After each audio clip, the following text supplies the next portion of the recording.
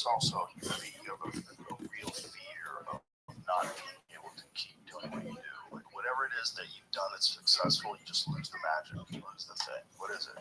Now I suck. Like whatever it is. Now I'm not interested. Now I'm not interesting. Now I can't talk. Now I can't do this anymore. I can't do that anymore.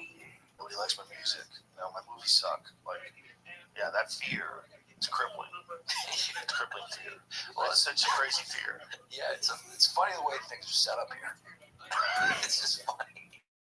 It's like, hey, enjoy yourself, accumulate all this stuff, and then but you have to have this. You have this knowledge because we have these big brains, and like you lose it all. It's all going away. It's all gone. So not just said that about everything he has.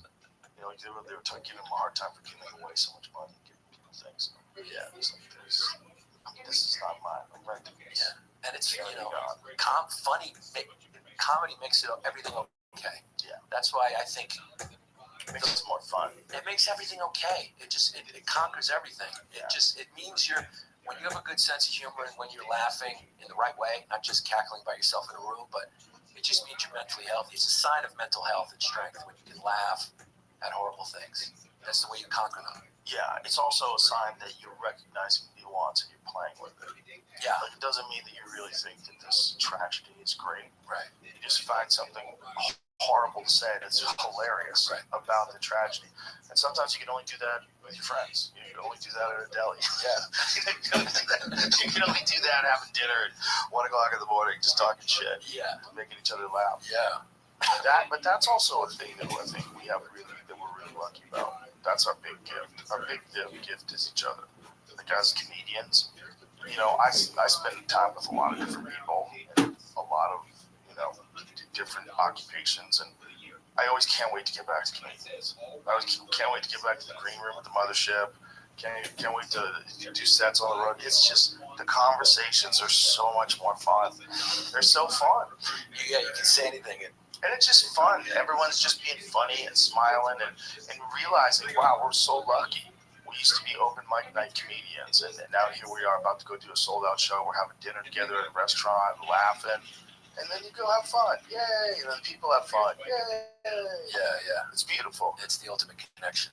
And the amount of love that you get back and forth, like the amount of love a comic gets, the amount of love they give, the positive energy, both for and back.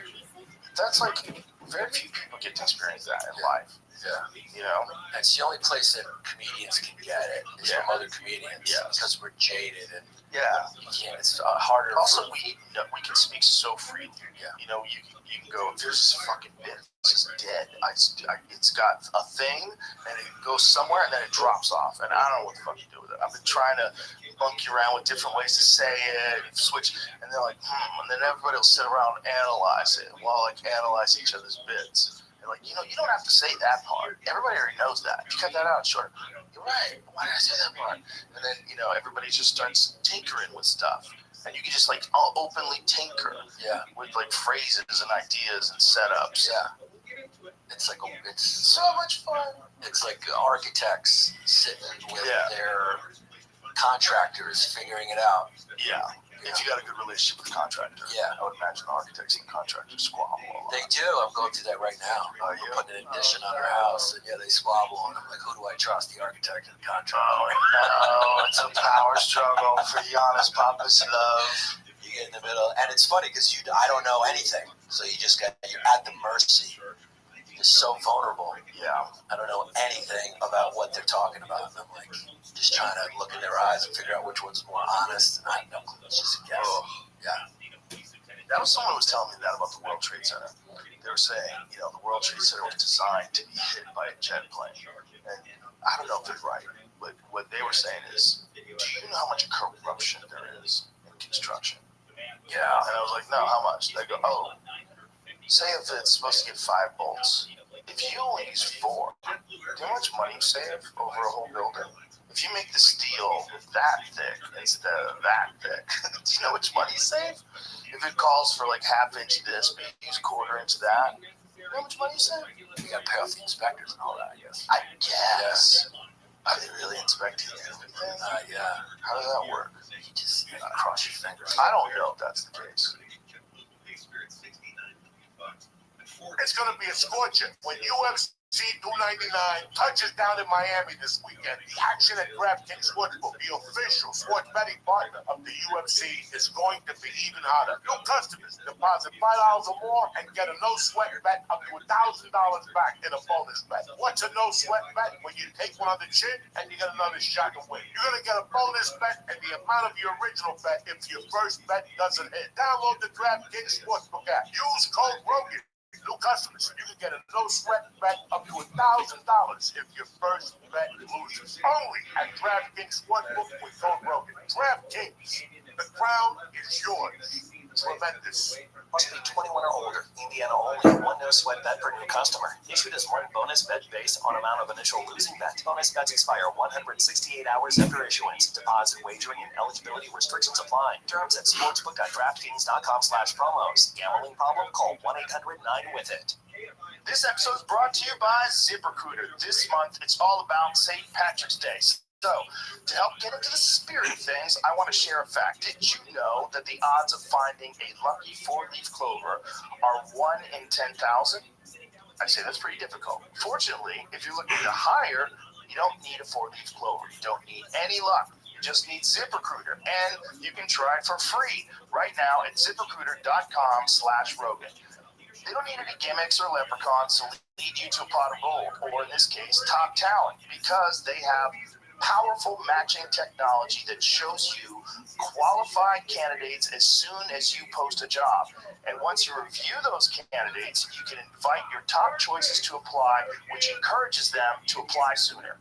If you're curious to see how much ZipRecruiter can help you, today's your lucky day, because remember, you can try ZipRecruiter for free. ZipRecruiter.com/Rogan. In fact, 4 out of 5 employers who post on ZipRecruiter get a quality candidate within the first day.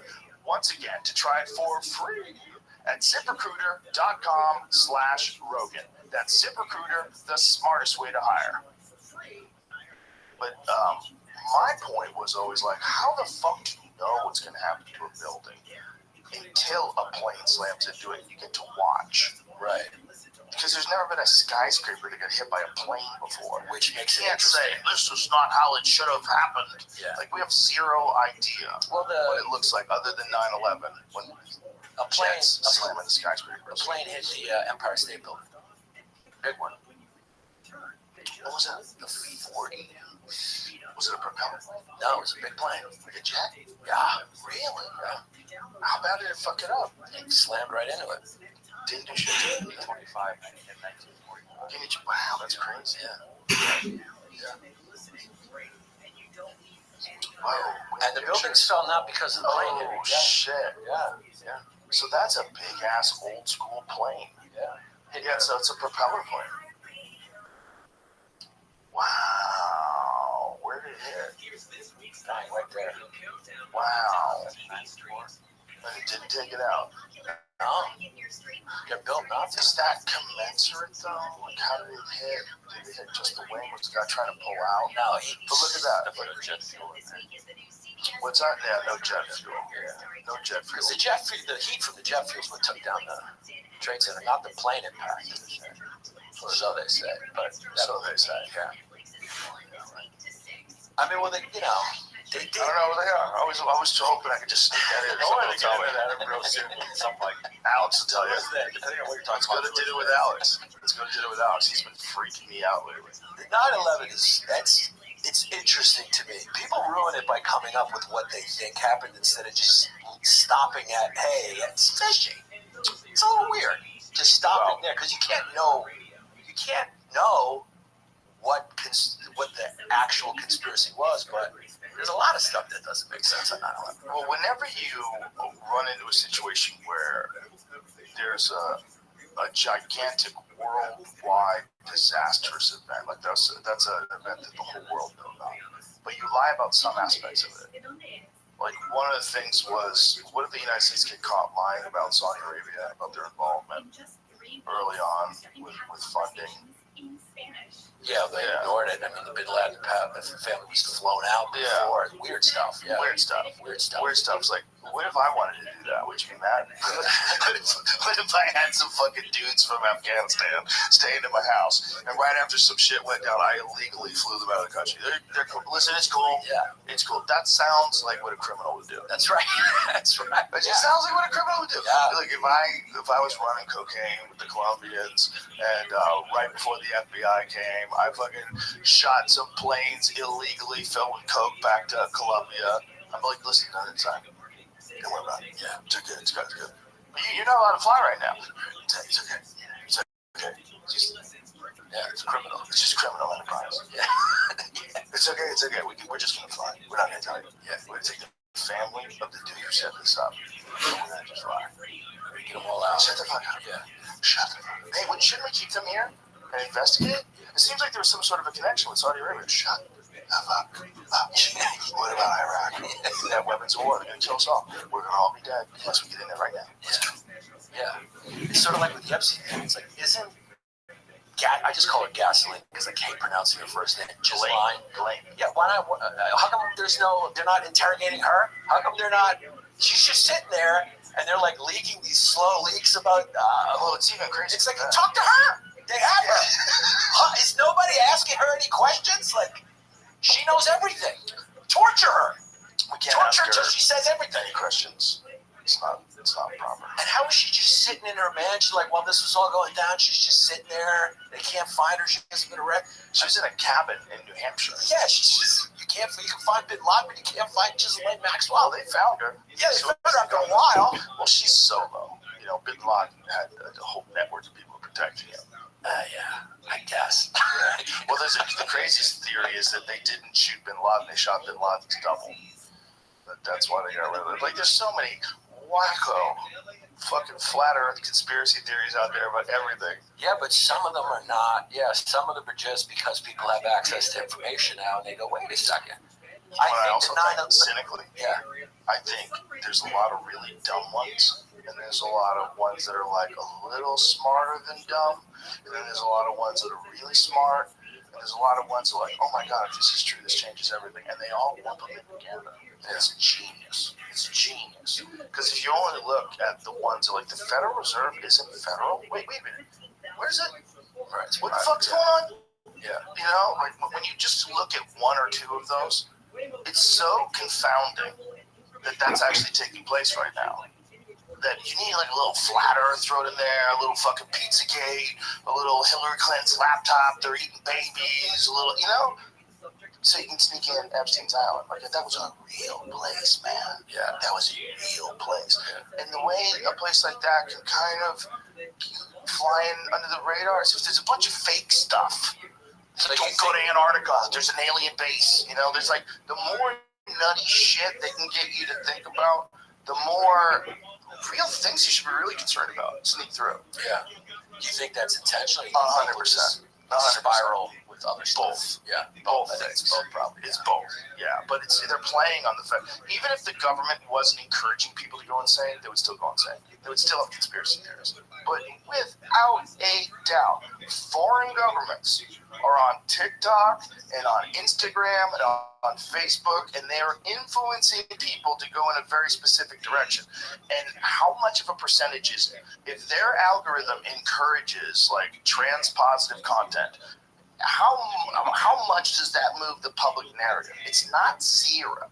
It's not zero. No. So if you got two ships and they're both going in the same direction, parallel lines, and I could turn this one ship just like that, just a little bit. I just need like a couple of degrees of turn. Over time, that motherfucker is going to be way off course. Yeah. Way off course. Yeah. I think that's happening. Oh, that's fucking sure. That's the way war is waged now. And it's also happening with people that think they're doing the right thing. Like we were talking about Google the other day, and like how YouTube censors things. Like what they think they're doing it. They think they're doing the right thing. Right. I was reading. Is this true that Gas Digital's all their stuff got taken off the air? I think they got taken down again on YouTube. I think. Yeah.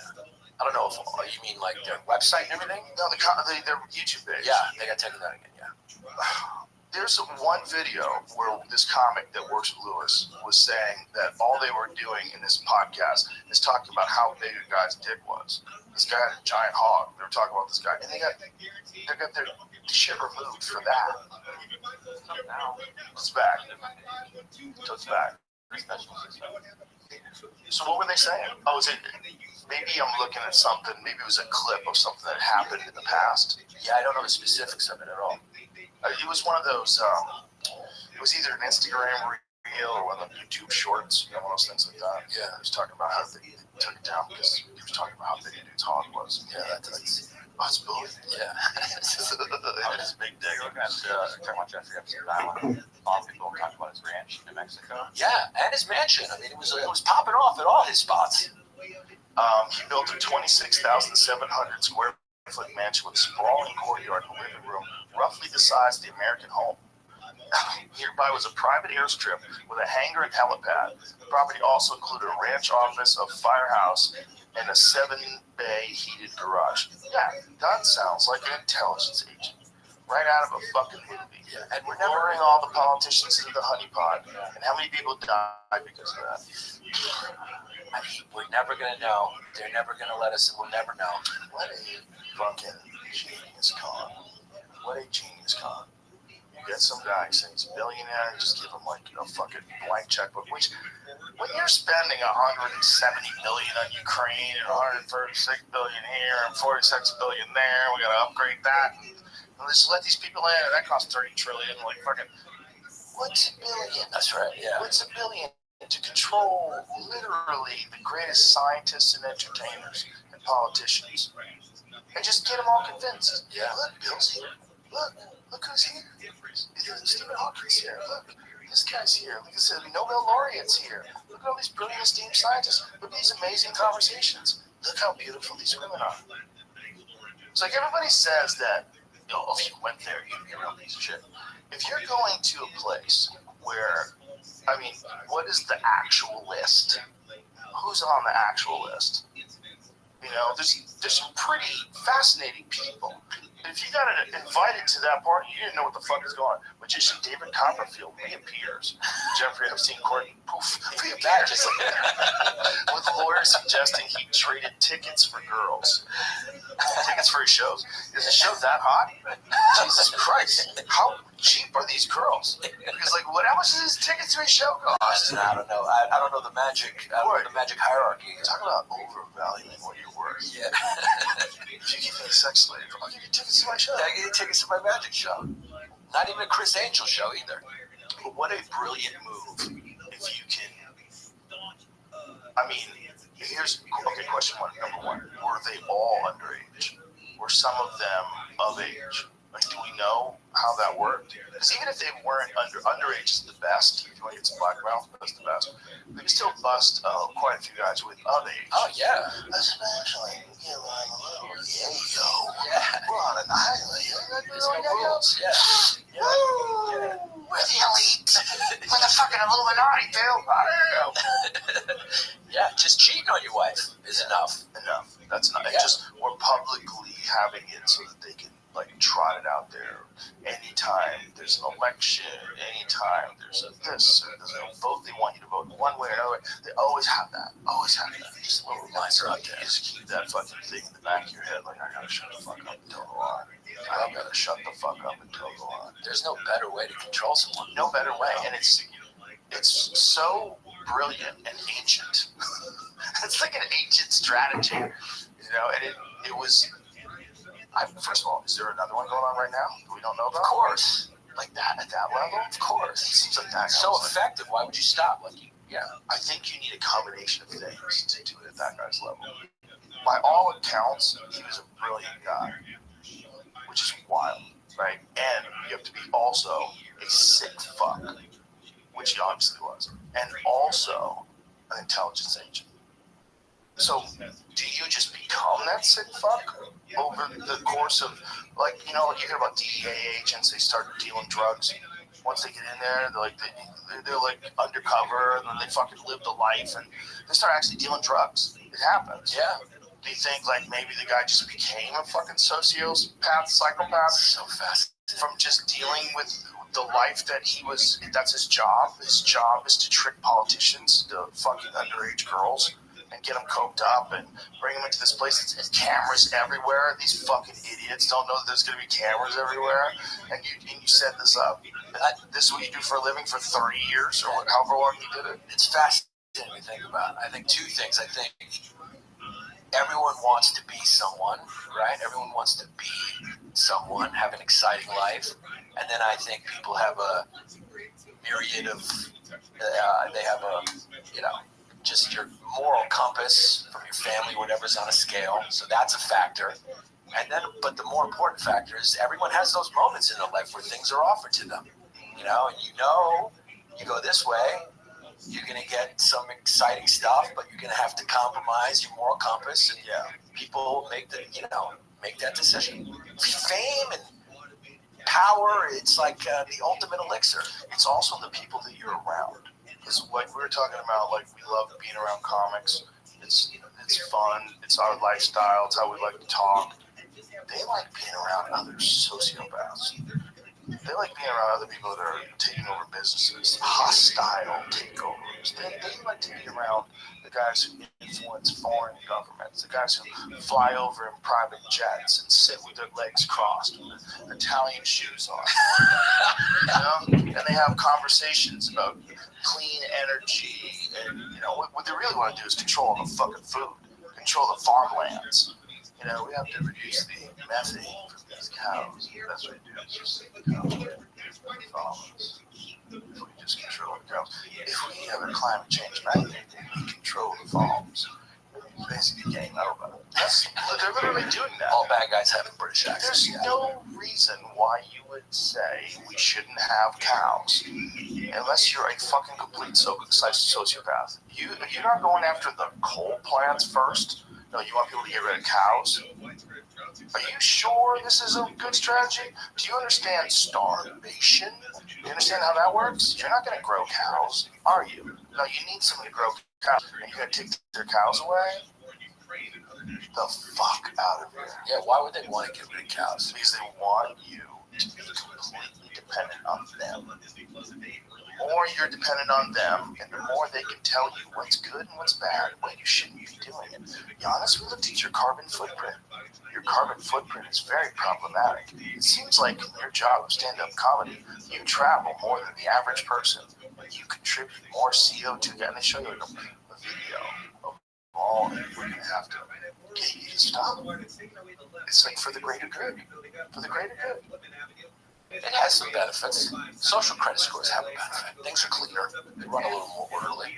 Sure. You have to listen. You can't eat. It's horrible. It's a nightmare. But, there is some... Things do run better.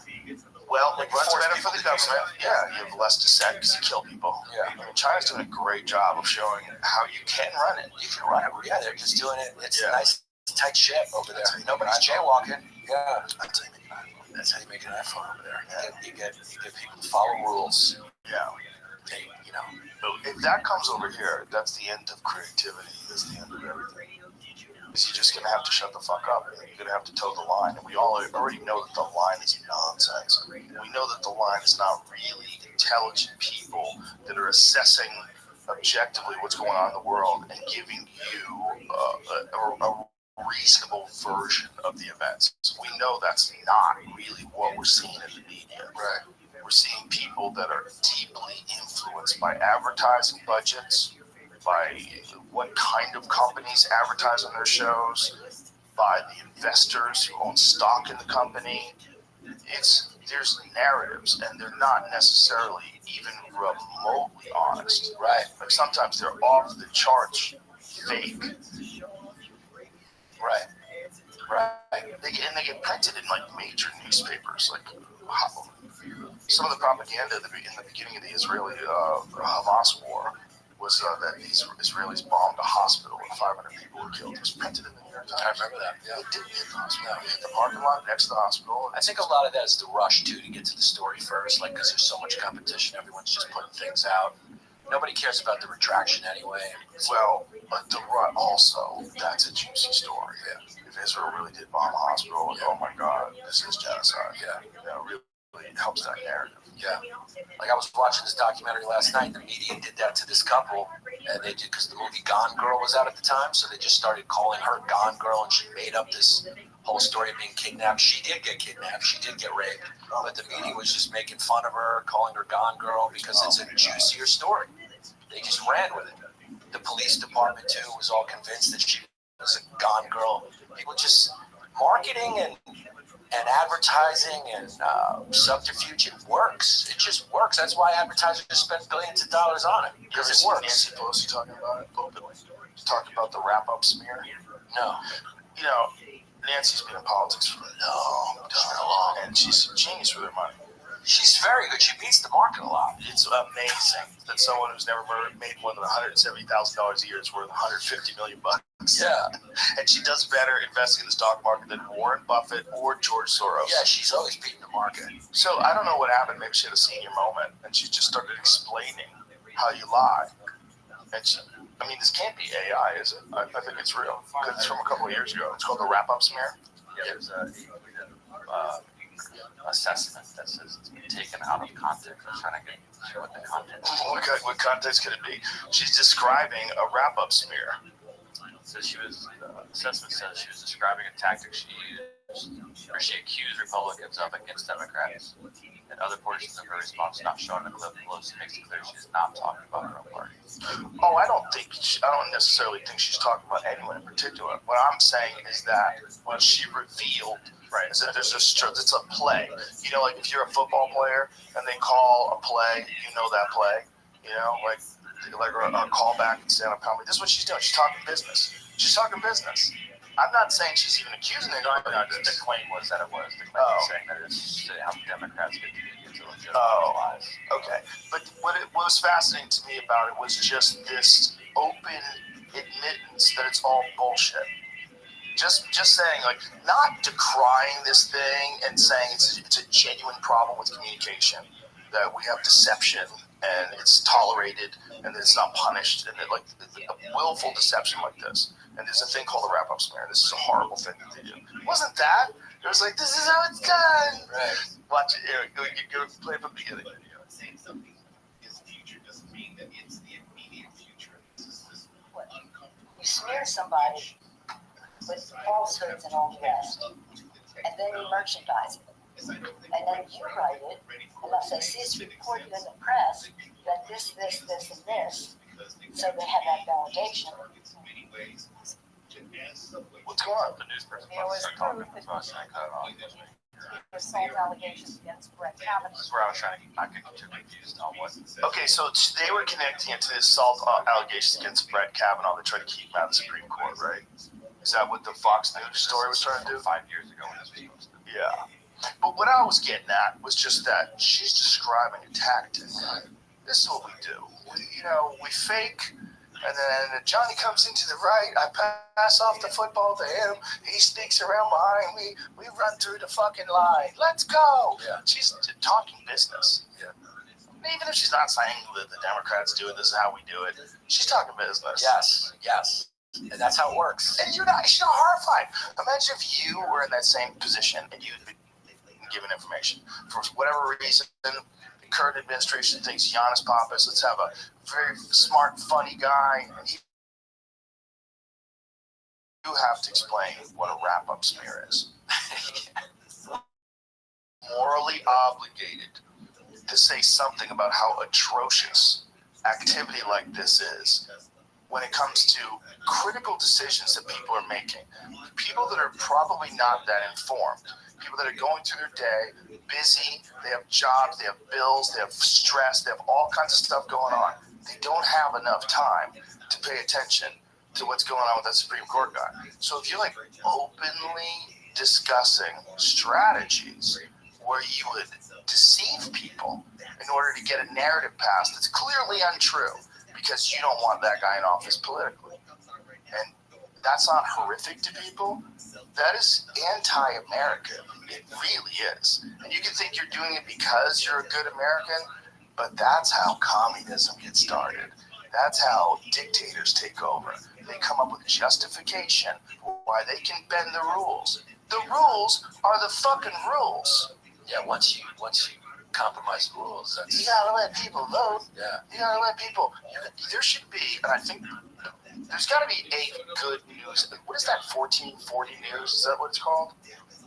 There's some news site that is. There's a company. I think that's the name of it. I signed up for it. I don't remember what it is. They're trying to just give you facts with no narrative. Like, here's the events of the day. Ground news.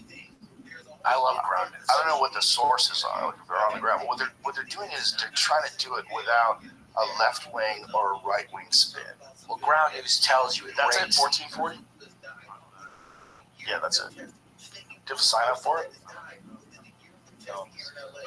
100 plus sources, so you don't have to. Culture, science, sports, politics, business, and more, all in a 5-minute read. People are. If you're a Fox News fucking zombie, you're a Fox News zombie. You're not checking what MSNBC has to say. You know, what's that Rachel Maddow lady? What's her take on this? Is there room in the middle here? No, you don't. What's You don't want to live in that. You don't live in that. You live in the Fox reality. You don't have any time. No one has any fucking time, Giannis. Yeah.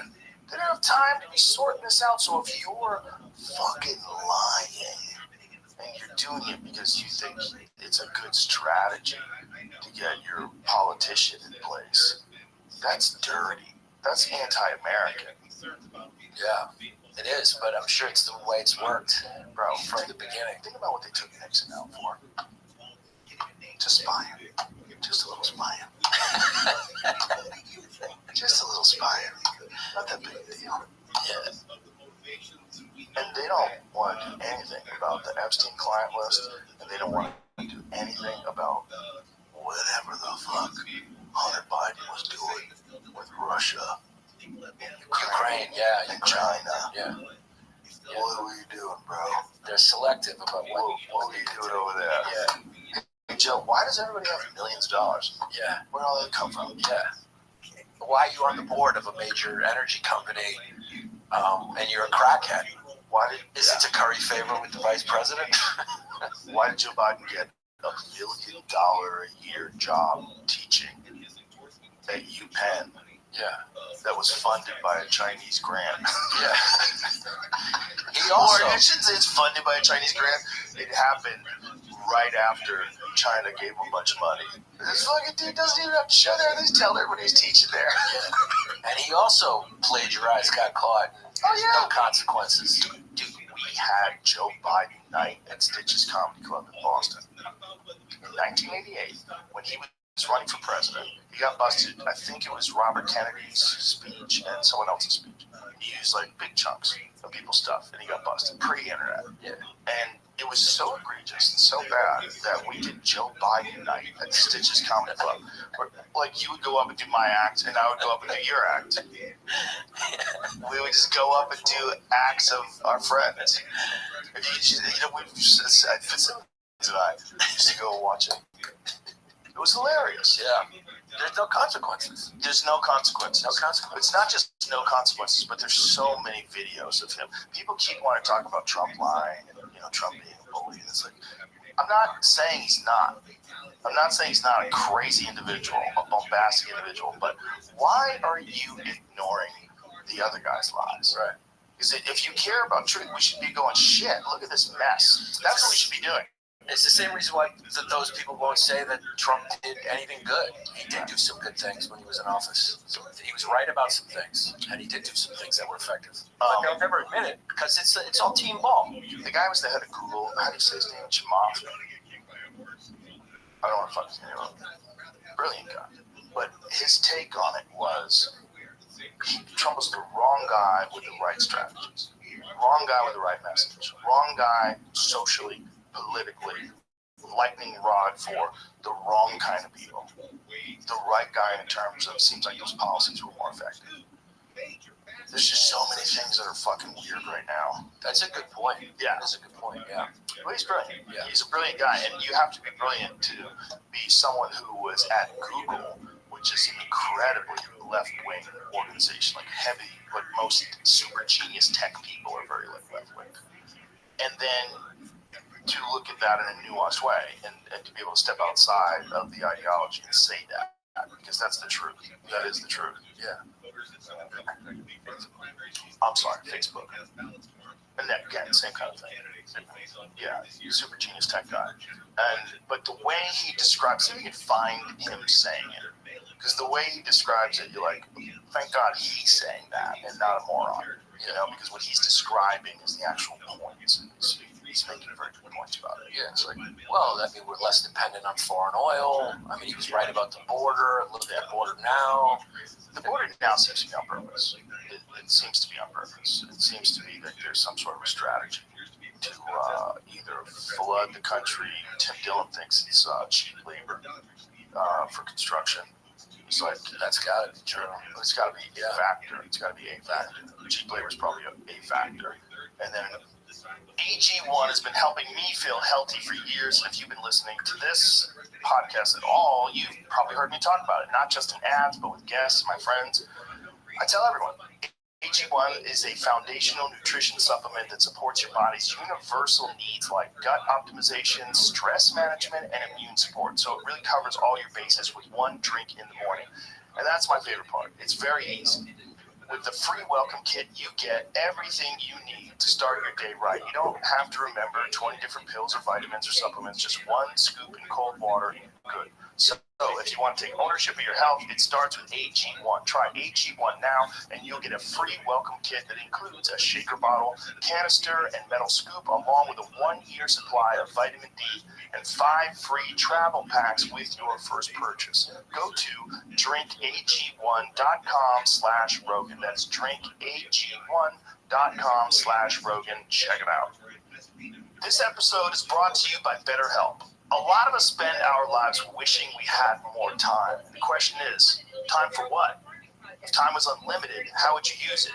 Like if I had an extra hour in my day every day, I think I would practice archery, or maybe I would shoot pool. I'd write jokes. I'd do something. I'd find a way. But I'd love an extra hour. Be nice. Well, the best way to squeeze that special thing into your schedule is to know what's important to you so that you can make it a priority. And therapy can help you figure that out. A therapist can guide you through the process of defining your values and understanding your priorities so you know what things you can spend your time on that will really fulfill you.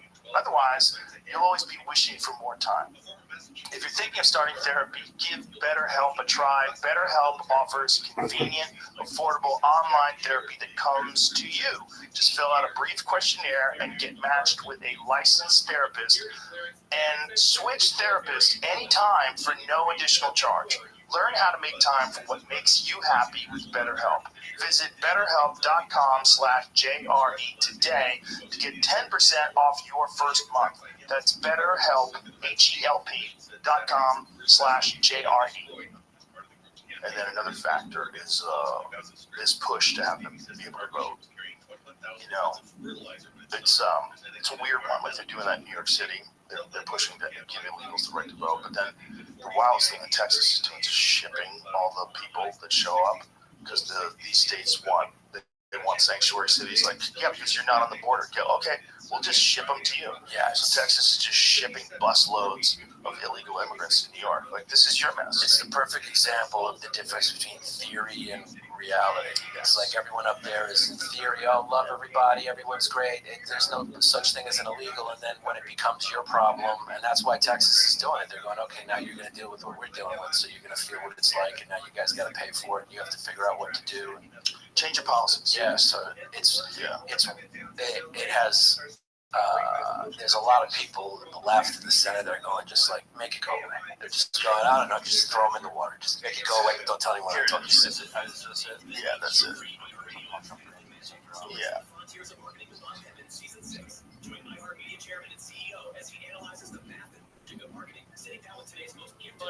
I voted for Joe Biden, but this is the honest assessment. The guy did, for the things that he was supposed to do, a good job.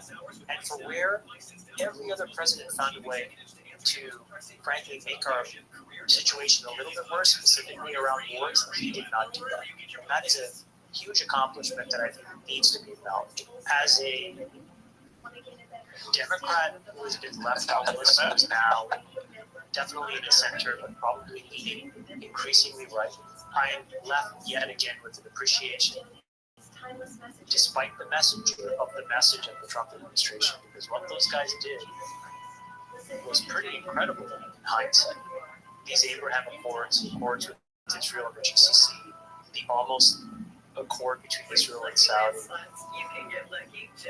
to really be able to find long-lasting peace is just a real example for the world. And those guys did a lot of really good work. And it's a miracle, actually, when you look at it. What they did, despite the fact, listen,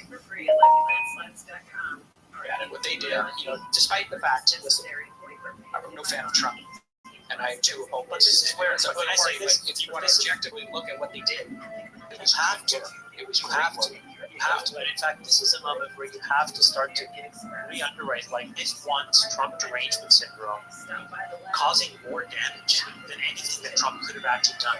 And I think the answer is yes, because it's now causing us to not see that good work and then embrace and extend so much of the work that happened in that administration turns out to have been right. And that's what's so frustrating for me. The work on the border wall. We didn't like the messenger, so we killed the messenger. Turned out it was wrong. Issuing long-term debt to refinance when rates were at zero. We didn't like the messenger, so we killed the messenger. A structural peace in the Middle East. We didn't like the messenger, so we killed the messenger. When are we going to stop shooting ourselves in the foot? And when are we going to actually see and take the time to look past who is saying things and actually listen to them word for word? Boom. So good. Well, that's why he's going to win this election if they let him run. He's going to win. Well, I think the abortion thing really shot the Republicans in the foot. I think a lot of women are not happy about that, whether they publicly say it or not. I think it's a gamble. It's what percentage of people are pro and what percentage of people are against, and how many of the people that are actually going to vote, the real hardcore, right? Red till I'm dead. How many of those people are pro-life? Probably a good number.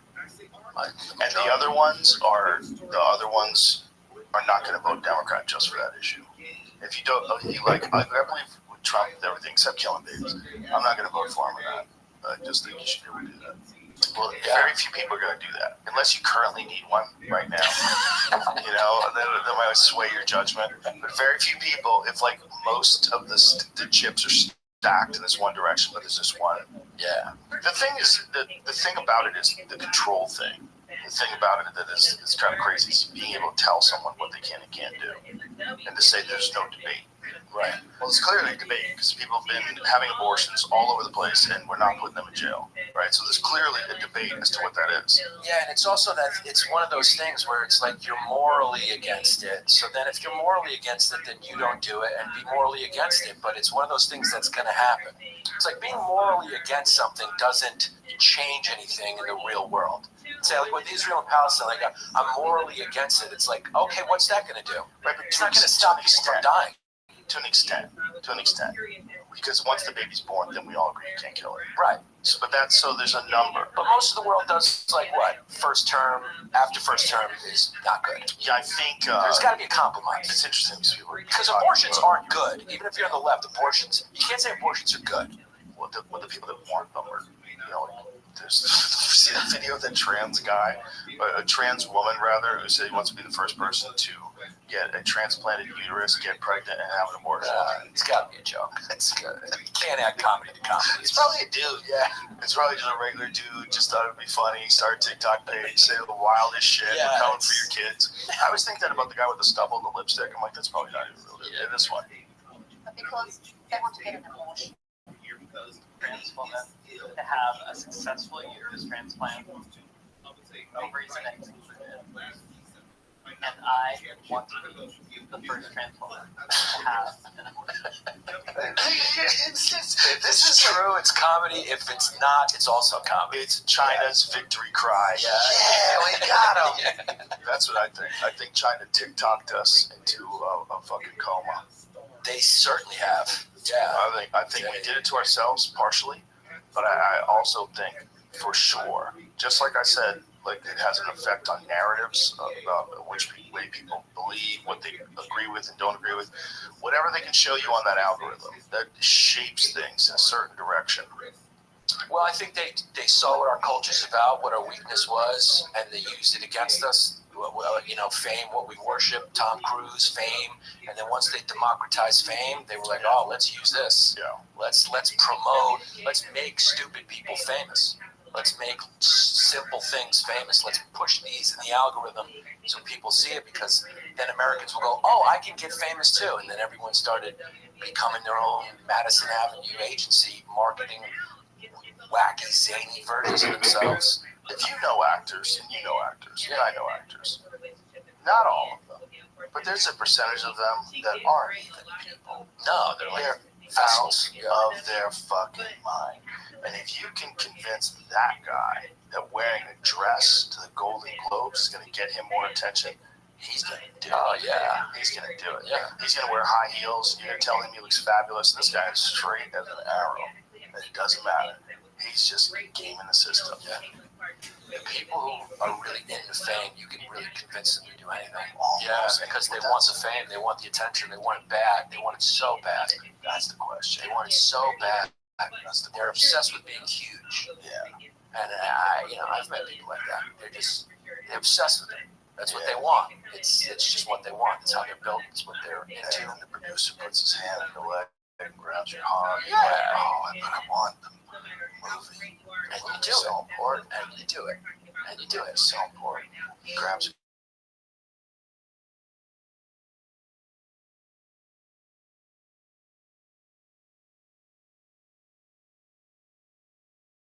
Peter Parker. So crazy. That's probably what tips the scales. Whoever's willing to do that the most. What Quentin Tarantino was telling us about this old director that literally had a bedroom built into his office where he'd bed the starlets. So he had his office, they'd go into his office, and there was a bed in a room. And he'd take them in there and bang them, all of them. That'd be in the movie. You got a fucking producer. What are you talking about? Yeah. Especially once you get that system up and running, and you've created a few stars and you know how to do it. You know, it's Frank. He's the guy who runs the office. He can make you famous. And he can. And he can and he will. Yeah. Yeah. It's interesting now because the world knows that that's the way it works, because it does. It does work that way. Harvey Weinstein thing just Yeah, opened just up open it up. Like, that is how it works. Yeah. That is how it works. A lot of times people who rise up in the system are bad people. Especially those kind of systems, Yeah. systems of power and influence. But I would say that that's like, I was always talking about Hollywood that way. That is like, it's a perfect proving ground for like the absolute worst way to develop a human being. You take people that are already fucked up and then they move to a place where they're surrounded by people who are fucked up and need extra attention. And then you make them compete to see who's worthy. And you go in there and pretend to be someone else, and they decide whether or not they're like you're someone else or his someone else. And you have to figure out what they like and try to be their friend. Maybe bring them chocolates, maybe talk to them about the latest Roe v. Wade issue. I for one, always married a woman trying to Jew.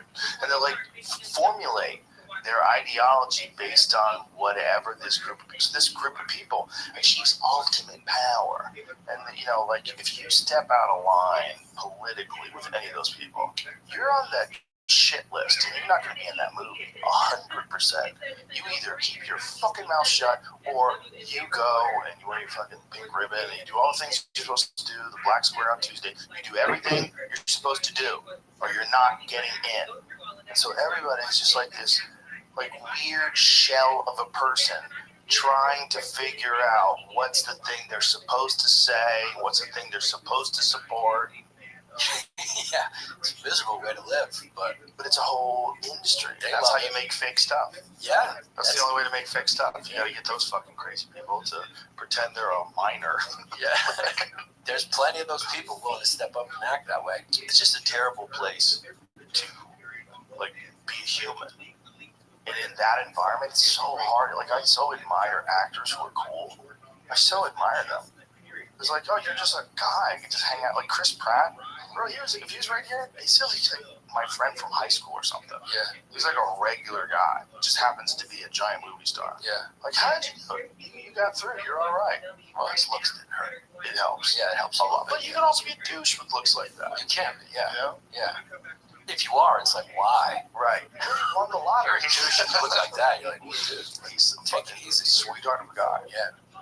Yeah, there's a lot of guys like that. Like, I've always loved Ethan Hawke. He says a lot of profound things. He seems like a real normal guy. He lives in Brooklyn. Yeah, he seems brilliant. Did you see that new movie? I haven't seen it yet. What is it called? The new Netflix movie. It's an apocalyptic. Oh, it sucked. The world. Oh, I didn't like it. Yeah, I did see it. No, I did not like it. What is it called? The World Behind You. Thought it sucked? I didn't like What it. did you not like about it? I just thought it, I don't know, it just didn't. I loved it. You loved it? Loved it. Yeah, I didn't like it. Yeah. The only thing I didn't love was the animals show up in the backyard. Like, That seemed a little over the top. It seemed This a little doesn't over the make top. sense. If I think what I didn't like about it, it seemed a little over the top. Well, I that liked the was- theme of it. I liked how they kind of turned on each other a little bit. yeah, but not too much. Not too much. But it's coming. Yeah. Yeah. Yeah. You think they're preparing us? Yeah, well, for sure they set up Get a a bunker. fair. For sure, Ethan's weak and the other dude's strong, and Yeah. you know that's gonna work out well. You know, I mean, there's not enough people. Yeah. Julia Roberts still looks great. Yeah, Yeah. you know, the thing that threw me off in that movie was the fake animals, the CGI animals. Like that does, like you just took me away.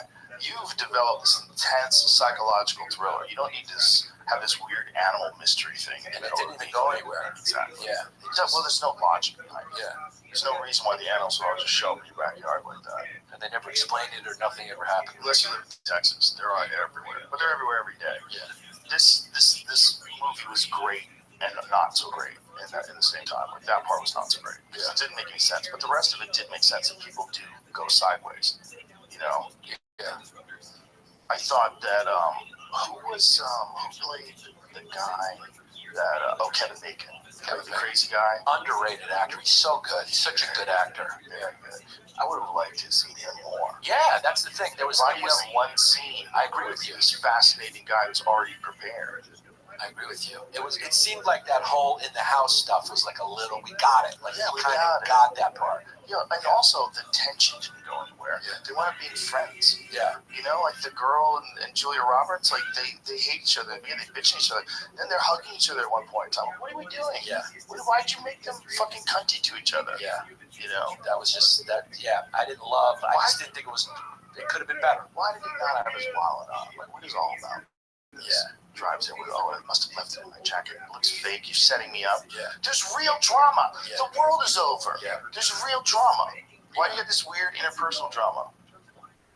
There it is. It was good, man. Yeah. There Well, was. you know what was really fascinating? There was this one weird moment where the daughter and what is the gentleman's name? The same guy that's playing Blade, right? How do you say his name? He's awesome. He was great in it. He's awesome. He was great. It's just like when the daughter said to him, "You can't trust white people." Everybody got so mad.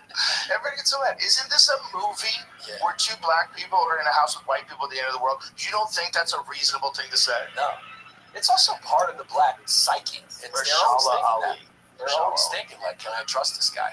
Why wouldn't you say that you're a young girl? That's on brand. Yeah. You're a young girl with tattoos and nose rings, and you say, "Don't trust white people." Yeah. Duh. Yeah. Duh. Why would people be upset at that? Yeah. Oh, well, Obama made this movie, and this is the agenda. No, that's not. Watch the movie. That's Yeah. not what it's We're about. hanging out with black people. There's always a little something where they always have it in their head a little bit. Well, they always have a story. Yeah. What did he say to you? They went through some And you're like, trauma. yeah, that's what he said to me. You're like, whoa. That one-on-one racism when no one's around is gotta be scary as shit. Yeah. That's gotta be scary as shit. Yeah, you can't just wash away that trauma. It happened. Yeah, but it's also it's a movie. It's a movie about people that are experiencing heavy levels of anxiety. Yeah. Where the world is over. Yeah. There's war going on. No one knows what happened. Planes are falling from the sky. This girl's mom's dead, probably. Spoiler alert. Well, everyone's like overreacting now to the how that's been politicized, right? Like the race stuff and the DEI. So if they see any glimpse of that, they just They attack. get mad. Even if it's just a reasonable part of a story. Right. I mean, you got to give people room in fiction to make realistic human beings. Yeah. If you don't think a realistic 20-something-year-old girl who's was with her dad, where they're in a guest bedroom of their own fucking house because these other people Airbnb it, but the end of the world is here. You don't think you'd have some fucking shitty things to say, especially if no one's around? Especially if the woman, who's Julie Roberts, is acting like shitty. Yes. Yeah, doesn't trust you. Yeah, everyone's so charged now on the culture war. You can't avoid. I just posted this clip on my Instagram where I made fun of, because Trump came up in the releases and Clinton came up in the releases. And of course, they say it's all been that's all been debunked. That's what the media says. All been debunked. It's all right. Even though both of them were hanging out with Epstein. It's like, what were you hanging out with them? Were you guys golfing? What were you guys? There's photos of them all. Yeah, they were at it. And then Trump was at Clinton's wedding. Was at Trump. The Clintons were at Trump's wedding. They were all like, Ghislaine was at Clinton's daughter's wedding. Exactly. Yeah. So, but I posted this clip, and the comments are just people yelling at the other. He wasn't on it. They just can't see past. Also, those people, a percentage of them are bots. You think so? 100%. 100%. 100%. 100%. A certain percentage of those, 100%, a certain percent. There's a certain number that are not real people. That's true. That is all what we were talking about earlier. Foreign governments, they found so many of these sites. They found so many of these troll farms. There's videos of them. The Internet Research Agency in Russia is completely dedicated to trolling America online and dissolving our faith in democracy. That must be a fun job to wake up to do. Amazing. You wake up and you're just like, you just Those post. are funny. I had Renee DeResta on. She's one of the people that investigated it. She said there's hundreds of thousands of memes. She was, some of them are really funny. Yeah. Like, I'm really laughing while I'm like fucking documenting these things. It makes sense because I always thought, like, who's sitting around making these memes? Like, it's Well, there's got to be somebody's funny job to do it. There's definitely some of them are just funny people. Because my friends make memes. They send me memes because it's about something that we did. Yeah, It's very fun. I love memes. This is my Memes are favorite. funny. My favorite I kind know of you comedy. send me sometimes. Yeah, they're great. Yeah. I don't send you enough. I get a lot of good ones here. Which one that we can never use on the air. Let me just show it to you real quick because it made me laugh so hard.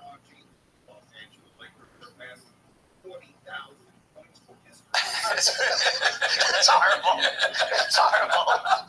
It's horrible. It's horrible, but it gets the point across. It's horrible. Oh my God, there's so many of them. And you just laugh so hard. There's no victim. No, there's no victim. No. It's just. And it's a one-on-one thing. I've sent that to like my friends, and they sent it to their friends, and we're all sending it to each other. And I don't know where it came from. It might have come from a troll farm in Macedonia. No, that one seems, because it has no political implications, Right. That seems like it was probably made by somebody. Well, With a really funny sense of humor. One of the things that they detailed is that they developed pages, right? So they would develop like an Instagram page or a Facebook page based on something that was popular. So maybe they would use Giannis Papa's clips, right? Use a bunch of clips of you and your characters and all your bits, and then they do it without your consent, and they didn't develop a channel. They did one with a Barbie channel, like fancy Barbie dolls. They did one with like Legos, like and then once they accumulate a following, then they'll switch it over and have it become a meme page. And I've seen this before. I went to one that I found the other day because like sometimes if a meme just stumbles across my Instagram, I'm very curious about this whole process. Like who's making these, where are they coming from? So I clicked on the link and I went to their Instagram page and I saw a bunch of memes, but also a bunch of weird stuff, some weird political stuff. I'm like, what is this? So I scroll way back. And in the very beginning, it was just like a regular page. It was like they were promoting something, like some gaming thing or something like that. It was just a regular page. And I think they'll do things like that just to try to get some traction of following going, and then they'll start launching things. Well, then you can hack the algorithm just because the algorithm picks up on the engagement. It's all computer. Wall Street Journal from a few years ago talks about the Los Angeles marketing company that got a bunch of smaller Instagram accounts to give them control. They do that. And they started posting a whole bunch of Russian troll propaganda. Yeah, they'll do that. They'll trick you into like giving up your passwords, and we'll handle this for you. We'll manage things. Yeah, I have a friend who was she was going to do like a podcast with this. She's a musician, Suzanne Santo, and she was doing this interview, and they were going to do it live on like Facebook Live, so you do like a video stream. And so she's like, I'm not sure how to set it up. They're like, oh, just give us control and we'll do it, and we'll do it on your screen. So she, files all the stuff and enters in her code, their password, and sends it to them, and then they just shut off. Wow. They just took over her account. And they've been doing it to a bunch of different artists. So if you have 100,000 followers or 150,000 followers, now they just take over your account and then they sell Viagra or fucking, Bitcoin or whatever it is. You can't get it back, or Well, she got it back. Yeah. She got it back. Luckily, she protests and she knew people. She got it back, but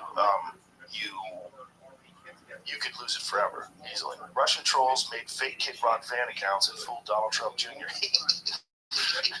That's what I'm saying, man. It's like it's not a small number of people. No. I think it's a lot. Yeah. Like, I think Rene DeResta was speaking about this from the 2016 elections.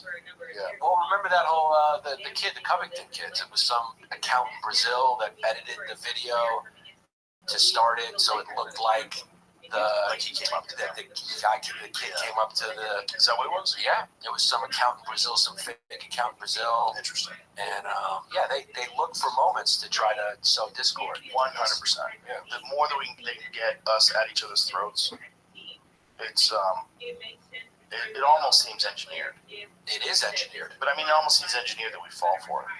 Well, I That think our government doesn't step in and say, "Hey, look at what."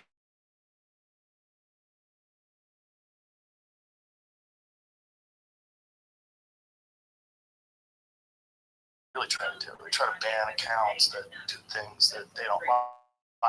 That's been shown on the Twitter, for sure. But there's not the same kind of emphasis in going after Russian trolls and trying to sow discord and try to encourage, reasonable conversations. There's not emphasis on that. Well, I think that's more the social media company's responsibility. I don't think they wanted to do it because it inflated engagement, and they could go to their shareholders and say, "Look how popular our pages are. We got 1 trillion members, and like half of them are fake. And look at all this engagement, and half of it's fake." They don't want to say half of it's fake because it looked good for the stock. We talked about this before. This guy who was a former, was he an FBI security analyst? Is that what he was, Jamie? That said that 80% of the accounts on Twitter may be fake. That makes sense. 80. It's a lot. Because you always meet regular people, and they're like, "What?" I'm like, "Did you see what happened on Twitter?" They're like, "What? What are you talking about?" But I don't know what that means. Does that mean 80% of the accounts are accounts where people have burner accounts? Or like what percentage of them are just burner accounts? Because there's a bunch of, I know some comics that have burner accounts that say wild shit. Just Just log in through a fucking VPN and say some wild shit. yeah, I don't have any burners. I don't have any time for my own account. Yeah, I don't want to do a burner account. But if I did, have some fun. I'd have some fun. There's a few I follow on mine. They get people like on ESPN that repost a fake tweet all the time, Yeah. like daily. They just word it or make the meme or the picture look so good or so right. It just sounds outrageous enough. Like so and so is fighting about something crazy and they just repost it without Oh checking yeah, into it. that sounds like me. How many times have we had something that I heard and I'm like, what is this I heard? And then Jamie has to look it up. Oh, this is what it's actually about. Oh.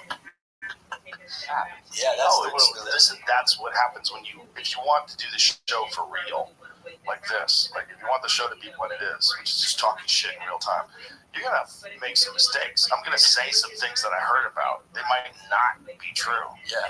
But is that really my fault? Like, should we really be paying attention to that, or should we be paying attention to how are we so fucking confused? How are there so many trolls? How much money is being spent to make us mad at each other all day long? A lot of money. Yeah, and From how foreign do you agents. develop immunity to that? How do you develop antibodies to that? How do you develop an ability to just not be affected by that and to have some sort of a moral, ethical personality like a compass where you know where the north is? Well, this is all new. Never before has so much information been available to people. So many different versions of reality presented. So it's new. Whatever's going to emerge, like some sort of superhuman, able to have an unbelievable intuition and just know maybe like this will force humans to evolve to a point where we can like mind read any little face tick will be able to tell if you're lying or something like that. Everyone else will get fooled, but the ones who are able to tell the truth will be able to just like Yeah, but think about like voice memos. You know how they say voice memos, like you say into your phone, call God's office today, and it writes it down in text. that's kind of how a computer is picking up with your bullshit. But you're a lot better than that. If you're talking to someone like, why did you need us there? It's like, oh, this thing I do, so I left my keys in my house. You know, like, there's something about the way they're talking. You're like, oh, he seems full of shit. Like, you just pick up it. Or like, are you mad? No, I'm not mad. Okay. And there's something. You're like, no, dude, you're mad. Tell me what's going on. Why are you mad? What's going on? Just let's talk. Why are you mad? Yeah, computer I'm not mad. is that. Yeah, Computer's gonna say, I'm not mad. Okay, good. He's not mad. Yeah. But you're like, dude, you're upset. Let me ask you this: do you think it matters? Do you think the truth matters? Does it matter? Or what? Is there like massive consequences to living in a fantasy world, or believing lies, or making up stories, or stealing stuff, or like plagiarizing? Like, you know, Biden was caught doing like, you know, Claudine Gay was a big story. Now they're going after Eichmann's wife. Like, does it matter? Does originality matter? Does being genuine matter, and why not? Like, it's an interesting thing because I think this is definitely not the era for being genuine. This is the era of like, I want to make you believe what I want you to believe for my benefit. I tend to be a glasses half full guy, so I say no. This is the age of being genuine because that other stuff is everywhere. And if you want to really just have actual connections with humans, just actually be a real human, like be there. And the only way you can do that is if you're being truthful. Now, if you're plagiarizing and you're also trying to connect with people and you're trying to pretend that you're the person that figured these things out, I don't know you. I don't know your capabilities now because they've been greatly inflated by you repeating someone else's work and trying to pawn it off as your own. But that's rewarded. It seems to be rewarded. Yeah, it's also For a busted. while, But it's being busted now. Right. We're being busted. And when you step out of line, like Claudine Gay did at that, when they're speaking, was it a congresswoman they were speaking to? They were asking her about, like, Yes. is saying death to the Jews, is that harassment? Yeah. And they're like, is it, if it's actionable? They're like, well, It's the craziest thing I've what ever were they seen in my wearing life. when they said it? How did they say it? It just shows how far this mind virus is taking people in academia. They're literally out of their fucking minds, and they're shaping young minds, and they're influenced heavily by foreign governments. That has always been the case. That is what Yuri Bezmenov talked about in the 1980s. That's right. I've seen that. That video is wild. He talks about introducing Marxism and Leninism into universities and education and changing the narrative for young people, destroying their faith in democracy. It's exactly what's happening. And these people are a part of that system, and they don't realize how fucking crazy it is. How fucking crazy it is that you're doing this. Yeah, they don't realize they're being manipulated. They don't know what the source is. They don't know what the intention is. There's people in San Francisco with the masks on dancing around. Yeah. Because that's their world. That's their environment. Their environment is fucking crazy. Everyone's kind of in a bubble. It's interesting. And as comics, we meet, we see the different bubbles by going from this city to that city. Yeah. It's like, well, a lot of people, most people don't get the opportunity to do that. So they just think their bubble is the way it is. Yeah. And they don't see the other perspective. Yeah, if you don't travel a little, you don't meet different kinds of people, you don't know that different kinds of people exist. Like, when I lived in Boston, like, you get used to that kind of people, you know, and fucking hot ass, and fucking just hardworking, no bullshit. I gotta shovel snow, people. Is there a version of you that stays in Boston, meets some wrong Italian kids, you get a nickname like Joey Mule Kicks? Yeah, I could Say, fuck you, kid. Hey, if I didn't do stand-up, I would probably still be there. Yeah, I don't know how I would have figured out a way to travel the country without stand-up. Yeah. I don't know if I would have gone anywhere. I probably would have just stayed in Boston, complained about the winter every year. Yeah. Maybe a bunch of my friends, as we got older, we decided to escape to Florida. Yeah, you go all inclusive, maybe a little Cancun action. Nah, I'm not gonna live in Cancun. No, do it all inclusive. Vacation. Yeah, a little Yeah, but I'm vacation. talking about moving. Oh, move. Oh, that's the I'm gonna dream. stay. Oh, yeah. Yeah, but most likely, I'm gonna stay in Boston. You're not going to move to And I'm Florida. not gonna going on the road. Like, as a comic, you do ridiculous. You're in Ohio, then you're in Mississippi, then you're in Florida, then you're in Michigan, then you're in Nevada, then you're in Utah. Yeah. You're going all over the fucking place as a comedian. Yeah. That's an education in humans. Such an education. Yeah. Such an education. I speak to my brother all the time about that. Like, he doesn't see the world. He lives in D.C. And sometimes I'll send him stuff like, making fun of Nancy Pelosi or whatever. And he just can't process it. And I'm like, you live in a bubble.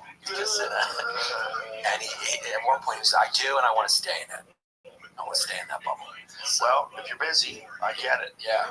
For them, the answer is truth important? No. Can they get Uber Eats? That's right. Netflix on? Is Netflix on? Are they getting a raise at work? Now, we're not really a truth-seeking animal. The truth is uncomfortable. It's tedious. It can be vicious. I mean, we're not a. That's why I think we're so susceptible to marketing and advertising. Nobody wants to know the real truth. Nobody wants to know the sausage is made. Everyone wants just to believe the image that they see on the screen. Nobody wants to know the truth. And that's why I think there's often not a lot of consequences when people are caught being inauthentic, because people want to believe. Like, who do you blame, really? I mean, the conner or the conned? I mean, the conned are complicit. You want to believe. I think we're about 5 years away from mine. I think it all goes out the window. Once we get mine right. Yeah. I think within 5 years, it's all out the window. That's gonna be interesting. Have you seen the new Galaxy AI phones? I'm not scared of it. Have you seen these new Galaxy AI phones that translate in real time? No. They translate in real time in language, audio rather, and in text. So you have a phone, you set the phone down, like we would have a phone, we'd set it down, and one half would be facing you, the other half would be facing me. Like, the text is upside down so that you can read the text. And I would say into it, in whatever language, hey, Giannis, you want to go to lunch? And it would translate into whatever language you have, and then say it out in real time. So when it sets up, to do it like where you see. So you can do it a couple different ways. One, you can do it when you're calling people. Yeah. So you're calling people, and as they're talking back, it will translate it in real time. And it would also translate it if you're wearing, I think, the Galaxy earbuds. It'll translate it in audio. So it'll give you whatever that person's saying in English. Wow. And then you say it back to them, and it will translate it in Thai or whatever they're speaking. Wow. Yeah. We're headed into an So, interesting place. right. So once you get to that, once you get to this, where this language is no longer a barrier. So this is the beginning, right? This Galaxy I, this is like the best smartphone you can buy right now.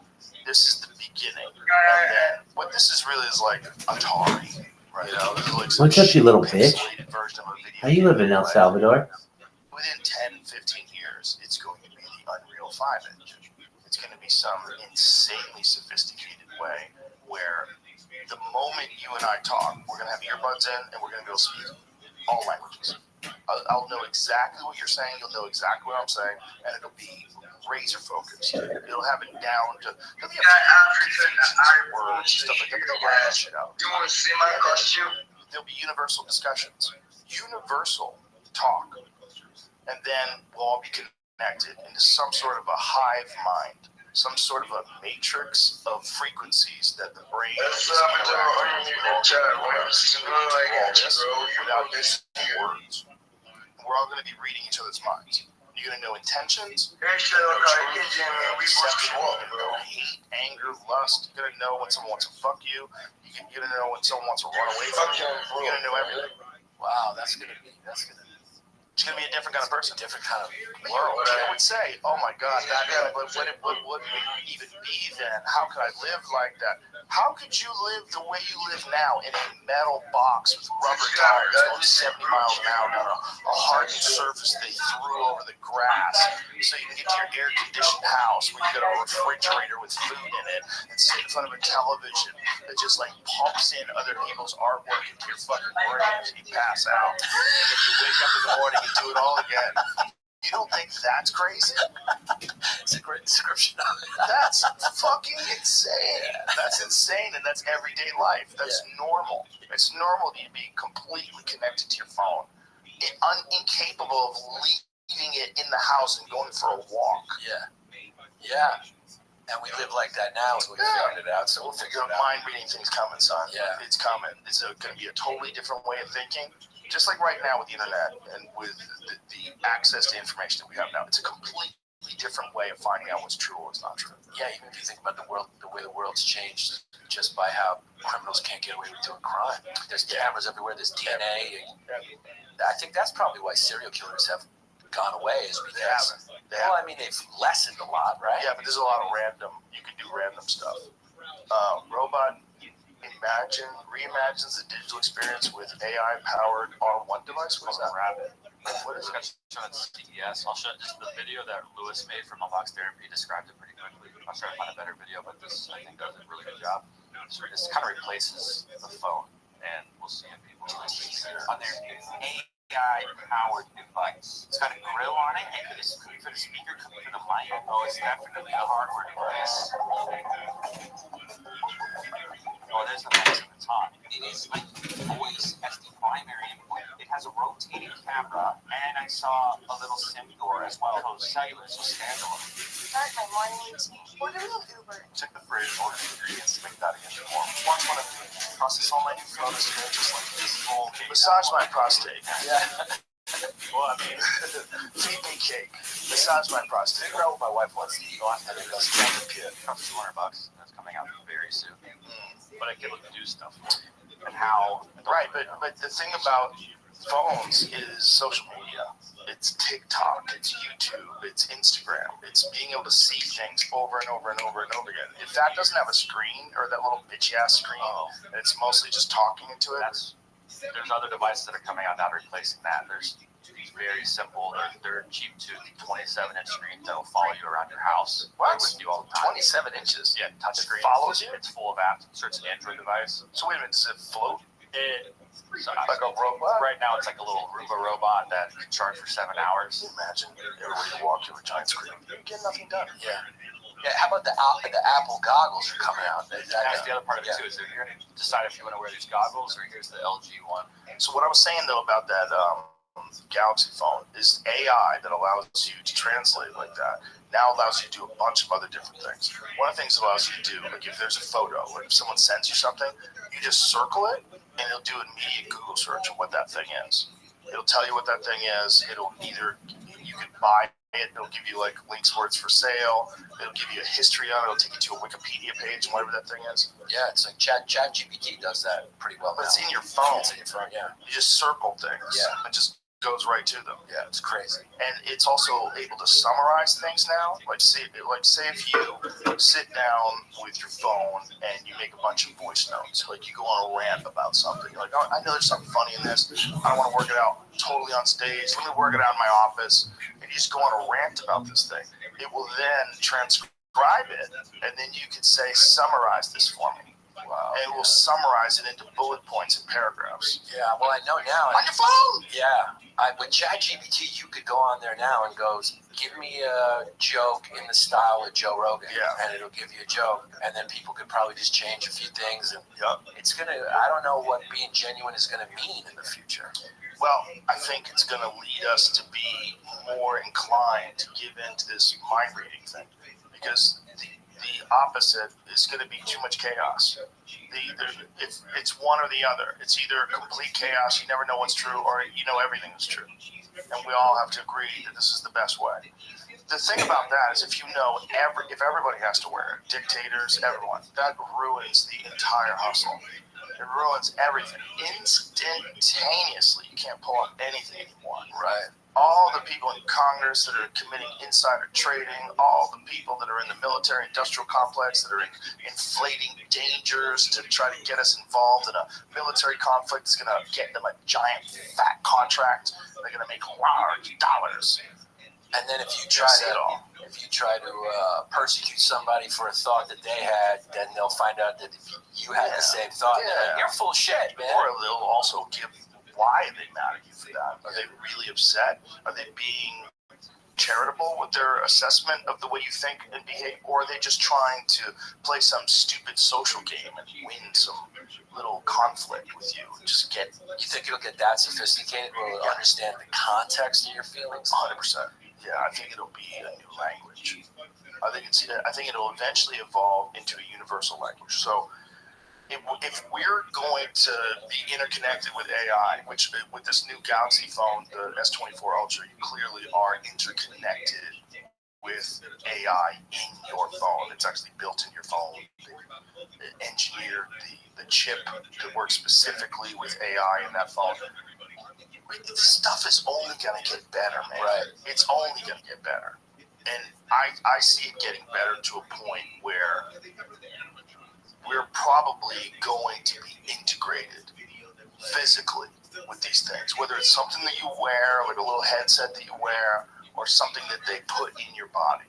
And it's going to be way better with it than it is without it. In the beginning, most people aren't going to do it, but once they get it dialed in and they've developed some sort of, whether it's Neuralink, there's a bunch of different competitors who are doing similar sorts of technology. Once they figure out a way to really enhance your brain and really enhance your ability to gather information and process information and supercharge it, everybody that has that will have such a significant advantage over everybody that doesn't, that we everyone's have going a to do real risk of people not doing it. Right, people are going to have to do it. Right, because what if Kim Jong-un does it? It just Right. takes over the world. What if the people that do it just are the worst people alive? And they just use that as to, we're going to lock everything down, starve the world out, central bank digital currency, fucking drones everywhere. No one gets away with anything. No one gets a chip but me. Right. You become a god. And there's no way to stop. There's no way to stop the progression of technology. Impossible. Impossible. The only way is an asteroid. Yeah. Something big. We'd have to have like a natural disaster that sends us back into the Stone Age. That might be the only way to stop AI. Right. Well, hopefully, or nuclear war, we can divert that with nuclear weapons or something. Maybe that will come in handy for something. Yeah, they probably can. But hopefully they will be able to. Maybe, someday. Yeah. But right now, I don't think they can do that. I think we're pretty far out. Yeah. The sun's going to hit us eventually. 100%. Yeah. Something's going to hit us. And look at the moon, it's just been fucking hit so many times. Yeah. I was like a teenage kid with terrible acne. It's like, it's bad. I can take commercial. Yeah. Yeah, we've been hit, man. 100%. We're going to get hit again. We're going to shoot it down. Yeah. Flying around through the universe and shooting down. There's things just flying out there. But yeah, it's a mad race. It's a mad race to get to the point where you can defend it, have the technology and the ability to manipulate, whether it's asteroids, comets, natural disasters, super volcanoes, being able to manipulate things in real time. Once you have kids, you root for them. You're like, let's do it. Let's keep going. Yeah. I can understand people that don't have kids. Like, who cares? Let it blow up. But once you have kids, you're like, no, survive. Let's all survive. Keep it going. I get that I don't want to have kids. I don't want the responsibility. I get it. But what I don't get is that, the world doesn't need more people. Do you like people? Because I like people. Love people. My favorite friends are people. Yeah, that's what we're doing here is making people. Yeah, that's what we're supposed to do. Yeah. I love people. The idea that we shouldn't make more people seems fucking insane. It's crazy, especially when you do it and then you feel the love that you have for your kids and you're like, this is the greatest thing. And then you just become a better person. Yeah. You just become, everything about it is positive. Everything about having kids is positive. For most people. I can't see how it's negative unless, you're a fucked up person. Yeah. But if you're a little bit of a fucked up person, having kids makes you a better person. I've definitely seen that happen before, where people experience the love of their child and they just straighten their life out. Yeah. But I've also seen people fall apart. Yeah. Well, some people just, they fall apart. Some people fall apart. But they were going to fall apart over something else anyway. Yeah. Anything. Yeah. Some people just, they get addicted also to being picked up. They want to fall apart. They want all the attention that comes with it. Fall apart. Yeah, so you got your borderline personalities.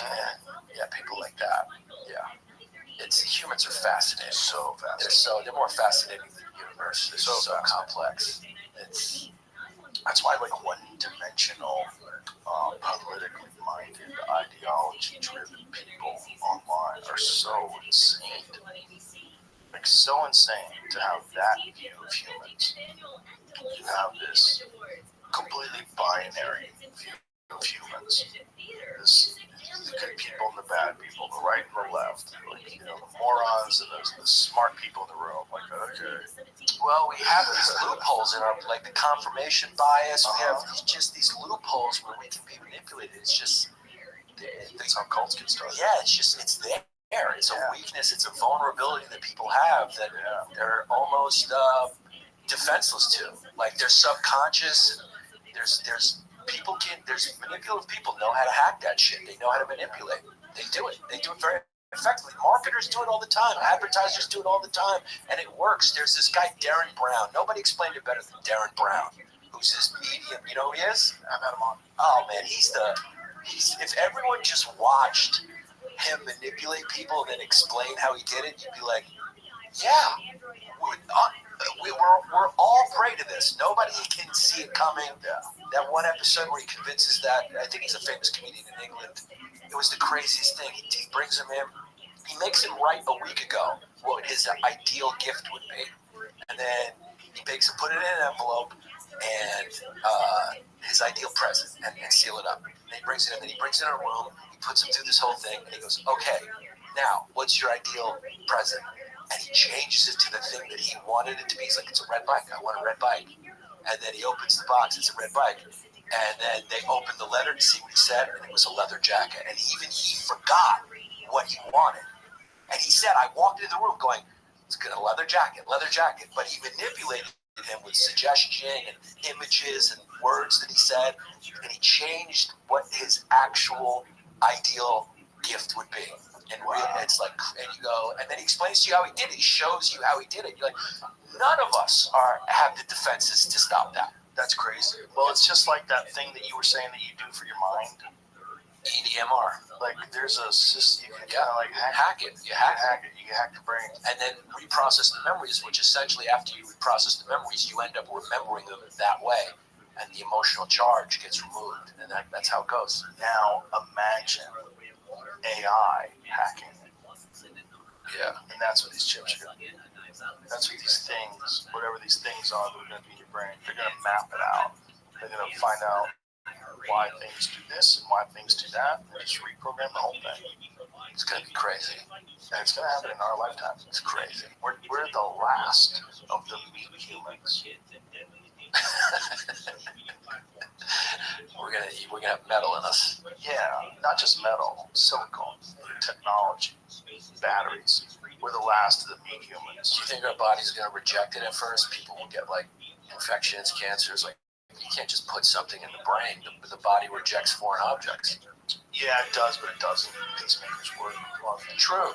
You just have to find something that's hypoallergenic and find something that's maybe organic. Something that the body will integrate just like it integrates with titanium neck discs. True. For your backs. Well, you got to take like some antibiotics and shit. Yeah, you don't have to if you get like plates in your arms and shit. No.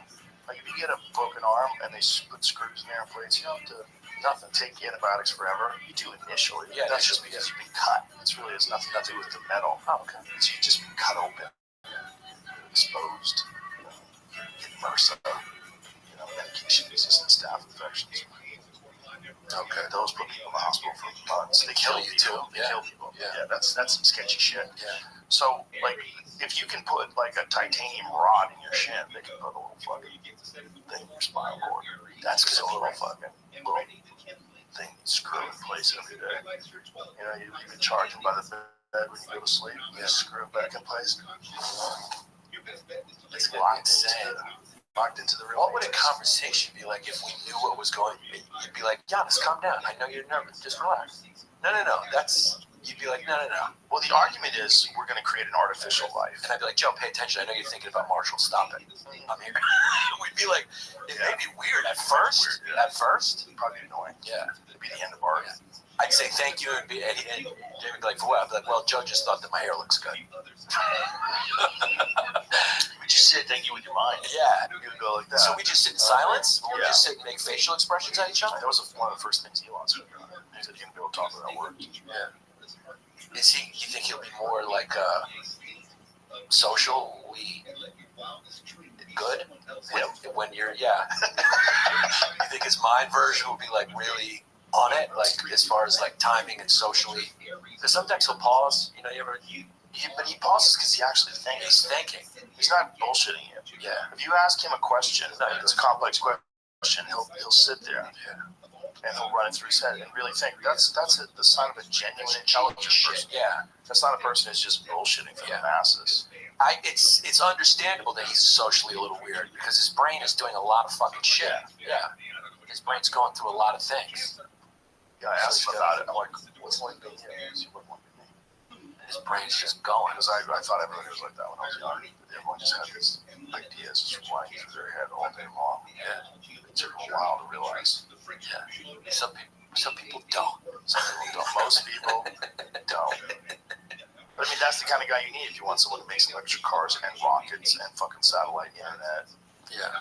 And buys Twitter. And that's why you need a system like we have that allows those people to rise. Yeah. Yeah. Well, also, you need a guy with balls. Like Elon had the balls to step in and buy Twitter. Yeah. And reinstate some fucking shaky ass people. Yeah.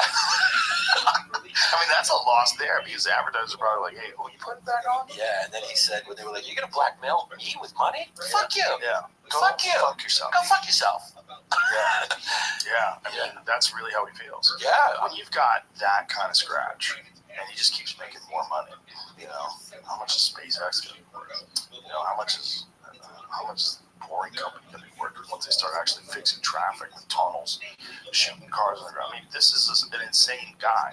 Well, he's essentially done what like Walmart does to small businesses, but he did it for a good reason to try and promote free speech. Because Walmart just goes in, loses money for a bit until they charge you cheaper, lose money for a bit until they put you out of business, and then they recoup their losses. Well, I wouldn't connect it to that. I wouldn't compare it to that. What I would say is this is probably, from what I've read, I haven't actually discussed this with them, but what I've read is that this is one step in a multi-step process of turning Twitter, now X, into an app you use for everything. It's for banking. They already have an AI that's attached to it. What's it called? Grok. Why is it called Grok? What's Grok stand for? Grok means like, do you understand? Because the word grok means like, do you understand? Do you fathom it? Do you? Oh, really? Yeah. And what like, do you grok in English? Oh, really? Yeah, grok. GROK. Shit. Yeah. Whoa. Oh, that's a perfect name for AI then. Yeah. That's so cool. I've literally never heard that word. It's not a word used used a a lot. I think that's actually the reason that says that's why they named it that. Yeah. Ah, that makes sense. So they have the AI, right? So they have Grok. Now just think about how much open AI is worth. The AI model called Grok. Oh, you son of a bitch, motherfucker. Yeah, they always make you try to subscribe. Motherfuckers. Goddamn. The AI model called Grok, a name that means to understand in tech circles, is designed to answer questions with a bit of wit and has a rebellious streak, so please don't use it if you hate humor, reads an announcement on the company's website. Okay. But how much is OpenAI worth? Like, how much is that company worth? How much is ChatGPT worth? Just Google that. What's ChatGPT worth? So ChatGPT is the one that people have been using and talking about more than any of the other ones. I do know that Microsoft has one. So it's worth what? How much? What is the value of ChatGPT? How much is Chat? Yeah. 29 billion. Okay. According to ZachJohnson.com. OpenAI is an American research organization with a current net worth of approximately 29 billion. This one says 100 billion. This is December 23rd, so this is really recently. OpenAI valuation of 100 billion in sight with funding round, and that's from Fortune. Okay, so it's in sight. So let's just call it 80 billion. Well, he bought from Twitter for 44. So even if Twitter's only worth 19 now, if this Grok takes off, there is a potential to be a competitor to something like this and to be just as big. Yeah. If people really start using AI for everything, it seems like they're going to start using it. They can incorporate it to devices and a bunch of different things, different ways to use it. So you have that. Then you have multimedia streaming. He's doing the Tucker Carlson show, which is there, and I think he made a deal. Don Lemon. Yeah, who's going to watch that? And then Maybe it'll be a wild version of Don Lemon. I mean, it's a wild version of Tucker Carlson now. Liquored up. Yeah. Liquored up Don Lemon talking shit. Yeah. I mean, Tucker's not the same Tucker. I mean, he's interviewing the guy, that con man who said he fucking blew Obama or whatever. Yeah. So he's having fun. That one's wild. Yeah. That one's wild. Yeah. What are you doing? Yeah. What are you doing, bro? It's a little Why different. are you interviewing the guy who blew Obama? That's crazy. who had like a huge record of conning and being a liar. Yeah. Did he have a huge record of Oh, huge. Why do I want to believe that? Huh? Because it's fun. Because it's fun as fuck. But when you look at the guy, he's got like charges all, like his whole background is con.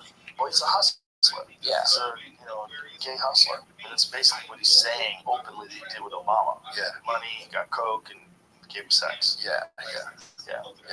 And Tucker's like, I believe it. Tucker's like, I believe this guy. Yeah. It's so crazy to have that guy on your show. Especially when just Googling his background. And like he's not a new guy. He's been around for a while. He's come up in other political campaigns and stuff. I think what Tucker's doing is brilliant. First of all, I think going over to Twitter was brilliant because like so many people were paying attention to it, and the numbers were giant, like crazy numbers for some of the episodes. Then you go to a subscription model, like $9 a month or something like that, whatever it is. You know how many people are gonna sign up for that? Yeah, the subscription model is the best way to stay free. You gotta stay free. Yeah, if you're not free, you're fucked. Yeah. The only way in the future is going to be subscription models. Most of these companies, like if you're on YouTube right now, you have to watch what you're saying. I don't really run Spotify. Spotify's pretty fucking good. Yeah. But for the most part, with a lot of these social media companies, these companies that are producing these things, they have a very clear mindset as to what is acceptable and not acceptable. Yeah, Spotify kind of stuck by you during all these controversies. Yeah.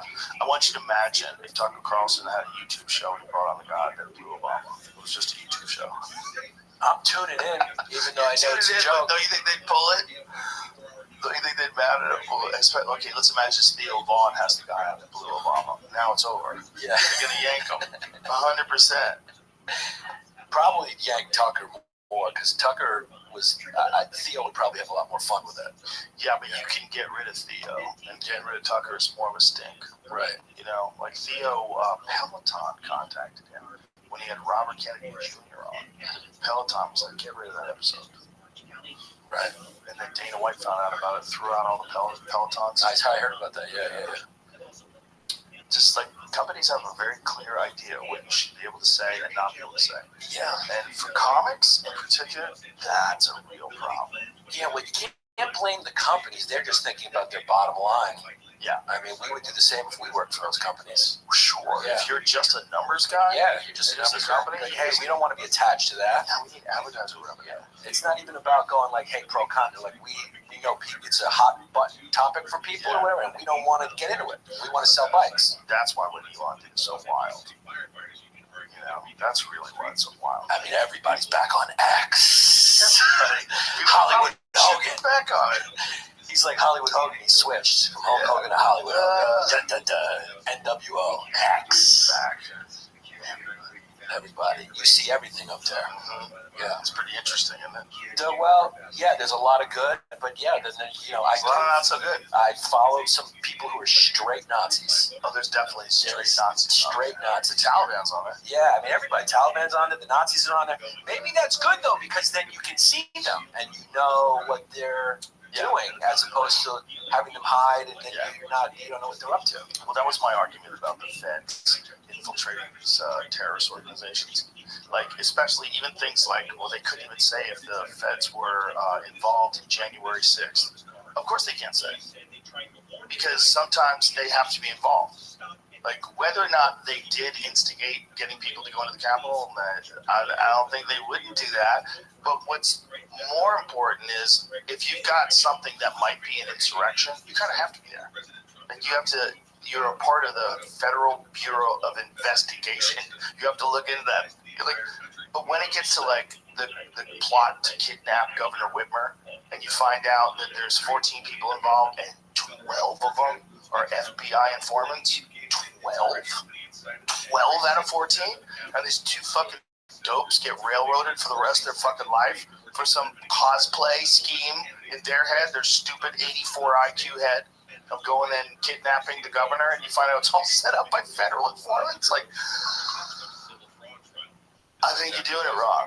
Is that what happened? Yep. I'm not aware of that at all. This is the greatest story. What happened? That's verified. Oh, yeah. That's pull it up, Jamie. Crazy. 12 of them were informants. Well, the head of the Proud Boys was an FBI informant. The head of the Proud Boys. That's crazy. Yeah. He was an FBI informant. Yes. Wow. They still put him in jail. It's dirty.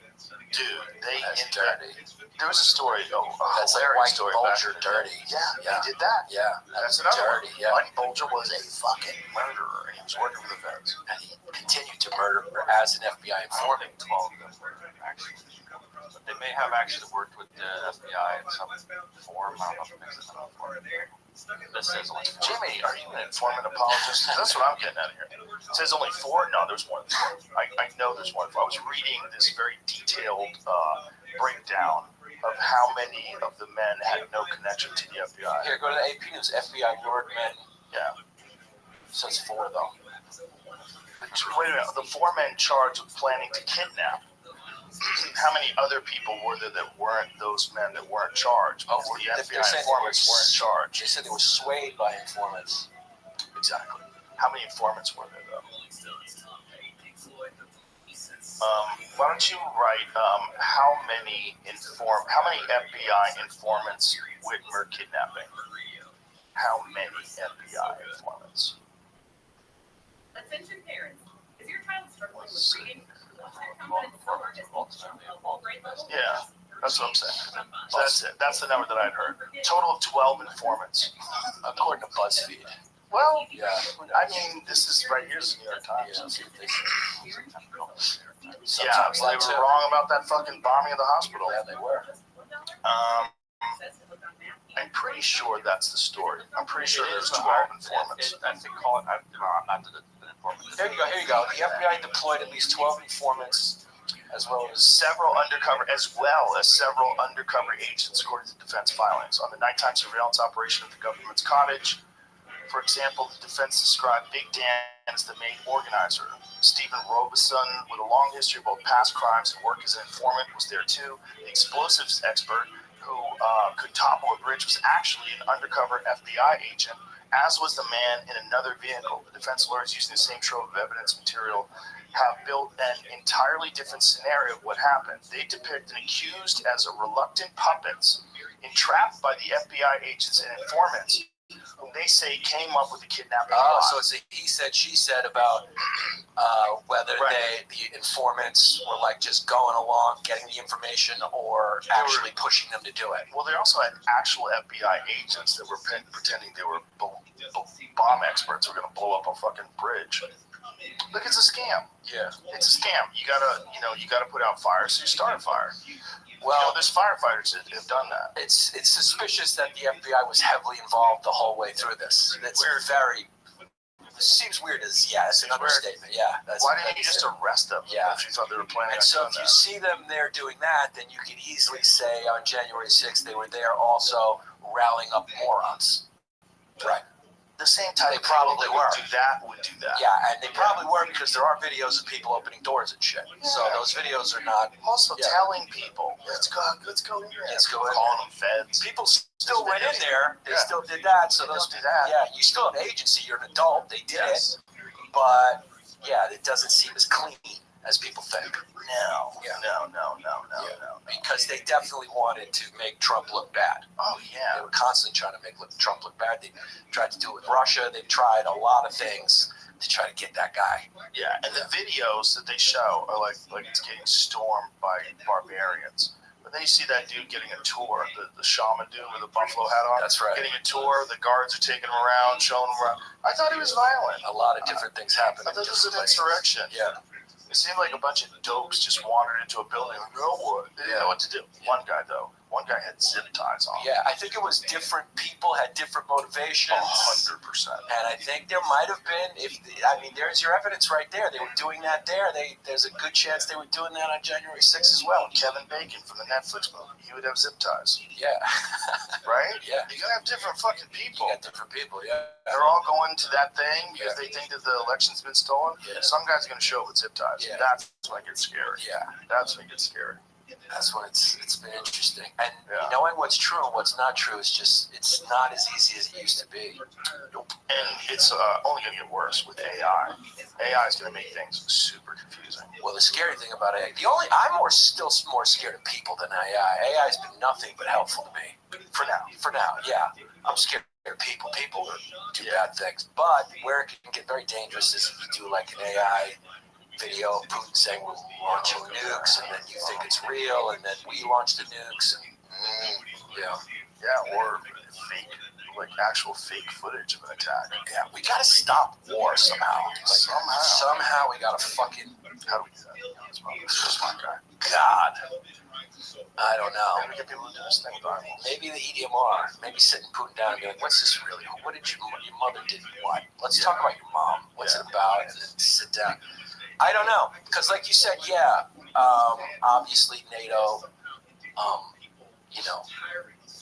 was interested in Ukraine.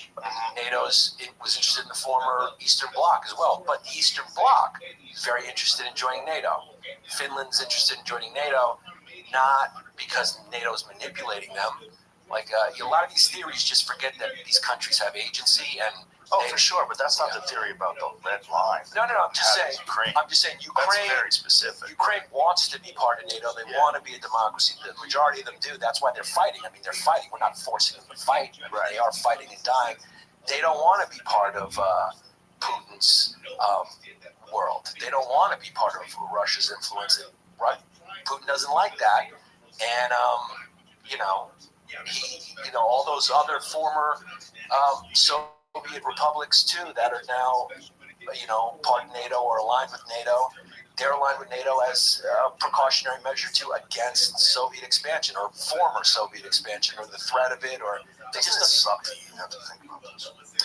It does suck, but we see it from here. Yeah. But when you go and you talk to people in Finland and places that the Soviet Union did invade and did conquer and did force into their republic, the USSR, they have a different view of it. I mean, it's like it depends on who you talk to, right? And so it's like, to your point, it's very complicated over there. It's like Israel and Palestine. It is complicated. You have to go all the way back to the beginning because the Jews made that land important to them for religious reasons because they used to be there. So it's like you have to go all the way back to that in order to understand the conflict now. Isn't it wild, though, that from October 7th to January 18th, just a few months, it goes from horror and outrage at this terrorist attack on a rave, on a music festival, entering these people's homes, shooting them and killing them and torturing them, sending them cell phone videos of killing and torturing people to their families. It goes from that to death to the Jews. Just a couple of months. The Jews got sympathy for about a minute and 30 seconds. Just a couple of months. Yeah. But then you see what they did to Gaza, and you go, that seems kind of crazy. That's a little heavy. That's bad. That's very bad. And I'm like against all bad things. It seems like they erased the city. Yeah. Like when you look at it now, like from an overhead, what it used to be versus what it is now. Have you seen that lately? It's horrific. It's crazy. It's horrific, and it's bad. And those people can never, I don't think, live together. And that's a blow that you don't shake off. You don't turn the other cheek. And that's what they're doing, and that's why they're doing it. They're doing that, going but it also, I think, makes Israel look really bad. Yeah, it's leveled the whole place. I mean, this is like. Wait, are you sure it's not Aleppo though? Because I know a lot of times videos say it's Gaza, and then sometimes it'll be Syria. I think this is either way, they're bad. This is the Guardian. Yeah, so it's bad. This is the Guardian. Sometimes you just gotta make sure. I think the Guardian's on it. Yeah, this is insane, dude. It's insane. No, they leveled the whole place. It's so much damage, and it's like apartment buildings. Bro, that is crazy. That's crazy. And if you watch the footage, have you seen some of the bombs go off? Yeah, it's brutal. It's so crazy what they can do now with these bombs. They're so powerful. Well, that's that you from the river to the sea. You're trying to say that Palestinians are going to be repatriated. It's just unfortunately it's not going to happen. And you can't pick and choose, right? You can't go, hey, we want the Palestinians to get their homes back and get rid of the occupier, but then.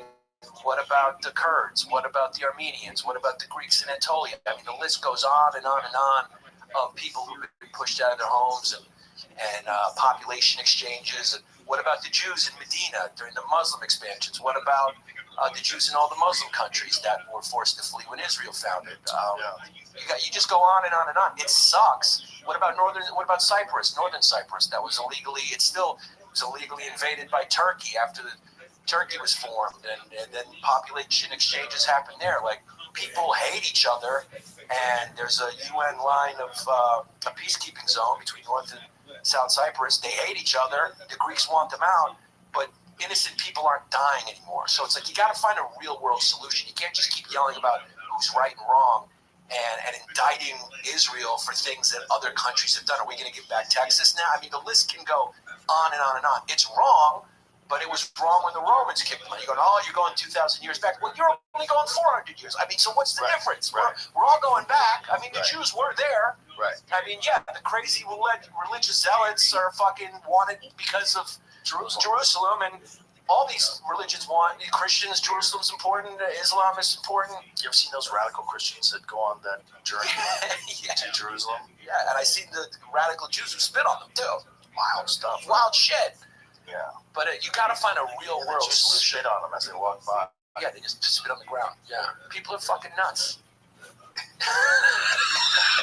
They're fucking out of their minds. Do you think that my thought about mind reading software, universal language, fixes a lot of that Yes, stuff? it does. Fixes a lot of it. It does, because I think what's happening to the Palestinians, unfortunately, is they're being used by surrounding powers as sort of like Marines to keep this issue going, to keep fighting against Israel and America's encroachment in the Middle East, and they just use these people. And Have you seen the border?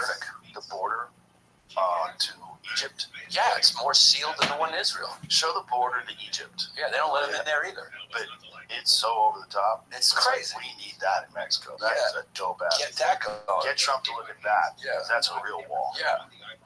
Good luck getting through that fucking wall. Yeah. Can you see if you can find that, Jeremy? I saw an article about it. We were talking about how strict. I don't know. The one I saw had barbed wire all over it.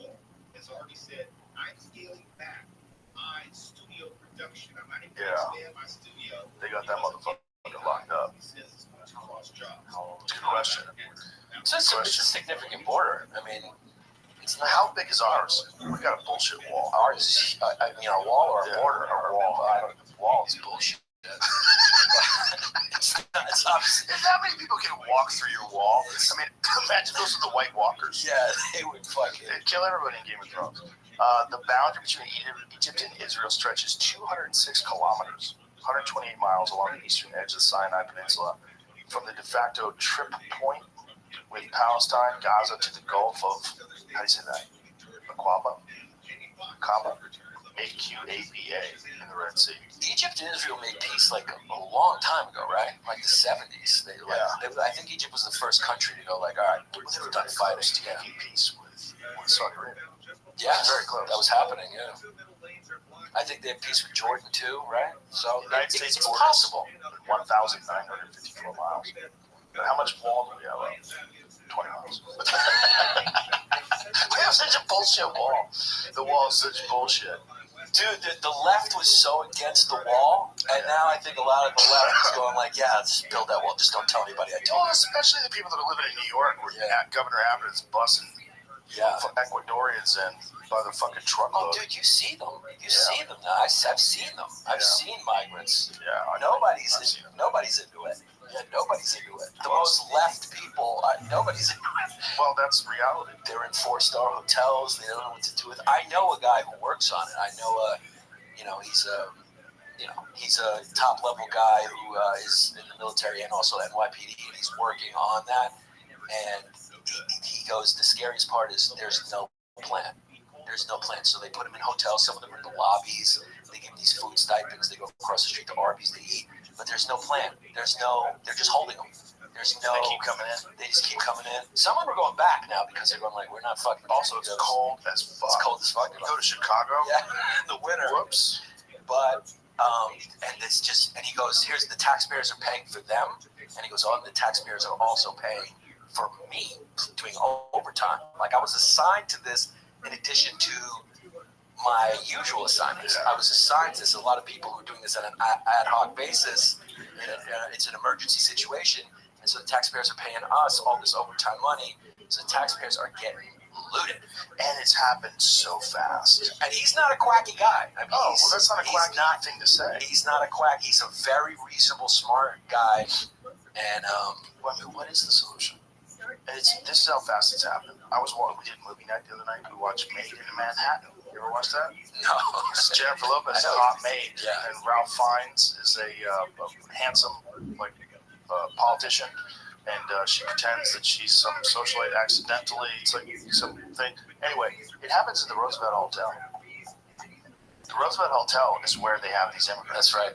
So that hotel's not a hotel anymore. It's a ritzy hotel in this film, where it's a nice hotel. They have It's a a 4-star hotel. Yeah. beautiful hotel. Yeah. Well, now this hotel is flooded with immigrants. Yeah.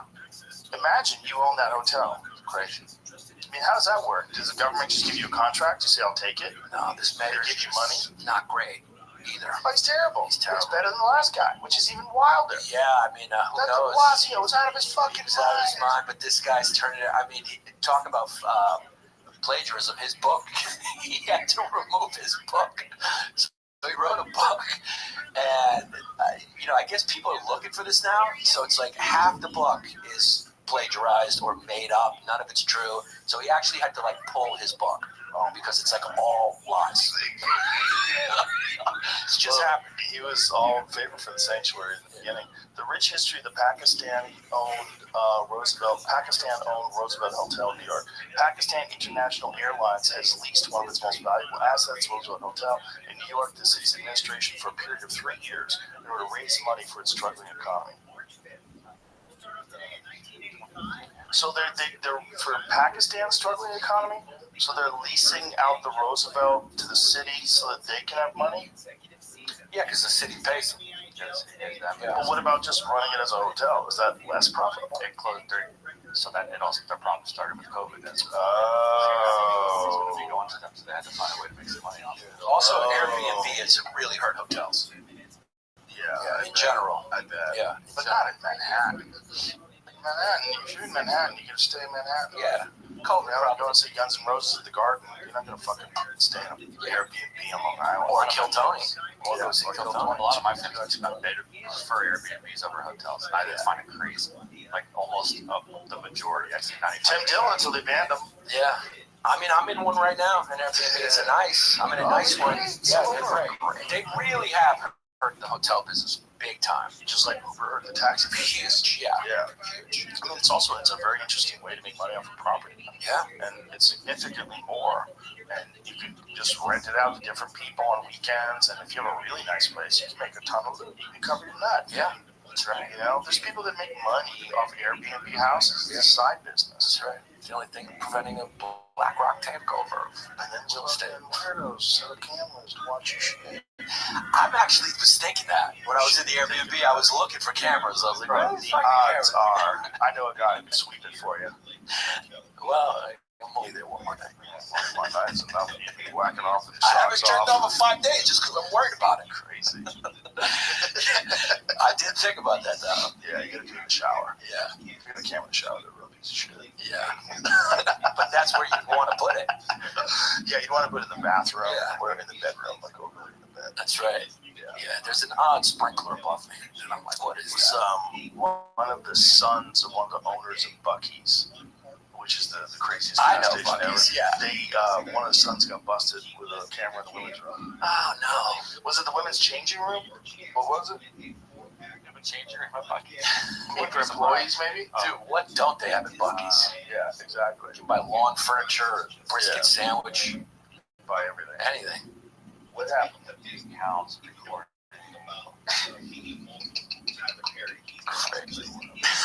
There's a recording following disturbance of multiple residences associated with them. What is he following? What is he filming? Camera alleged to contain memory card loaded with dozens of videos capturing individuals in various states of undress in bedrooms and bathrooms. It wasn't at Buc-ee's. That's just his legacy. Oh, so he did it somewhere else? At his properties, he has all of them. Oh. Dallas apartment, Telluride, Colorado, Okay. and Austin. So Airbnb sent. So he was doing that. That's it. There's other companies other than Airbnb that have that same service. Yeah. So brutal. Hilarious. Yeah. Creep. It is creepy. But And also, the camera's just so small. Son of a rich man. Yeah, how do you make someone grow up normal when they grow up rich and privileged? It's tough. Like, Good luck. you know, the fate is usually DJ or drug addict for rich, famous kids. Scary. Yeah. Well, just being a regular person's hard. Yeah. Being a person when you grow up and your dad has a private jet and a yacht, owns an island. It's tough. He hangs out with Clinton. Yeah. You don't want to work for anything. You don't know what the value of anything is. Yeah, he's been giving it for free. Yeah. You know how to work hard. Yeah. I think athletics is a good way to teach kids how to do things, do difficult things, and learn from them. Art, anything where you have to actually work at something, develop character from working at something. Yeah. You teach your kids that, right? Yeah. You're so good with time and balance, like, because you're an involved dad. Yeah.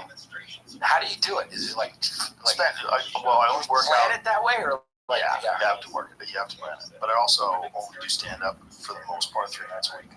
Yeah. So 4 nights a week I'm always home. Yeah. Unless I have to do road stuff, and sometimes I take them with me, and we go on vacations together. We spend time together specifically. We have like family days specifically. It's hard, and it's also they want space too. They're in school all day. When they come home, they want to decompress, and you gotta know how to not be imposing, but also talk to them about stuff, organize stuff to do, make it fun. We have a lot of fun together. Being a dad is it's just overwhelming. Yeah, It's overwhelming how great it is. it is great. It made me be like, do I want to still do comedy? Like, I just want to be home with my kids. And so the road got a little I had this real crisis where I was like, I want to be home. I don't want to miss time with my kids because that's what my parents did to me. And I'm like, it's hard. The balance is hard. It's hard. It's hard. And I remember I even asked you privately, and you were like, no, that is hard. I need to give you a solution. I was like, fuck, I was hoping for an easy answer. And so we're just like, no, it is hard. A friend of mine the other day was telling me that his son had some athletic event, and he got an offer to do Calgary. I'm like, is it important to him? Yeah, you could work anywhere. You don't have to do that weekend. I'd kill him in a second. I'd give them money. I don't give a fuck about money. The thing is if you're barely getting by, if you're kind of scratching and scraping, and you gotta pick and choose, is this advancing my career? Is this fucking me up? Is me not chasing my career gonna be a detriment to my family? Because now we're gonna have a financial crisis. Yeah, so there's that. It's just like you were talking about, people start making money and becoming famous, they're terrified it's all gonna go away. There's also when you're barely getting by, you realize, or you're getting by, but just you're above water, but you realize one catastrophic thing, and you're under, and you're fucked, and then the house gets repossessed. And then you're staying with your mom. Your kids are together in one room. It's a real fear. If you got a mom, right? What if you're in a shelter? What if what the fuck, man? So it's like you have this intense desire to be a provider, and you know that you have to put in the work. You have to be successful. It can make you way more successful. Like being responsible for little people and a wife and just a family thing, being responsible for stuff. Yeah. And then now I'm responsible for employees. I can't just quit. Yeah. I just quit. Right. I have this whole club now, a podcast. What the fuck would Jamie do if I wasn't here? He'd golf a lot. So bored. He'd get bored. Of course he would. He'd be Googling in the air. I know where it was one hand. It's a real thing. It's a real transition when you have kids and it's a real pressure. Well, it's a real life is finite. You have a finite time. You have a finite amount of time that's available to you living as an organism on Earth. That's a fact. And I am already more than halfway through that. I'm halfway towards the end. And you have to maximize your time to the benefit of both yourself and everybody else around you. That's what you got to do. You got to be as good a friend as you can be. You got to be as good a husband and as good of a father and as good of an employer, as good of an employee, as good of a neighbor. You got to be the best you can be at all those different things. Just do your best to have the most positive impact on the people around you. You're going to fuck up. Everybody fucks up. We're humans. Correct that as much as you can. Express yourself as best as you can. Yeah. Be as nice as you can. Yeah. Try to facilitate and try to encourage fun and happiness and love. And that's possible. It's possible in the community of people you find yourself in. If you can't, you need to find a better community. Or you got to be a better person. You got to be a better person. Yeah. And you got to. That's all. You have to be a better person to attract a better community. Whenever I see someone single, and they're like, "Oh, I can't find a person," like, but what do you have to offer? Who are you? Like, are you a person that someone people would gravitate towards? Like, are you particularly kind? Are you particularly friendly and generous? Like, what is it about you that you think you should have someone that makes your life better? Because you probably ruined their life. You're fucking dour. You complain all the time. You're so lazy. It's hard to say that to somebody, but Get up, when you know it's true, yeah. You're like, let's go. Yeah, look at you, dude. The reason why you're struggling is because of you.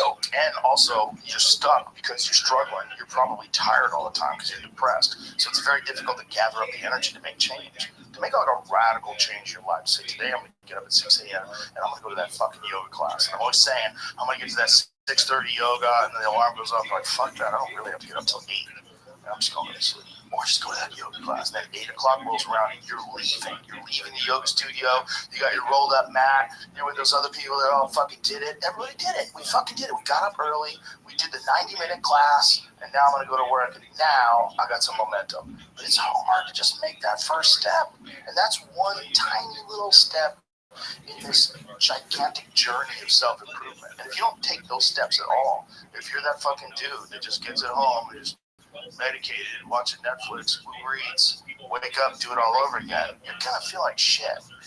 Well, I think it's hard for other people to take the first step. I think because a big part of depression is feeling like it's going to last forever. It's kind of the delusion that that feeling pitches you.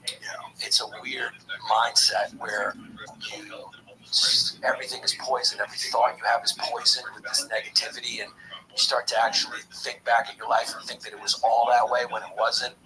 And it's hard to remember the good times. And yeah, when you're in a dark place, I think the thing to remember is that it doesn't like the suicide.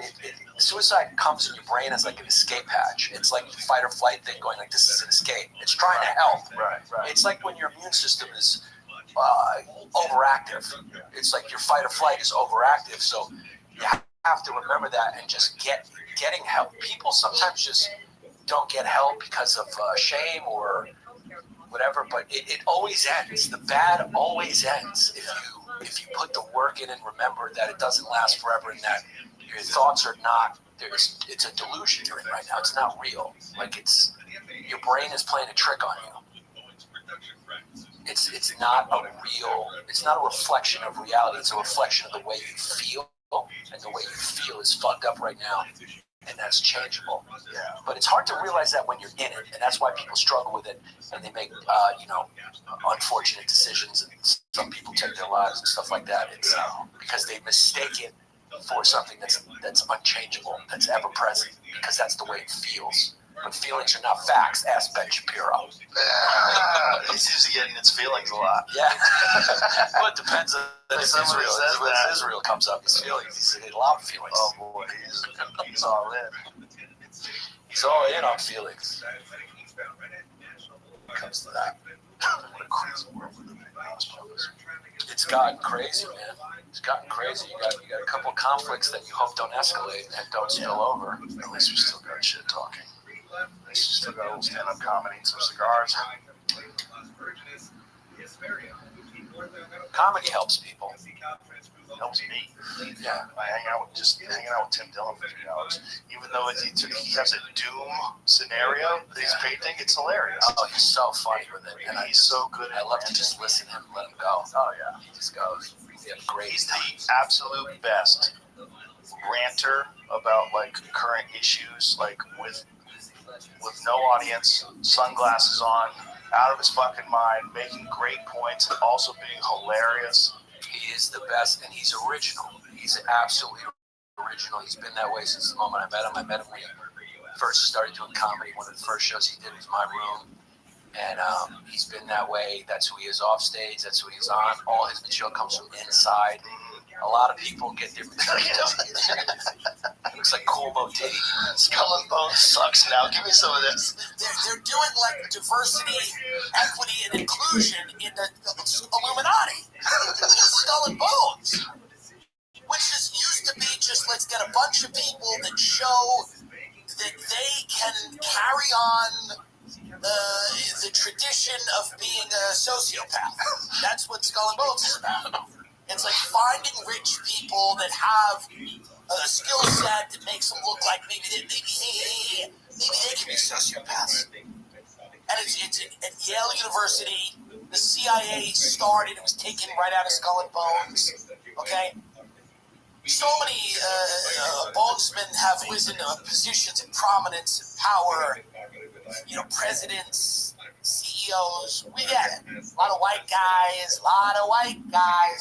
You know, jerk off in the coffins. It was like Nazi. I think George W. Bush stole Geronimo's skull, and it was in the tomb. And there's all this secret in the tomb. And He bleeped it. Alex, I could annoying. Yeah, he did because it's a short. So, Yeah. So if you bleep it, it like cuts through the algorithm? Yes. Is that what it is? Yeah. Oh my they don't god. want to cursing in the first like 10 or 15 minutes. Yes. Oh, they're fucking you. They're getting you to self-censor. Even Tim Dillon just to beat things. He's a guy, he sits, he thinks, and the material comes from his perspective. Yeah. It's inside. A lot of guys search around, they look outside, and they go, I like that idea. Right. I'm going to change it a little bit this way. He's actually got opinions. He's got And he's opinions, well he's got informed. perspective, and he can come up with material on his own. A lot of guys who end up taking stuff, they struggle. They're very good performers, but they struggle with coming up with material on their own.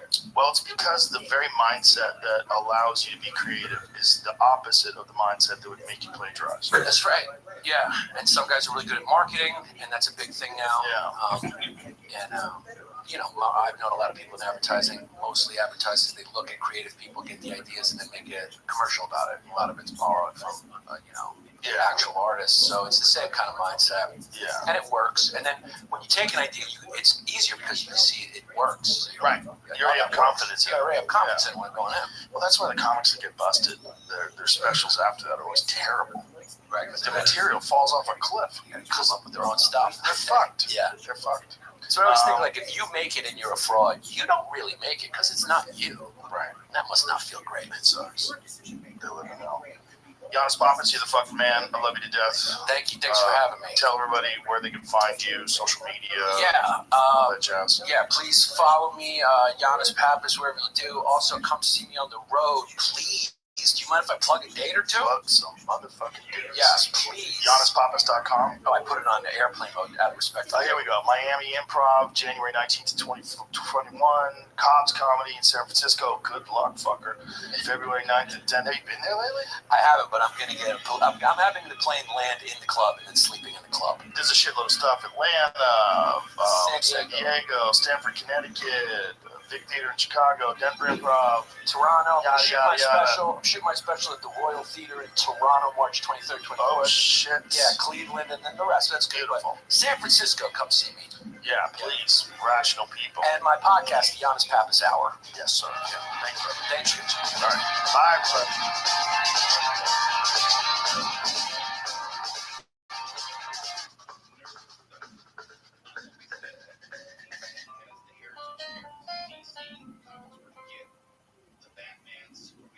This episode is brought to you by LifeLock. Your tax refund belongs to you, not an identity theft. Over $6 billion in tax refunds were flagged by the IRS for possible identity theft in 2023. If you're in a bind this tax season, LifeLock can help. LifeLock monitors and alerts you to identity threats you may miss on your own, even if you're careful with your personal information. And if you do become a victim of tax-related identity fraud, LifeLock has US-based restoration specialists ready to help you solve your identity theft issues. Plus, all LifeLock plans are backed by the $1 Million Protection Package, meaning LifeLock will reimburse you up to the limits of your plan if you lose money due to identity theft.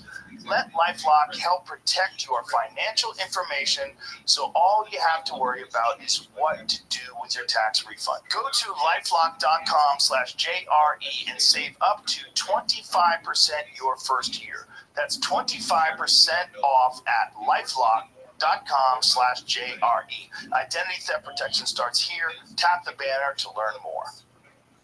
And what's been latest announced is actor Del Pierce, quality actor, drove too many things to mention, but most notably The Wire, I've seen him on Suits, and other Treme on HBO. The cast is Perry White and James Gunn's Superman. And I know, Scope controversial for some because Perry White, original character, was portrayed as white, and Wendell Pierce is black. Now, let's not forget, Lawrence Fishburne played Perry White in the last iteration of Superman, the Man of Steel, for Henry Cavill's Superman. Tawana Sharp, you're a person, you've made it very apparent in other conversations. You hate when superhero movies, comic book adaptations change the race of the character. What say you in this instance? I say the exact same thing I said when they cast Lawrence Fishburne as Perry White. I disagree with that casting then. I disagree with that casting now. I am sorry to be a comic book purist in that sense. I get that they're just characters. I get that. If they're for the pages of a comic book, they're not historical figures, so the accuracy doesn't need to be as on point. But as someone who grew up reading tons and tons of comic books, collecting tons and tons of comic books, to me, when I go and see the story, I want to see the story as accurate as can be told. Now, I know a lot of people say, well, the Marvel Cinematic Universe, that's very different from any of the comic books, and I would push back to that and say the Marvel Cinematic Universe was designed and based on, from the beginning, the original stories, and a lot of the Marvel Cinematic Universe is taken from the Ultimate Marvel comic universe. That is a comic book where the storyline, where a lot of the characters, a lot of storytelling was updated and revamped to make it more palatable for a younger generation, the generation beyond me. That's like, look, Mark and I go on a comic book store, that's about it. We're not seeing the kids, and that's what Marvel is for. To me, I don't need you to change the race of a character just to relate, just for inclusion. I don't need it. There's plenty of black characters in the world of Superman that you can highlight. You don't have to go straight to the top of Perry White. That's not necessary. Let me jump in there. A couple things I see with that. For me, it comes down to whether a character and their background is specific to their character. Like, for example, people say, what if you had a white Black Panther? It's like, well, okay, since Black Panther is based on an indigenous person in Africa, pre-colonialization, untouched by colonization, it doesn't even fit in the story. But let's look at someone like Perry White. He's just an executive. And to your point about being comic book accurate, if you were to do a comic book accurate story of Spider-Man today, it would be in a city of New York in which black and brown people did not exist, because that was the original telling of Spider-Man. No. The original telling of Spider-Man and the comic book, he existed in a New York that was always multicultural. If you read any Spider-Man comics, it was never just based on, I get the television shows, I'm talking about the comic book. There's always been representation in the pages of Spider-Man, period. In all of Marvel is always sought to be the most inclusive storytelling within all of comicdom. They set the precedent for what it meant to be inclusive. That's what they're built on. So no, that's not true. In the world of Superman, in the world of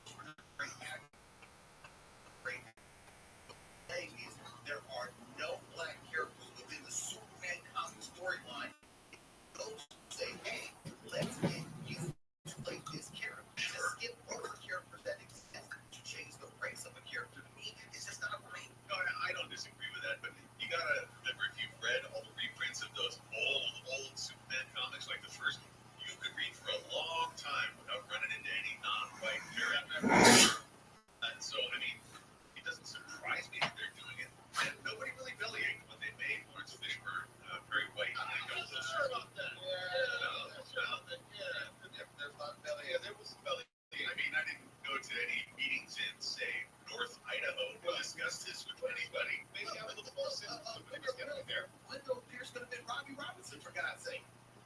The co-editor-in-chief of the Daily Planet, Ambien. Like, I'm saying, like there literally is a character who was a heavyweight, who was the one that, I think he was one of the first people at the Daily Planet, Clark Kent revealed a secret to after Lois Lane. He was Clark's go-to. Why not make Robbie Robertson? A character who was central to the life of Superman. You mean there's room for more than one black character in comics out there? I don't know about that. Slow down. Slow down now. Okay?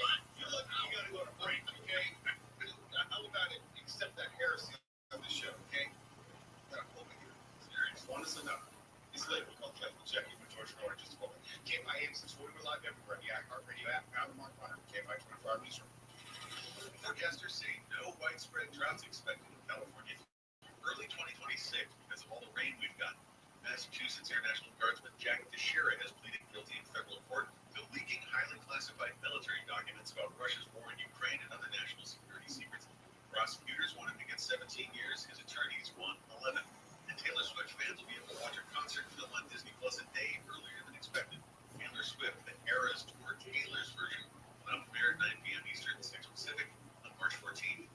Got a crash on the 101 in Agora Hills. Taking northbound just before Lost Hills Road, the 3 left lanes shut down until further notice, so you're seeing some heavy traffic from Parkway Calabasas. The 10 westbound in Ontario got a work zone from Even to Town Avenue, alternated between lanes throughout the night. That's set to be over at 5 in the morning. And the 15 southbound in Victorville got a work zone there from Bear Valley to Highway 395. The left lane is closed off until 5 in the morning. Watch for delays as you approach. KFI in the sky helps get you there faster. I'm Pedro Moreno. The free iHeartRadio app has over 100 commercial-free stations like the Vinyl Experience. Just search Vinyl Experience and listen now on your free iHeartRadio app. Free never sounded so good. Wendy's new breakfast 2 for $3 Biggie bundles let you create your own delicious combo. Choose from a sausage biscuit, egg and cheese biscuit, small seasoned potatoes, and a medium hot coffee. But it's obvious which combo is best. Sausage biscuit and small seasoned potatoes. Well, maybe it's the fresh cracked egg and cheese biscuit with a medium hot coffee. Or 2 savory sausage biscuits. Whichever you pick, you can't go wrong. Choose wisely. Choose Wendy's new 2 for $3 Biggie bundles. In today's Marketers Report, Kate Cronin, Chief Brand Officer of Moderna, weighs in on the speed of audio production. In this day and age, and particularly at Moderna, where we have new information coming out on a regular basis, being able to feed that information to the audio format makes being nimble and pivoting easy, and that's what I really like about it. As the number one audio company, iHeartMedia gives marketers access to the audiences, influencers, insights, and data you need to grow. If you're a marketer, go to iHeartResults.com. From dreamer to doer, it's about finding the right path and the right people to walk alongside you. At Indiana Wesleyan University, we help dreamers become doers through flexible learning pathways, including online, hybrid, and on-campus opportunities, accessible tuition, incredible community, and intentional faculty who make world-changing connections. The road ahead is closer than you think with Indiana Wesleyan. Start today at discovertheway.com. The free iHeartRadio app is #1 for music, radio, and podcasts, all in one. Discover a new podcast from our library of over 350,000 titles. Here's an iHeartRadio podcast preview. Over the years, hosts Aaron Mickey and Team Behind Lore, Obscure, and Cabinet of Curiosities have scoured the globe to bring you tales from the past with a hint of darkness. From superstitions and folklore to the curious and the bizarre, they gave you a front row seat to stories that explore a whole new side of world history.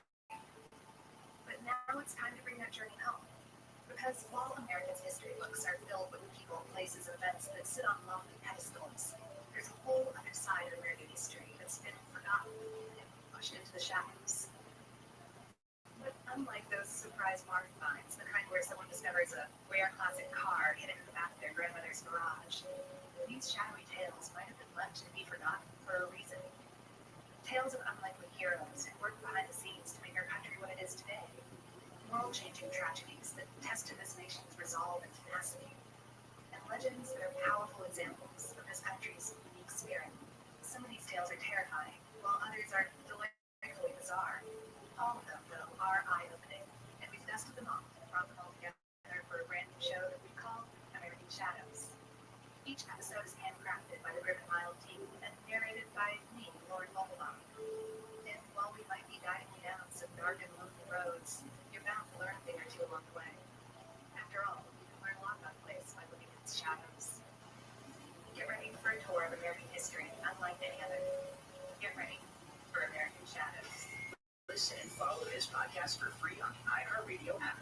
#1 for music, radio, and podcasts all in one. Tuesday, we lost our election extravaganza. These results and predetermined outcomes. It's the Super Tuesday Slam now, where your vote is pointless. God, you should vote for Jim to win this democracy in action. It's a nationwide democratic game of pretend. So forget you already know how it's gonna end. Grab your ballot and keep it locked to KFI AM 640 because Super Tuesday won't just underwhelm and bore you. It might underwhelm and bore you. If anything actually interesting happens, we'll let you know. Super Tuesday on KFI AM 640.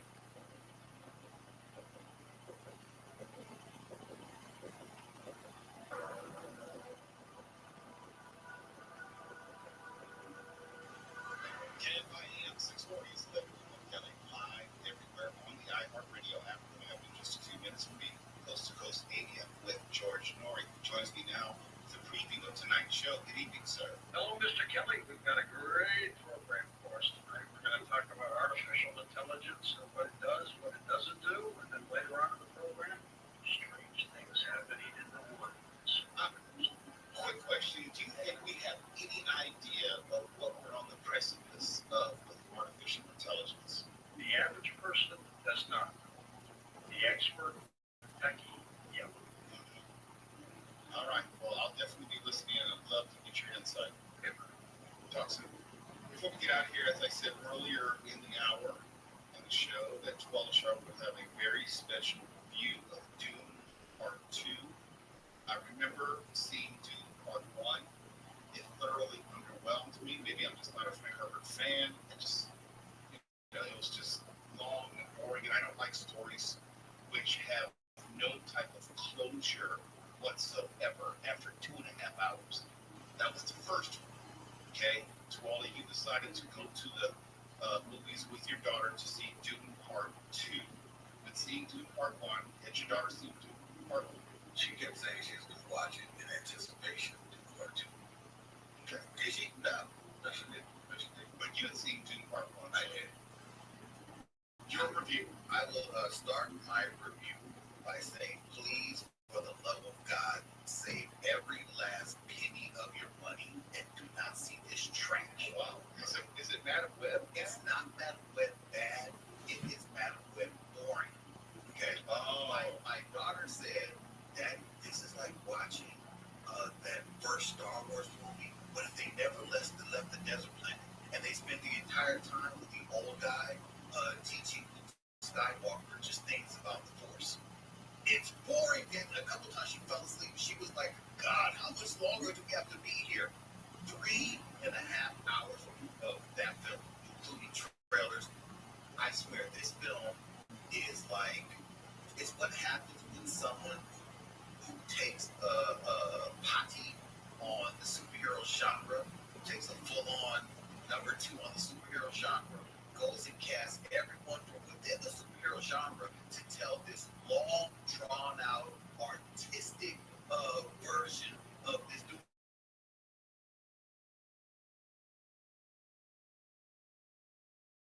Without explaining it, right? That was because I was like, okay, are they supposed to assume that we just automatically know what happened? Like why they skipped forward?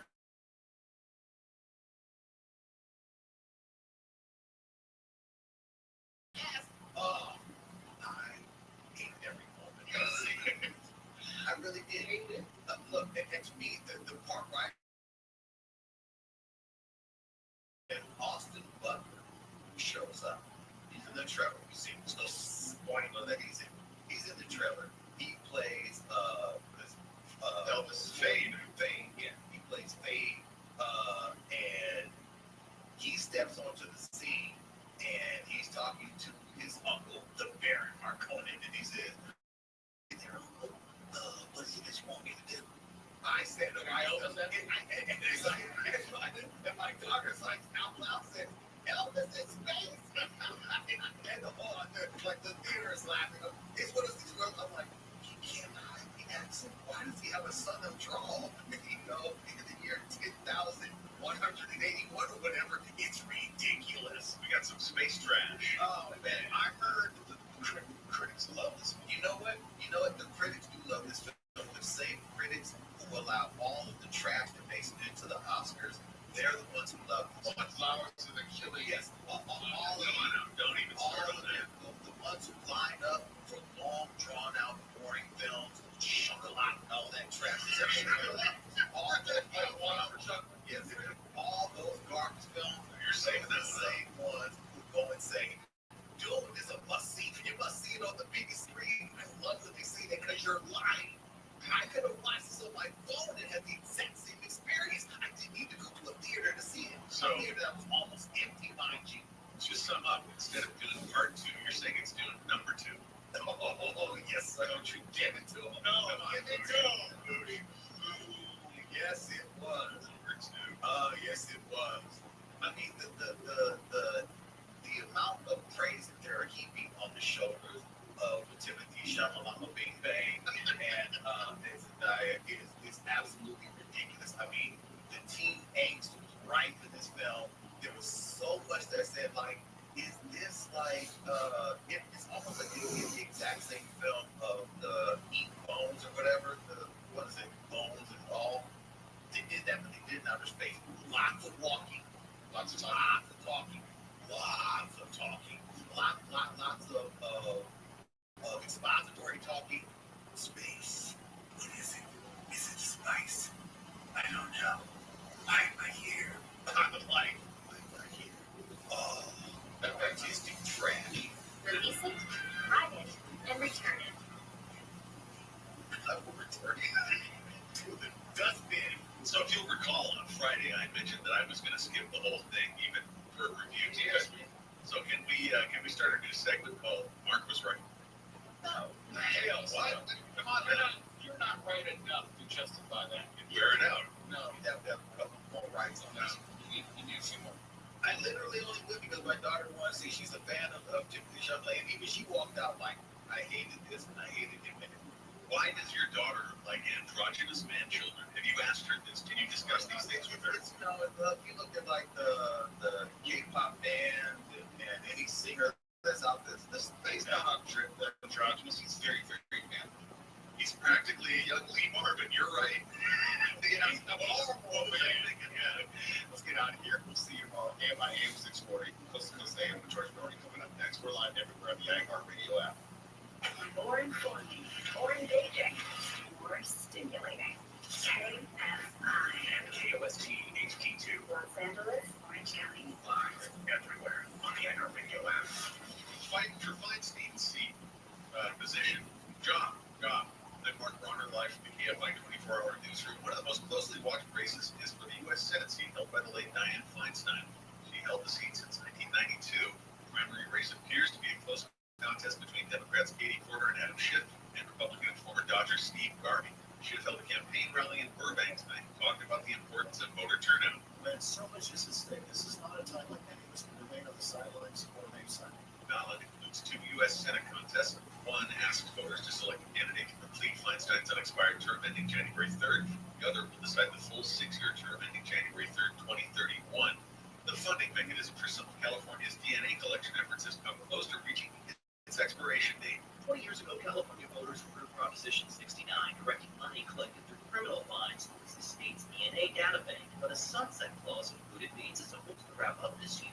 Attorney General Rob Bonta says he wants to change that. Funds from Prop 69 currently support all of the Bureau of Forensic Services programs that take advantage of DNA investigative technology. Sacramento area Democratic Assemblywoman Stephanie Nguyen says she's sponsoring legislation to reverse the sunset. State DOJ has collected more than $74 million from the program. Michael Mullins, KFI News. 3 men charged in a random shooting spree in southeastern LA County have pleaded not guilty to murder. The hearing is scheduled for April 18th to determine if there's enough evidence for them to stand trial. The proceedings are set later this month for a 4th defendant, whose case is currently in juvenile court. 6 people, including a 14-year-old boy, were killed in the shootings last November and last month. The LA LAPD says the city controller's audit of the department's air operations is based on flawed research. Commander Shannon Paulson told the police commission last week the city controller didn't know the proper definition of a Part 1 crime as defined by the FBI. And crimes like street takeovers are considered a high priority, though not listed as a Part 1 crime. The city controller's audit last year claimed 61% of LAPD's flight time was for non-emergencies. But the department says the helicopter fleet is used for a number of important functions, including emergency transport. The city controller's office says it stands by the audit and called the LAPD's response politically motivated. Steve Gregory, KFI News. Congressional leaders have released a massive government funding bill, plans to pass it and avoid a shutdown ahead of Friday's deadline. The more than 1,000-page legislation would keep the government open until October and includes 6 bills negotiated between the House and Senate with President Biden's support. The House is set to vote on the measure Wednesday, then it'll go to the Senate, where it'll need 60 votes to pass. And the largest wildfire in Texas history is still not under control. ABC's Jim Ryan says the fires burned an area the size of Rhode Island, over 1 million acres. The Texas A&M Forest Service puts containment to the Smokehouse Creek fire at 15%. Ryan says hundreds of buildings have been destroyed and at least 2 people have been killed. He says after snow fell in the Panhandle late last week, warm, dry conditions returned over the weekend, making it harder for crews to fight the flames. Southland weather from KFI, cloudy tonight, lows around 50, mid-40s in the IE, 30s in the AB.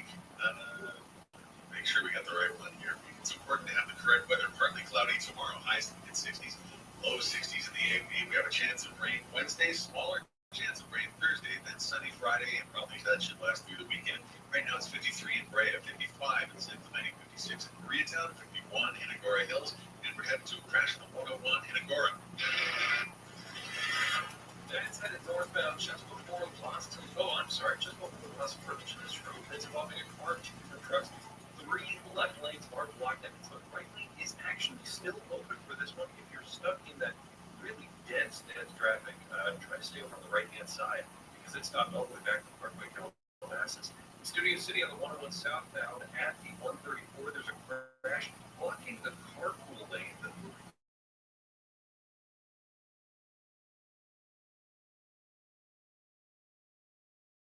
And in Lincoln Heights on the 5 southbound at Mission Road, there's a pothole reported over the right lane. Keep your eyes peeled for that one to approach. Can't Find the Sky helps get you there faster. I'm Russell Ford.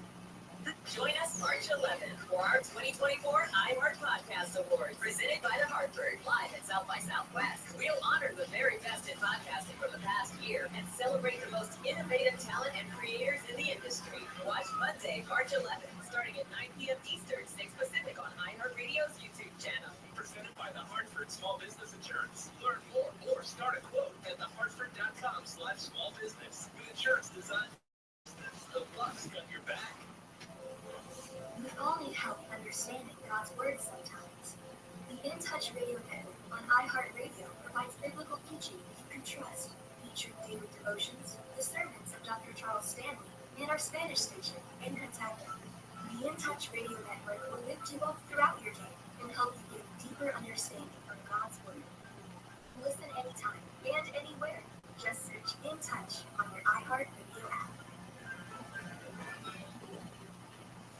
Wake up not knowing what you want? Well, now you can have a little of everything with Wendy's new breakfast tube for $3 biggie bundles. You can mix and match your very own pairing of their delicious morning favorites.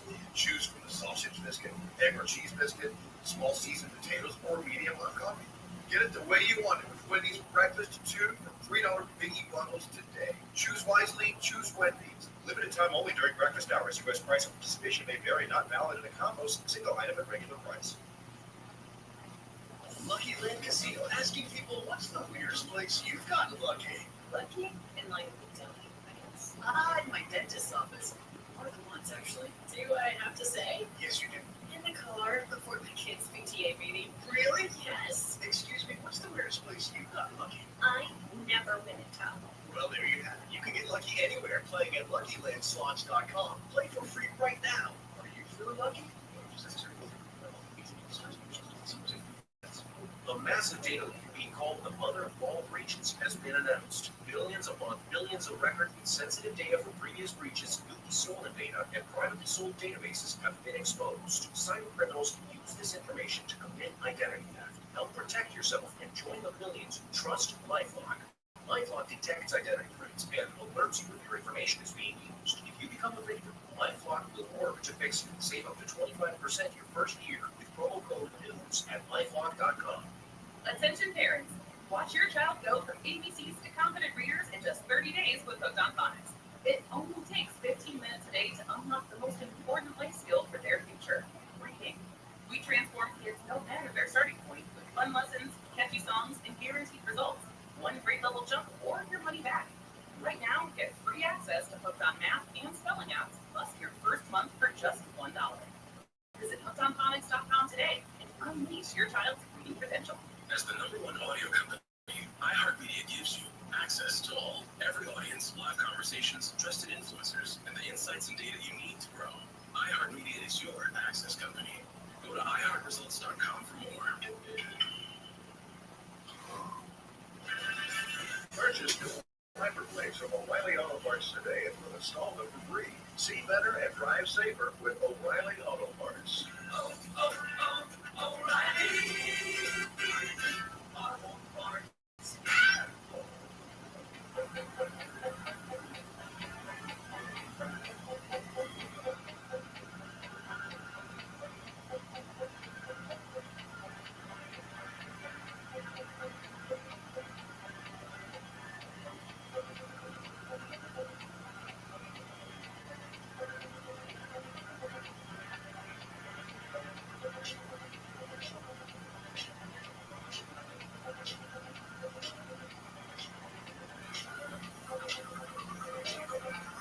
The City of Angels near the Pacific Ocean. Good morning, good evening, wherever you may be across the nation, around the world. I'm George Norrie. This is Coast to Coast AM. Later tonight, strange and unusual. Here's what's happening.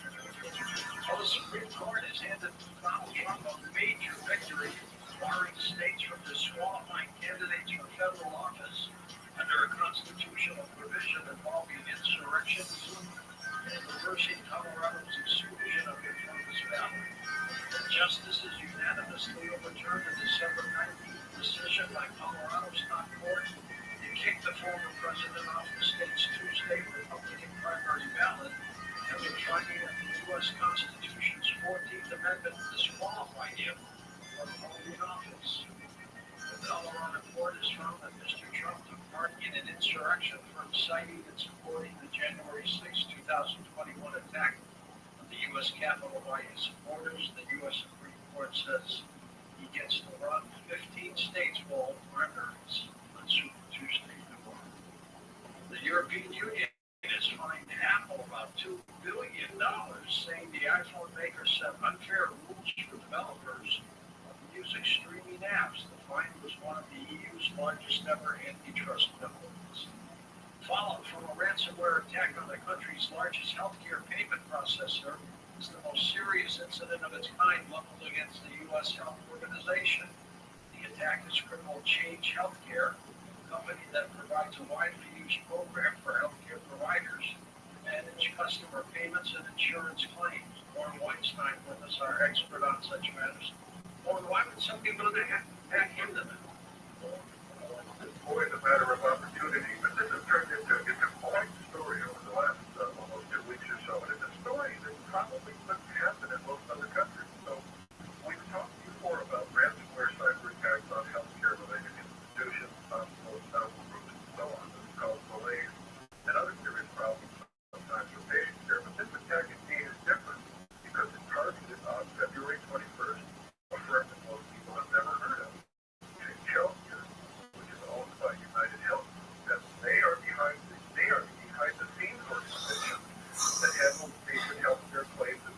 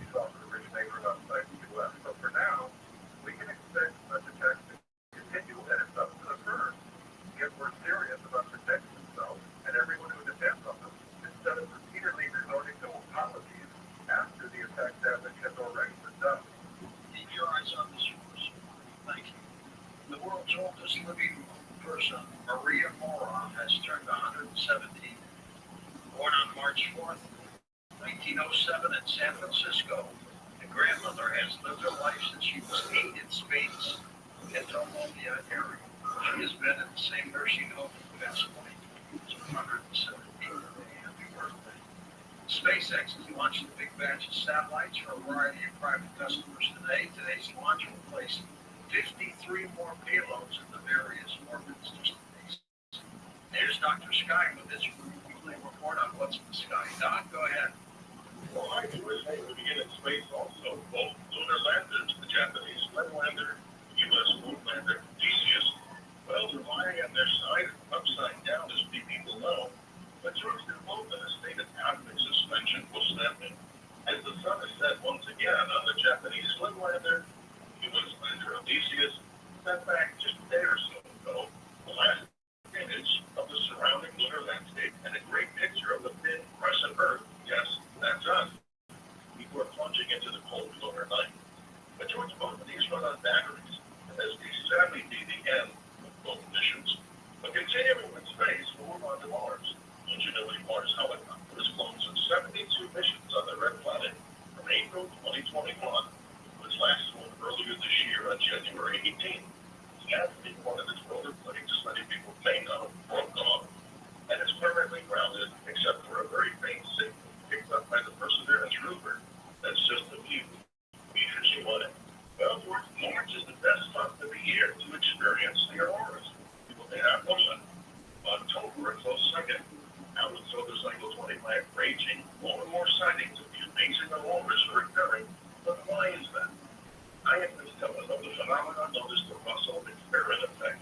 Simply, these are breaks in the Earth's magnetosphere, which become, well, in these particular excited particles from space, solar wind, CMEs, move across, as we talked before about this particular time of the equinoxes. We are magnetic poles then fall into a kind of right angle to the direction of the solar wind. Simply gets that very interesting sighting to the aurora borealis. Obviously, in the southern hemisphere, the direct opposite. These displays in March, and of course, visible in mid to high northern latitudes, maybe even in lower latitudes too, the increase in solar activity. Solar cycle 25. We're wrapping up with the line sky. We're talking about a comet, about a 12-P comet Pons Force. And these comet leases how many times it moves around the sun, about 70-some plus years. The turn is getting brighter. That's in the northwest sky at sunset. Always honestly here on our report, it's a monocular object to those with the dark sky. And here's an interesting twist. It could be an interesting sight during the upcoming total solar eclipse in April. Where would it be in the sky as it gets closer to the sun? It will be to the one of Jupiter, which also will be visible during totality. That may be an extra treat. The goal of the comet had a line at theskyline.com. 35 days, George, for the big eclipse. They ask people, where will they be? You know, on the Junction, Texas host eclipse countdown at the Texas Eclipse Music Festival from April 6th to 8th. More information at TexasEclipseMusicFestival.com. Come on down and join us. We're filling up fast with so many other locations in Texas still country. More information on that, you can email me at drskyshow@gmail.com. What are we saying? We make it keep your eyes to the sky. Simply on your navigator in the shows. High to the heavens. There's no tools. It's not that. This great, amazing highway. Thank you, George. Thank you, Dr. Sky. Talk to you soon. Up next, Mark Brady joins us, best-selling author. When do you hear the mystery we're about to talk to next? Chaos Agent, the Grey Room Series 13. Artificial intelligence reached all of us.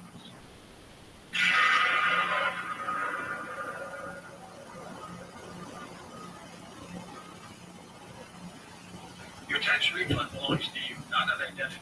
If over $6 billion in tax refunds were flagged by the IRS for possible identity theft in 2023, and if you're in a bind, just text us at LifeLock can help. LifeLock monitors and alerts you to identity threats you may miss on your own. And if you're careful with your personal information, and if you do become the victim of tax-related identity fraud, LifeLock has U.S.-based restoration specialists ready to help solve your identity theft issues. Plus, all LifeLock plans are backed by the $1 Million Protection Package, meaning LifeLock will reimburse you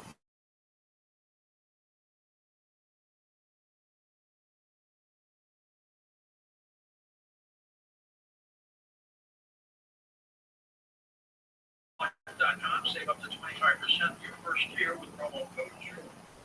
That's promo code George for 25% off at LifeLock.com. Identity theft protection starts here. LifeLock. Financial experts thought we were clear. They were anticipating around 6 rate cuts by the Fed this year, and the inflation data came out higher than expected. Diversify a portion of your savings into gold and virtual. You convert an existing IRA or 401k into a tax-sheltered IRA. Next coast to 98.98.98 to get your free info. Get on gold and talk to a precious metal specialist on how to protect your savings with gold. Next coast 98.98.98 now.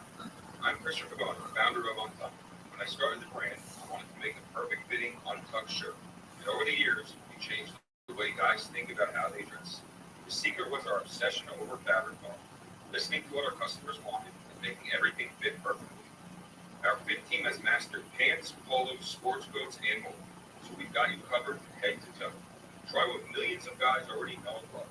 Shop today at untuckit.com or our 80-plus stores worldwide.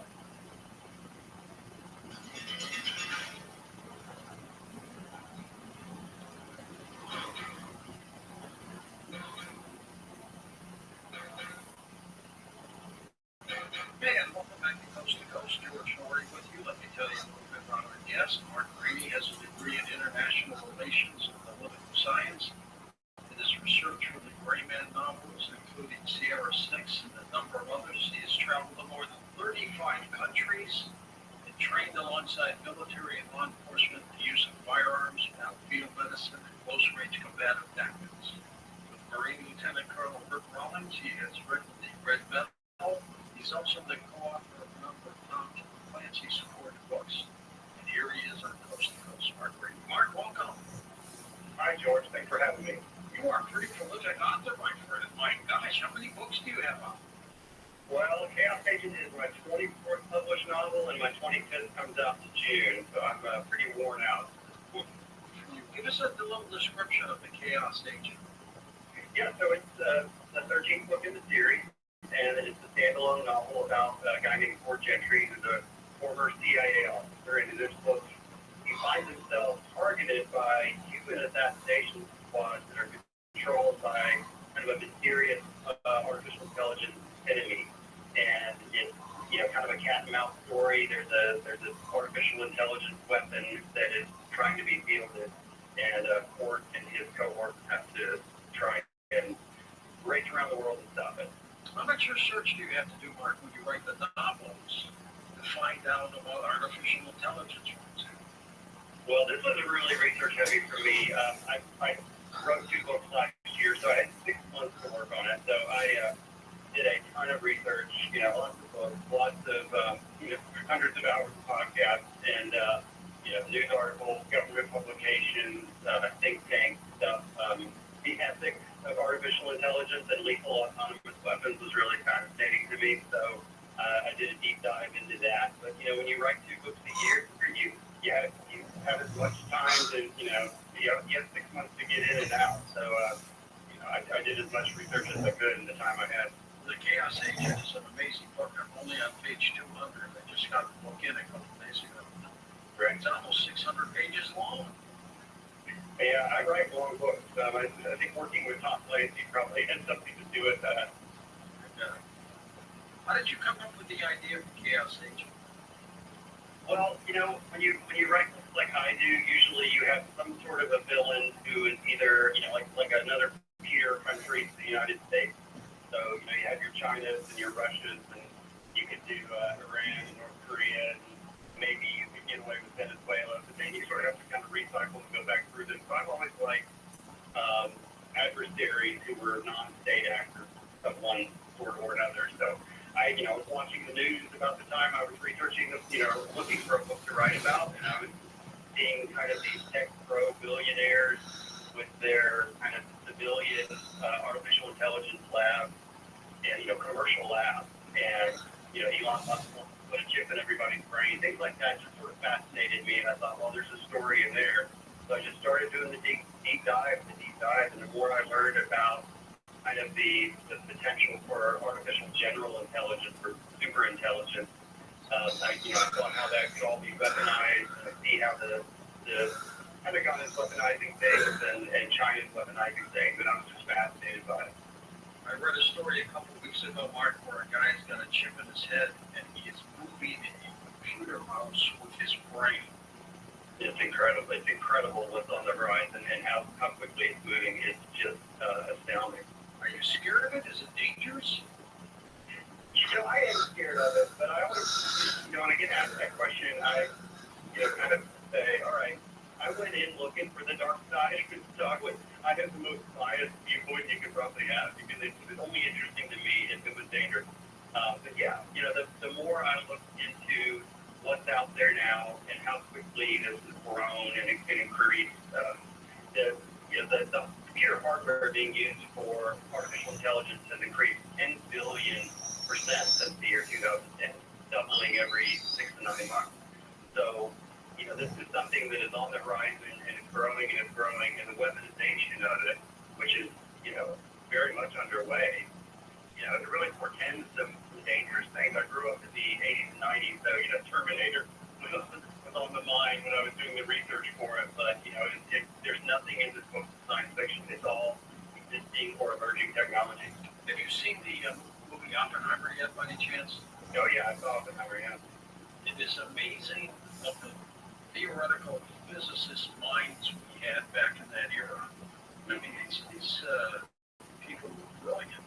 Can you imagine what they would be doing today with artificial intelligence behind them?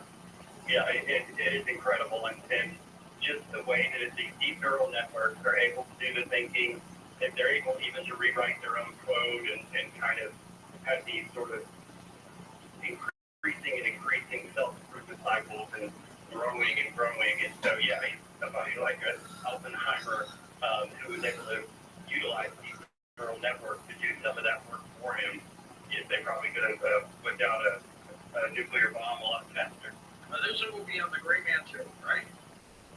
Yeah, so the first Gray Man movie came out in 2022, and starring Ryan Gosling. And the second, they're written the script for a second one. I don't know when that's going to get announced or underway, but yeah, so there's one out there already.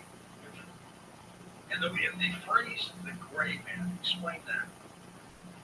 Yeah, so I started hearing that. I was wanted to be a writer, and I knew that I was going to write about intelligence and military and that sort of stuff. So I started going to firearms schools around the country to learn about simple how to shoot. But then you spend time in the team house with these guys that are either in the military or law enforcement or a lot of civilian military contractors at that time. And I heard them talk about the Gray Man a lot. And that essentially is just a common term in that world about someone who's able to sort of move through the landscape without being noticed. So they don't wear the obvious clothing. They don't have the obvious, haircuts or looks. They don't, their trade craft that they employ allows them to slip in and out a lot more quietly. So I heard that term a lot, and I was already had an idea for a book, and then I said, well, I'm going to really lean into the Gray Man concept for my character. And I've noticed that with the Gray Man and the research, it's all based on facts that are out there. You seem to pick up on them, and then you research them, and it's another novel. Yeah, that's really what I enjoy. I mean, my favorite part of the entire writing process is learning stuff. I'm just a super curious guy, and this book was, as I said, it was very sort of research heavy. But the deeper I got into it, the more I wanted to know, and the more fascinated I was by it. And I just kind of love this stuff. So I like to take what's really out there in the world. I wish I could write fantasy. They probably make more money than fantasy authors, but I'm very sort of rooted into what's going on in the real world and the news and history and building that. Those of you who love websites, Mark's website is linked up at coasttocoastan.com. He spells his last name Grean. And we're talking about his latest novel. It's book number 13 in his series, The Chaos Agent, Gray Man. And I love the colors. Red, to write down on. Yeah, I thought that was really beautiful. A big part of the book takes place in Cuba. So I think the art department, the art department where the book is, and there's a little bit about it, and they come back with, they make their magic come back. Is that part of Havana on the cover? Yes, that's Havana, yeah. What days we have in those days? Were you around for the Cuban Missile Crisis, Mark? No, I was not. My dad went to Cuba, before, in the 50s. I got pictures of it there. It's pretty cool. Tell us more about the superstar Court. Well, so Court is a former CIA paramilitary operations officer that is in a group called Special Activities Division. And, we're 13 books into the season, so he has a lot of different roles over the series. He had different relationships with the agency. The first few books, the agency was trying to kill him, and then he began working with them sort of on a contract basis. And in this book, he's not working with the agency. He's simply trying to lay low and off the grid in Central America. And he's with this woman who he is in love with. She's a Russian and a former SBR, which is their foreign intelligence service, a former officer with them, and she herself is under threat. So there's a lot of entities after Court, including the CIA to some degree, and there's a lot of people after Zoya as well. So the book sort of opens up with them trying to stay out of trouble. But as you said, it's a 600-page book, so I couldn't get very far with that. So that they very quickly come under threat, and that starts this big cat and mouse chase. Mark, we're going to take a short break and come back and chat more about your incredible work at the Chaos Station. We're going to put up the phone lines next hour and give you an opportunity to chat with Mark Brady as well. I'll tell you where you can get this when we come back on Coast to Coast. The Coast website is now streamlined for mobile devices. Great news if you're a Coast insider or simply want to enjoy our website on your phone. Visit coasttocoastam.com on your iPhone or Android browser.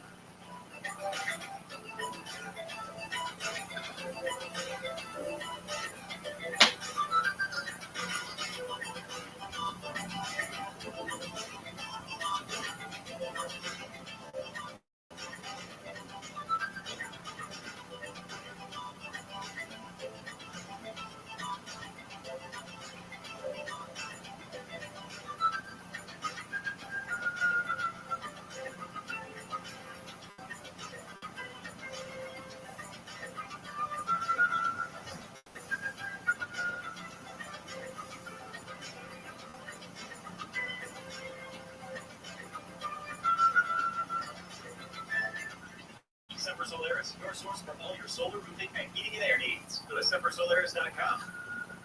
Join us March 11th for our 2024 iHeart Podcast Award, presented by The Hartford, live at South by Southwest. We'll honor the very best in podcasting from the past year and celebrate the most innovative talent and creators in the industry. Watch Monday, March 11th, starting at 9 p.m. Eastern, 6 Pacific on iHeartRadio's YouTube channel. Presented by The Hartford Small Business Insurance. Learn more or start a quote at thehartford.com/small business. With insurance designed for your small business, the Bucks got your back.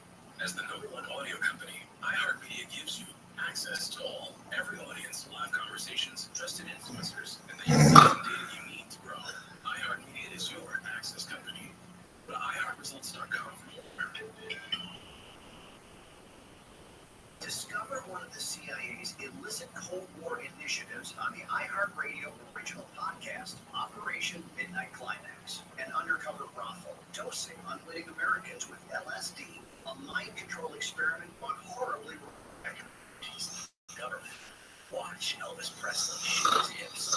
The same government was running a brothel in broad daylight. Listen to Operation Midnight Climax on the iHeartRadio app or wherever you get your podcasts. iHeartRadio Did You Know? Presented by iHeartRadio.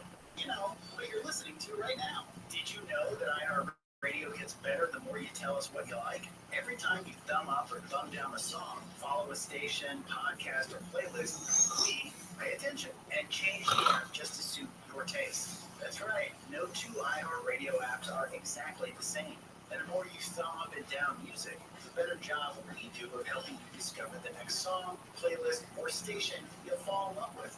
Follow those podcasts you listen to the most, we'll notice, and we'll make sure to recommend new binge-worthy podcast just right for you. iHeartRadio is built to get better and better the better we get to know you.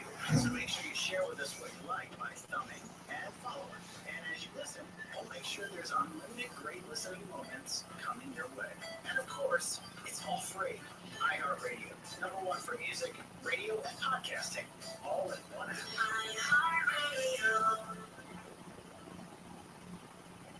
The free iHeartRadio app is #1 for music, radio, and podcasts all in one. Discover a new podcast from our library of hundreds of thousands of titles. Here's an iHeartRadio podcast preview.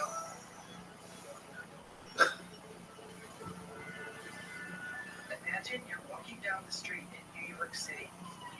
As you walk, you start to notice these posters. There's a picture of a drawing of a home and a number. It's an apology. You step into the phone booth and dial. Apology is not associated with the police or any other organization, but as an advisor, you can tell people what you've done and how you feel better. Don't proceed as you want. Thank you. What would you apologize for? I'm a transit cop. I'm one of the windows in the door from my train.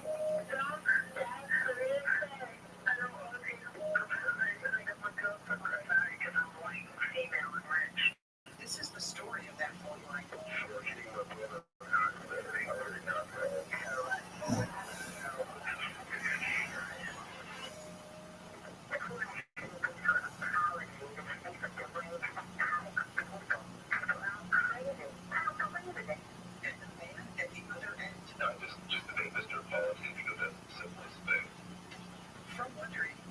Of the shrink next door and Jacked comes the apology line. Basically, what I'm running amounts to a anonymous public confessional. What happens when you listen to the world's confessions over and over and over?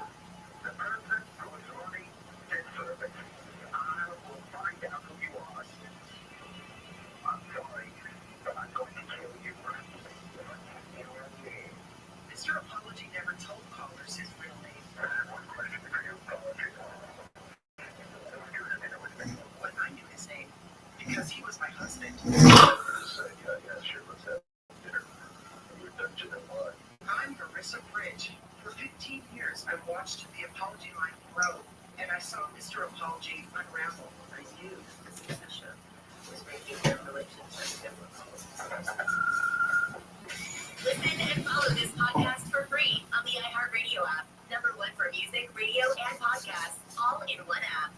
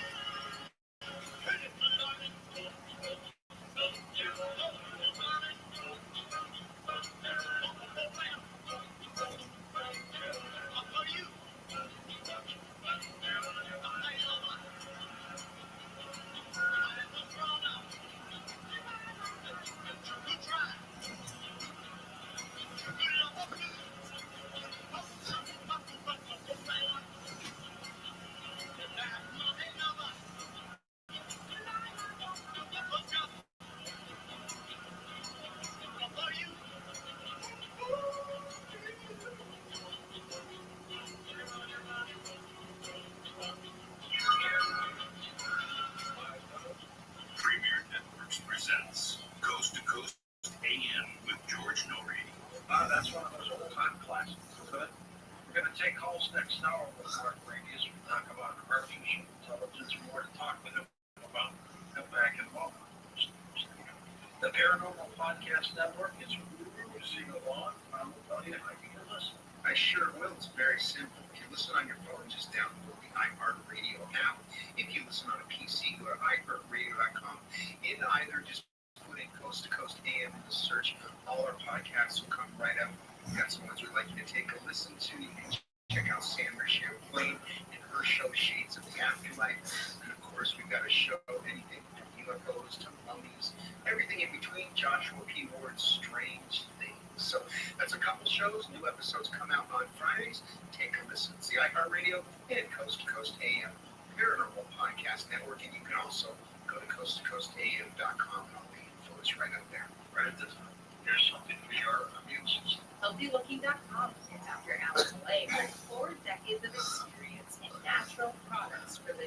exclusive stem cell wellness kit that works with your body's stem cells to assist your immune system. Here's Dr. Blaine with more. Whether it's physical activity, obesity, diet, smoking, low on hormones, stress, sleep disorders, or your age, can be supported by reducing inflammation and aiding the body to heal itself appropriately. A stem cell is a cell waiting to be told what it needs to be. If there is inflammation, that inflammation needs to be stopped. High blood pressure, high cholesterol, kidney disease, various types of cancer, depression, autoimmune disorders, osteoporosis, even fatty liver are chronic signs of inflammation and can be aided by supporting the body's ability to protect those cells that it needs. And that is the purpose of ImmuStem and Adaptostem together, supporting the body to be healthy. Dr. Millay, how will I feel after taking Adaptostem and ImmuStem? ImmuStem is going to have an immediate effect. But I tell you, your immune system is starting to function better after 24 hours. You put Adaptostem along with it, and most feel it for 30 minutes. Order now at healthylooking.com. The stem cell wellness kit from Dr. Millay protects your body's stem cells and will make you feel better faster. The stem cell wellness kit with Adaptostem and ImmuStem and your free gift Relaxol is only available at healthylooking.com or toll free at 800-563-3980. That's 800-563-3980. Don't forget to enter promo code George for free shipping. George's stem cell wellness kit at healthylooking.com. That's healthylooking.com.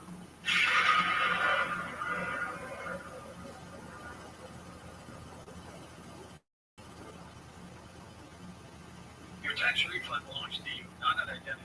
You've over $6 billion in tax refunds were flagged by the IRS for possible identity theft in 2023. And if you're in a bind this tax season, LifeLock can help.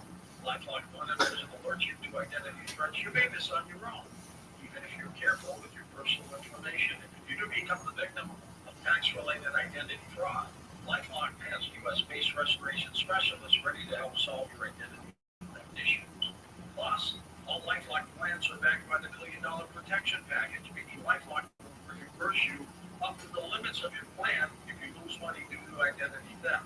Let LifeLock help protect your financial information, so all you have to do to worry about is what to do with your tax refund. Go to LifeLock.com, save up to 25% your first year with promo code George. That's promo code George for 25% off at LifeLock.com. Identity theft protection starts here. LifeLock.com. Real people, real stories.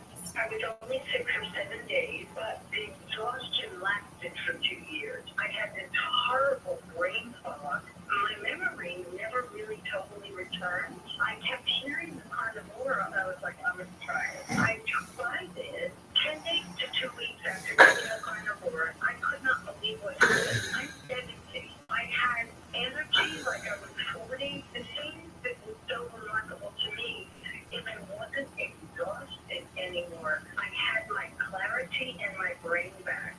I mean, do you know how much it means to be able to think again? I was really happy about that. It's like, I kept telling everyone I have a brain dead.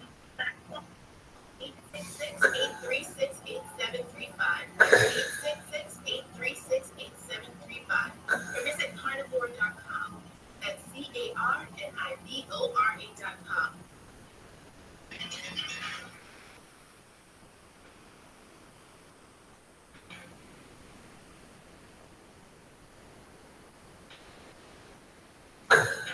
And welcome back to Coast to Coast. With Mark Grady. Mark, what did you learn about artificial intelligence that you did not know as you were researching the Chaos Agent? Well, gosh, there was a lot.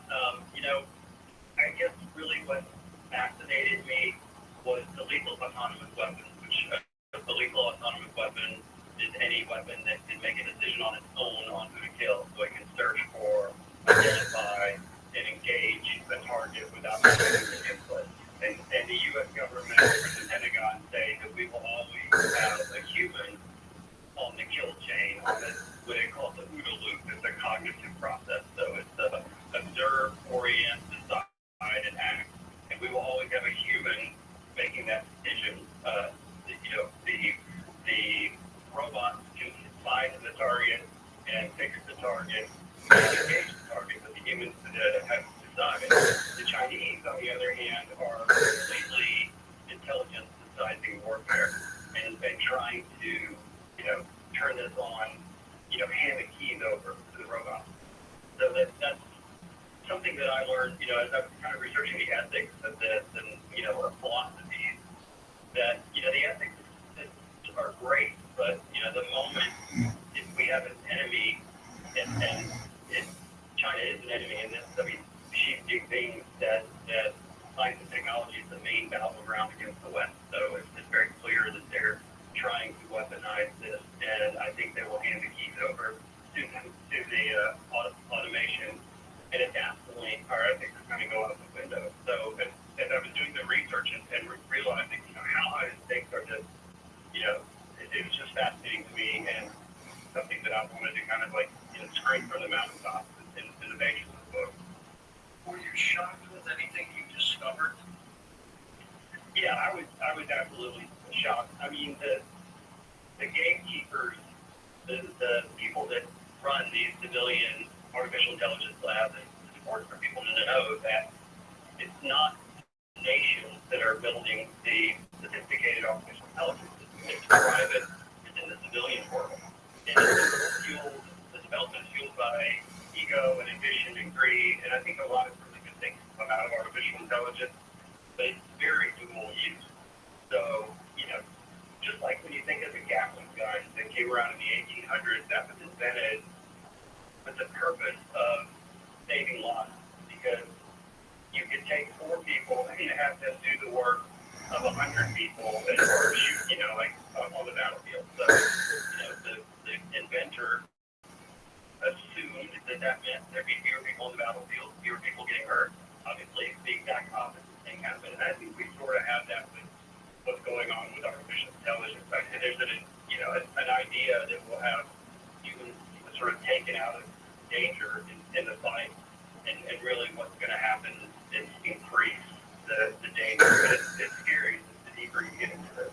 Would you consider Alexa artificial intelligence? Yeah, absolutely it is. I mean, artificial intelligence is either analytical or predictive or operational, or it can be kind of a generative, but then it could just be an automated thing. So Alexa uses artificial intelligence, so it's just one version of it. You can, there's a lot of discussion about what is artificial intelligence and what isn't. You can even say a landmine is a very old and very crude form of artificial intelligence. It makes a decision on how it, if something weighs a certain amount, it goes off. But, something like an Alexa, which is just hoovering in data from everybody in the world, definitely part of the artificial intelligence chain. I'm amazed at its speed and what it does. It's remarkable.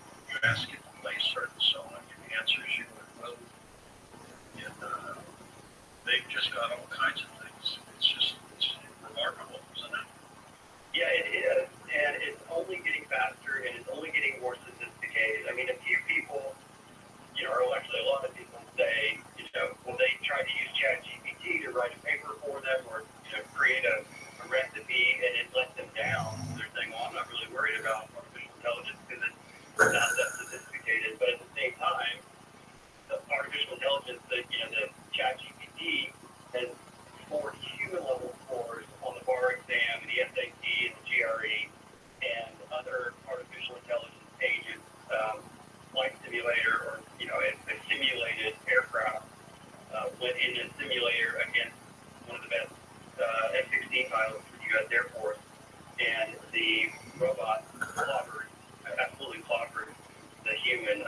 15-0 for the human never got a single shot off, because the intelligent agent doesn't care about getting home safely to the wife and kids, and it doesn't care about G-forces. It only cares about the G-forces that the aircraft can tolerate, not what physical body can tolerate. So, it's pretty impressive. The initial artificial intelligence on subsystems and computers were like the computer games. You remember when you could play against a little computer 15, 20 years ago? Yeah, absolutely. And the artificial intelligence was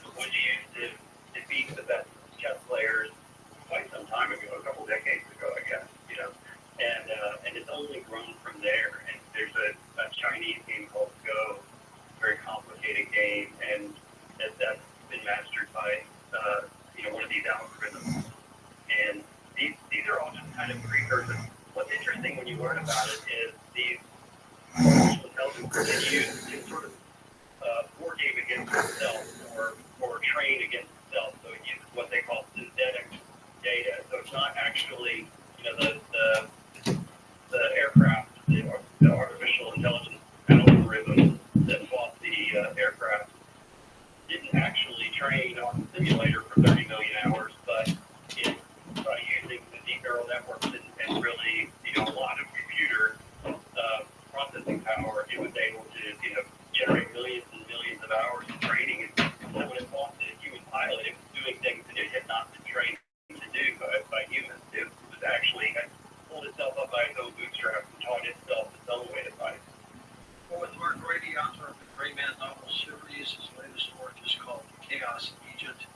There is an overview of negative effects of artificial intelligence technology that you portray. Why do you do that? Again, I started by looking for a villain for a spy novel.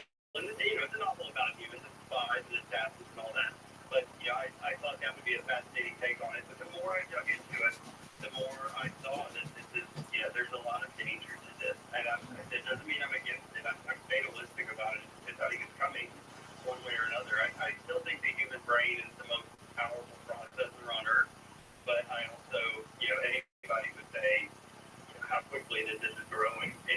And the gatekeepers are scared about what's behind the gate. Sam Altman of OpenAI went before Congress and said, we're a little bit scared about how quickly this is going and how, much this is exploding. So I kind of think that they're worried as far as that goes. What amazes me, Mark, is how we can make artificial intelligence function with chips, computer chips, and technical things like that. I mean, that fascinates me. Yeah, and in the time I researched, I got into deep neural network, which is the machine learning, the way that this all happens. And, I stuck my nose in there, and I was like, wow, that's complicated. But, it's just basically artificial neurons. It's sort of like a humanoid or mammalian type pattern of the brain, but they use artificial neurons. So it's basically passing signals between different levels of the network. And the deep neural network, it kind of adjusts the strength of the connections, the electrical connections. That's how it sort of learns and teaches itself. And a lot of times they get things wrong.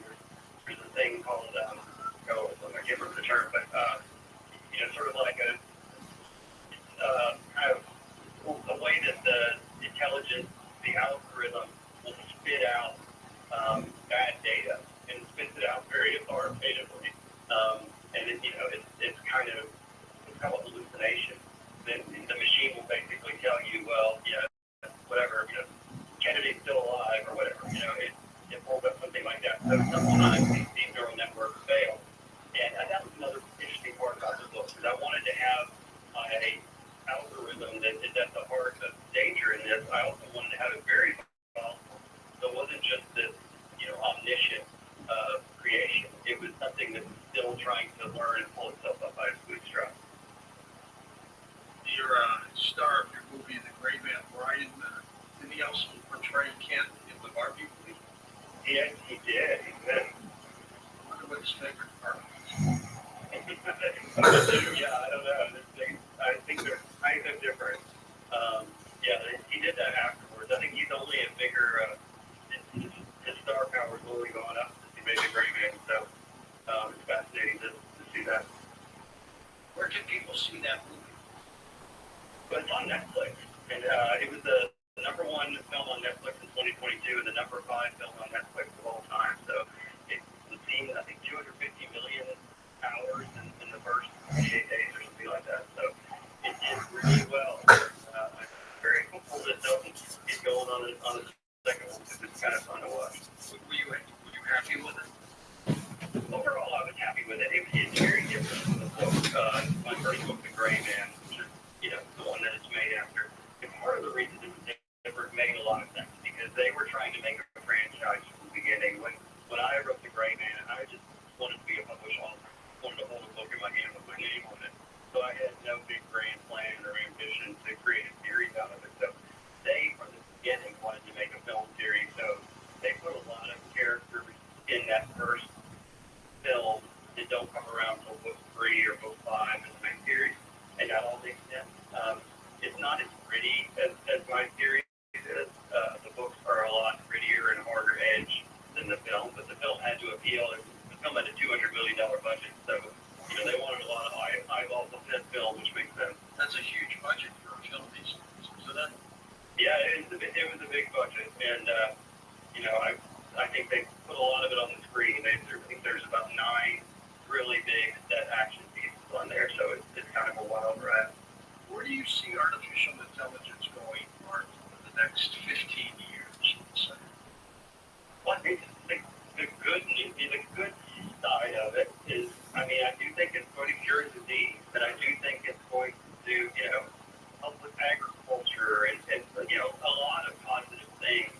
My concern, though, is, this singularity, which is, this moment where you have artificial general super intelligence and, the ability to rewrite its code to where, if you have one of these algorithms that is hooked to any sort of a weapon, they say everything electrified to be cognitized. So the weapon platform almost doesn't matter. They can put artificial intelligence on any weapon platform, from a gun in the field or a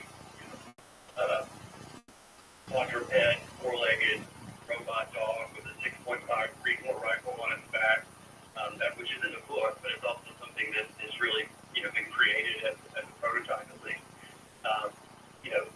That is that moment where you have the artificial general super intelligence and it's weaponized. I do think it's going to be a very dangerous time for the world, and different countries have different philosophies on it. But again, if one country hands the keys over to the AGSI, then I think we're in some trouble. What is the counter-argument? Be able to augment and stop? Well, the way to stop it, like the one positive thing that I see out there is none of the most advanced chips that are used to make the really high-level algorithms, none of them are made in China. 90% of them are made in Taiwan, which is scary, which could become China. Yeah, exactly. It's 100 miles off the coast of China, and China doesn't need any more reasons. They seem to think they have plenty of reasons to take Taiwan back, but this is yet another one. But as of now, the chips aren't made in China, and there have been regulations put in around the world to kind of keep not only the chips, but the chip-making technology, which is another really important part of it. The chip-making technology is only made in the Netherlands and in the U.S. and Japan. So, even if they took Taiwan, the chip-making technology is something that is very, very, very difficult to replicate. And yes, the Chinese are trying, but I think that is the counter. The only other counter to AI is AI, I think. So hopefully we can keep it from getting to that critical mass where it endangers people. How did the chip manufacturing end up in Taiwan? I don't really know how that happened. It's basically, to some degree, I do. The algorithms work best with these graphics processing units, these GPU chips. So it's a specific type of chips made in specific companies, and the most sophisticated ones are in Taiwan. So, it's not just any computer chip. This has to be very, very, much more sophisticated than what's normal. So, for one reason or another, Taiwan's where these companies were. Mark, can people pick up the Chaos Agent and not have to go from the first series of books to at least follow along? Yeah, absolutely. It's a standalone novel. I consider myself a reader first and a writer second, and I've picked up enough books in my life that are part of the series and thought, what's going on? I don't know who these people are. I guess I have to go read the whole series, and I just put it down. So I've never wanted to do that. So every single book is the same. This book is actually a little unique in that a lot of characters over the 13 book series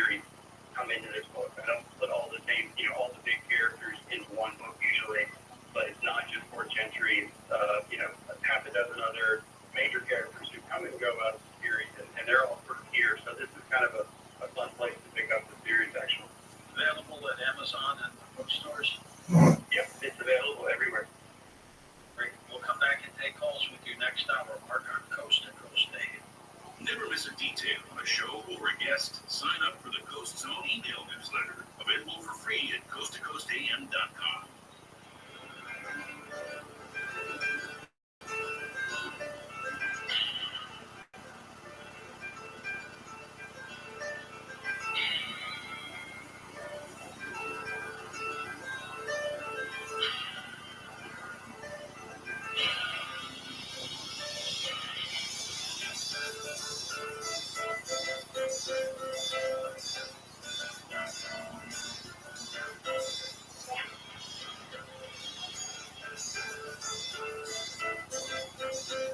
Join us March 11th for our 2024 iHeart Podcast Awards, presented by The Hartford, live at South by Southwest. We'll honor the very best in podcasting from the past year and celebrate the most innovative talent and creators in the industry. Watch Monday, March 11th, starting at 9 p.m. Eastern, 6 Pacific on iHeartRadio's YouTube channel. Presented by the Hartford Small Business Insurance. Learn more or start a quote at thehartford.com/smallbusiness. The insurance designed for your small business. The Bucks got your back. In this week's Marketers Report, Chris Brand, Chief Marketing Officer at Chipotle Mexican Grill, weighs in on the power of audio, specifically audio influencers. Audio has been a key component for us. Our consumer is omnichannel, so we need to be omnichannel. We've used audio to reinforce what we're showing on TV, what we're showing in other digital channels. When your priority is driving reach, boy, everybody seems to listen to the radio. I think using the audio influencers has been a huge component for us. Working with iHeart, we were able to really tease out the audio influencers in key markets that were authentic Chipotle fans. And because it's authentic and because they're seen as trusted friends by the customers and the listeners, it's really been an effective strategy. As the #1 audio company, iHeartMedia gives marketers access to all, from national to local. Every audience, live conversations, trusted influencers, and the insights and data you need to grow. Not just a media company, iHeartMedia is your access company. If you're a marketer, go to iHeartResults.com. Busy weekends are a breeze with American Express Platinum Card. 8 a.m., wait to board plane in the Centurion Lounge. 2 p.m., grab seats for the game. 6 p.m., book an exclusive reservation with Resi Global Dining Access. Because the American Express Platinum Card offers access to the Centurion Lounge, must-see live events, and exclusive reservations at renowned restaurants. That's the powerful backing of American Express. See how to elevate your experiences at americanexpress.com/look@next. Terms apply. A massive data leak being called the mother of all breaches has been announced. Billions upon billions of records with sensitive data from previous breaches, newly stolen data, and privately sold databases have been exposed. Cybercriminals can use this information to commit identity theft. Help protect yourself and join the millions who trust LifeLock. LifeLock detects identity threats and alerts you if your information is being used. If you become a victim, LifeLock will work to fix it. Save up to 25% your first year with promo code NEWS at lifelock.com. With the Lucky Land Slots, you can get lucky just about anywhere. This is your captain speaking. We've got clear runway and the weather's fine, but we're just going to surf up here a while and get a little. No. It's just these cash prizes have wheels to get it back. You're returning to right then. Start getting lucky. Play for free at LuckyLandSlots.com. Are you unlucky? No purchase necessary. Void where prohibited by law. 18+ terms and conditions apply. See website for details. Attention parents. Is your child struggling with reading? Watch their confidence soar as they jump a whole grade level in just 30 days with Hooked on Phonics. It's simple and fun for kids. You teach lessons with catchy songs and games. Keep them hooked. It's easy for you. No teaching experience needed. Just 15 minutes a day. Guaranteed results. See at least one grade level improvement or your money back. Get your first month for just $1 and free access to Hooked on Math and Hooked on Spelling apps. Visit hookedonphonics.com now. That's hookedonphonics.com. Wake up not knowing what you want? Well, now you can have a little of everything. Wendy's new breakfast tube for $3 biggie bundles. You can mix and match your very own pairing of your delicious morning favorites. Choose from a sausage biscuit, egg or cheese biscuit, small seasoned potatoes, or medium hot coffee. Get it the way you want it with Wendy's breakfast tube for $3 biggie bundles today. Choose wisely, choose Wendy's. Limited time only during breakfast hours. U.S. price and participation may vary, not valid in a combo, single item at regular price. In this week's Marketers Report, Raja Manar, Chief Marketing and Communications Officer of MasterCard, talks about measurement. Measuring the Sonic and Sonic branding and Sonic initiatives across the board. The principles of measurement are the same, but the parameters that you measure are different. We measure, and what we find is our investment is paying for itself in Google's. We have been partnering with iHeart across multiple platforms, both for brand enhancement as well as for performance marketing. I think it can conclude of the message and the recall of the brand are much higher. Also, it has been very beneficial for us to integrate some of our campaigns into the native content of iHeart. It has been a very nice partnership and it continues to be very strong into the future. As the number one audio company, iHeartMedia gives marketers access to the audiences and trusted influencers and data you need to grow. If you're a marketer, go to iHeartResults.com. Over $6 billion in tax refunds were flagged by the IRS for possible identity theft in 2023. If you're buying this tax season, LifeLock can help. Their U.S.-based restoration specialists are dedicated to helping solve identity theft issues, and all plans are backed by the $1 billion protection package, which means if you lose money because of identity theft, LifeLock will reimburse you the limits of your plan. Go to LifeLock.com and save up to 25% your first year with promo code PLAY. Attorney Joe Cordell. Business owners and professionals face special challenges in divorce court.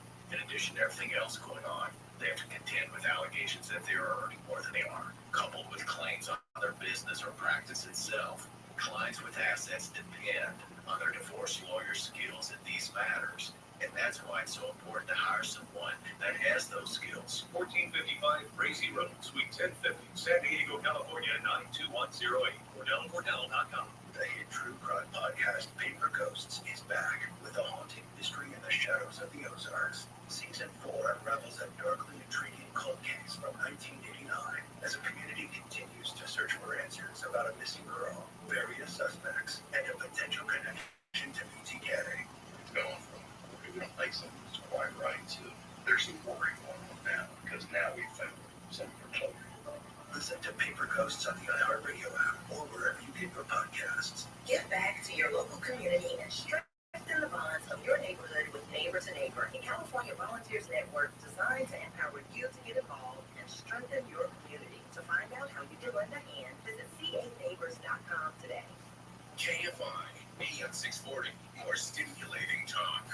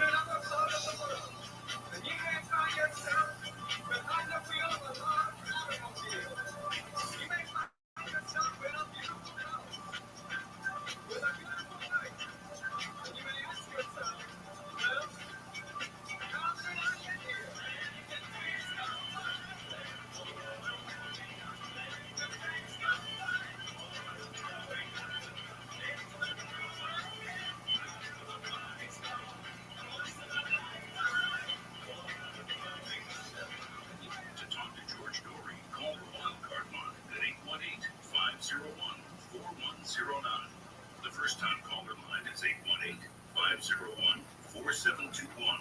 To talk toll free from east of the Rockies, call 800-825-5033. From west of the Rockies, toll free, call 800-618-8255. To reach George via Skype, use Skype name George97313.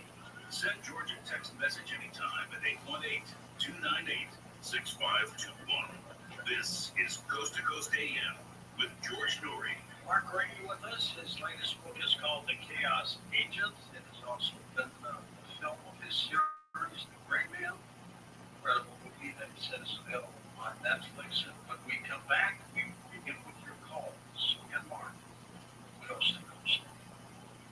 C-Grade CC Pocket Radio is one of the most popular pocket radios out there in the market today. It has unbeatable AM and FM reception with crisp, clear audio for its small size.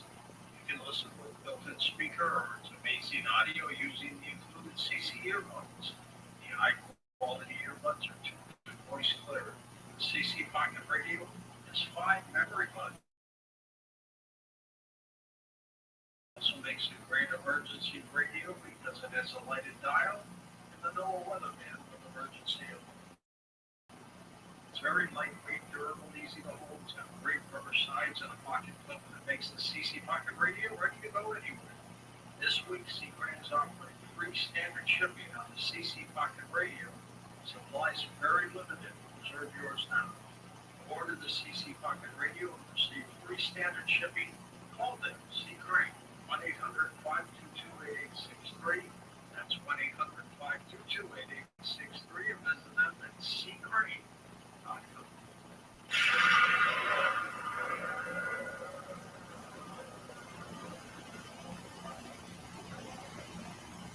Having repairs done in your apartment should never come with strings attached, like being harassed and constantly pressured for sexual favors. My leaky faucet turned into the maintenance man asking, when are we going to get to know each other better? I needed my air conditioner fixed, but my building manager repeatedly kept coming into my apartment unannounced and without permission. My landlord told me my rent would be free if I gave him something in exchange.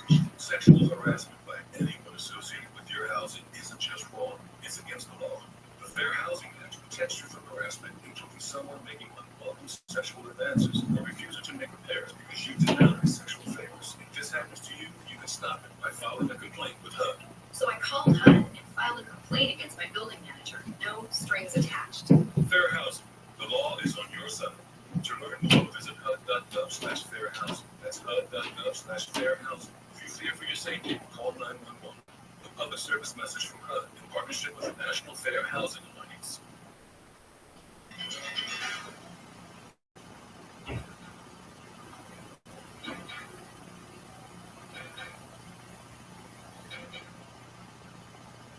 And welcome back to Coast to Coast. Your story back with Mark Brady. His book is called The Chaos Agent. What's your next project, Mark? Well, I've got a book coming out in June called Sentinel, which is part of another series. I am just now starting to work on the 14th Rayman novel, which will come out next February. You've got the star of the court. He's in all of these books. Yeah, Ford is in all of the Gray Man books. I have another series called the Josh Duffy series, and so Sentinel is the second book in that series. Still there? So, you there on the cell phone? Make one film, but so that's my other series, and all 13 Gray Man books feature Ford Jenny. Mark, let's move you over to the cell phone, right? You there? Hello, Mark. Mark? Yeah, sorry. After you shut the cell phone, Zoom exploded on the sound here. Yeah. All right, sorry about that. Ready for some calls? Sure. Let's go to Mike in Denver, Colorado. Welcome to the program. Go ahead, Mike. George, thank you so much for taking my call. And Mark, I have to tell you, you are a great author, right? Interesting books. And thank you so much for your resourceful information tonight. And what I was going to ask you about is something George kind of brought up earlier regarding the length of your books. And, I was going to ask you kind of more specifically, what is the process for you as an author deciding what all is included in the book and what is kind of left out? And also, what is for you the most challenging part of writing a book like Chaos Agent? Well, I'll start with the most challenging. It's that I've been doing this for a while. And, I kind of joke around with people that, this is my 24th novel. So when I come up with an idea, I come up with 25 ideas to find one that I can use for my book. So that gets tougher. The longer you can go, it's really important for me that I don't ever write the same book twice. I don't ever want to be one of those authors that's been doing it for a while and now they're just kind of rubber stamping and filling it in.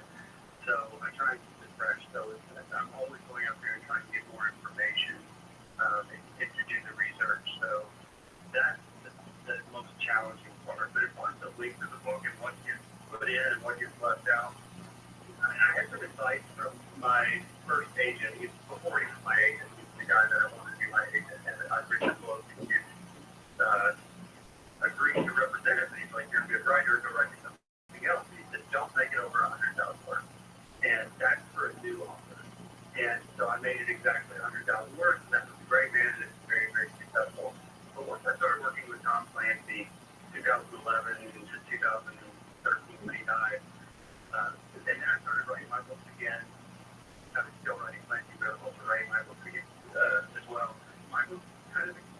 sides because Clancy writes bigger story, more geopolitical, and really it wasn't that he taught me how to write a longer book. It was more that now it's my own series because I had the credibility for working with Clancy. I felt like I could sort of play in that sandbox a little bit and write a bigger, more robust novel. The first 3 Gray Man novels are sort of like Die Hard or something, very short period of time, a whole lot of action, and some character development. There's definitely some heart to them, but at the same time, they're not geopolitical stories. And then after, with 4 and now into 13, I'm going bigger with the stories. And so the day I think it's 170,000 words. And obviously, I didn't take the advice of my agent who said don't make it over 100. But that changes you as you develop a name and you develop kind of a reputation. So that's, the books are as long as they need to be as far as I'm concerned. You've got a dramatic book from Albert Einstein, The Chaos Age, and I'll read it, Mark. It has become appallingly obvious that our technology has exceeded our humanity. I assume he was talking about the atomic bomb. Exactly, yeah. He was talking about nuclear power, but I thought it was a good, I feel like, or everyone feels that artificial intelligence is as big as, the nuclear, or the ultimate accelerant of innovation.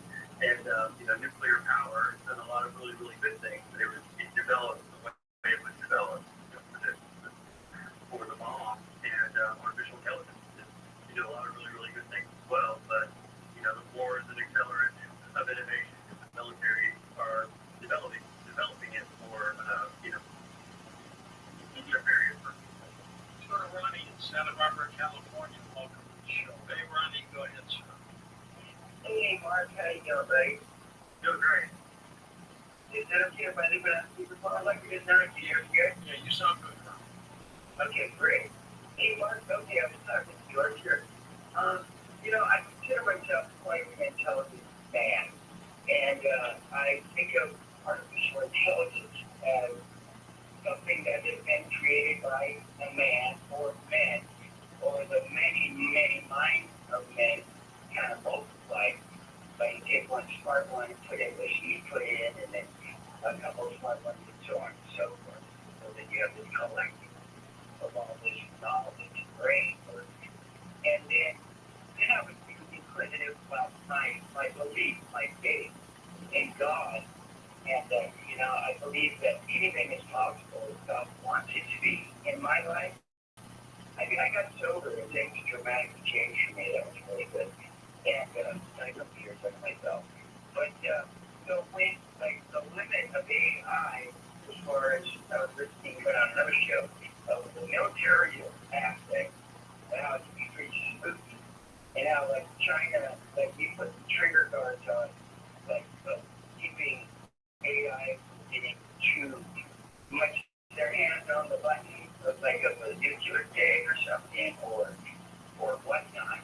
And maybe I'll just kind of stop there for a second and think about what kind of limits do you believe there are on AI getting smarter and smarter and smarter? Is there a gap to that? I don't think there's a gap to it, Mark.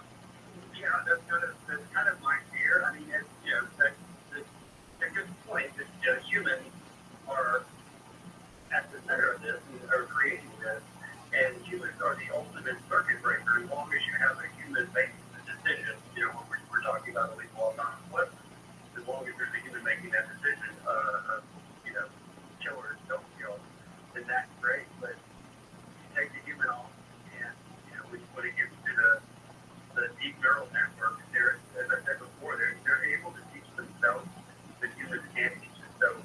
Yeah, we've got some of the best brains in the world keeping these things off, starting them, and developing them to a degree, and then letting them sort of train against themselves and teach themselves.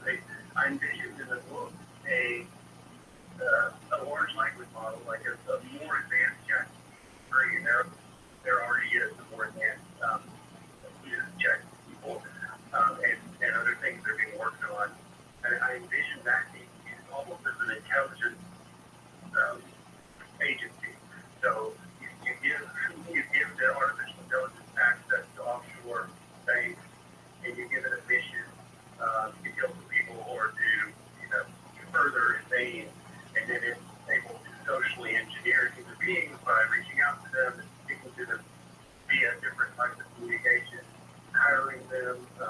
coercing them, tricking them, things like that. And I really envision things like that happening. And I think, there's dangers of it. As far as the limits of it, I really don't know. Mark, where are the boundaries with India and Pakistan with artificial intelligence? They're not. I mean, India and Pakistan, well, especially India, is definitely working on it. But, I mean, it's not as sophisticated as it is in China or the United States. That's really the two major players. But you do have to worry about non-state actors or other state actors because a lot of this dual use stuff is either commercially available or going to be commercially available. You can basically rent a deep neural network to run programs for you. And different scientists have done tests where they've given an algorithm a mission to create a novel toxin to use in a chemical weapon, and the algorithm is able to create different toxins that we haven't even created yet, using in chemical weapons, things like that. So, there's a danger that countries like, Asia very specific use that sort of genre, but also terrorist organizations or, other types of bad actors, criminals, and whatnot. It's the first time caller Tara in New York. Welcome to the show. Hi, Tara. Hello, how are you? Great to have you with us. Go ahead. Well, I've been listening, and I'm wondering, what if AI goes rogue and it opens the gate to hell all our nuclear sites? Is there a kill switch to shut it down? It's a real possibility. But if it goes wrong, Well, that's my fear as well. Specifically nuclear. I mean, as it is now, there's different types of artificial intelligence weapons and lethal autonomous weapons that are being used by the military and developed by the military. Not really, just turned on and handed the keys over to them yet. But if it gets to where, Russia or China or America's nuclear weapons are sort of linked to an algorithm that can make these decisions, even if you give it all the parameters in the world, again, I'll go back to these things do rewrite their own code. And it's not just the concern would be, I think it was in 1983, there was almost a nuclear launch from Russia because they misinterpreted something. In the United States, they thought we were launching. Yeah, they thought we launched like 5 nukes, and there was one man who it was his job to let Moscow know so that they could retaliate. And he thought for a second, he's like, why would they just launch 5? And he made the call. He didn't make the call that he could have made, and it turned out that it was just a mistake.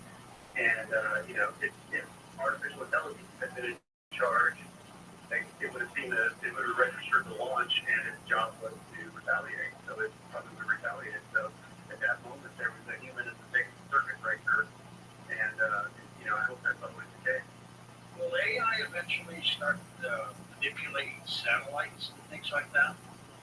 That I don't really know. I mean, again, everything electrified can be cognized, and that's kind of my philosophy of writing the book once I've said that.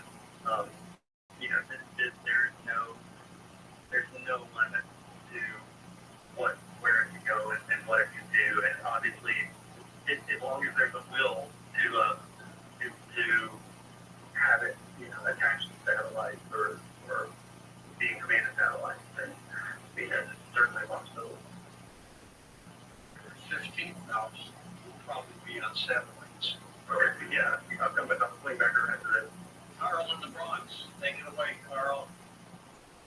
George, thank you for taking my call and I want to tell you that I was a programmer back in the 70s in some of the largest corporations.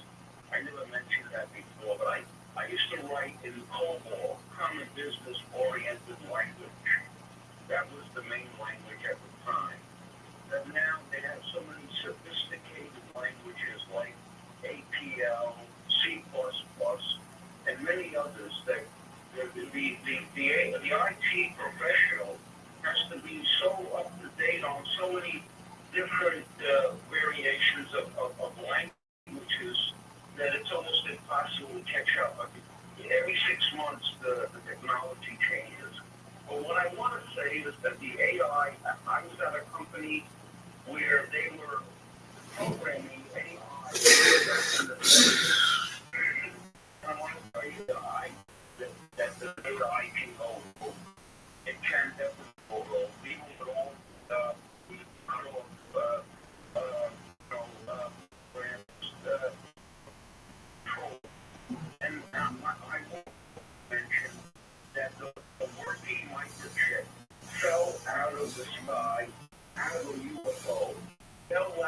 never discovered the working microchip came out of the sky, fell to Earth, a crash UFO. That's how it was recovered, the working microchip.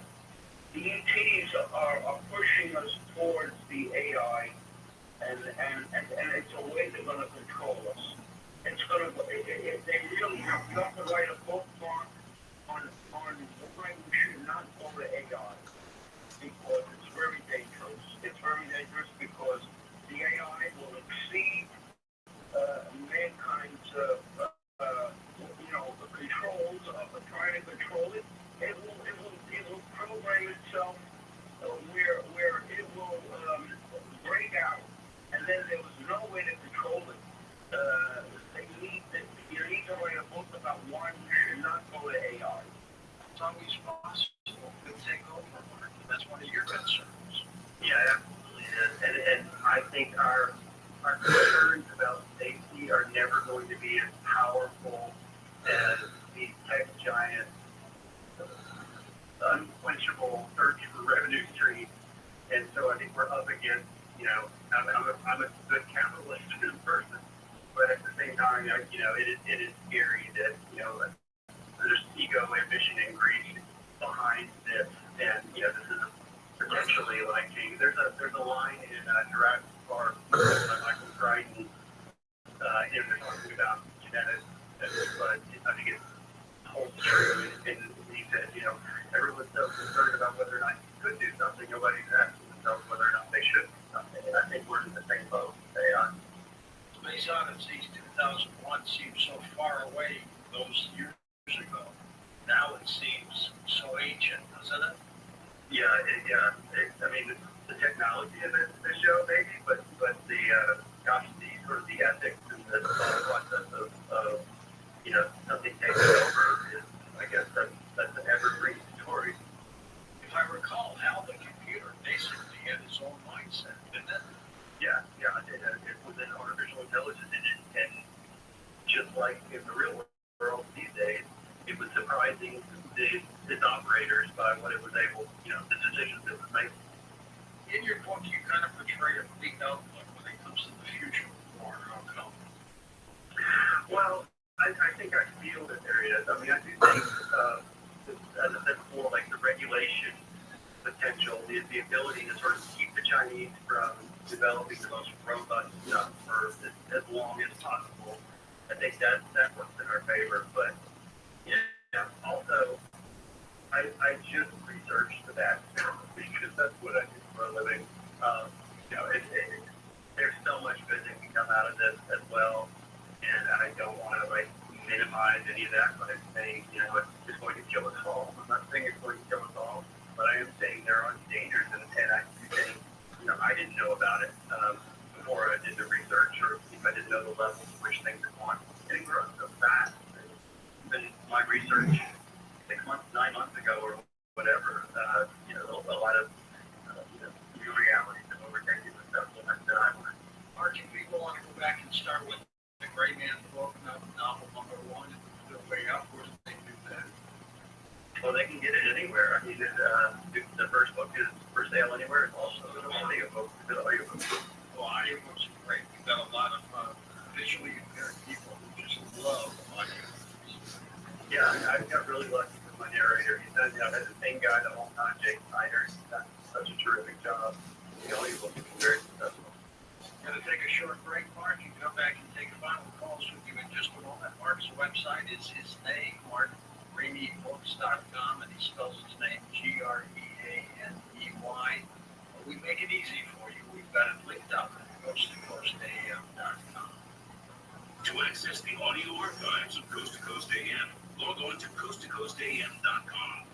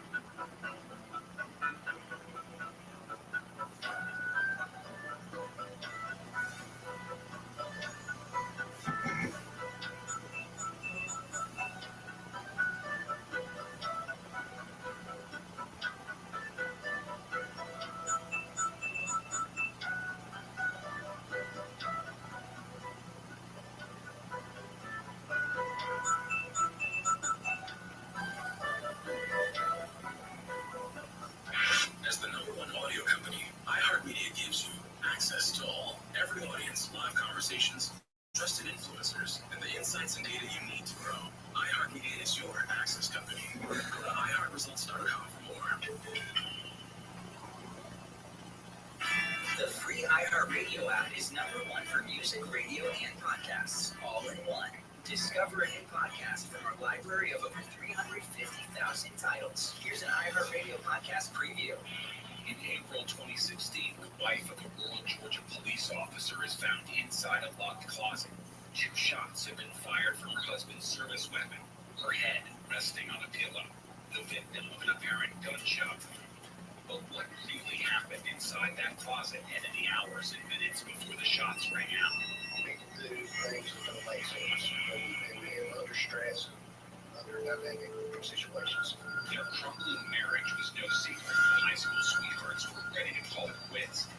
Plus, Jessica Boyne at the point of no return. Nothing said that she was suicidal. In my mind, I knew she was upset and dealing with maybe some might lead to depression. But who would? Your husband's cheating on you. That would hurt anybody. What about the gunshots heard hours before her husband reported hearing shots? I just laid down when that first shot went off. Plus, it was like someone gunshot. What about the physical evidence? Her hands were pristine clean. There was no gunshot residue found on her. The police may say that the investigation is completely exhaustive and it's led to this finding. I disagree with that, and many others do as well. I really believe that it just is what we have. The Officer's Wife, a new podcast from Vault Studios. Listen and follow this podcast for free on the iHeartRadio app. #1 for music, radio, and podcasts, all in one. All the good stuff. Yeah. Camps keeps you on top of pop culture. ABC is making an early bandwagon by ordering a 4th season of its Emmy-winning sitcom Abbott Elementary. The show, which returned for its 3rd season on February 7th, has been a solid performer for the network since its 2021 debut. Created by Quentin Brunson, who also won an Emmy for her lead performance.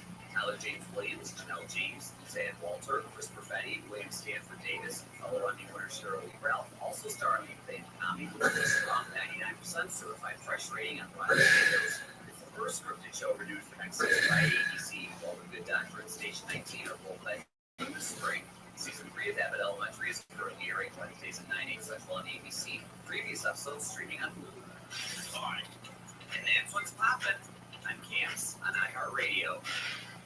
European regulators are hitting Apple with a huge fine over its music streaming service, Rory O'Neill reports. The fine is worth nearly $2 billion. The European Commission says Apple abused its position as a top distributor of music streaming apps. A 5-year investigation found Apple would impose restrictions on app developers, preventing them from informing iPhone and iPad users of alternative music subscription services outside of the App Store. The fine comes as the EU increases scrutiny of big tech firms. Waymo has won approval to expand its robo-taxi service. The autonomous vehicle maker can now add its fleet in San Francisco and Los Angeles. The approval from the California Public Utilities Commission comes despite the concerns of critics about safety.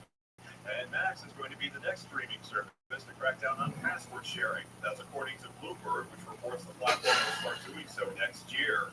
Tech Report, Matt Mattinson, NBC News Radio.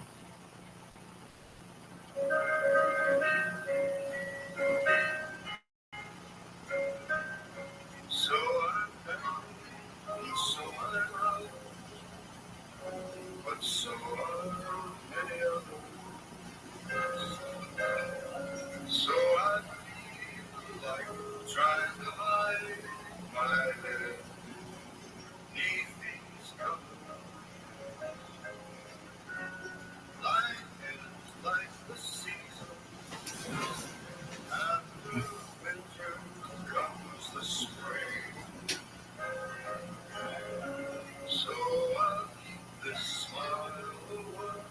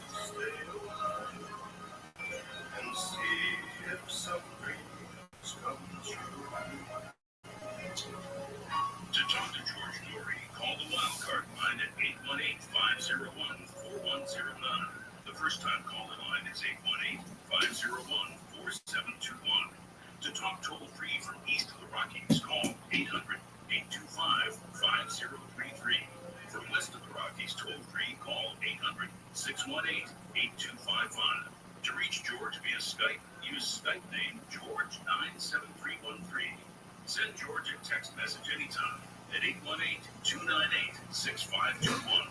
From the City of Angels, this is Coast to Coast AM with George Norrie. We'll be back in a moment with Mark Brady as we continue chatting about the chaos agent, artificial intelligence. Next hour, Steve Stockton joins us. We will talk about the strange mysteries and unusual things. Coast, get ready for that. Have you signed up yet to become a Coast Insider? It's a great deal at 15 cents a day. I'm a Coast Insider because now I have 24/7 access to the best show ever, Coast to Coast AM. Hi, it's Teresa. I love being an insider because the shows I listen to, I always appreciate the diversity of thoughtful insights it brings me on a variety of topics from coast to coast. The show has challenged me to think deeper and to broaden my horizons. So give it a try. A couple ways you sign up. You go to our website, coasttocoastam.com, right at the top it says Insider. Click that, fill out the information, and you're in.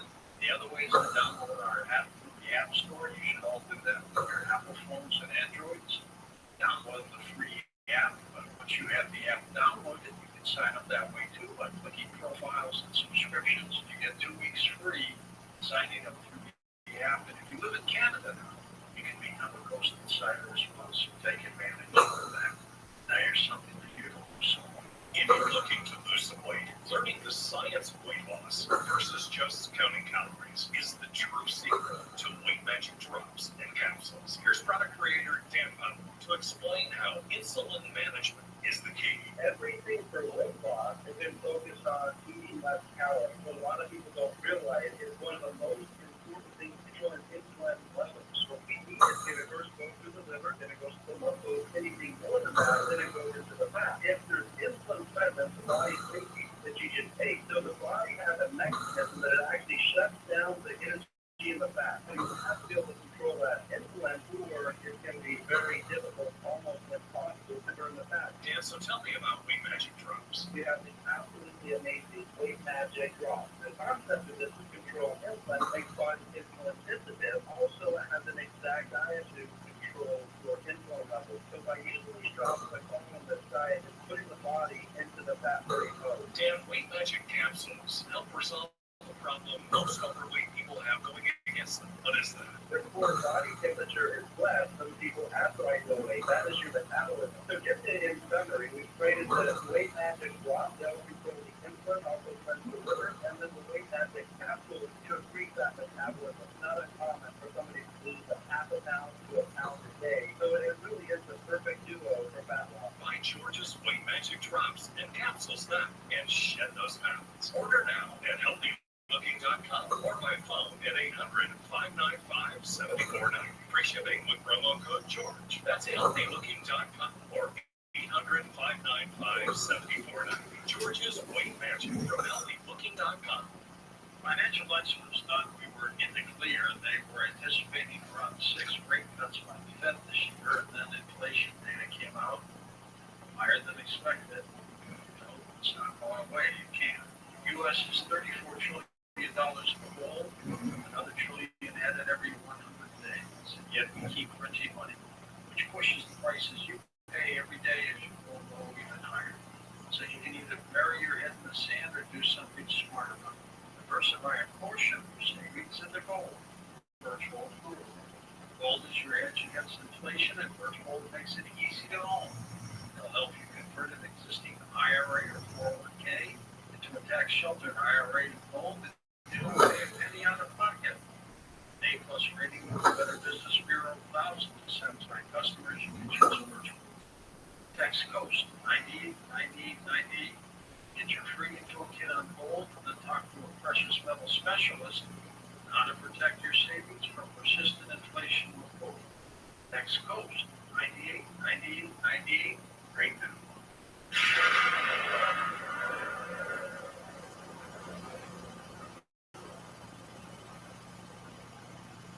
Real people, real stories. I was only 6 or 7 days, but the exhaustion lasted for 2 years. I had this horrible brain fog. My memory never really totally returned. I kept hearing the carnivore. I was like, I'm going to try it. I tried it. 10 days to after taking the carnivore, I could not believe what happened. I'm 70. I had energy like I was 40. The thing that was so remarkable to me is I wasn't exhausted anymore. I had my clarity and my brain back. I mean, do you know how much it means to be able to think again? I was really happy about that. It's like I kept telling everyone I have a brain again. 866-836-8735. That's 866-836-8735. Or visit carnivore.com. That's CARNIVORA.com.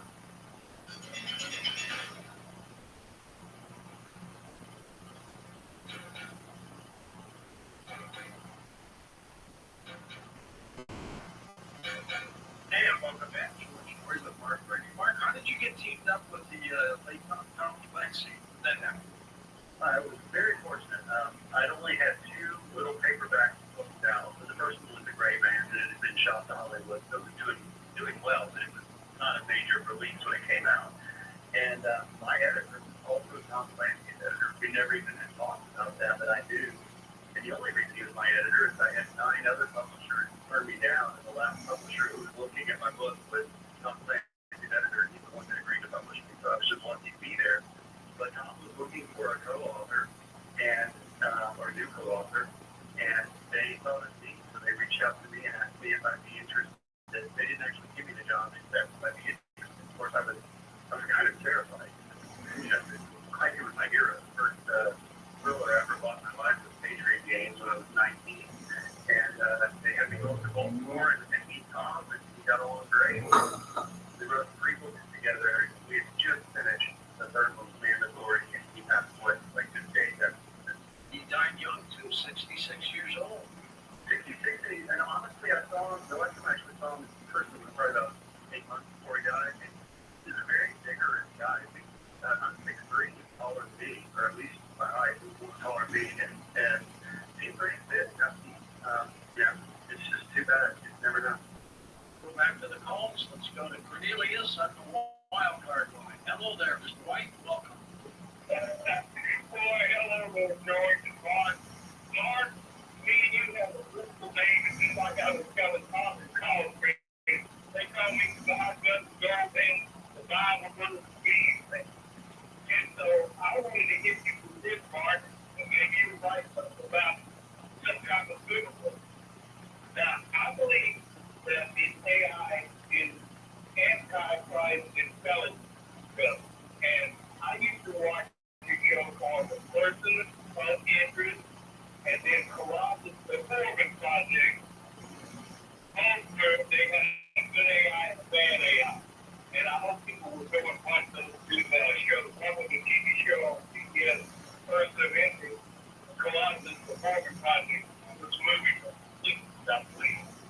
But I was just getting a computer since 79. I was in NSA instead of the program. But I didn't go that far in it. I went into psychology and sociology. I was military police, had a top secret clearance to guard nukes and stuff. So I believe that if we don't, we're not going to stop.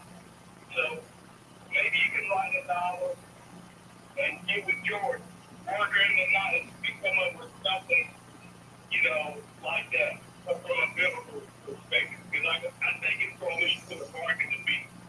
So that's my question. Thank you, George. Ever get involved in biblical prophecy, Mark? No, I haven't, but, when he was saying that, it kind of made me think of something that I discovered in my research. Someone had made this quote that, our problem is we have Paleolithic minds, medieval governments, and godlike technology, and the danger that those 3 things together can cause. So, the biblical stuff really does come to the fore when you're looking at artificial intelligence, because, we're creating something potentially bigger than ourselves, and it's powerful. East of the Rockies, James with us in North Carolina. Welcome, James. Hello, Mark. How you doing, buddy? I'm doing great. Hey, good question. When you went through your pilot training for the F-16 or F-18 or what is it? I flew in the back of the F-18. I did water survival training, but I wasn't a pilot. You were in the pilot. Did you ever take control? Yeah, briefly, yeah. Briefly? How do you feel about that, buddy? I felt I do, I wish I could do it over again and maybe be a little more adventurous. But at the time, I was trying not to break anything. My main obligation to ride the back of that F-18 was not to pull the ejection and cord. So I was kind of looking at that thing, picking up between my knees, going like, I don't put my hands anywhere near there. But they did let me take control, and it was really cool. It's an incredible flying machine, isn't it? Oh my gosh, yeah, it's amazing. We went to Mach 1 and we did gun runs and dealt for some fun stuff. We haven't run of Russia yet, artificial intelligence. How come? They're not really at the forefront of it. They have, when it comes to misinformation and disinformation, they have these huge sort of troll farms that they're known for. And that can all be co-opted by artificial intelligence down the road. So I do think, that the internet is the central nervous system of civilization, and control that, and you're in trouble. And that's one thing Russia's been very, very good at. They're using humans to do it. They haven't automated their troll farm to the misinformation and disinformation front. But it's not going to be that hard for them to do it. The proliferation of the hardware is one thing, that we can sort of maybe control, as I said before, but the actual software, the algorithm, you can't keep those in the United States. You can't keep those in Japan or whatever. That's going to proliferate all over the world. And so, Russia, I think, down the road is going to be dangerous in it, but they're not a big player in the sophisticated algorithms that are coming out now. Got Jim in Sacramento, California. Welcome to the show. Hey, Jimmy, go ahead. Yeah, so I was wondering, and I heard about it quite a while ago, and I actually may have heard it on Coast. But so the military ran an AI simulation with a drone, and the drone had to go out, and basically take out targets, and it had to reach a certain point value to actually complete the mission. Well, it didn't quite get that, and so the operator recalled the drone, and the AI drone simulation, the AI drone actually came back to its operator out, so it could return back into the field and actually accomplish its mission to basically win. Now, have either of you heard that story? Just because that's very telling of where AI can go. I have not heard that. What you heard? I haven't heard that story, but I definitely heard of, how the algorithm sort of, game the system. So, like if it's playing in some sort of simulator or some, game or something like that, go in and kind of hack into the code and make it where it can't lose or things of that nature. All done in simulations. I haven't heard of anything like that. I mean, definitely, I did a lot of research on the drones, the swarms of drones that AI roll together, and you know how powerful and dangerous they can be. But I do know that they've been caught gaming the system or sort of like changing it so that they don't. Can artificial intelligence ever become vindictive? That's the thing about it. People think, is it going to reach human level? It's never really going to be human because it's just different. It thinks differently. So I don't know that it would think vindictively. The thing about artificial intelligence is it's utterly remorseful. There's been AI algorithms, chatbots, things like that that's pretty scary. Let's go to Chris in Ohio. Welcome to the program. Hi, Chris. gentlemen? Okay, hope you are well. Thank you. I have a question regarding the brain operates as a computer system, and we have a microchip that has been able to be hacked. But that's my question. Microchips in the brain interfacing computer basically, that everything's able to be hacked. Is the human brain and body able to be hacked then? Probably. They're concerned about cars that can be hacked while driving. If somebody takes them over on the outside, I would assume you can tap into a computer chip. What do you think, Mark? Well, I think you could. I don't know what capability that would give you. I mean, it would definitely give you whatever capability that the computer chip was, operating in the human. So yeah, it would absolutely be the case.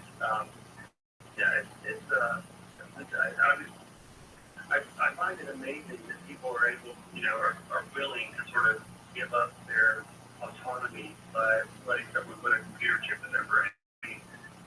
Something that can actually control things, or even just sort of take stock of that. The Chinese have hacked into our ancestry databases in the West and things like that, pulled that data into their AI models, and all of that is kind of worried. But if you had an affliction where maybe you could lift your left arm, but the chip would allow your brain to make that work, you might give that a shot. Yeah, that's true. That's true. I guess I'm thinking less about like medical device stuff and more about sort of this general thing that Elon Musk was talking about as far as the testing that they're doing now. I've got another device in my back. It's a medical device in my back. So I put hardware in before, but I just I want to know a lot about what this thing is capable of doing before I whether it is. Next up, we have, who's starting us? Jim in Delaware. Let's squeeze you in here. Jimmy, go ahead. Hey, George, me, I'm the one that said AI is going to prove to be the image of the beast. You have the image of the Antichrist. Wait, we got to find out. According to Revelation 13, verse 15, it both speaks and calls as many who will not worship the image of the beast should be killed. That's okay, because that person died martyred. Here's what I learned later, is that once you start saving human lives and coming up with cures for diseases, then it's going to demand our worship. What do you think of that? Well, that is several layers deep. I mean, that's legit. Yeah, I mean, again, I don't think it's going to have human traits so much as it will be able to process things faster and follow the rules that it sets for itself. So I don't think it's going to feel like a deity or anything like that and require that. And that's just my feeling, the research that I've done. As strong and powerful as it is, I don't think it's ever going to sort of replicate religion, but I could be wrong. First time caller, Tyler, in the state of Washington. Let's squeeze you in here, Tyler. Go ahead.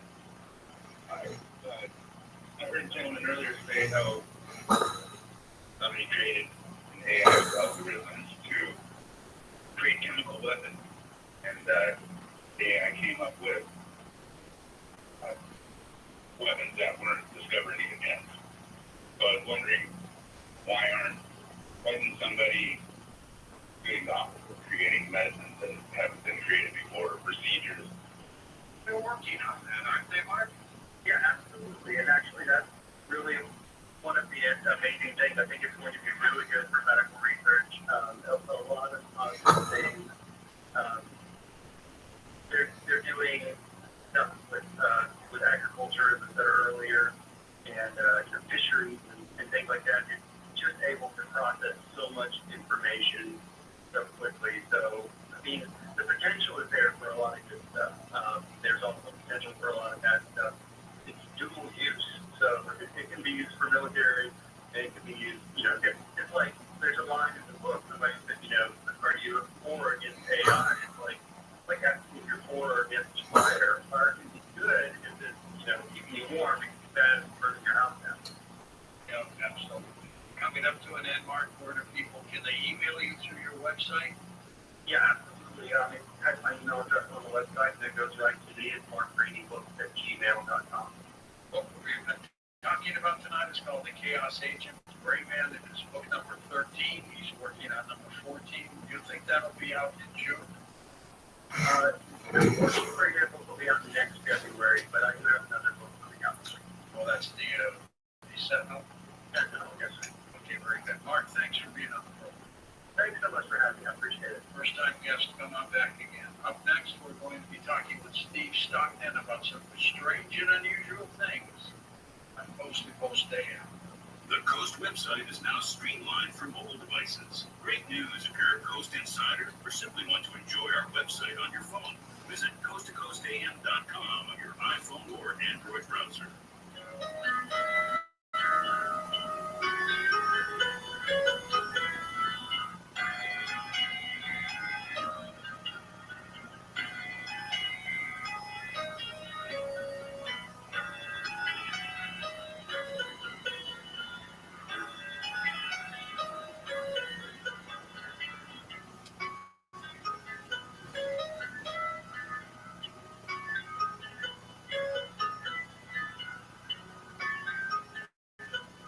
As the #1 audio company, iHeartMedia gives you access to all, every audience, live conversations, trusted influencers, and the insights and data you need to grow.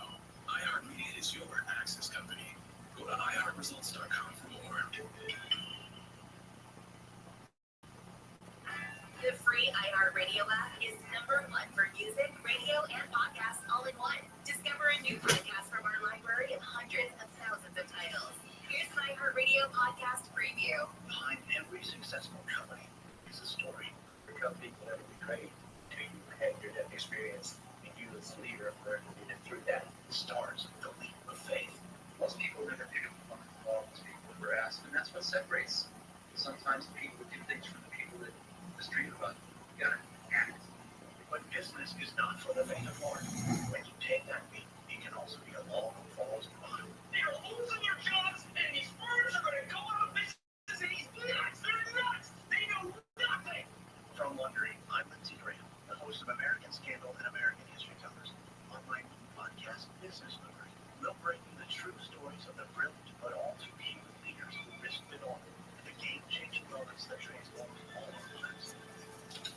There are the moves and the busts. Fast news from the airline industry. Virgin Atlantic says it is flounders from bankruptcy. Investigations. At best, you are incompetent. At worst, you were complicit. In either way, you should be fired. Scandals. Picture on Wall Street, Bernie Madoff, 70 years old, arrested by the FBI. And the men and women who refuse to give up until the job is done. I want to be as I did, proving that I can do what they do as well as they do, and then do it better. Business Movers. If you're offered a seat on a rocket ship, don't ask for a seat. Just get on. Listen and follow this podcast for free on the iHeartRadio app. #1 for music, radio, and podcasts, all in one app. Rain is likely across central, southern, and eastern parts of the United States on Tuesday. Thunderstorms will build in on each other across southern Louisiana Tuesday, and will bring heavy down. Parts of the Ohio Valley and the Tennessee Valley, southeast, we see lots of Florida, lots of flooding in northern heavy valley. Now we'll watch for thunderstorms that lakes on Tuesday, dry weather, northern in the upper Midwest. More snow, however, is in the forecast Tuesday for the northern Rocky, heavy snow likely in southern Idaho and western Wyoming. Cold in the northern high plains Tuesday with readings of weather 20 to 25 degrees for highs. The southern plains, a substantial warm-up Tuesday, rain along the coastline of much of California.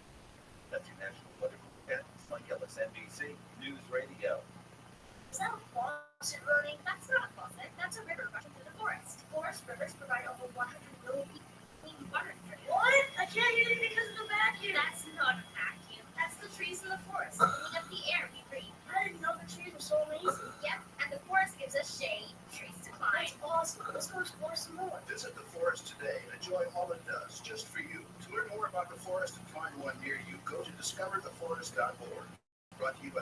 Customer Service of the Ad Council.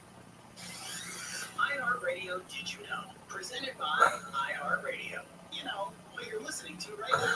Did you know that iHeartRadio is always free to listen to your favorite stations, podcasts, host radio playlists, and more? Yep, free to download and free to use. But there's a next level iHeartRadio experience as well. iHeartRadio All Access, where you can search and play any song, enjoy unlimited skips, download all your music to your phone to listen offline with no connection, unlimited playlist creation, and so much more. You can try it out free for 30 days and see what the iHeartRadio All Access experience is like. Why not? Open the iHeartRadio app and in settings, tap to start your free 30-day trial. Everything you love about free iHeartRadio plus so much more with iHeartRadio All Access. iHeartRadio. Number one for music, radio, and podcasting, all in one app.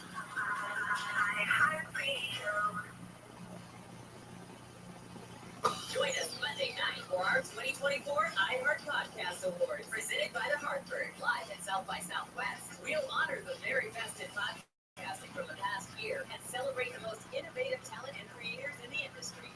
Watch Monday night starting at 9 p.m. Eastern, 6 Pacific on iHeartRadio's YouTube channel.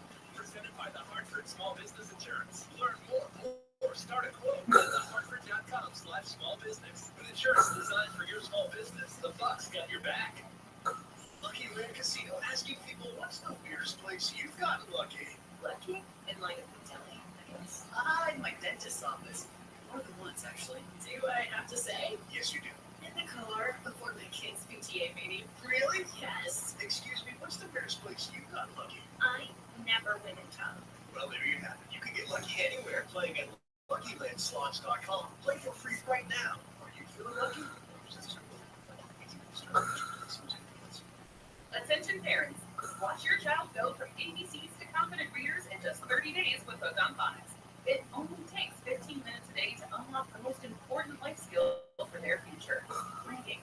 We transform kids no matter their starting point with fun lessons, catchy songs, and guaranteed results. One grade level jump or your money back. Right now, get free access to Hooked on Math and spelling apps, plus your first month for just $1. Visit hookedonphonics.com today and unleash your child's reading potential. A massive data being called the mother of all breaches has been announced. Billions upon billions of record and sensitive data from previous breaches, newly stolen data, and privately sold databases have been exposed. Cyber criminals can use this information to commit identity theft. Help protect yourself and join the millions who trust LifeLock. LifeLock detects identity threats and alerts you if your information is being used. If you become a victim, LifeLock will work to fix it. Save up to 25% your first year with promo code NEWS at LifeLock.com. Discover, this is Daniela. Hi, it's Jennifer Coolidge. I just want to thank you for making me feel so special. I earned cash back on debit for my dinner party groceries. That's great. But with Discover Cashback Debit, we give everyone cash back on everyday purchases. Anything else I can help you with? Do you like asparagus and mushroom sorbet? I've got leftovers. Introducing Discover Cashback Debit, a checking account with cashback. It pays to discover. Eligibility and terms at discover.com/cashback debit. Discover Bank. The Word of God and the work of God that changes people's lives. The In Touch Radio Network on iHeartRadio features the biblical-based team of Dr. Charles Stanley, God's Word for way to help you each day. Whether you're listening to Charles Stanley Radio or Spanish thing, In Touch Radio Network. Dr. Stanley and I during your day. For my heart. Fees or minimums and no overdraft fees. Banking with Capital One is the easiest decision in the history of decisions. Even easier than choosing Charles Barkley to pick up. We'll take Barkley. First pick. Sorry, kid. Yeah, even easier than that. With no fees or minimums and no overdraft fees, is it even a decision? Okay, here's the plan. Pass me the ball every time. This is banking reimagined. What's in your wallet? Terms apply. See CapitalOne.com/bank for details. Capital One and member FDIC. Man, Tyler sure could throw the ball. That is until he separated his shoulder in the big game. That's when he first took prescription pain meds. His shoulder got better and the pain went away, but the need for pills didn't. When one wasn't enough, he took 2, then 3, then he overdosed. Tyler's still in a coma. Who knows how his story will end? Prescription drugs are still drugs. Learn more at yourlifeiowa.org. Brought to you by the Iowa Department of Health and Human Services. This is Jacob Emmer. If you've been involved in a motorcycle accident, call 844-24-JICA. KFI, AM 640, more stimulating talk.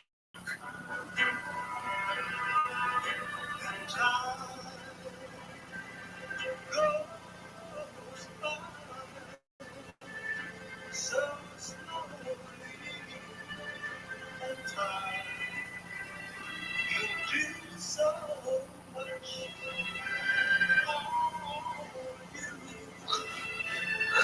Still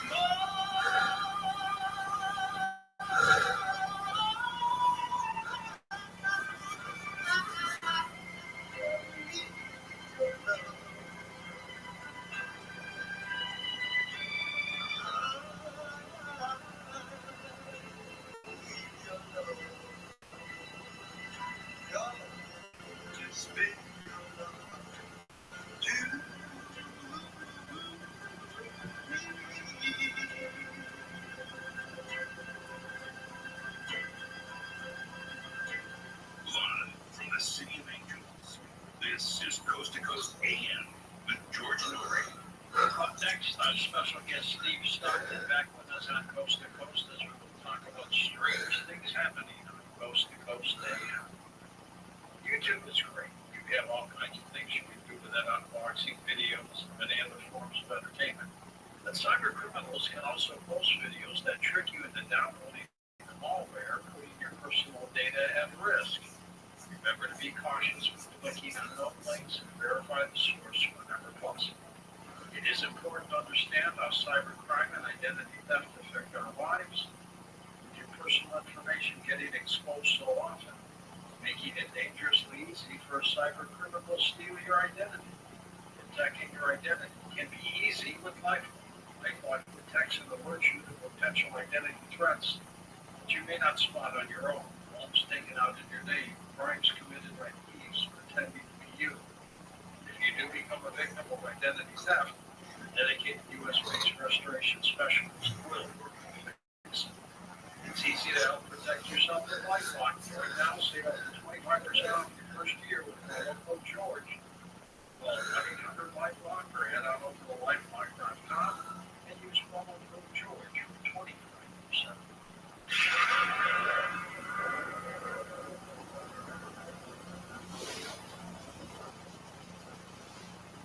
Real people, real stories. I was only sick for 7 days, but the exhaustion lasted for 2 years. I had this horrible brain fog. My memory never really totally returned. I kept hearing the carnivore. I was like, I'm going to try it. I tried it 10 days to 2 weeks after taking the carnivore. I could not believe what happened. I'm 70. I had energy like I was 40. The thing that was so remarkable to me is I wasn't exhausted anymore. I had my clarity and my brain back. I mean, do you know how much it means to be able to think again? I was really happy about that. It's like I kept telling everyone I'm afraid again. Call 866-836-8735. That's 866-836-8735. Or visit carnivore.com. That's CARNIVORA.com.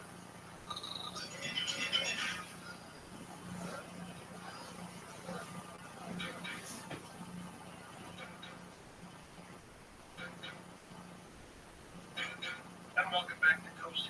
George Norrie with you, Steve Stockton, a veteran outdoorsman and author who has been investigating the unexplained for more than 35 years. Originally from the mountains of East Tennessee, Steve has traveled all over the country, many parts of the world, and now makes his home in a very picturesque New England area. Steve cites his influences as his gypsy witch grandmother, who told him multitudes of legends and stories as a small child, as well as the authors such as Frank Edwards, John Keel, Charles Ford, our friend Warren Coleman, Michael Sanderson, Colin Wilson, our buddy Nick Redford. He also owns and narrates the widely popular Missing Persons Mysteries YouTube channel. Steve, welcome back to the program. How you been? Hey, George, good to be back with you again. Life good? Yeah, life's good. Got married, moved to New England. Doesn't get any better. Congratulations. fantastic. Matter of fact, My Strange World that you wrote last year is a home run hitter. Yeah, it's been more than a year ago, but that's just the little book that keeps on keeping on. It stays at the top of the bestseller list on Amazon. You know our buddy David Politis, who writes about missing people? I do. I've been a fan with Fort Benjamin Squatch Fest in Longview, Washington a couple of years ago. With your National Park Mysteries and Disappearances, much like what he has said, I would guess that there's something really strange behind this, isn't there? Yeah, a lot of the cases do seem to have a supernatural element, and I've reported on and investigated hundreds and hundreds of cases. And I started doing this as a child, so it's not anything new that I've suddenly developed an interest in. It's been a lifelong fascination with missing persons cases. Absolutely. How did you get started as a child? Well, it goes back to Father's Day, June 1969. Dennis Martin disappeared in the Great Smoky Mountains National Park.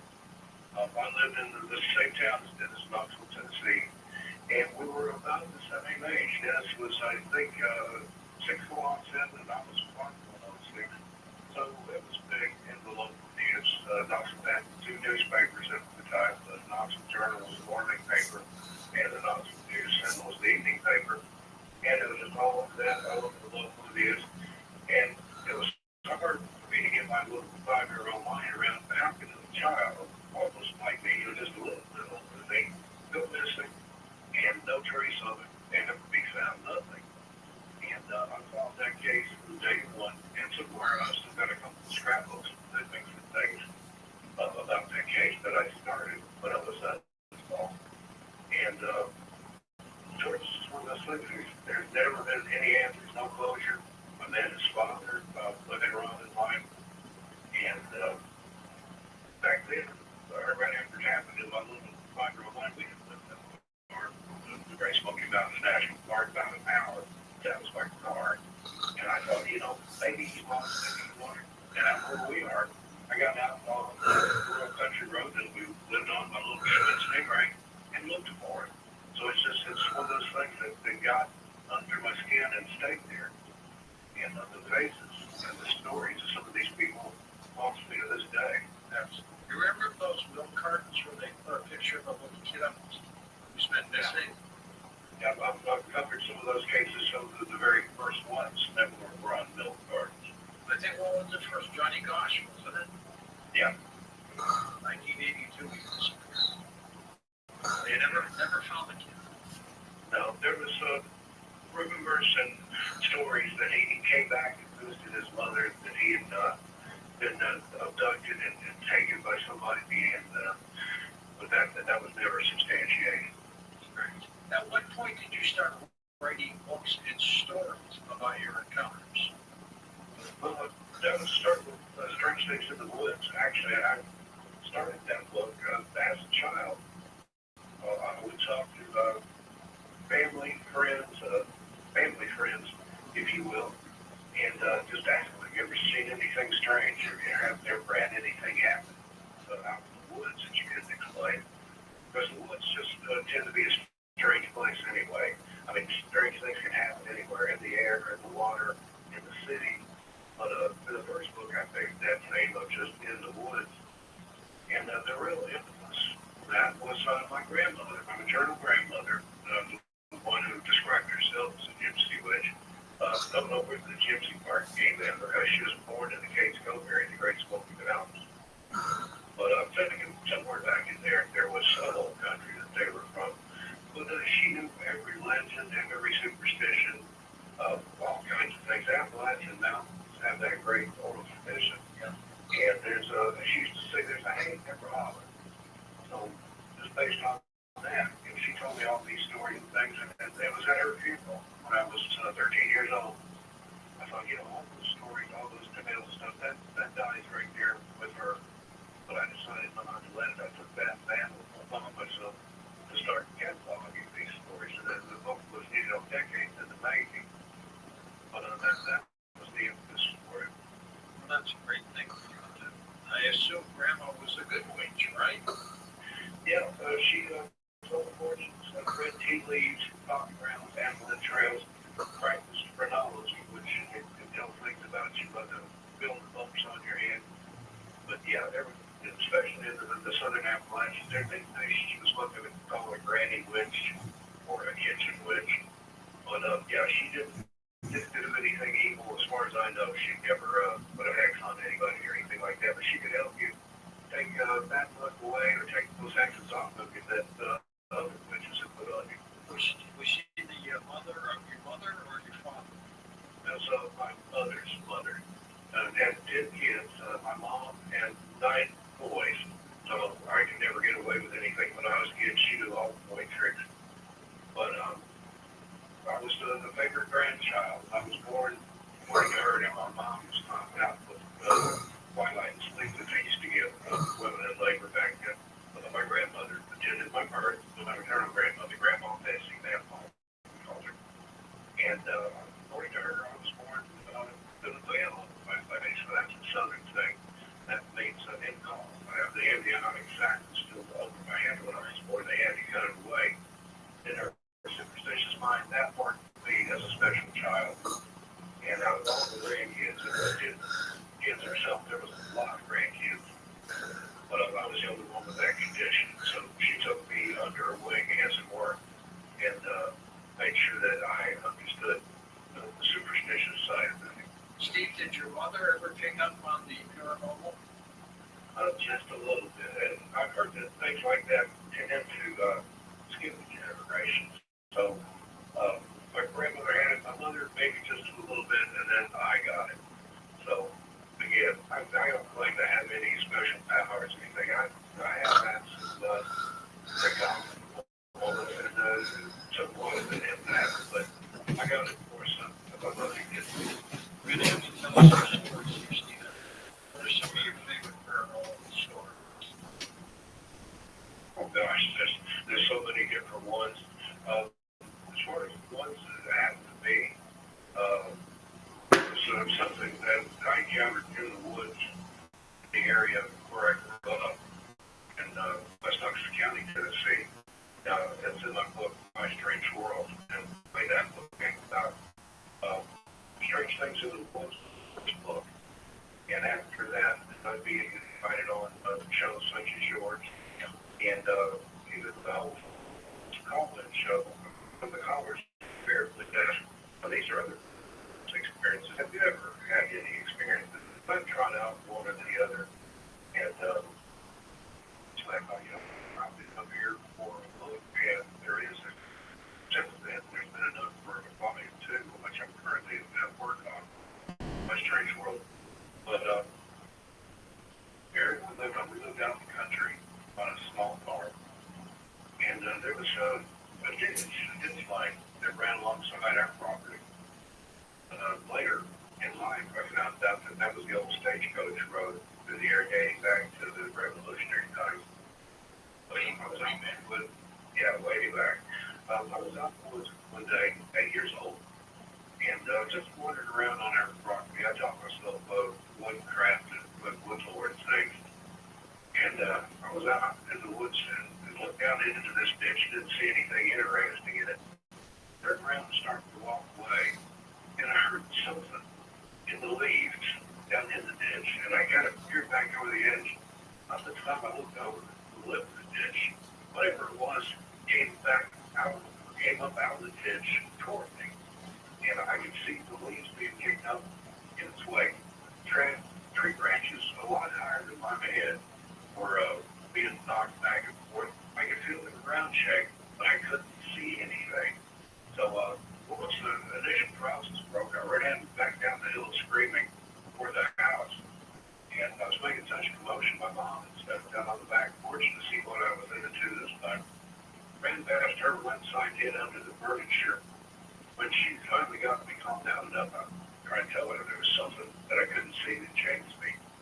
My brother got home from work, and they went up there to look. And sure enough, then he could see where the ground cover was disturbed, where the tree limbs were broken and things. And then he asked me, like, question, was it a bear? No. Was it a deer? No. Those are all things that I knew what it looked like because of the area where we lived in. But it wasn't anything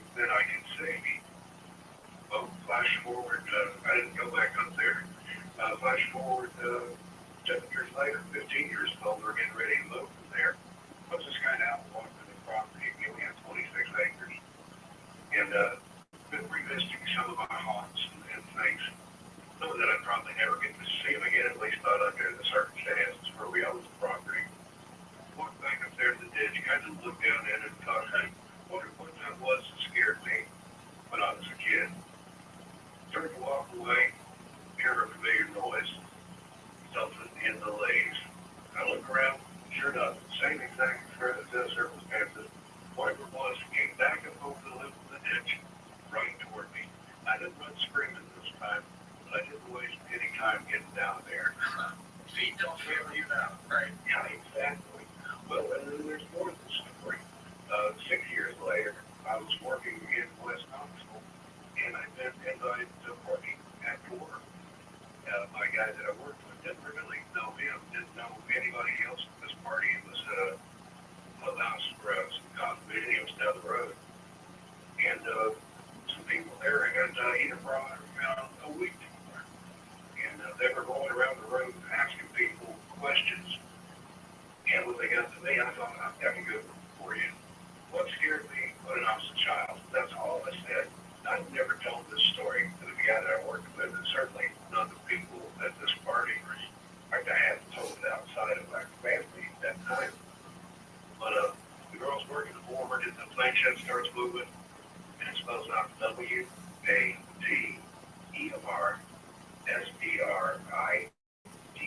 Water Sprite. They look at me, I just shrugged my shoulders, then they were jumping like, oh, one's thirsty, and one's water, and one's a drink of Sprite.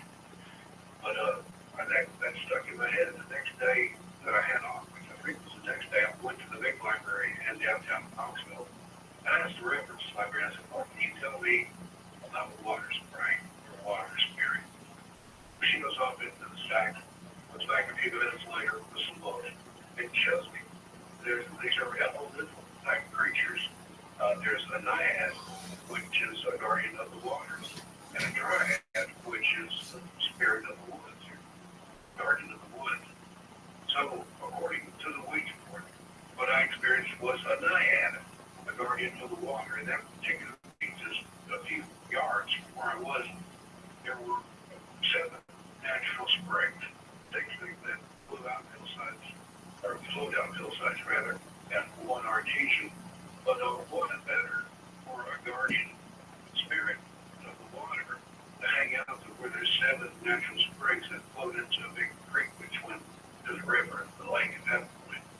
That's all we're going to do, according to the Ouija board. But they never seemed to bother anybody else. Like I said, my dad and my brother went up there.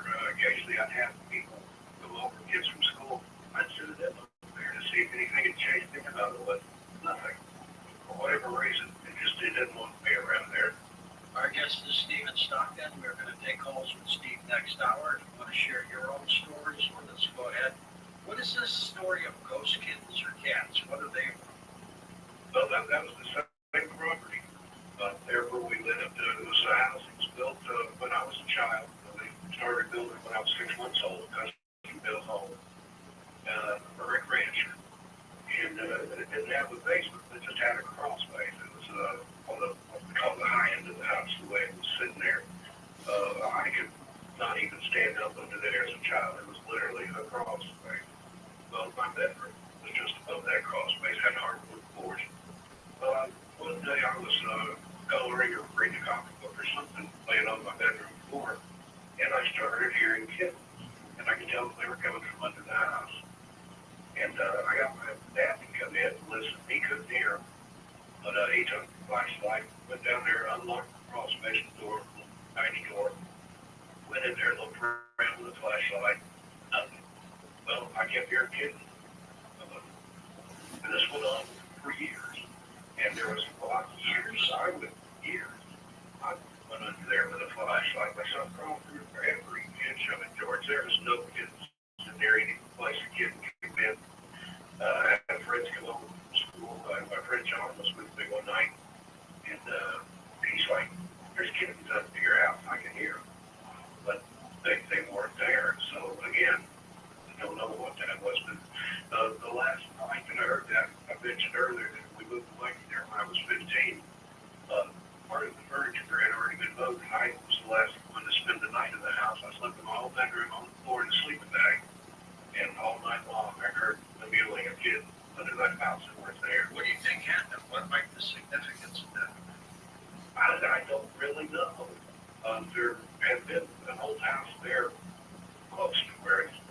and you had to either haul your garbage to the dump or it was legal to burn it where we lived and where our garbage pile we burned it at.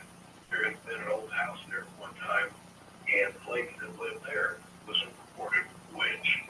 So I'm thinking maybe it had something, maybe she had witched the property or the cats were her familiars or something like that. I don't know. Never could. Sometimes farmers in the old days would have cats to catch the mice and the rats and things like that.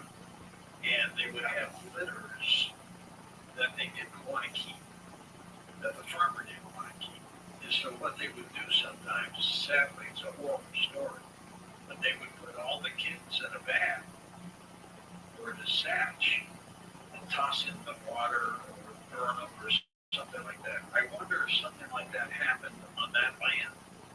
That's a possibility, and I've considered that, but again, no way to prove it. But I did absolutely hear kittens under that house for years. And where's the house these days?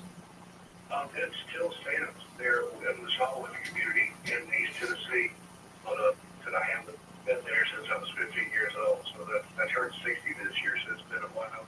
No wonder if the people that live there now don't still hear those kittens in the crawl space. Exactly, it drives you crazy, isn't it? Yeah. Have you visited many places investigating? Oh, I have. I'm more of a legend tripper than an actual investigator, but I do like to go places, and particularly places where things that have happened that are kind of a one-off.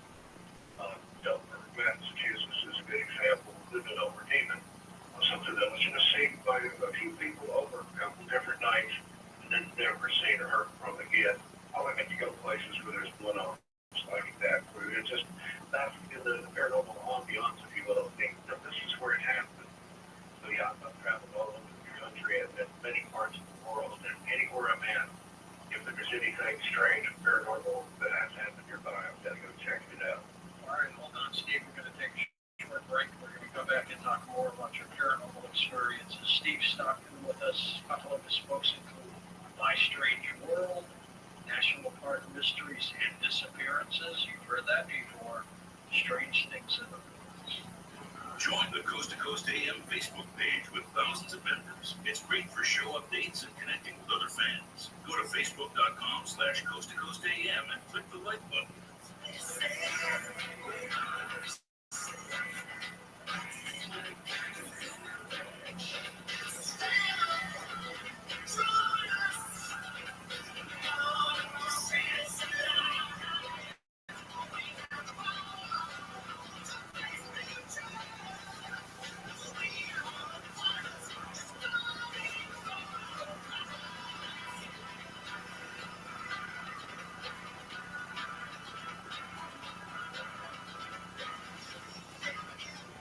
Join us Monday night for our 2024 iHeart Podcast Awards, presented by The Hartford, live at South by Southwest. We'll honor the very best in podcasting from the past year and celebrate the most innovative talent and creators in the industry.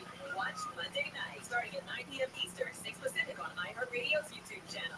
Presented by the Hartford Small Business Insurance. Learn more or start a quote at thehartford.com/smallbusiness. With insurance designed for your small business, the Bucks got your back. In this week's Marketers Report, Raja Rajamanar, Chief Marketing and Communications Officer of MasterCard, talks about measurement. Measuring sonic and sonic branding, the principles of measurement are the same. But the parameters that you measure are different. We measure, and what we find is our investment is paying for itself in movies. As the #1 audio company, iHeartMedia gives marketers access to the audiences, trusted influencers, and data you need to grow. If you're a marketer, go to iHeartResults.com. The free iHeartRadio app is #1 for music, radio, and podcasts, all in one. Discover a new podcast from our library of over 350,000 titles. Here's an iHeartRadio podcast preview. Lisa Sky Haim loved working with people. I want to do something that really lights me up. I love creating community, connecting people. She was excited about her new job. Day one, literally 8 a.m., I have an email that says, "Good morning. Let's create the largest networking community on the planet." Lisa's new boss was a 6'5" entrepreneur from Israel named Adam Newman, and he had a brand new startup called WeWork. I remember we're thinking, all right, I'm about to be on a ride. Why is this a better idea for millennials than working out or millennials? We like to say this is for the new generation, still limited by age or gender. He said that they were elevating the consciousness of people on the planet. It was $1 billion idea. Who would join reruns of what's the most valuable startups in the world? Downtown Vancouver. We're here in Shenzhen. We want to put on a For all wondering, the makers of Dr. Death and Business Wars comes in a new series, We Crashed, about a $47 billion startup with a lot of talk about culture, spiritual awakening, power, and quite frankly, it just all sounded, just to say no. It was just too good to be true. One of my colleagues turned in and said, oh, my physical. I'm David Brown, the host of Business Wars. We Crashed, wherever you're listening right now. Listen and follow this podcast for free on the iHeartRadio app. #1 for music, radio, and podcasts, all in one. All the good stuff. Yeah. Gibbs keeps you on top of pop culture. Give it up for Billy Corgan. The man knows how to diversify. Smashing Pumpkins co-founder and frontman has also been head of the National Wrestling Alliance for NWA since 2017 and is now signed on for an unscripted show about his life. The series comes from a far-reaching deal of the NWA has reached with CW to stream several of the wrestling shows on its website, along with the Corgan unscripted show. Episodes of NWA Power currently stream on the CW's online platform. Billy Corgan's new show is expected to debut later this year, and after recruiting a new guitarist, Smashing Pumpkins will be touring with Green Day also later this year. Hi. And that's what's poppin'. I'm Camps on iHeartRadio.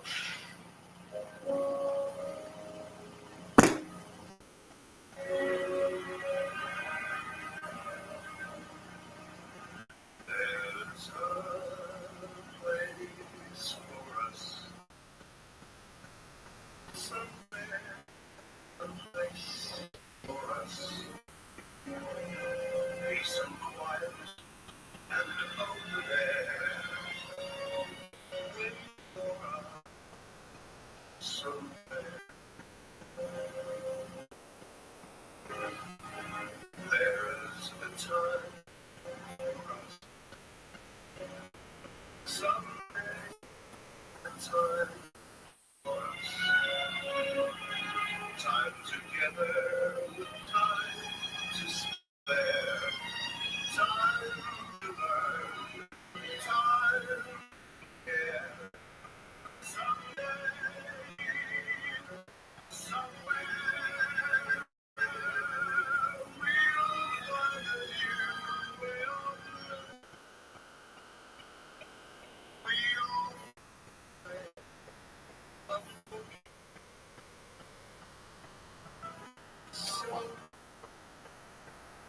This is Coast to Coast AM with George Norrie.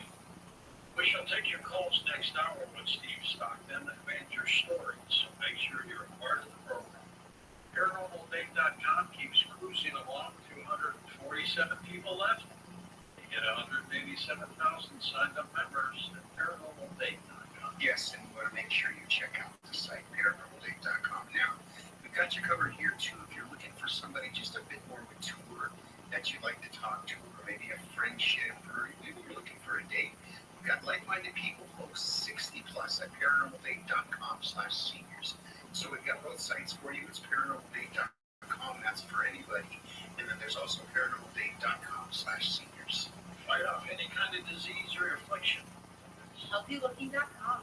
Dr. Alan Lay brings 4 decades of experience in natural products for the exclusive stem cell wellness kit that works with your body's stem cells to assist your immune system. Here's Dr. Lay with more. Whether it's physical activity, obesity, diet, smoking, low on hormones, stress, sleep disorders, or your age, can be supported by reducing inflammation and aiding the body to heal itself appropriately. A stem cell is a cell waiting to be told what it needs to be. If there is inflammation, that inflammation inflammation needs to be stopped. High blood pressure, high cholesterol, kidney disease, various types of cancer, depression, autoimmune disorders, osteoporosis, even fatty liver are chronic signs of inflammation and can be aided by supporting the body's ability to protect those cells that it needs. And that is the purpose of ImmuStem and AdaptoStem together, supporting the body to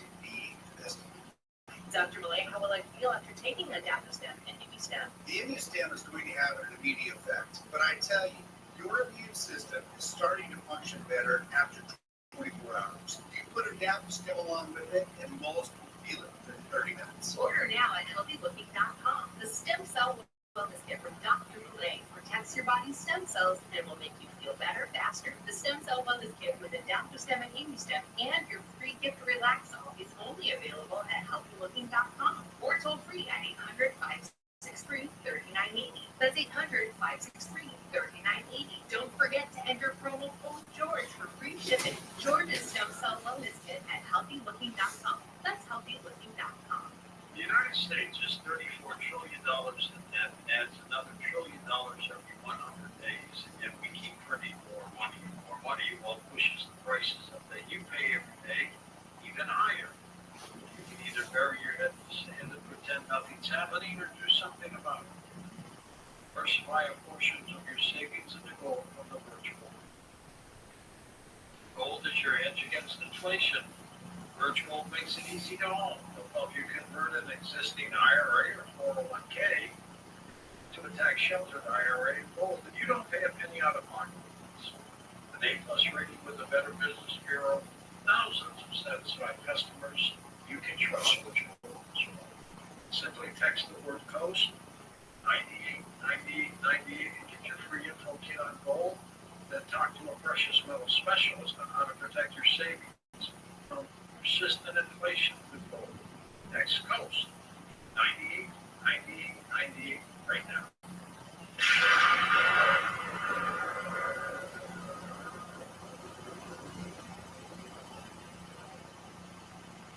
Having repairs done in your apartment should never come with strings attached, like being harassed and constantly pressured for sexual favors. My leaky faucet turned into the maintenance man asking, when are we going to get to know each other better? I needed my air conditioner fixed, but my building manager repeatedly kept coming into my apartment unannounced and without permission. My landlord told me my rent would be free if I gave him something in exchange. Sexual harassment by anyone associated with your housing isn't just wrong, it's against the law. The Fair Housing Act protects you from harassment, including someone making unwelcome sexual advances or refusing to make repairs because you deny sexual favors. If this happens to you, you can stop it by filing a complaint with HUD. So I called HUD and filed a complaint against my building manager. No strings attached. Fair Housing. The law is on your side. To learn more, visit HUD.gov/fairhousing. That's HUD.gov/fairhousing. If you fear for your safety, call 911. A public service message from HUD in partnership with the National Fair Housing Alliance.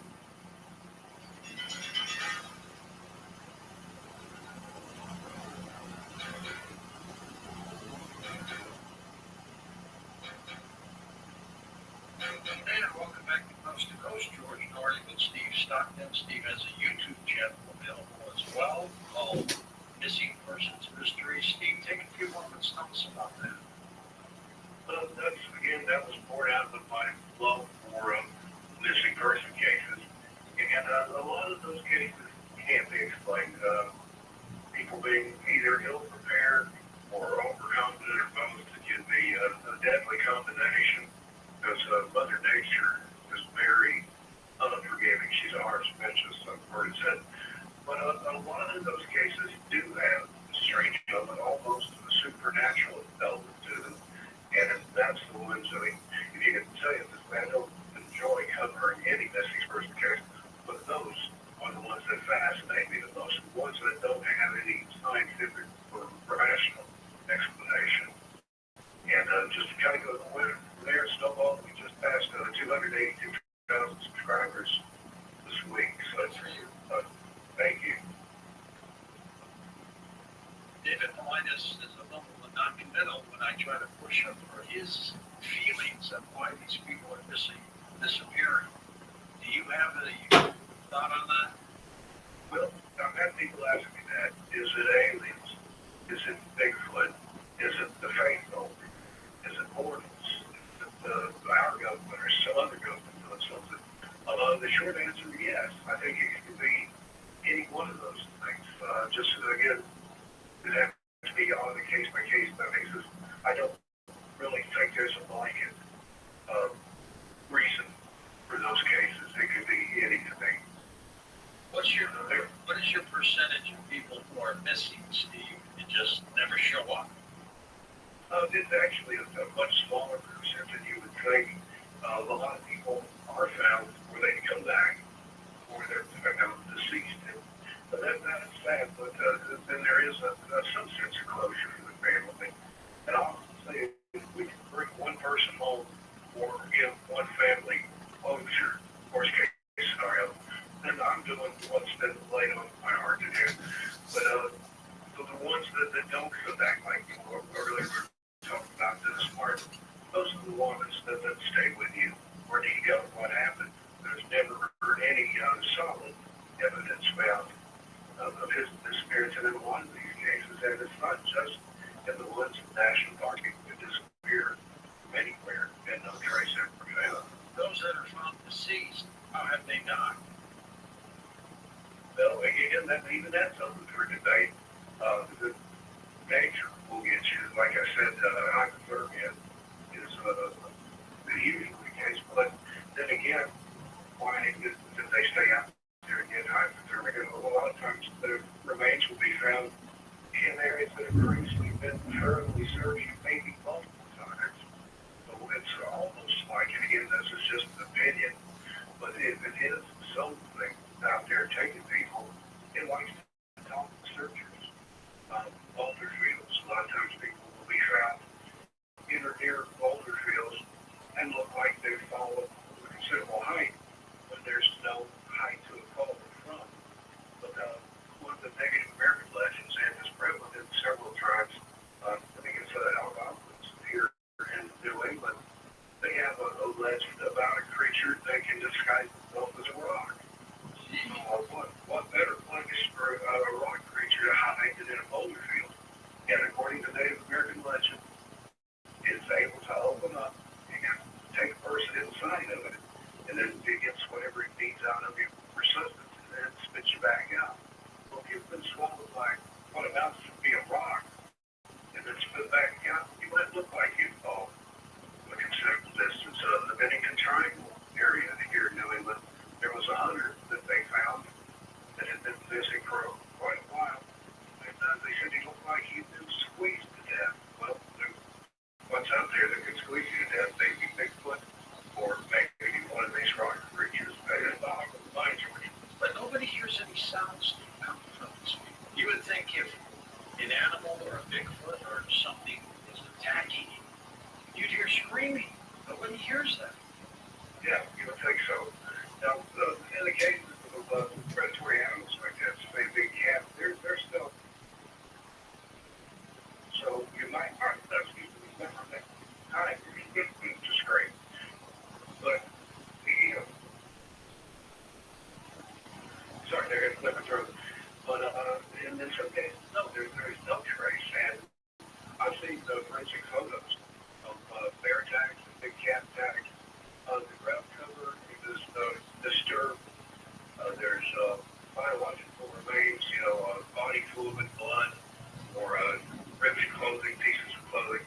Now, people say, a big cat can take you, go up in a tree. They like to catch their kills up in a tree, whereas bears will bury their kills and come back after. But still, I don't think a big cat or a bear or anything out there in the woods is going to eat your shoes or your belt buckle or anything like that. How would you describe your paranormal activities? Are you into nature, ghost hunting? What would you call it? Oh gosh, all of the above. Cisco Murdoch, everybody we wrote a book together. She refers to herself as a paranormalist, and I like that. It's kind of a blanket thing. I'm interested in all aspects of it: ghosts, cryptids, cryptozoology, and again, those are just broad statements for different subfields. With ghosts, you have residual hauntings, you have poltergeist.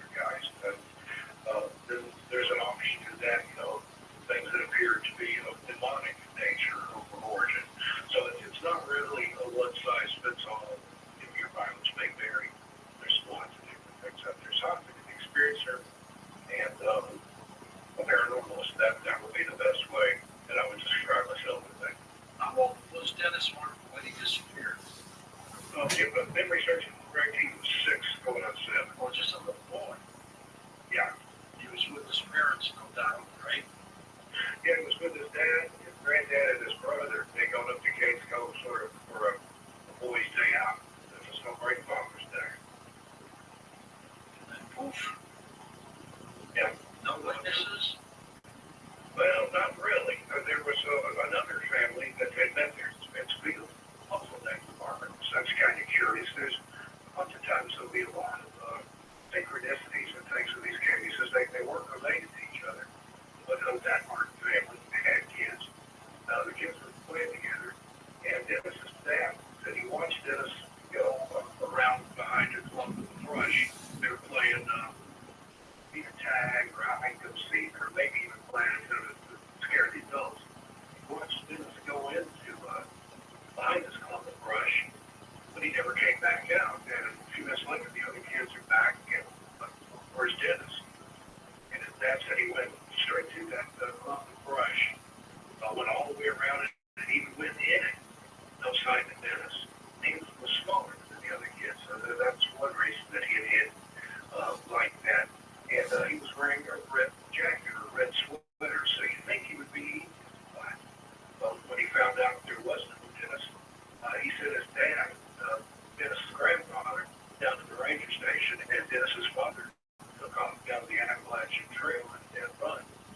That passes right through the edge of Smithfield there, and kicked off the biggest search and rescue ever. The Smokies had ever seen at that time, but no trace of Dennis was ever found. And are law enforcement people baffled over this case? I think so. In a lot of the cases I've covered, that they talk about that, how can somebody just disappear and leave no trace? A lot of hikers and campers and things, they'll find, their items and personal things and things like that. But again, how can you disappear completely? Not only your corporate body, but everything you were wearing. Now there is the theory of paradoxical dressing, where they found people's clothing, but not the person. And boy, that's explained away kind of scientifically. And so hypothermia, you feel like you're overheating when you're actually, that's your body, you're freezing to death basically. Yeah, but you find the body. Yeah, but then there's no body. But you'll find the boots or find the clothing either hanging from a tree or folded neatly on a rock. I don't know, there's stuff up there towards it just doesn't make any sense. And again, he's 6 years old. I mean, how complicated could he have been? Yeah. No, I think I don't want to say it's a big water, maybe even even better. There was another family down in another part of Gates Cove area there, called Mitchell family. And I don't know which story you hear, they claim that they heard a blood-curdling scream and then saw something running up through a hollow there with something red over its shoulder. And some reports they described it as a hairy-looking man. But again, who knows? Was it a Bigfoot or was it possibly a federal person? Now, that's something I have learned about that in the National Park Mysteries. And then Disappearances Volume 1, the Great Smoky Mountains. There are rumors of feral people that live in that park, and that people say, yeah, that's not going to happen. Well, they haven't really been out in the woods, and there are plenty of places out there that you could hide indefinitely.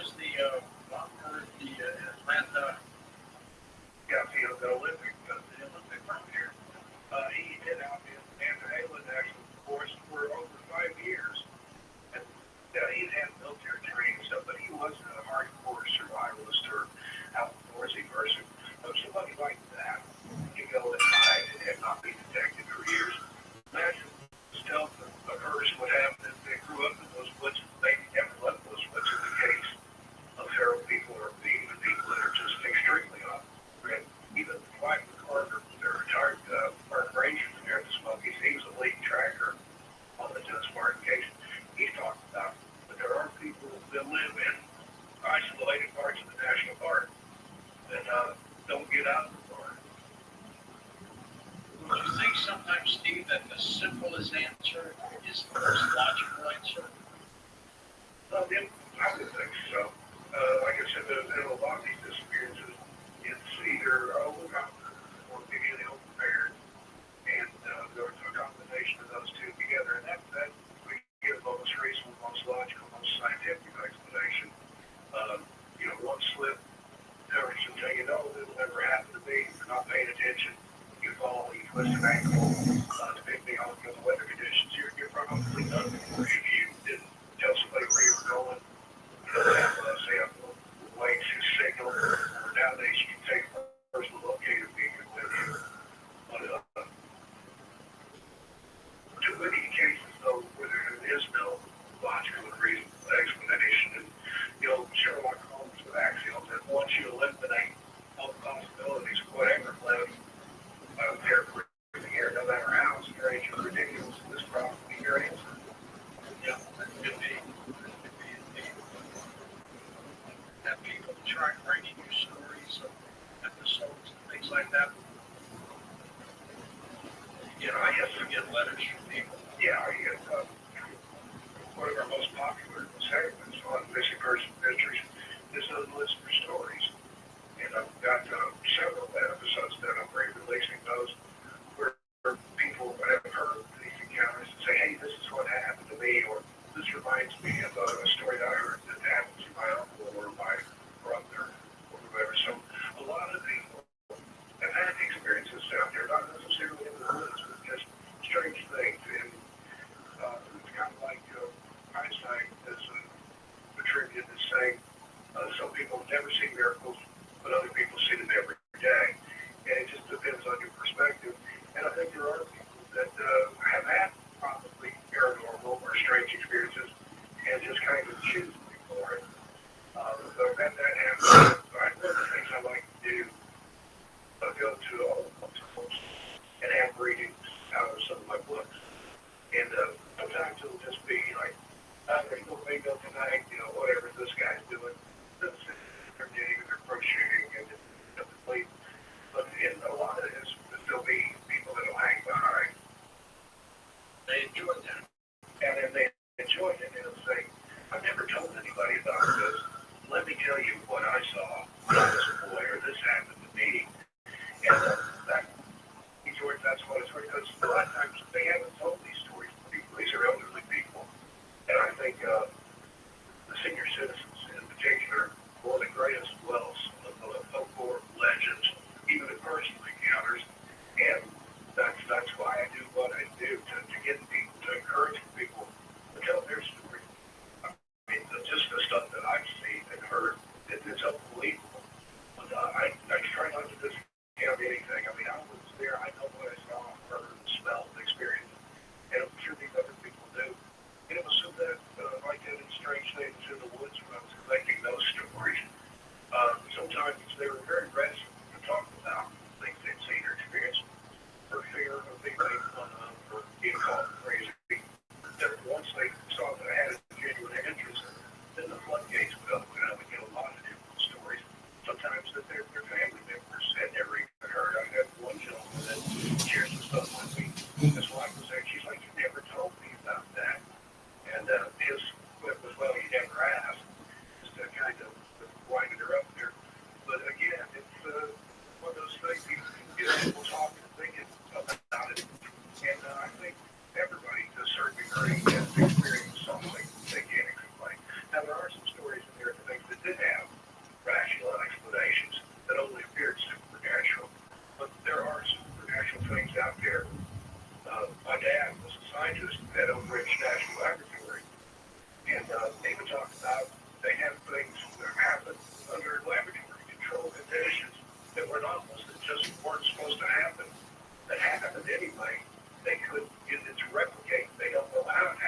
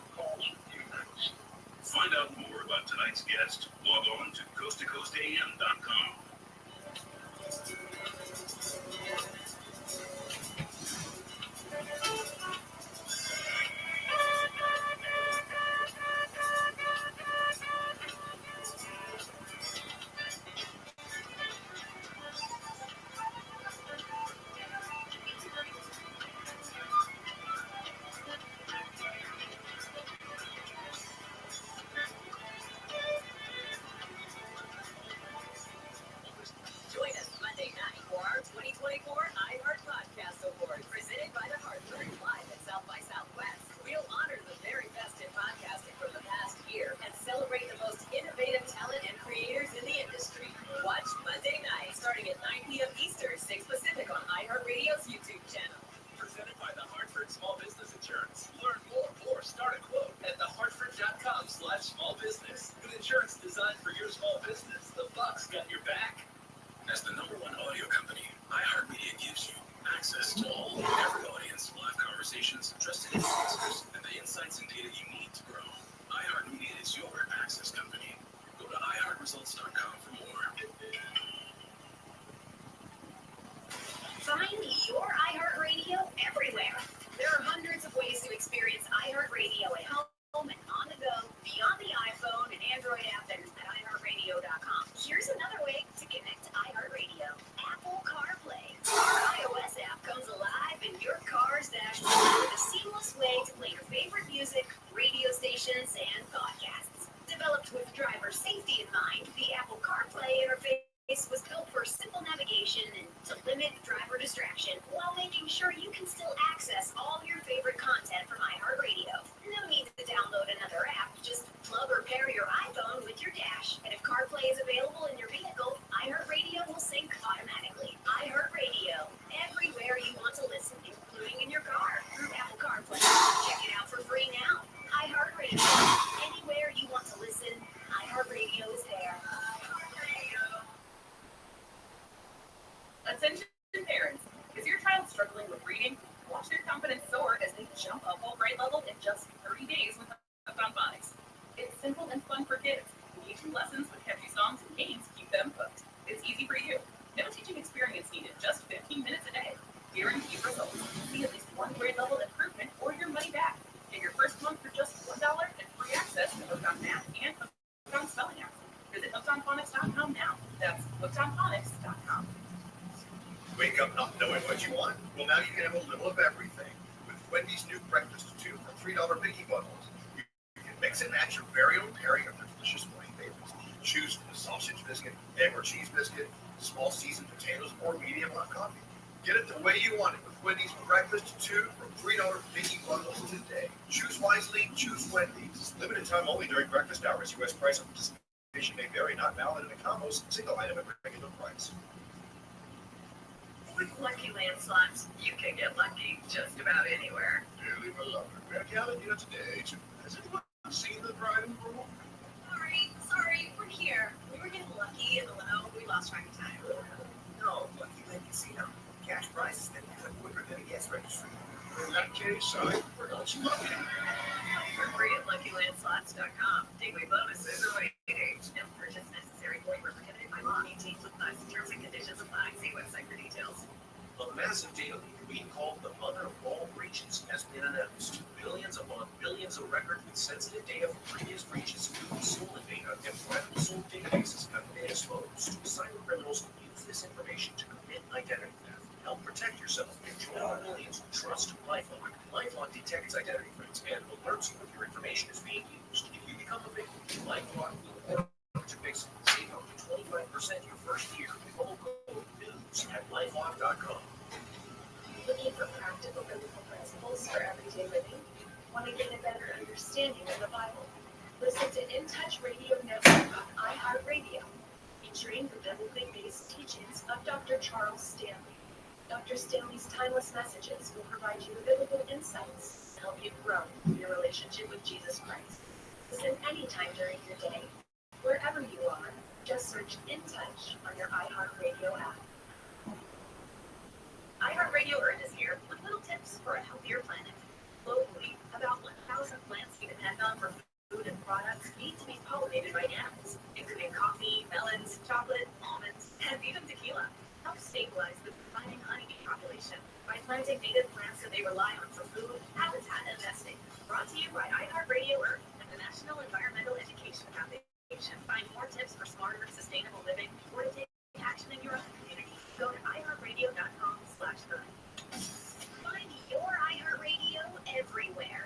There are hundreds of ways to experience iHeartRadio at home and on the go, beyond the iPhone and Android app, and at iHeartRadio.com. Here's another way to connect to iHeartRadio. On the road again? Can't drive 55? Trying to get your ride 30? No car ride is complete without the perfect soundtrack. That's why iHeartRadio wants to complete your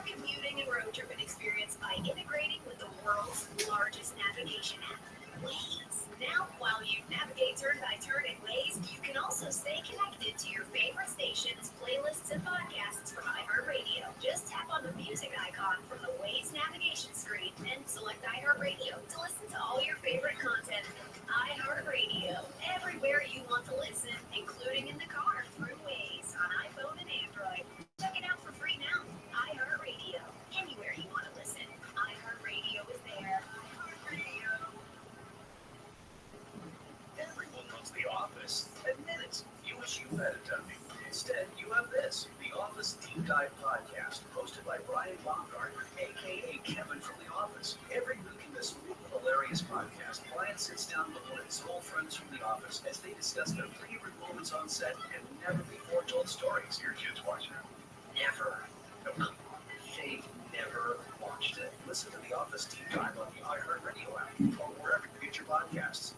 True crime podcast Paper Ghosts is back with a haunting mystery in the shadows of the Ozarks. Season 4 unravels a darkly intriguing cold case from 1989 as a community continues to search for answers about a missing girl, various suspects, and a potential connection to BTK. Going for it. Listen, it's quite right. There's some worry more than that because now we've found something for clothing. Listen to Paper Ghosts on the iHeartRadio app or wherever you get your podcasts. In this week's Marketers Report, Chris Brand, Chief Marketing Officer at Chipotle Mexican Grill, weighs in on the power of audio.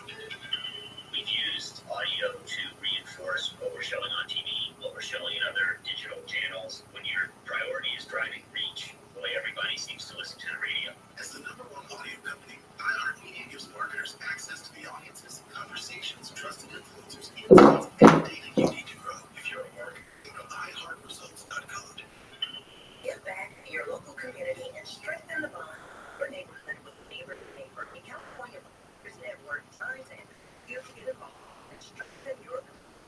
Find out how you can lend a hand. DANeighbor.com today. Being convicted of a DUI is not glorified traffic. It's a criminal conviction. Take it seriously and make them prove their case. I'm attorney Darren Cavanaugh, founder of 1-800-COPS. But you don't know, and it will hurt you. But 1-800-NO-COPS. 1-800-NO-COPS. KFI, AM 640. KFI, live and everywhere on the iHeartRadio app. KFI, AM 640. This is Jacob and Ronnie. If you've been in an accident, call 844-24-JACOB. KFI, AM 640. More stimulating talk.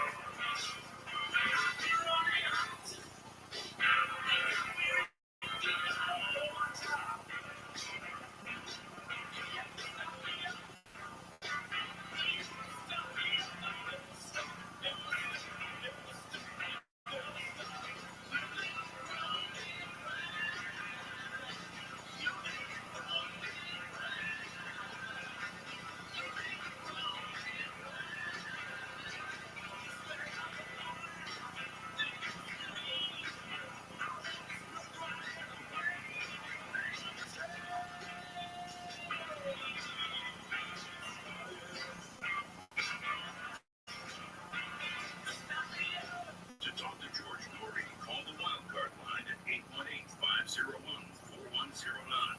The first-time caller line is 818-501-4721. To talk toll-free from east of the Rockies, call 800-825-5033.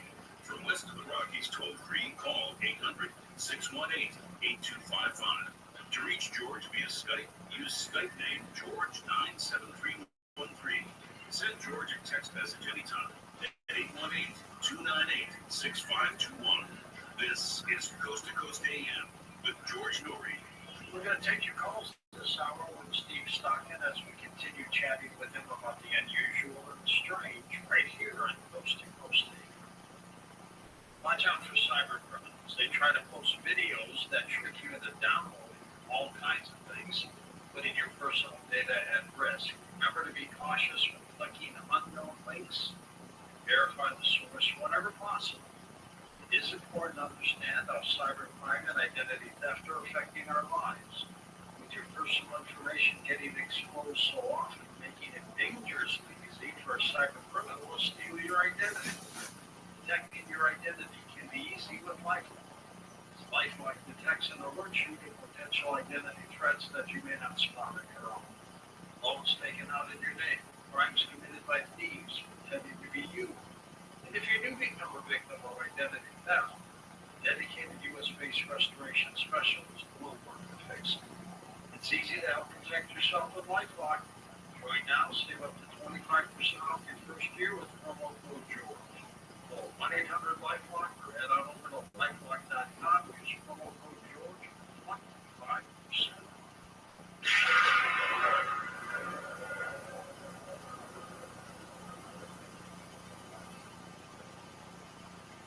Having repairs done in your apartment should never come with strings attached, like being harassed and constantly pressured for sexual favors. My leaky faucet turned into the maintenance man asking, when are we going to get to know each other better? I needed my air conditioner fixed, but my building manager repeatedly kept coming into my apartment unannounced and without permission. My landlord told me my rent would be free if I gave him something in exchange. Sexual harassment by anyone associated with your housing isn't just wrong, it's against the law. The Fair Housing Act protects you from harassment, including someone making unwelcome sexual advances or refusing to make repairs because you deny sexual favors. If this happens to you, you can stop it by filing a complaint with HUD. So I called HUD and filed a complaint against my building manager. No strings attached. Fair Housing. The law is on your side. To learn more, visit HUD.gov/fairhousing. That's HUD.gov/fairhousing. If you fear for your safety, call 911. A public service message from HUD in partnership with the National Fair Housing Alliance.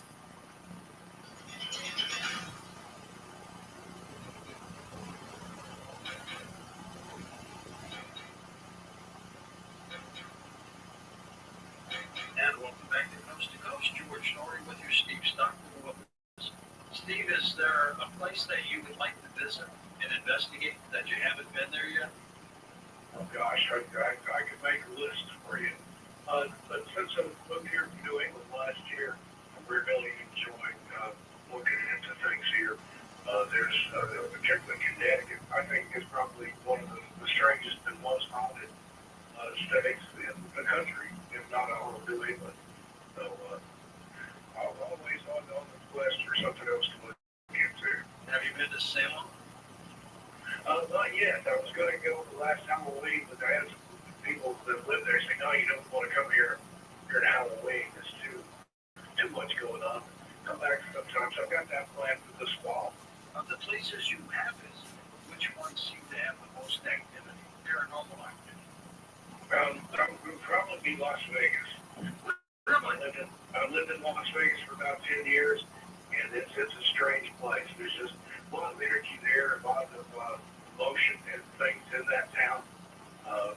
Not for the winners necessarily so much as the losers, but the most haunted house, the most active house I've ever lived in was in Las Vegas. So I definitely think there's a lot of stuff going on there. Of course, Vegas was not built by winners, was it?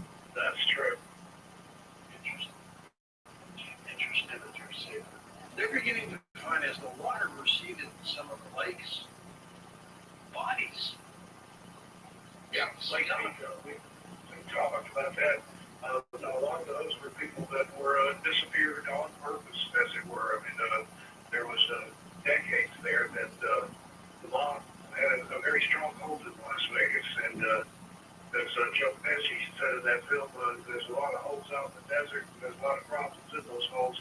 It's the same with Lake Mead. You know, they're finding people in barrels and things there that have been put there. And was that the movie Casino? Yes, Classic, one of those old-time classics. But how do you like living in New England? My mother's from Boston. Oh, I'm just outside of Boston. I'm living here. I've always felt pulled to New England, even as a child. I thought I'd probably end up in Maine, but they made it there. But right now I'm in Massachusetts, and I love it here. What town are you in? I'm just outside of Boston, in Worcester. Worcester quite well. She was from Fitchburg. Okay, yeah, that's right there. I'm not living here. And Leominster and all those places. Yeah, Leominster, Leicester, Spencer, there's a lot of this over. There's a lot of nice, cool little towns here. You can tell somebody knows the area, like Worcester, because they don't say Worcester. Yeah, my wife is from the area. She's born and raised here, and she schooled me on how to pronounce names. Does she have that little accent? Pot the car. Yeah. My mother still has that too. Let's take some calls, please. Yeah. I was going to fly by here. Ronnie's with us in Santa Barbara, California. Hey, Ronnie, go ahead. All right. Hey, you guys. Glad you got me on here. Sure I can tell you some cool places to go visit. That's for sure. A long time ago, I was on Connie Rose's show, and her guest on had found one of those giant skulls out in New Mexico by the Cliff Dwellers, and he turned it in. Those big giant skulls with the big long body bones and everything. He turned it into the Smithsonian to the museum, and I'll be doggone if that thing just didn't disappear. And, that's a pretty highly secure museum and whatnot. Quite valuable in there. And that thing, quite valuable. And I was listening to the show, and I was like, oh, I'll be damned. Well, it turns out my buddy out of Santa Rosa Island, out here in the Santa Barbara, in the channel, there's 4 islands. But they found bones from these woolly mammoths, these pygmies, from like a long time ago. Those baby woolly mammoths lived out there. And they said that some used to live in the West stuff too, in New Mexico and whatnot. But my friend was out there logging in artifacts. Well, he's browsing around, he always finds stuff. He found one of those giant skulls out there. And it turns out they have a double row set of teeth on the bottom. They're normal on the top, but they're double rows of teeth on the bottom. And that turned out to be true. And he got the skull, and he left out on the beach that he had found some Indian stuff in front of the boat. Brought it home and had horrible nightmares, really bad luck. They didn't get any urchins around with him until he went and put it back on the island. He got some cheap Indian beer or something. It was two tablets, and it was real. So anyway, there was no way he went bringing that freaking skull on the boat. So he went back to the beach, and he was with the same guy, and he re-stacked that thing. He said, well, he found it himself was eroding, and there it was, kind of, he's all the piece of it. So he's got it stacked, so it's not going to do that again, and it's not going to disappear, and he knows right where it is, and he can go and get it. Well, he called me up and said, what do you reckon? Want that thing on the boat? What do you think I should do, Ron? And I'm all, well, let me do some research. Turns out that we go dive on Catalina Island in the Natural History Museum in Avalon, Catalina Island is down, and in the archives down in that museum, they have the bodies of about 12 of those giant heads and everything. Because back in the old days, those things, the Indians live out there, and they would predicate on children like they still do. Bigfoot, they're Bigfoot. And no one ever got to see a Bigfoot skull, but they got 2 rows of teeth on the bottom, I guarantee you. And but they're really weird kind of animals. They are immortal type things. Let's check in with Steve for a moment and see if he's heard of them. Steven, have you? These skulls? Yeah, I've heard of that. I lived for about a year in the high desert in New Mexico, and know the area that he's talking about there. They have found some strange things here, and recently on Missing Persons Mysteries, had a video covering Egyptian artifacts found in the Grand Canyon, and he had supposedly been debunked. The Smithsonian denies any knowledge of it, but allegedly Egyptian artifacts were found in a cave in the Grand Canyon, and it was hushed up, covered up, and they disappeared from the Smithsonian. So there you go. I think some of these bones in the Smithsonian are hidden away in a private place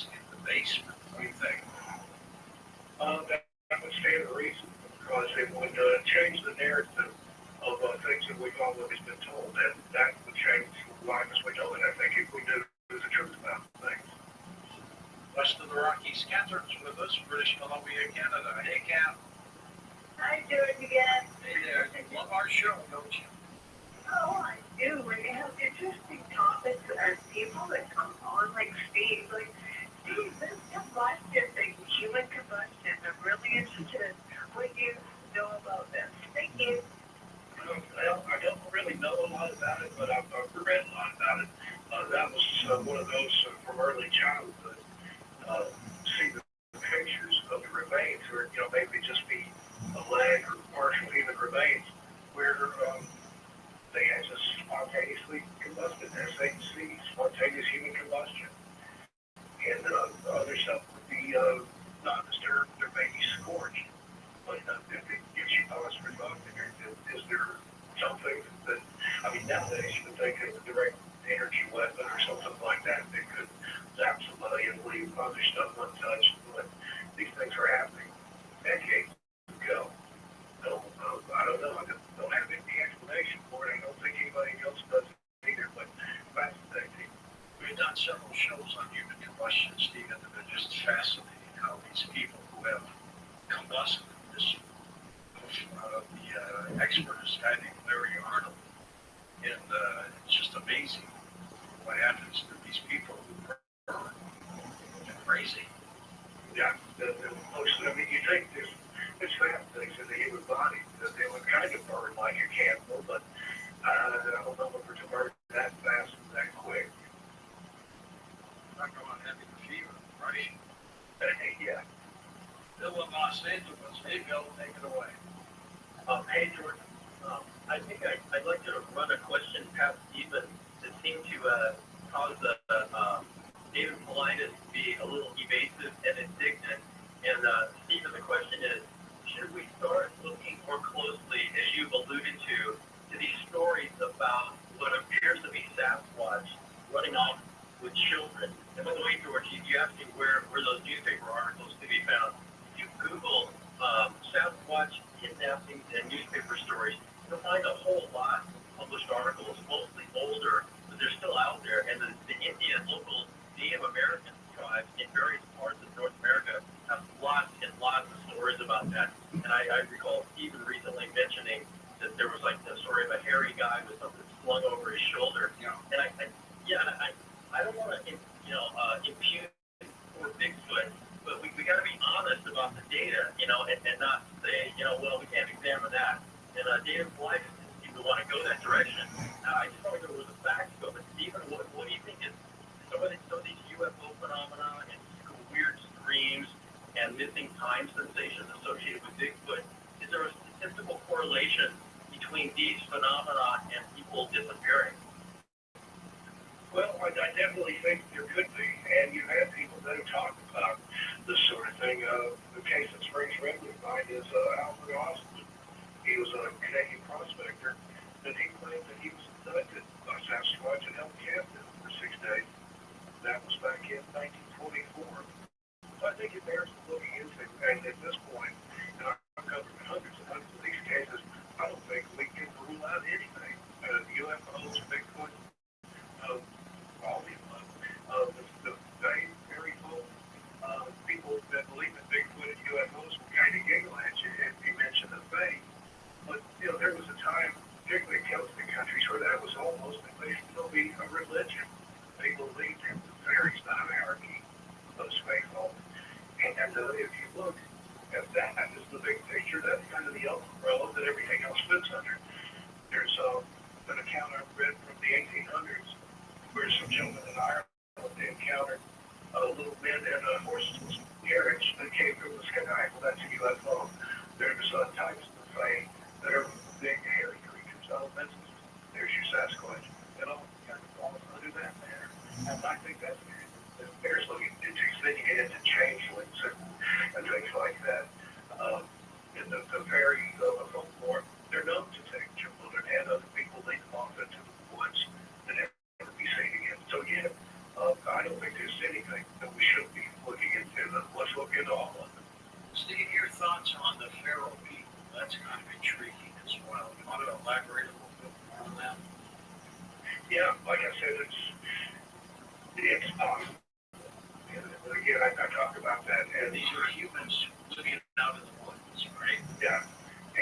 there's a YouTube channel guy called South Force 10. He claims that his relatives were hired to hunt these feral people back in the days before the national park there in the Smokies, that they had to go in and thin them out. And that there's the containment theory. My friends Chris, Jeremy, and John over the Legal podcast, they talk about that line where the national parks may have been created to keep these things out in the woods where they can be controlled, these feral humans. And there's even some people that claim that they're Bigfoot human hybrids. That's what these feral people are. Again, I can't say one way or the other, but it does give you something to think about. Do they speak English? Do they speak, or they just grunt? Supposedly, some of them can speak, but then my buddy Daryl Pitt, who has a Bigfoot group on Facebook, he's that Sasquatch out in the wild, and he claims that they do have language that, and they can at least mimic English. So again, who's to say that it's not just some species that we're not aware of, and the cloaking capabilities maybe they either vibrate at a higher or lower frequency, like the light spectrum that we can see is very limited on the gray spectrum. So how do we know they can do it? Like they haven't taught themselves, or it's just one of their inherent traits. They can vibrate higher or lower to disappear to people that see the light spectrum that we see. Again, I'm getting way above my head here and the scientific parts of it, but I think anything's possible. Go to Joe in Long Island, east of the Rockies. Go ahead, Joseph. Yeah, I got a question and a comment on the national park. My question would be, a famous movie Cast Away and that show Lost. Think about the Pacific Islands.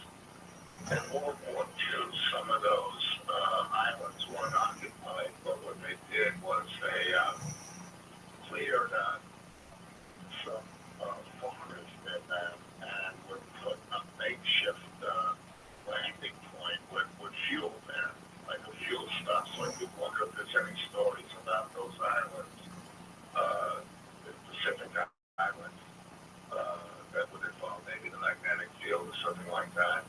And then my comment on the national parks is people aren't bringing this up, but say glacier, some of those hikes you're on actual cliffs where a piece of rock can fall off and hit you at random, or on a hike a branch can fall and hit you.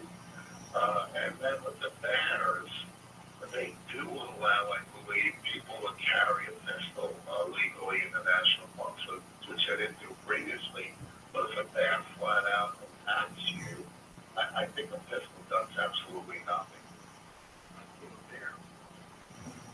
Yeah, I would agree. And people advise to carry bear spray and things like that, but I would trust my life to bear spray. Best idea, if you see a bear get out of the way, I'm going to be surprised when I'll back away slowly. Because if you run, it can't chase you. And it depends on the type of bear, too. Some of them you can play dead and they'll give up. But others, that's the absolute worst thing you can do. And again, I'm not well versed on those things. But any kind of animal encounter in the woods, especially with a bigger animal like that, moose, elk, bear, big cat, it's not going to turn out very well if it's you versus that animal and you're unarmed completely. But again, I wouldn't trust my life to bear spray the fire. Continue chatting. Tell folks again about how they can find you on YouTube, Stephen. Yeah, I love Missing Birds and Mysteries. And then I've also got 13 Past Midnight, where I narrate a lot of the stories from my books. Let's chat for a little bit here before the break. The Smoky Mountains, the Great Smoky Mountains. How important is that for disappearances?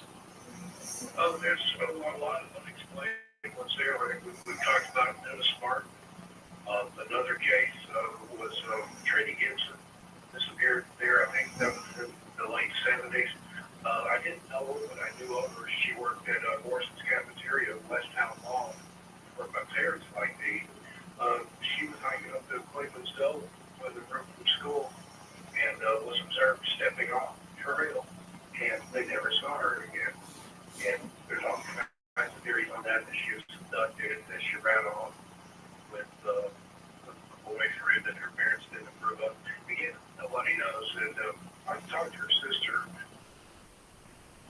been several years ago. She's passed away now. But she said, there's a part of me that likes to think that Trini did run off with her boyfriend. And then she's, living the life under an assumed name in sunny Southern California. Why would she do that? Well, it was a different time back then. And I think if you were with somebody that your parents didn't approve of, then that happens. There are people that have disappeared that it was later found to be intentional, just to get away, start a new life. But her sister thinks that she said in her heart of hearts she don't think Trini left the mountain alive. And then there was a fellow, Ollie Belton, that disappeared in the Smoky by hiking and skiing club that I was part of at the time. We volunteered and had a search for her. Again, one of those, she was hiking with two friends. She walked ahead, kind of went around the bend, and was never seen again. All right, we're going to come back and take final calls with you in just a moment on Coast to Coast AM. The official website of Coast to Coast AM is coasttocoastam.com. Log on now.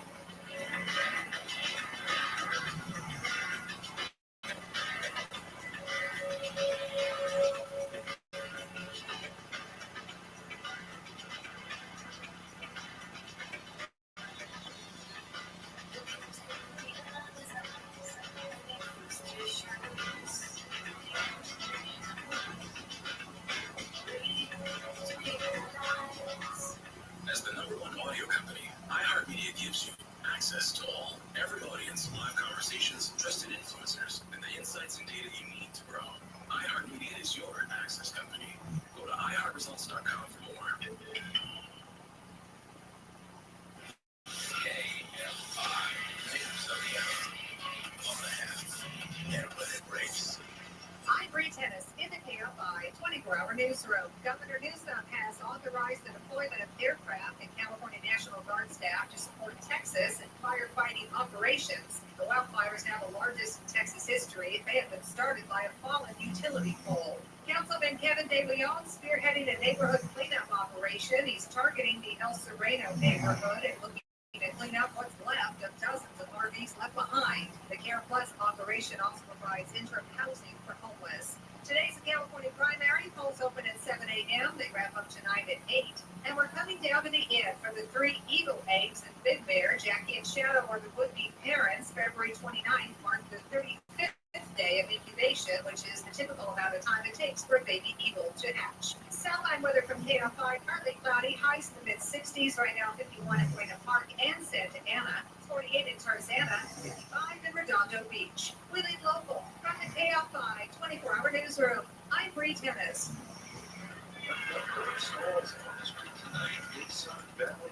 Northbound at Kuno Street. All needs a temporary stop due to lockdown car blocking the carpool lane. In Arcadia, there's a contact big rig on the 210 eastbound in Santa Ana because we're blocking the right lane.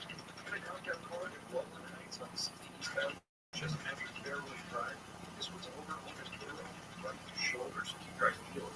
Can't mind the sky knows that you should have faster. I'm Russell Ford. Oh, is that? It is. Black hair and these gorgeous white locks. What am I going to do? What will I do? And now the top 5 reasons to visit Orlando. Number 5. Do up your due. Get a free haircut and blow up when you book the color service and same spot. Number 4. Lucky gift giveaway. Get a pair of 5 links when you earn 500 points on your rewards card. 12. 3. Word up. It's Cameo. Live March 15th. Get tickets now. And number 2. Lucky Charm Farm. Could be a Kindle, earbuds, espresso machine, ice cream maker, waffle maker, or cash. Harvest your prize when you earn 3,000 points. Fridays.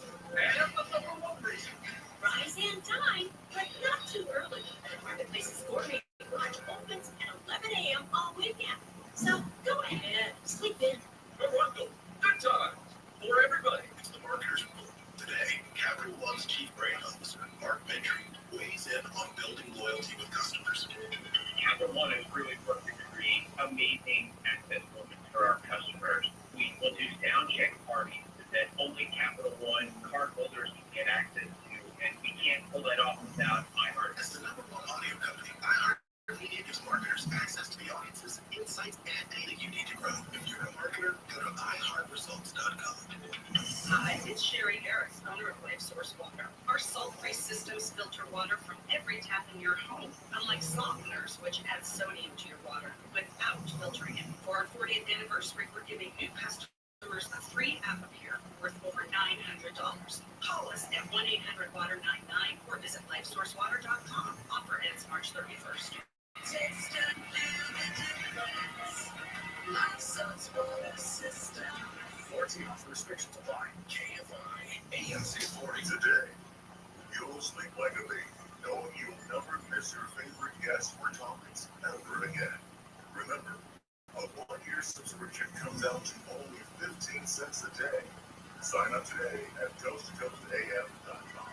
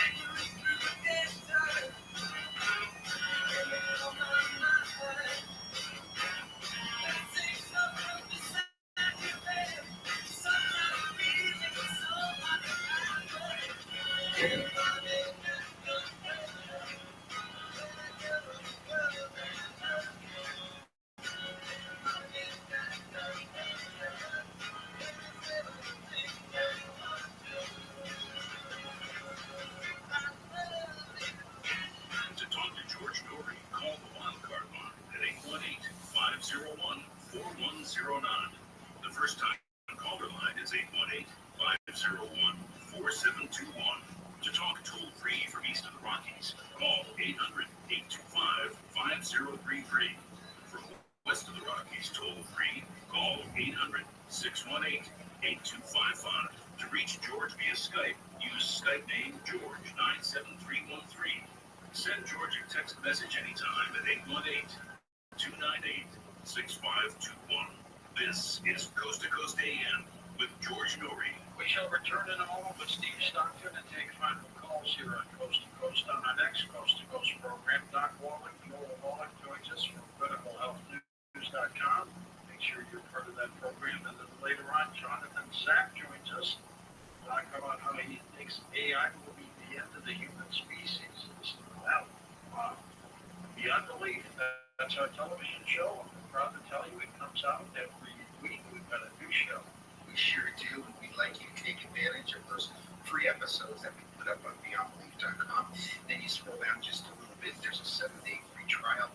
That trial gets you access to well over 500 shows that we've done at Beyond Belief. Plus, you get access to all the other shows on the network. So we'd like you to take a look. It's BeyondBelief.com. And our YouTube channel, free to subscribe to. We have well over 590,000 members. And we'd like you as well. So go to coasttocoastam.com, hit the YouTube icon at the top. It's the third one from the left. Boom, you hit it. It's free. It's interviews from recent past shows. You will have some fun. Sure will. There's something to also have some. If you're looking to lose some weight, learning the science of weight loss versus just counting calories is the true secret to weight magic drops and capsules. Here's product creator Dan Hunt to explain how insulin management is the key. Everything for weight loss has been focused on eating less calories. What a lot of people don't realize is one of the most important things to control insulin levels. What we eat is going to first go through the liver, then it goes to the muscles. Anything more than that, then it goes into the fat. If there's insulin present, the body's thinking that you just ate. So the body has a mechanism that it actually shuts down the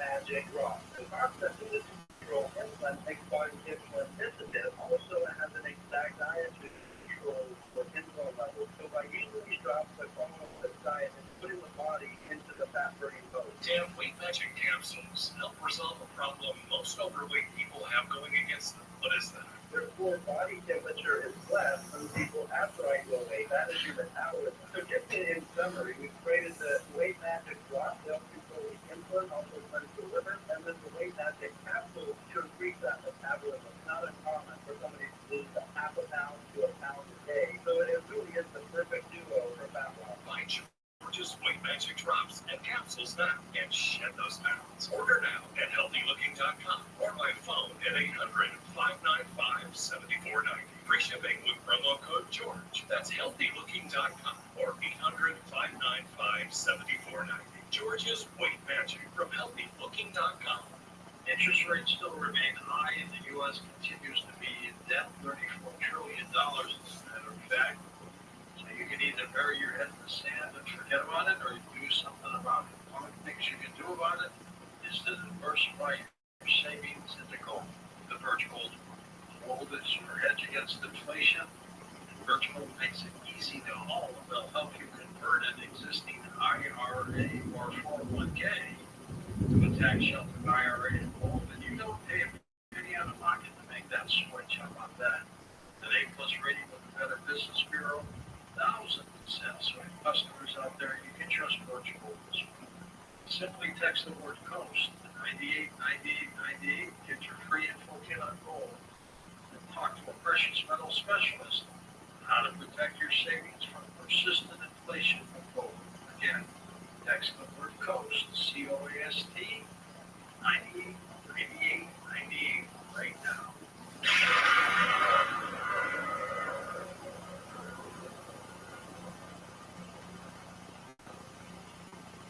I've driven a limo for 11 years. It might sound glamorous, but it's tiring, repetitive physical work.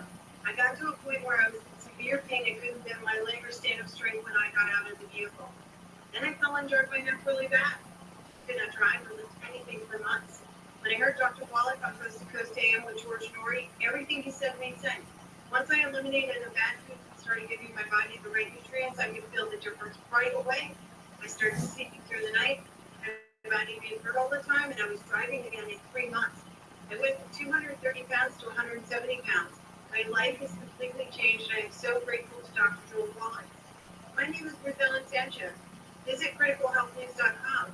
Sign up for the newsletter to receive Dr. Wallach's 10 Bad Foods list and other invaluable nutritional advice. Call 855-949-RADIO to speak to an experienced nutritional consultant. That's 855-949-7234 and criticalhealthnews.com.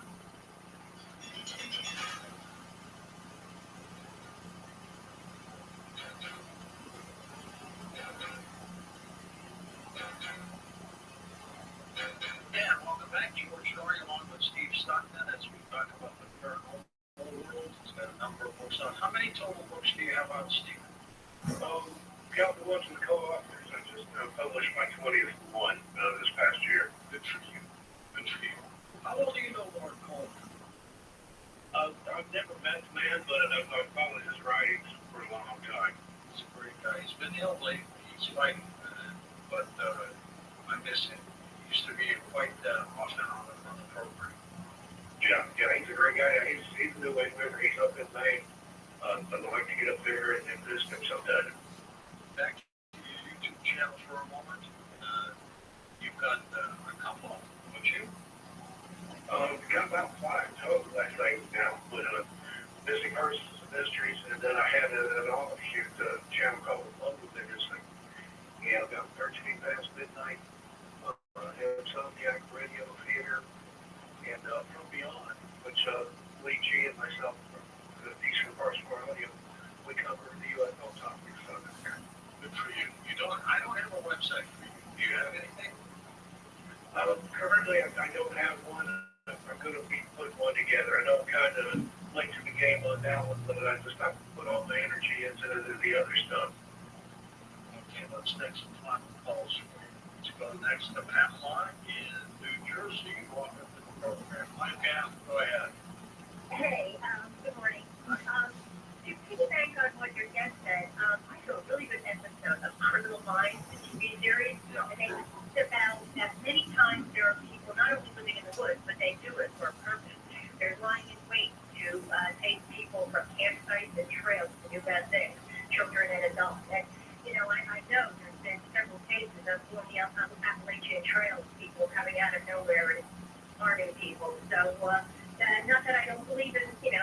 strange things, other things can happen. But I think he's right about that. People do live in the woods, and people need to be careful. But these are people beyond feral people, Stephen. I think these are just murderers, aren't they? Yeah, predatory humans. That's probably the most dangerous animal in the woods that are human beings.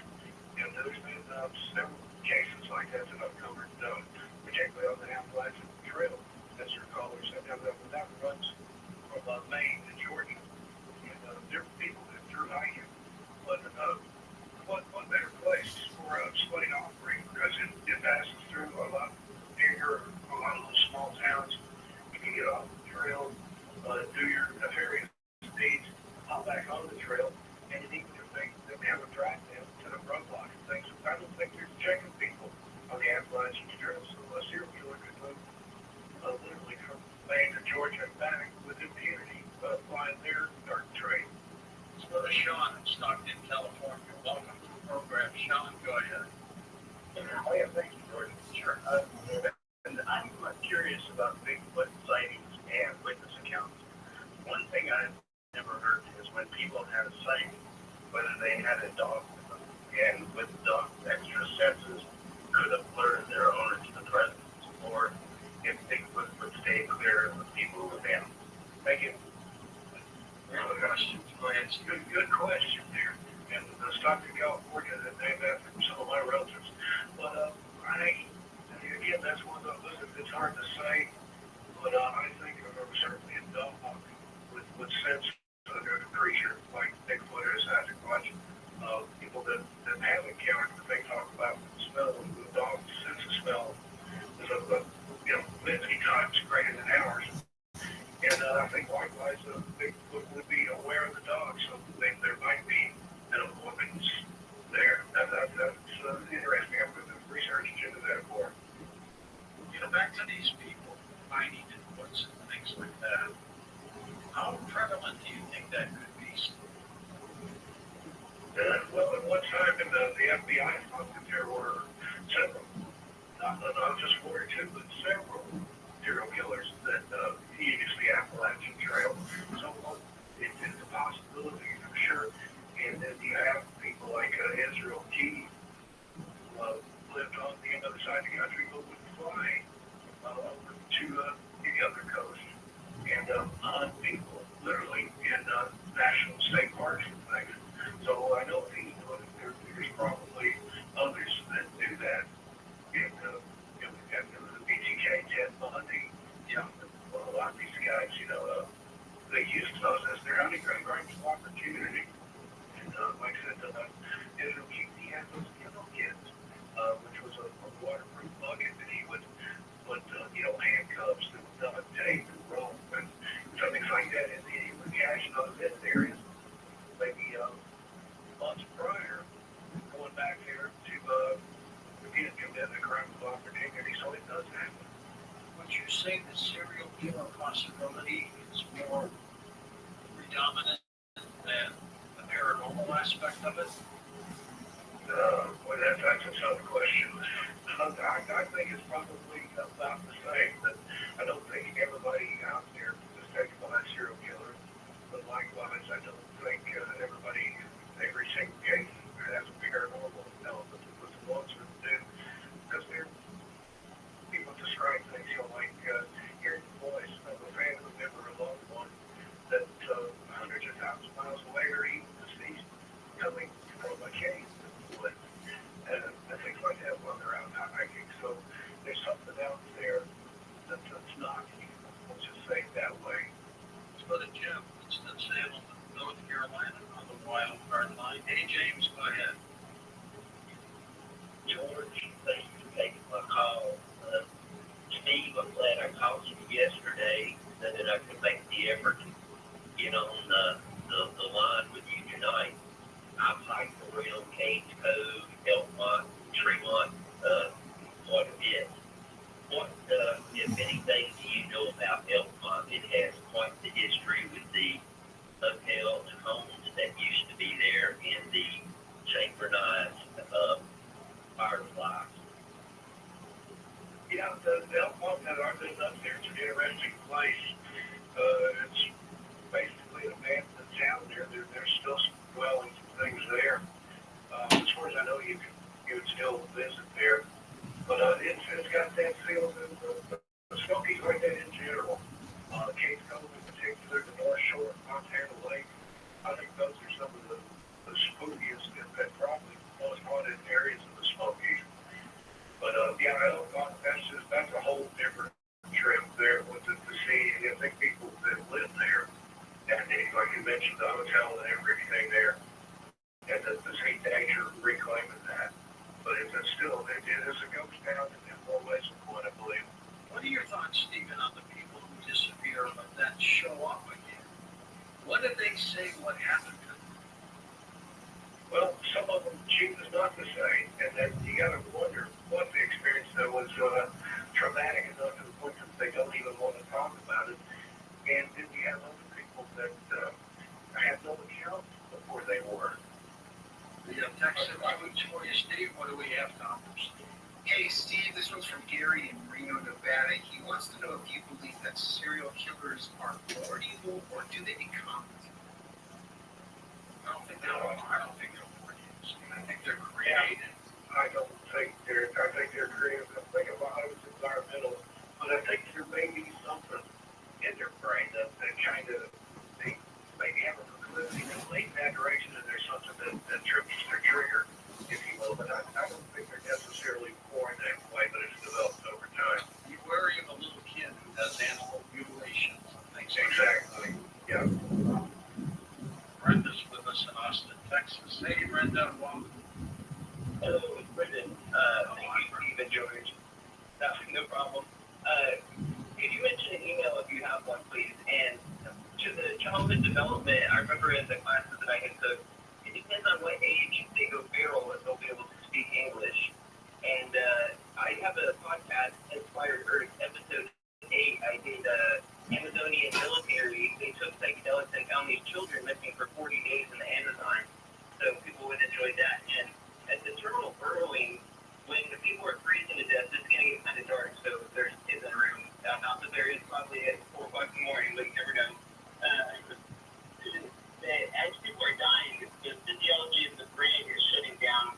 The brain is shutting down from the outside in, and that's how the brain evolves as well. So your emotions and organs are shutting down. You're turning into an insect. It's like an autonomous burrowing, like a moth goes to life. That's how people are just getting naked and digging. Like all you can think about is digging. But that's at the very end. So their body should be nearby right after that. So like the very experience for people that have their clothes blown off, they're not processed, so they should be done. What aspect of your experience did you think made you think it was a water experience? And have there been any patterns that you found in the bodies of their heart or lungs if they've been autopsied?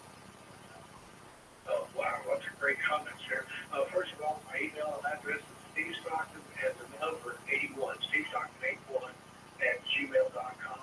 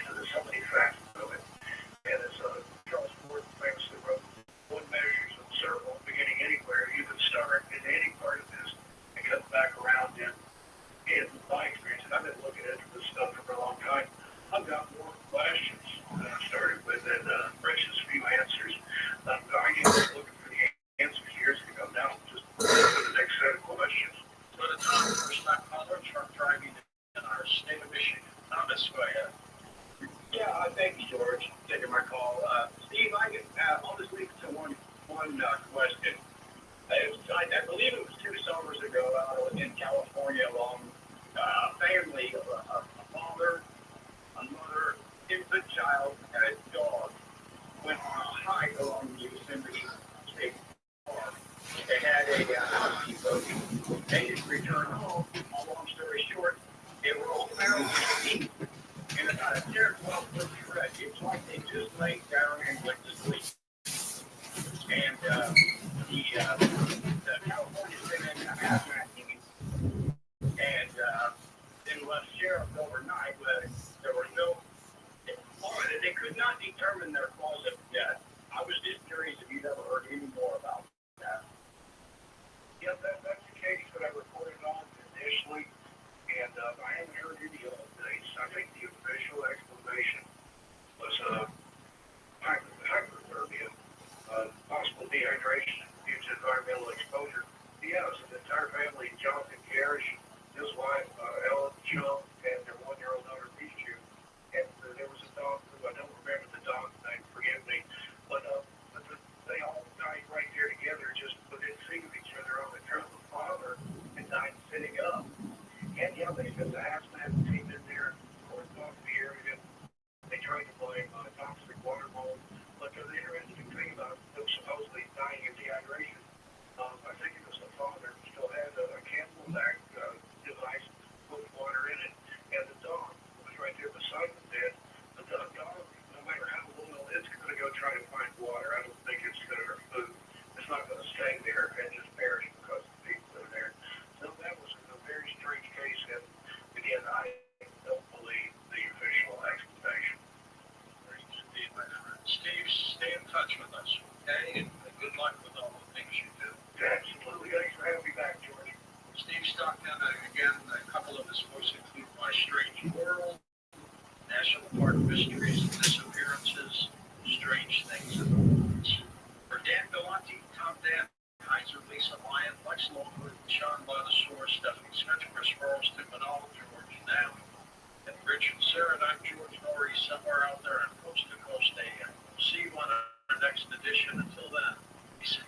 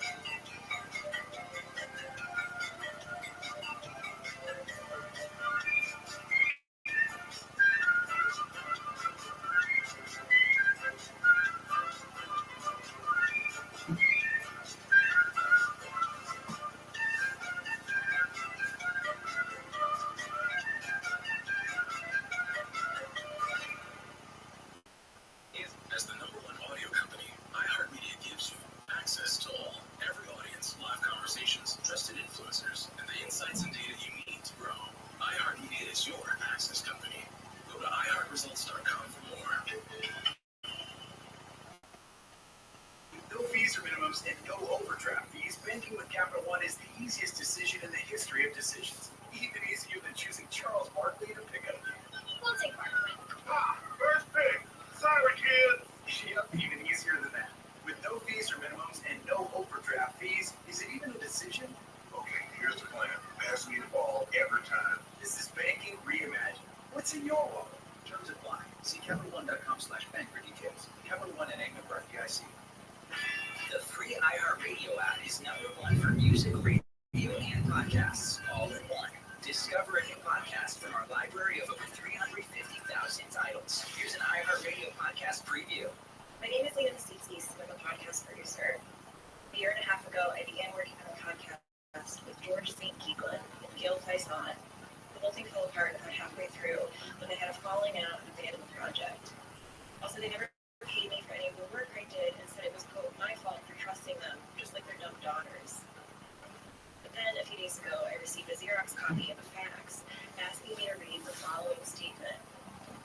Oh, hello. It's George and Gil, your favorite guys in the world, and also New York, which is an awesome city, but not as good as it used to be because of Mayor de Blasio and the Knicks. Stink. We are in mandatory self-quarantine right now, but we think that what the world needs is a podcast from us,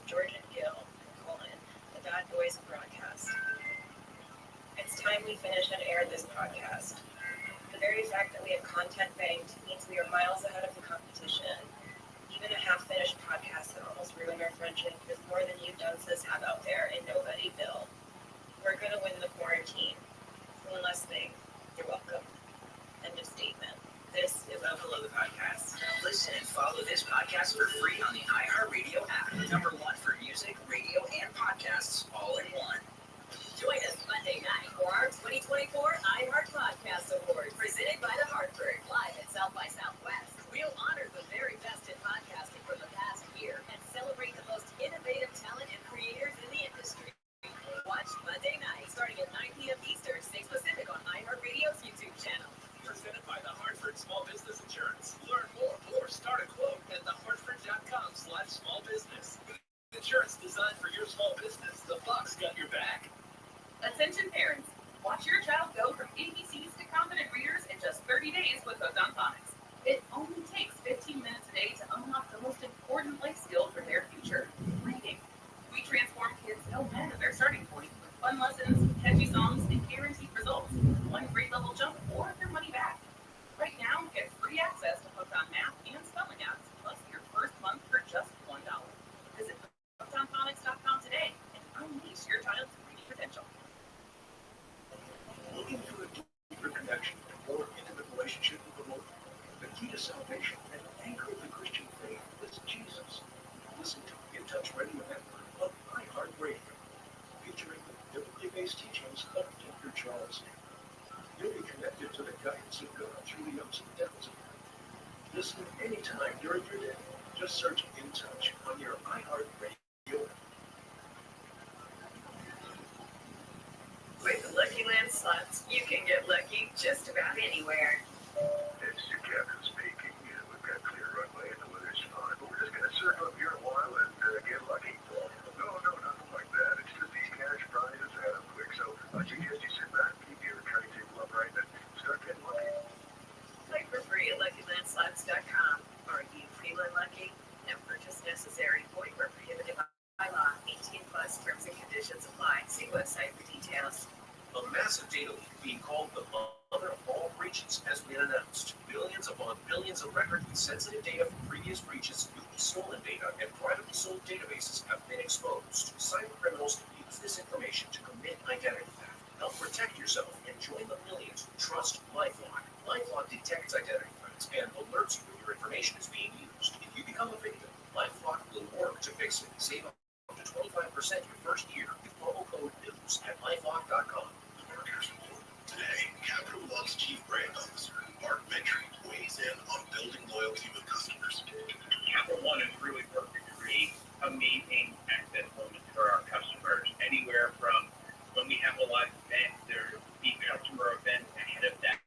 We will do sound check parties that only Capital One cardholders can get access to, and we can't pull that off without the relationship iHeart has with the artists, with venues, to create these really exclusive events, festivals that iHeart puts on, gives Capital One the ability to create those moments. People are passionate about their favorite artists, and so we try to tap into that together. As the #1 audio company, iHeartMedia gives marketers access to all, from national to local. Every audience, live conversations, trusted influencers, and the insights and data you need to grow.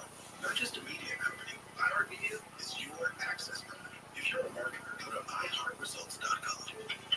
The True Crime Podcast Paper Ghosts is back with a haunting mystery in the shadows of the Ozarks. Season 4 unravels a darkly intriguing cold case from 1989 as a community continues to search for answers about a missing girl, various suspects, and a potential connection to BTK. It's going from, okay, we don't like something that's quite right, so there's some worry going on now, because now we found something for clothing. Listen to Paper Ghosts on the iHeartRadio app or wherever you get your podcasts. She said, hey, you work at KFI? I said, yeah. And she said, my boyfriend listens to you all the time. There's what's the thing? She goes, it's my ex-boyfriend. Whenever we got in the car at night, we wanted to listen to you. And I wanted to talk, and I got pissed. Whoa! I broke him up. The Tim Conley Jr. Show. Well, now that you say go, want any more of this? Live 4 to 7 p.m. on KFI and on demand anytime on the iHeartRadio app. Please let us serve our kind in federal prisons. And the judge said, no, thank you. You will serve in the state prison. None of those three are going to suffer from constipation ever again. Oh, yeah. What? Bill handle. Is it the food? It's the food. Yeah, it's the food. Yeah. It's the food. Yeah. Live 6 to 9 a.m. on KFI. And on demand anytime on the iHeartRadio app. The people are the sovereign in this country. We don't have a king, we don't have a queen. And how do we get our officials? Who runs this country? Those that are elected by the people of the United States. Bill handle. Why have a commission if we just get overridden by the court system? Live 6 to 9 a.m. on KFI. And on demand anytime on the iHeartRadio app. You know, when they let you rent a car when you're 25, accidents quote with assault weapons are a very different thing. I mean, you just look at the number of shootings in average age. School shootings since 1966 have been 18. Bill handle. What does that tell you? Live 6 to 9 a.m. on KFI. And on demand anytime on the iHeartRadio app. This is Jacob Emma. If you've been to the truck accident, call 844-24-JACOB. KFI, AM 640. More stimulating talk.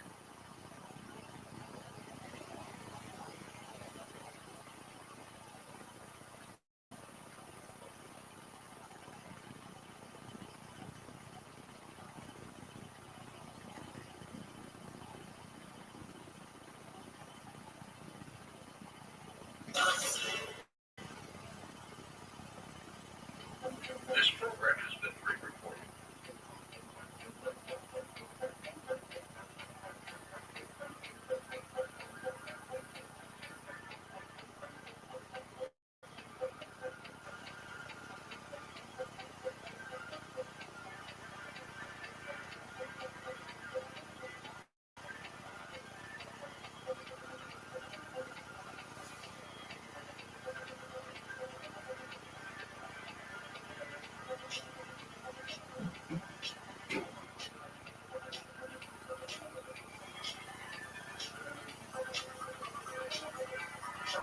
The City of Angels near the Pacific Ocean. Good morning, good evening, wherever you may be across the nation, around the world. I'm George Norrie. This is Coast to Coast AM. Later tonight, strange and unusual.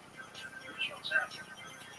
Well, the Supreme Court has handed Donald Trump a major victory, barring states from disqualifying candidates for federal office under a constitutional provision involving insurrections and reversing Colorado's exclusion of him from his ballot. The justices unanimously overturned the December 19th decision by Colorado's top court to kick the former president off the state's Tuesday Republican primary ballot after finding that the U.S. Constitution's 14th Amendment disqualified him from holding office. The Colorado court has found that Mr. Trump took part in an insurrection for inciting and supporting the January 6, 2021 attack on the U.S. Capitol by his supporters. The U.S. Supreme Court says he gets to run 15 states will hold primaries on Super Tuesday. The European Union has fined Apple about $2 billion, saying the iPhone maker set unfair rules for developers of music streaming apps. The fine was one of the EU's largest ever antitrust penalties. Following from a ransomware attack on the country's largest healthcare payment processor, is the most serious incident of its kind leveled against the U.S. Health Organization. The attack has crippled Change Healthcare, a company that provides a widely used program for healthcare providers to manage customer payments and insurance claims. Warren Weinstein was our expert on such matters. Warren, why would somebody go to hack into that? It's always a matter of opportunity, but this has turned into quite a story over the last almost 2 weeks or so. And it's a story that probably couldn't happen in most other countries. So we've talked before about ransomware cyber attacks on healthcare-related institutions, hospitals, medical groups, and so on, that cause delays and other serious problems sometimes for patient care. But this attack indeed is different because it targeted February 21st, a term that most people have never heard of.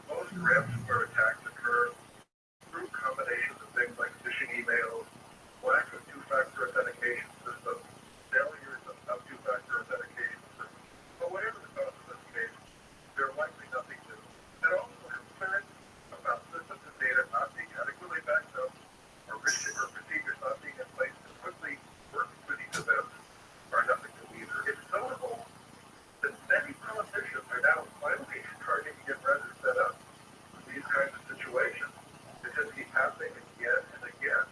And more dramatic efforts to stop them may now eventually come. For example, by perhaps making it illegal to pay a ransom demanded to be transferred tax, whether or not that'll actually happen is certainly a complex issue. Another possibility is far more serious penalty taxes to a cost, but that's difficult to keep off the originator outside the U.S. So for now, we can expect that the tax to continue, and it's up to the firms if we're serious about protecting themselves and everyone who depends on them, instead of repeatedly resorting to apologies after the attack damage has already been done. Keep your eyes on this one. Thank you. The world's oldest living person, Maria Moron, has turned 117. Born on March 4th, 1907 in San Francisco, the grandmother has lived her life since she was 8 in Spain's Catalonia area. She has been in the same nursing home for the past 20 years, 117. Happy birthday. SpaceX has launched a big batch of satellites for a variety of private customers today. Today's launch will place 53 more payloads in the various orbits. Just amazing. Here's Dr. Sky with his weekly report on what's in the sky. Doc, go ahead. Well, I was able to get in space also. Both lunar landers, the Japanese Lead lander, U.S. moon lander, Theseus, well, they're lying on their side, upside down, as people know. But they're both in a state of atomic suspension, most likely. As the sun is set once again on the Japanese Lead lander, U.S. lander Odysseus, sent back just a day or so ago the last image of the surrounding lunar landscape and a great picture of the thin crescent Earth. Yes, that's us. People are plunging into the cold lunar night. But George, both of these run on batteries, and this may sadly be the end of missions. But continuing with space, we'll move on to Mars. Ingenuity Mars, however, has flown some 72 missions on the red planet from April 2021. This last one earlier this year on January 18th. Gravity one of its rotor blades, many people may know, broke off and is permanently grounded, except for a very faint signal picked up by the Perseverance rover that's just a few meters away. Well, George, March is the best month of the year to experience the auroras. People may not know that. From October, a close second. Now with solar cycle 25 raging, more and more sightings of the amazing auroras are occurring. But why is that? Scientists tell us that the phenomenon known as the Russell-McLaren effect. Simply, these are breaks in the Earth's magnetosphere, which become, well, in these particular excited particles from space, whose solar winds and CMEs move, of course, as we talk more about this particular time of the equinoxes.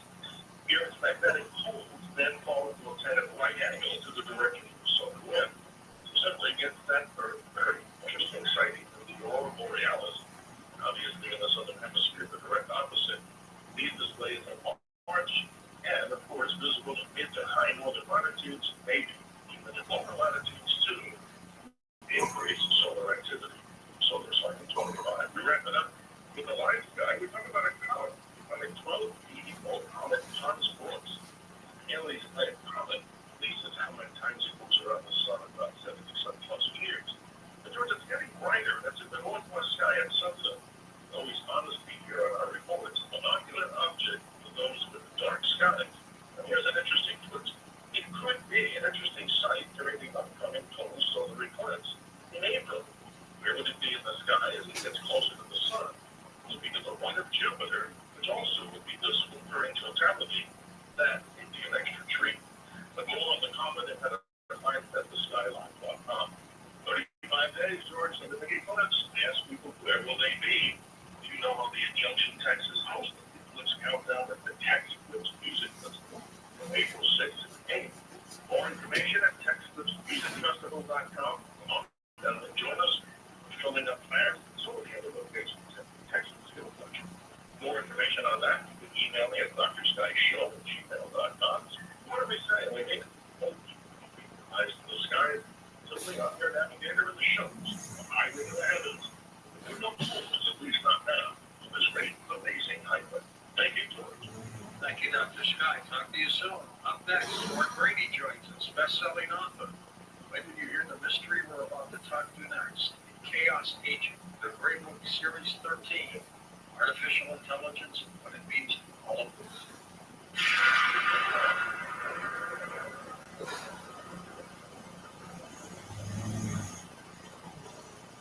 Your tax refund belongs to you, not your identity.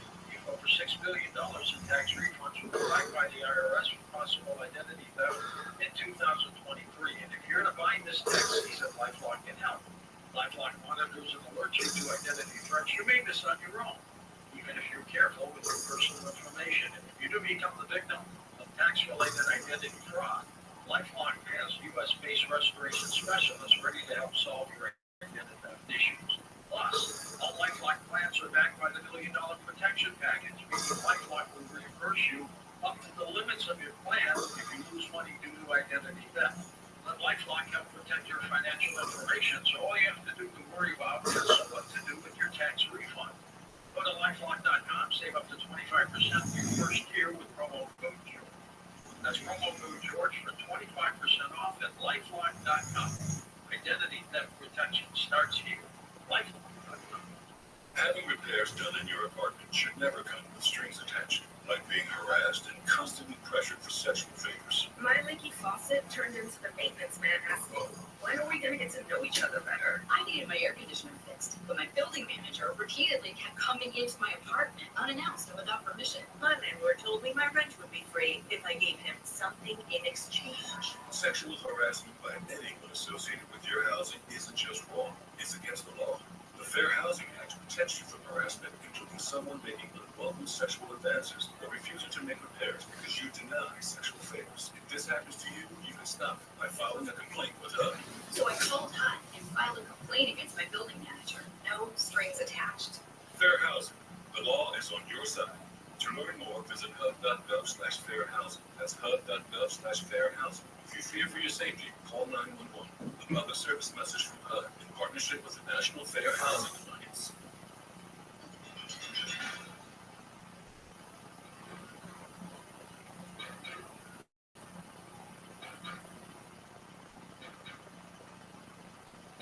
Hey, and welcome back to Coast to Coast. George Morey with you. Let me tell you a little bit about our guest. Mark Grady has a degree in international relations and political science.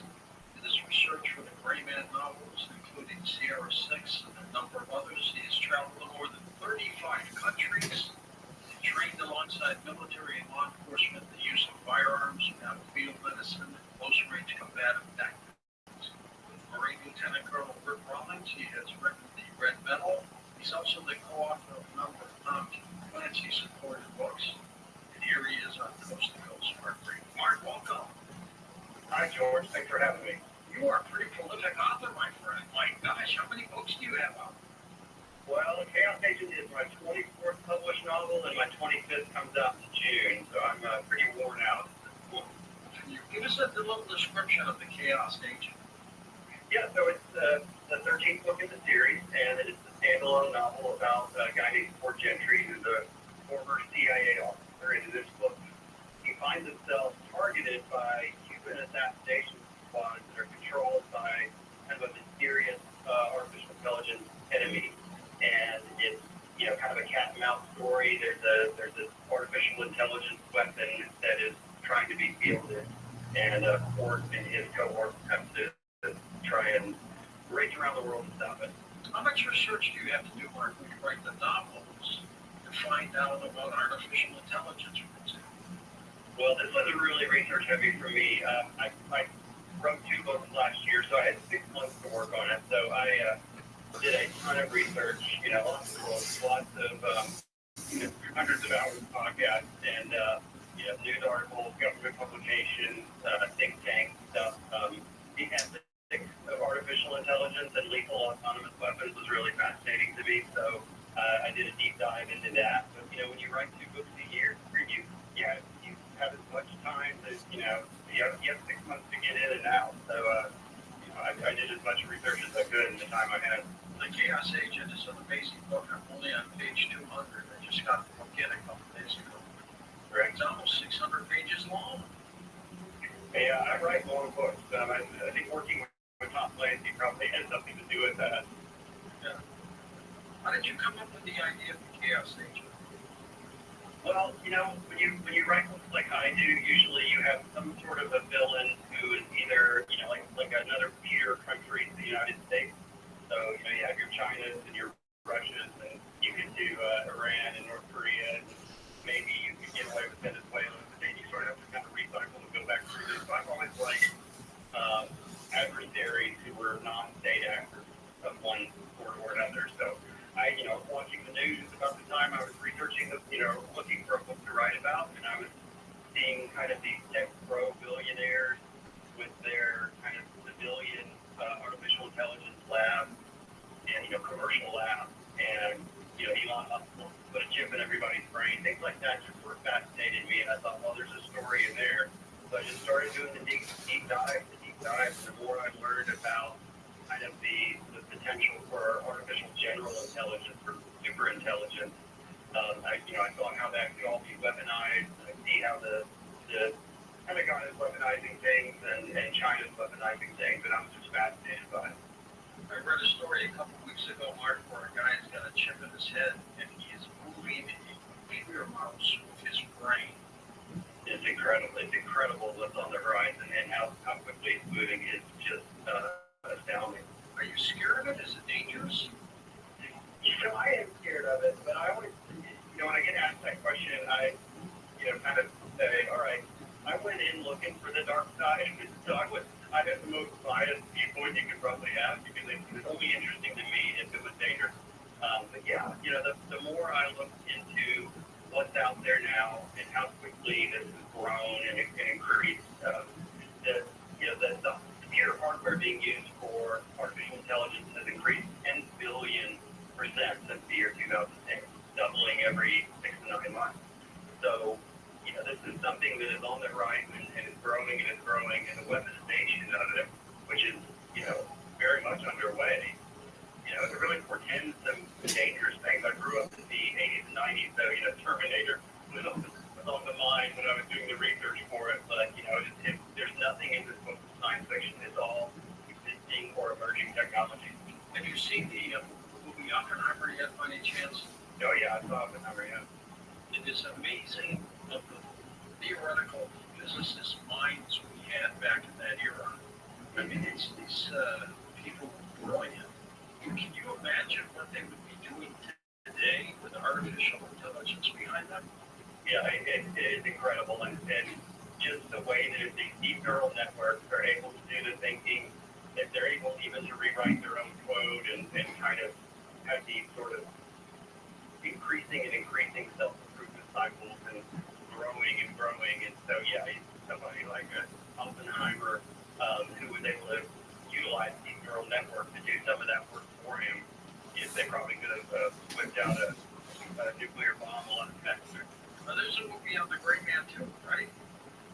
Yeah, so the first Gray Man movie came out in 2022, and starring Ryan Gosling. And the second, they're reading the script for a second one. I don't know when that's going to get announced or underway, but yeah, so there's one out there already. And the phrase "the Gray Man," explain that. Yeah, so I started hearing that. I was wanted to be a writer, and I knew that I was going to write about intelligence and military and that sort of stuff. So I started going to firearms schools around the country to learn about, just simple how to shoot. But then you spend time in the team house with these guys that are either in the military or law enforcement or a lot of civilian military contractors at that time. And I heard them talk about the Gray Man a lot. And that essentially is just a common term in that world about someone who's able to sort of move through the landscape without being noticed. So they don't wear the obvious clothing. They don't have the obvious, haircuts or looks. They don't, their trade craft that they employ allows them to slip in and out a lot more quietly. So I heard that term a lot, and I was already had an idea for a book, and then I said, well, I'm going to really lean into the Gray Man concept for my character. And I've noticed that with the Gray Man and the research, it's all based on facts that are out there. You seem to pick up on them, and then you research them, and hence another novel. Yeah, that's really what I enjoy. I mean, my favorite part of the entire writing process is learning stuff. I'm just this super curious guy, and this book was, as I said, it was very sort of research heavy. But the deeper I got into it, the more I wanted to know, and the more fascinated I was by it. And I just kind of love this stuff. So I like to take what's really out there in the world. I wish I could write fantasy. They probably make more money than fantasy authors, but I'm very sort of rooted into what's going on in the real world and the news and history and building that. For those of you who love websites, Mark's website is linked up at coasttocoastam.com. He spells his last name Grean, Mark Brady. And we're talking about his latest novel. It's book number 13 in his series, The Chaos Agent, Gray Man. And I love the color, the college, red and blue, just pop right out on it. Yeah, I thought that was really beautiful. A big part of the book takes place in Cuba. So I think the art department, you tell the art department where the book is, and just a little bit about it, and then they come back with, they make their magic come back. Is that part of Havana on the cover? Yes, that's Havana, yes. What days we had in those days? Remember those? Were you around for the Cuban Missile Crisis, Mark? I was not. My dad went to Cuba, before, in the 50s. I got pictures of him there. It was pretty cool. Tell us more about the superstar Port. Well, so Port is a former CIA paramilitary operations officer in a group called Special Activities Division. And, we're 13 books into the season, so he's had a lot of different roles over the series. He had different relationships with the agency. The first few books, the agency was trying to kill him, and then he began working with them sort of on a contract basis. And in this book, he's not working with the agency. He's simply trying to lay low and off grid in Central America. And he's with this woman who he is in love with. She's a Russian and a former SDR, which is their foreign intelligence service, a former officer with them. And she herself is under threat. So there's a lot of entities after Port, including the CIA to some degree. And there's a lot of people after Lloyd as well. So the book sort of opens up with them trying to stay out of trouble. But as you said, it's a 600-page book, so I couldn't get very far with that. So they stay very quickly come under threat, and that starts this big cat and mouse chase.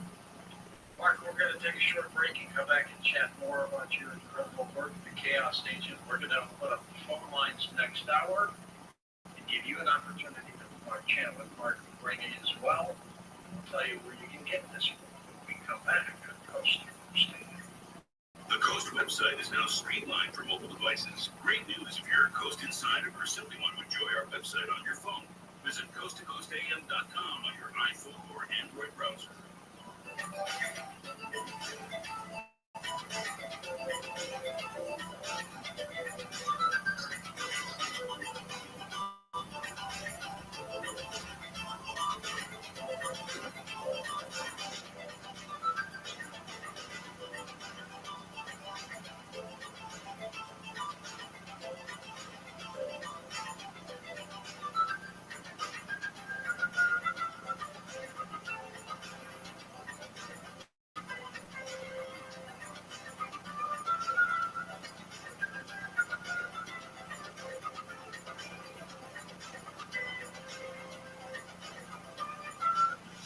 Join us Monday night for our 2024 iHeart Podcast Awards, presented by The Hartford, live at South by Southwest. We'll honor the very best in podcasting from the past year and celebrate the most innovative talent and creators in the industry.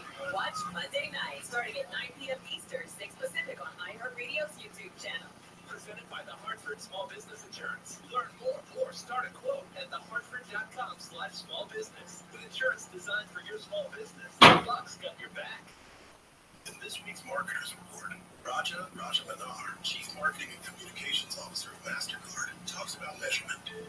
Measuring sonic and sonic branding and sonic initiatives across the board, the principles of measurement are the same, but the parameters that you measure are different.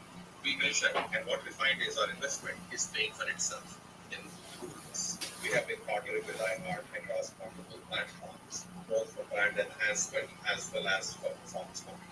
I think it's a cut-through of the message and the recall of the brand almost higher. Also, it has been very beneficial for us to integrate some of our campaigns into the native content of iHeart. It has been a very nice partnership and it continues to be very strong in the future. As the #1 audio company, iHeartMedia gives marketers access to the audiences, trusted influencers, and data you need to grow. If you're a marketer, go to iHeartResults.com.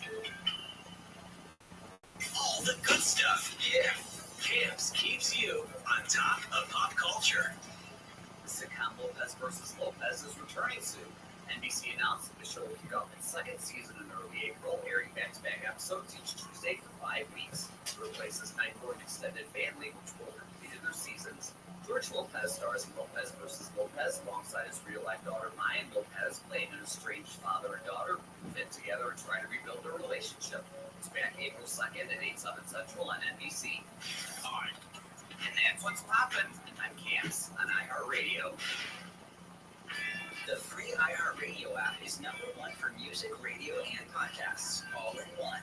Discover a new podcast from our library of over 350,000 titles. Here's an iHeartRadio podcast preview. My name is Lena Masisi, and I'm a podcast producer. A year and a half ago, I began working on a podcast with George St. Keeklin and Gil Faison. The whole thing fell apart about halfway through when they had a falling out and abandoned the project. Also, they never paid me for any of the work I did and said it was, quote, my fault for trusting them, just like their dumb daughters. But then, a few days ago, I received a Xerox copy of a fax asking me to read the following statement. Oh, hello. It's George and Gil, your favorite guys in the world, and also New York, which is an awesome city, but not as good as it used to be because of Mayor de Blasio and the Knicks. Stink. We are in mandatory self-quarantine right now, but we think that what the world needs is a podcast from us, George and Gil, the Bad Boys Broadcast. It's time we finish and air this podcast. The very fact that we have content banked means we are miles ahead of the competition. Even a half-finished podcast that almost ruined our friendship is more than you dunces have out there, and nobody will. We're going to win the quarantine. One last thing, you're welcome. End of statement. This is Oh Hello, the podcast. Listen and follow this podcast for free on the iHeartRadio app. #1 for music, radio, and podcasts, all in one.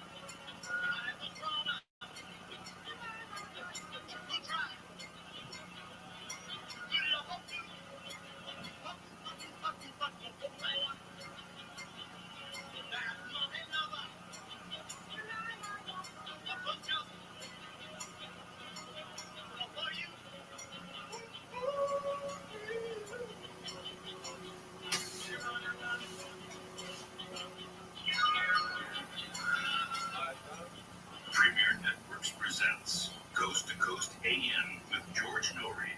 That's one of those old-time classics, isn't it? We're going to take calls next hour with Mark Brady as we talk about artificial intelligence. More to talk with him about. Get back involved. The Paranormal Podcast Network is using a lot. How do you listen? I sure will. It's very simple. If you listen on your phone, just download the iHeartRadio app. If you listen on PC, go to iHeartRadio.com and either just put in Coast to Coast AM in the search. All our podcasts will come right up. We've got some ones we'd like you to take a listen to. You can check out Sandra Champlain and her show Shades of the Afterlife. And of course, we've got a show anything from UFOs to mummies, everything in between. Joshua P. Ward's Strange Things. So that's a couple shows. New episodes come out on Fridays. Take a listen. It's the iHeartRadio and Coast to Coast AM Paranormal Podcast Network. And you can also go to coasttocoastam.com and all the info is right up there. Right. Here's something for your review system. HealthyLooking.com. Dr. Alan Lay brings 4 decades of experience in natural products for the exclusive stem cell wellness kit that works with your body's stem cells to assist your immune system. Here's Dr. Malay with more. Whether it's physical activity, obesity, diet, smoking, low on hormones, stress, sleep disorders, or your age can be supported by reducing inflammation and aiding the body to heal itself appropriately. A stem cell is a cell waiting to be told what it needs to be. If there is inflammation, that inflammation needs to be stopped. High blood pressure, high cholesterol, kidney disease, various types of cancer, depression, autoimmune disorders, osteoporosis, even fatty liver are chronic signs of inflammation and can be aided by supporting the body's ability to protect those cells that it needs. And that is the purpose of Immustem and Adaptostem together, supporting the body to be the best it can be. Dr. Malay, how will I feel after taking Adaptostem and Immustem? The Immustem is going to have an immediate effect, but I tell you, your immune system is starting to function better after 24 hours. You put Adaptostem along with it, and most will feel it within 30 minutes. Order now at healthylooking.com. The stem cell wellness kit from Dr. Malay protects your body's stem cells and will make you feel better faster. The stem cell wellness kit with Adaptostem and Immustem and your free gift Relaxol is only available at healthylooking.com or toll free at 800-563-3980. That's 800-563-3980. Don't forget to enter promo code George for free shipping. George's stem cell wellness kit at healthylooking.com. That's healthylooking.com.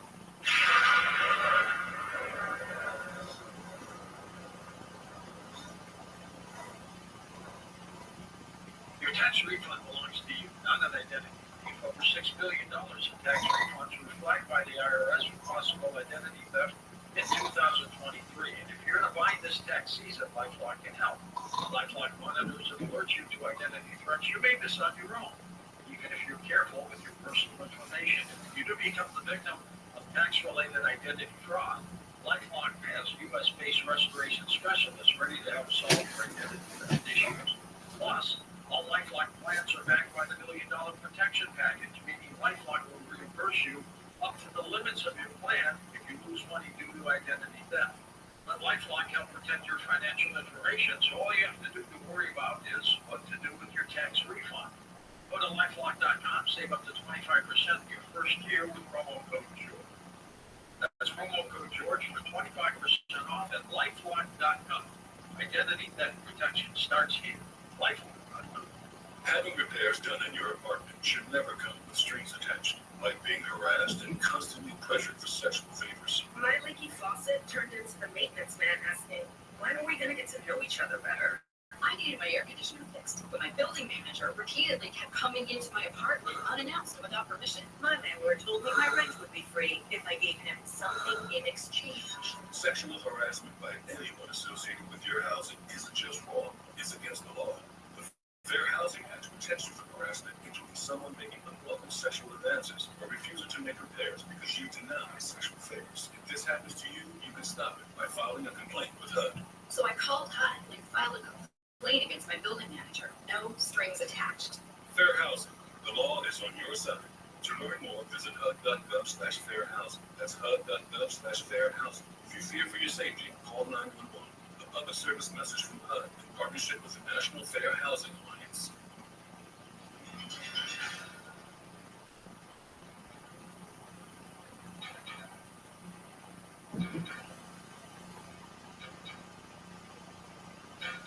And welcome back to Coast to Coast. George Norrie with Mark Brady.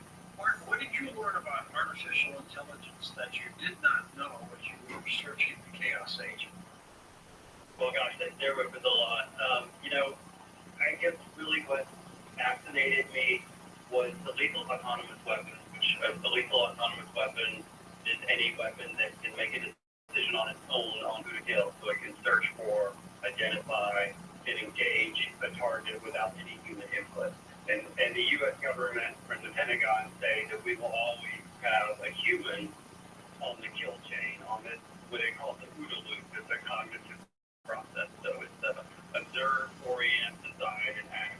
And we will always have a human making that decision. The robot can find the target and fix the target and engage the target, but the humans have to decide. The Chinese, on the other hand, are completely intelligence deciding warfare and trying to, turn this on, hand the keys over to the robot. And so that's something that I learned, as I'm kind of researching the ethics of this and, philosophies, that, the ethics are great, but, the moment if we have an enemy and China is an enemy in this, Xi Jinping said that science and technology is the main battleground against the West. So it's very clear that they're trying to weaponize this, and I think they will hand the keys over to the automation. And at that point, our ethics kind of go out the window. So as I was doing the research and realizing how high the stakes are, this, it's just fascinating to me and something that I wanted to kind of scream from the mountaintop in the pages of the book. Were you shocked with anything you discovered? Yeah, I was absolutely shocked. I mean, the gatekeepers, the people that run these civilian artificial intelligence labs, it's important for people to know that it's not nations that are building the sophisticated artificial intelligence. It's private. It's in the civilian world. And it's sort of fueled, the development is fueled by ego and ambition and greed. And I think a lot of really good things come out of artificial intelligence, but it's very dual use. So, just like when you think of the Gatling gun that came around in the 1800s, that was invented with the purpose of saving lives, because you could take 4 people and have them do the work of 100 people as far as shoot, on the battlefield. So, the inventor assumed that meant there'd be fewer people on the battlefield, fewer people getting hurt.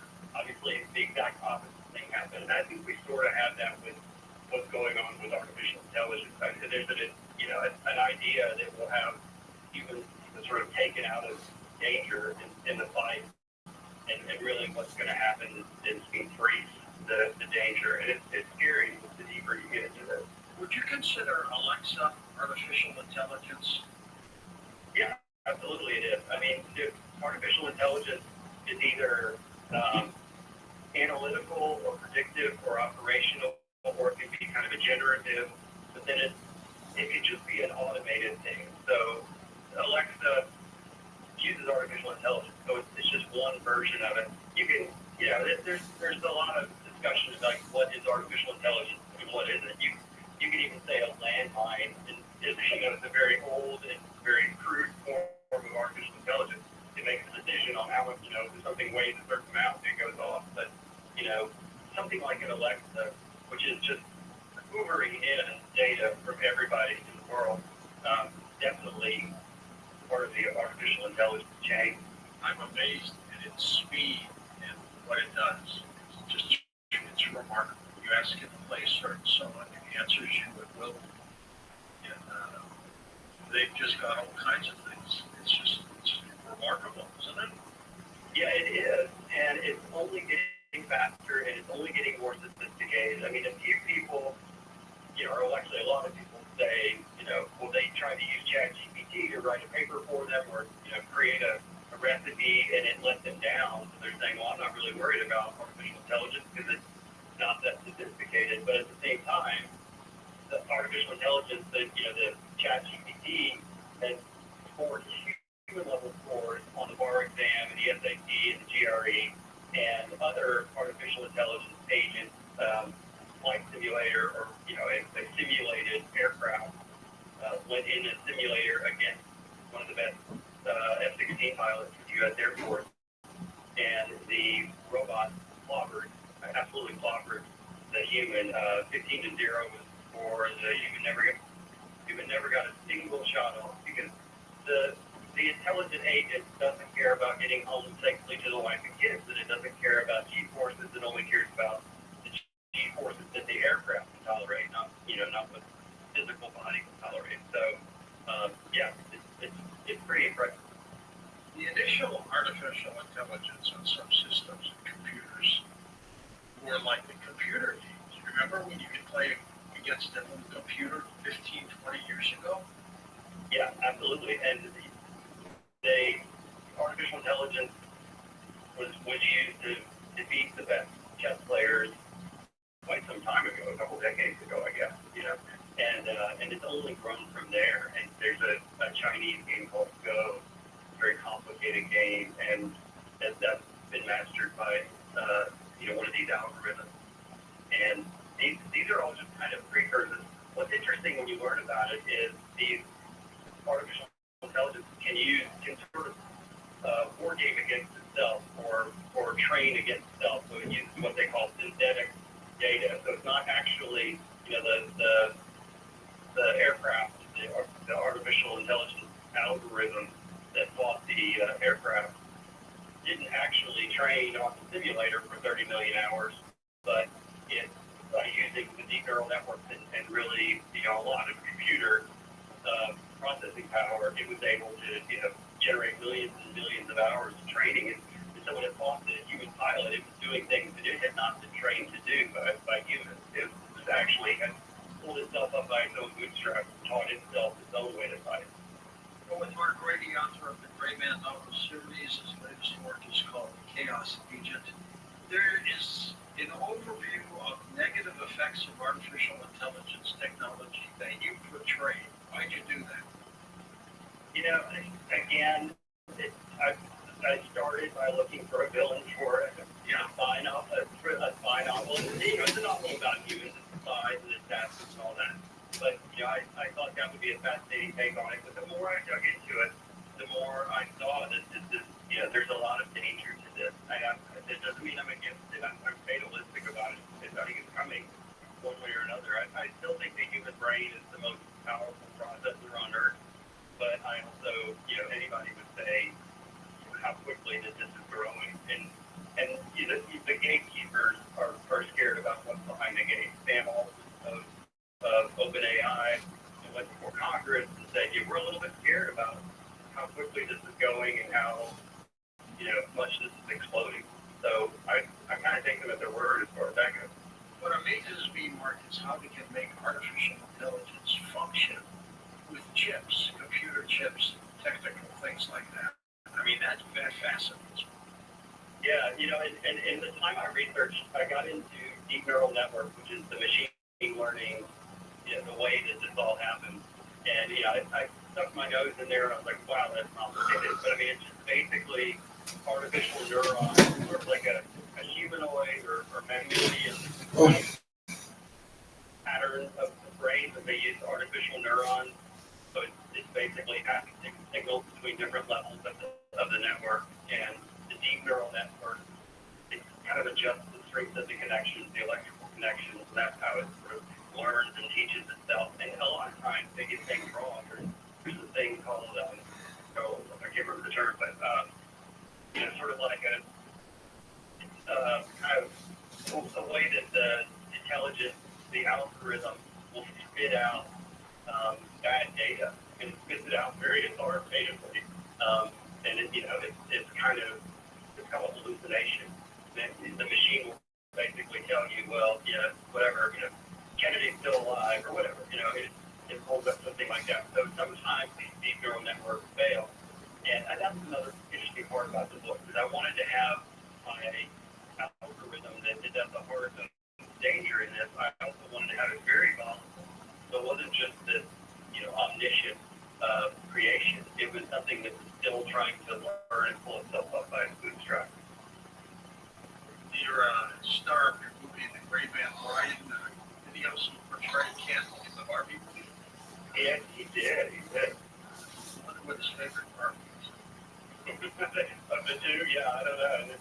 I think they're kind of different. He did that afterwards. I think he's only a bigger, his star power has only gone up since he made The Gray Man. So it's fascinating to see that. Where can people see that movie? But it's on Netflix. And it was the #1 film on Netflix in 2022 and the #5 film on Netflix of all time. So it's seen, I think, 250 million hours in the first 28 days or something like that. So it did really well. And I'm very hopeful that they'll get going on a second one, because it's kind of fun to watch. Were you happy with it? Overall, I was happy with it. It's very different from the book. Gray Man, which is, the one that it's made after. And part of the reason it was different made a lot of sense because they were trying to make a franchise from the beginning. When I wrote The Gray Man, I just wanted to be a published author. I just wanted to hold a book in my hand with my name on it. So I had no big grand plan or ambition to create a series out of it. So they, from the beginning, wanted to make a film series. So they put a lot of characters in that first film that don't come around until book 3 or book 5 in my series. And that all makes sense. It's not as gritty as my series is. The books are a lot grittier and harder edge than the film, but the film had to appeal. The film had a $200 billion budget, so they wanted a lot of eyeballs in that film, which makes sense. That's a huge budget for a film, isn't it? Yeah, it was a big budget, and I think they put a lot of it on the screen. I think there's about 9 really big set action pieces on there, so it's kind of a wild ride. Where do you see artificial intelligence going for the next 15 years, let's say? Well, I think the good side of it is, I do think it's going to cure disease, and I do think it's going to, help with agriculture and a lot of positive things. My concern, though, is,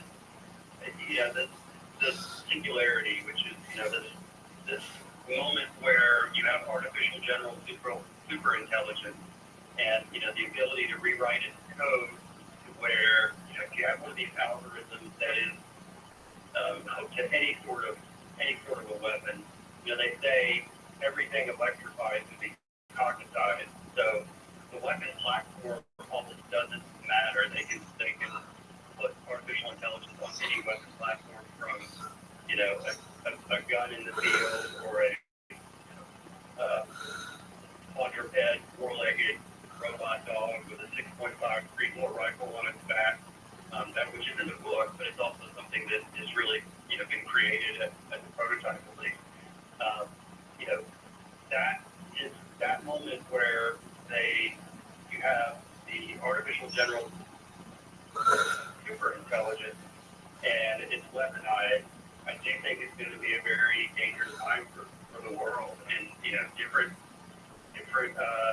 countries have different philosophies on it. But again, if one country hands the keys over to the AGSI, then I think we're in some trouble.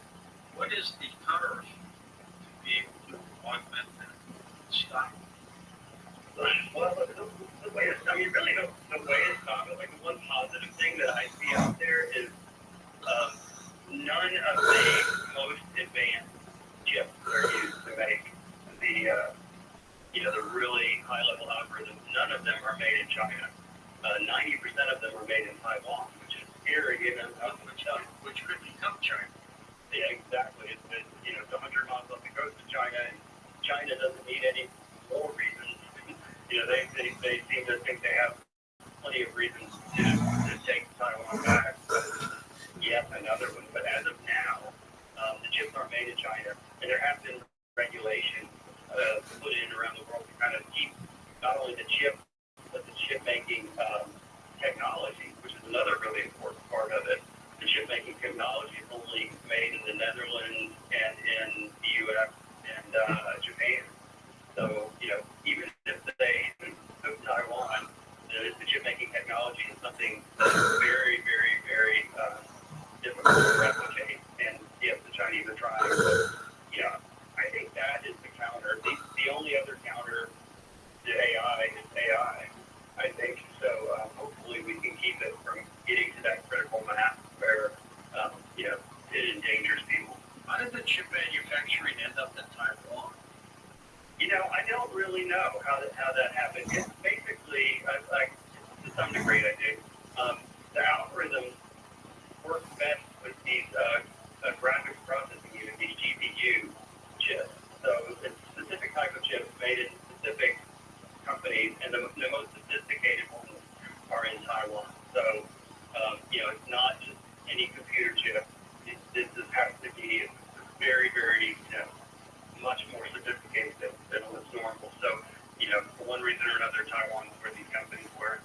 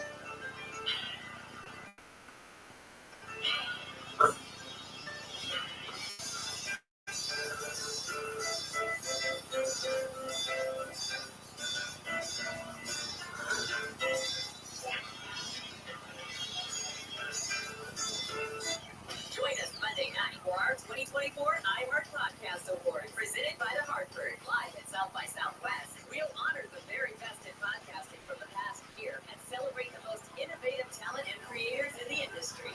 Watch Monday night starting at 9 p.m. Eastern, 6 Pacific on iHeartRadio's YouTube channel.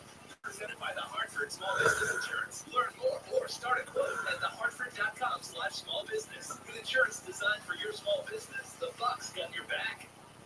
In today's Marketers Report, Kate Cronin, Chief Brand Officer of Moderna, weighs in on the speed of audio production. In this day and age, and particularly at Moderna, where we have new information coming out on a regular basis, being able to feed that information to the audio format makes being nimble and pivoting easy, and that's what I really like about it. As the number one audio company, iHeartMedia gives marketers access to the audiences, influencers, insights, and data you need to grow.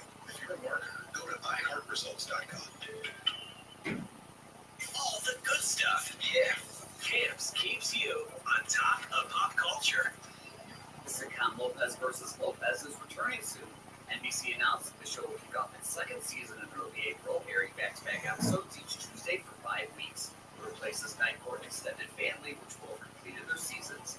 George Lopez stars in Lopez versus Lopez alongside his real-life daughter Mayan Lopez, playing an estranged father and daughter who fit together and try to rebuild their relationship. It's back April 2nd at 8/7 Central on NBC. Fine. And that's what's poppin'. I'm Camps on iHeartRadio. With Lucky Land Slots, you can get lucky just about anywhere. Dearly beloved, we're gathered here today. Has anyone seen the bride and groom? Sorry, we're here. We were getting lucky in the limo. We lost track of time. No, Lucky Land Casino. Cash prizes that happen quicker than a guest registry. In that case, I pronounce you lucky. Play for free at LuckyLandSlots.com. Daily bonuses are waiting. No purchase necessary. Void where prohibited by law. 18 plus. Terms and conditions apply. See website for details. Attention parents. Is your child struggling with reading? Boost their confidence and jump a whole grade level in just 30 days with Hooked on Phonics. It's simple and fun for kids. Engaging lessons with catchy songs and games keep them hooked. It's easy for you. No teaching experience needed, just 15 minutes a day. Guaranteed results. See at least one grade level improvement or your money back. Get your first month for just $1 and free access to Hooked on Math and Hooked on Spelling apps. Visit hookedonphonics.com now. That's hookedonphonics.com. Wendy's breakfast 2 for $3 Biggie Bundles let you create your own delicious combo. Choose from a sausage biscuit, egg and cheese biscuit, small seasoned potatoes, and a medium-high coffee. But it's obvious which combo is the best. Sausage biscuit and small seasoned potatoes. Well, maybe it's the fresh cracked egg and cheese biscuit with a medium-high coffee. Or 2 savory sausage biscuits. Whichever you pick, you can't go wrong. Choose wisely. Choose Wendy's 2 for $3 Biggie Bundles. Want to own a business with a secure, stable future? Franchise Business Review named Right at Home a top recession franchise in 2021 and 2022. With more than 10,000 people turning 65 every day, combine their passion for helping others into a business with a proven model. Become a Right at Home franchisee. Visit us online at rightathomefranchise.com to learn how you can start a business making an impact in your local community. O'Reilly! You need parts? O'Reilly Auto Parts has parts. Need them fast? We've got fast. No matter what you need, we have thousands of professional parts people doing their part to make sure you have it. Product availability. Just one part that makes O'Reilly stand apart. The professional parts people. O'Reilly!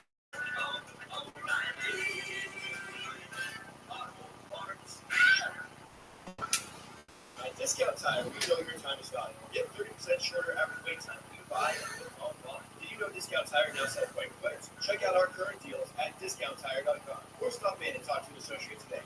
Discount Tire. Let's get you taken care of. A massive data leak being called the mother of all breaches has been announced. Billions upon billions of records with sensitive data from previous breaches, new stolen data, and privately sold databases have been exposed. Cyber criminals can use this information to commit identity theft. Help protect yourself and join the millions who trust LifeLock. LifeLock detects identity threats and alerts you if your information is being used. If you become a victim, LifeLock will work to fix it. Save up to 25% your first year with promo code NEWS at LifeLock.com. Find your iHeartRadio everywhere. There are hundreds of ways to experience iHeartRadio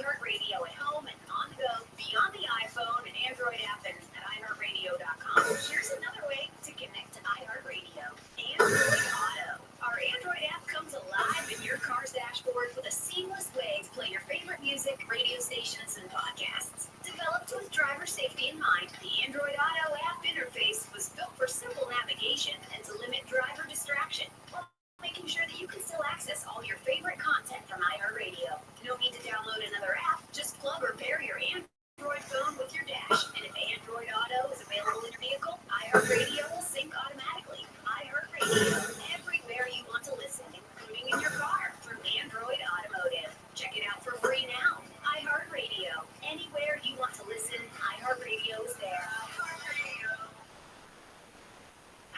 The free iHeartRadio app is #1 for music, radio, and podcasts, all in one.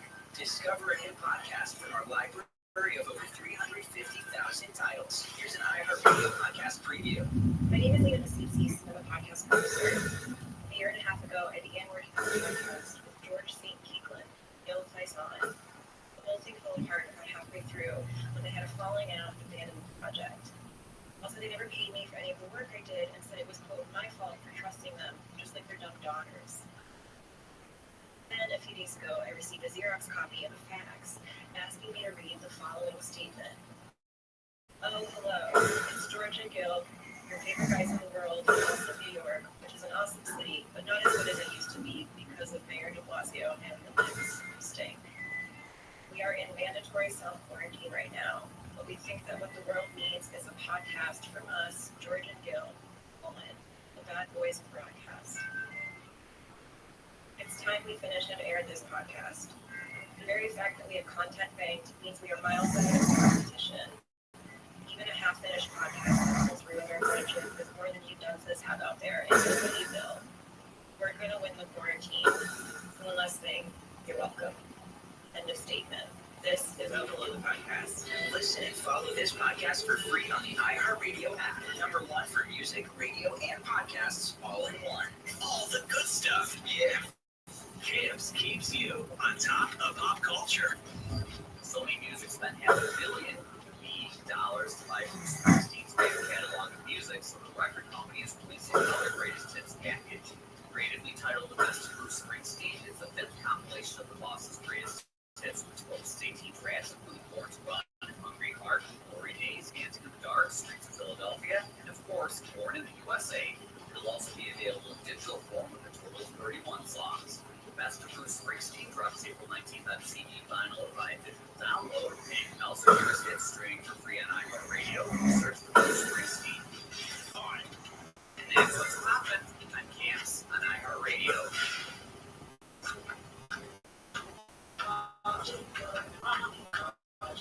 KFI, AM 640, more stimulating talk.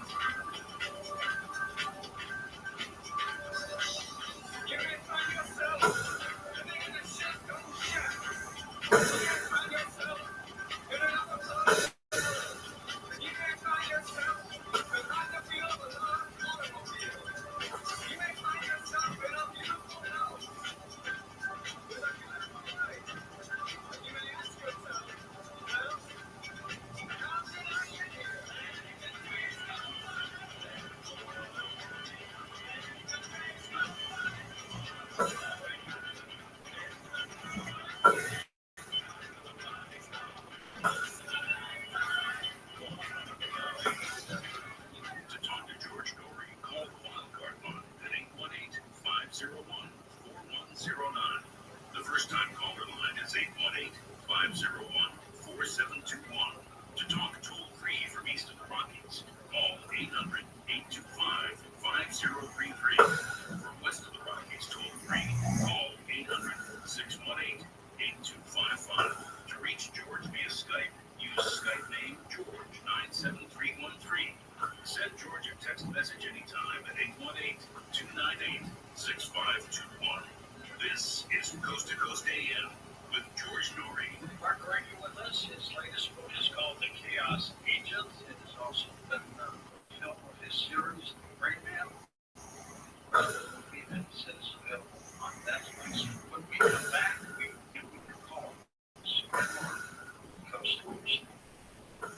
Secret CC Pocket Radio is one of the most popular pocket radios out there in the market today. It has unbeatable AM and FM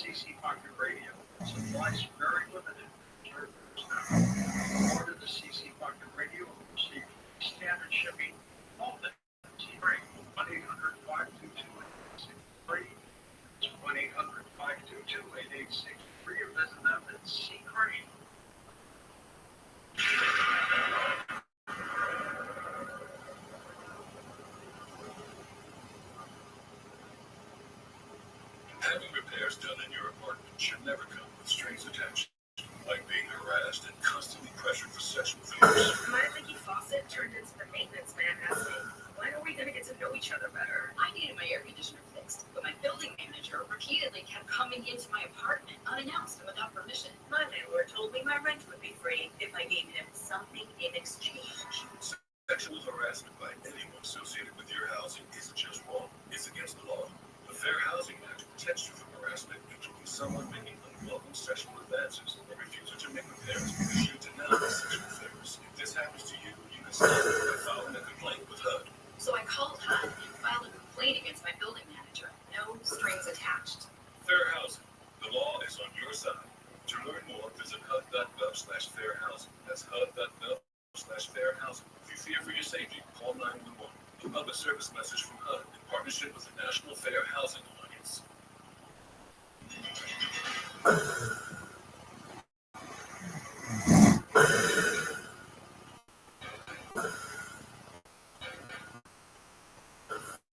And welcome back to Coast to Coast. George Norrie back on Mark Brady. His book is called The Chaos Agent.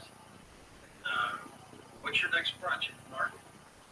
Well, I've got a book coming out in June called Sentinel, which is part of another series. I am just now starting to work on the 14th Great Man novel, which will come out next February. The star of the Forest in all of these books? Yeah, Ford is in all of the Gray Man books. I have another series called the Josh Duffy series, and so Sentinel is the second book in that series. There.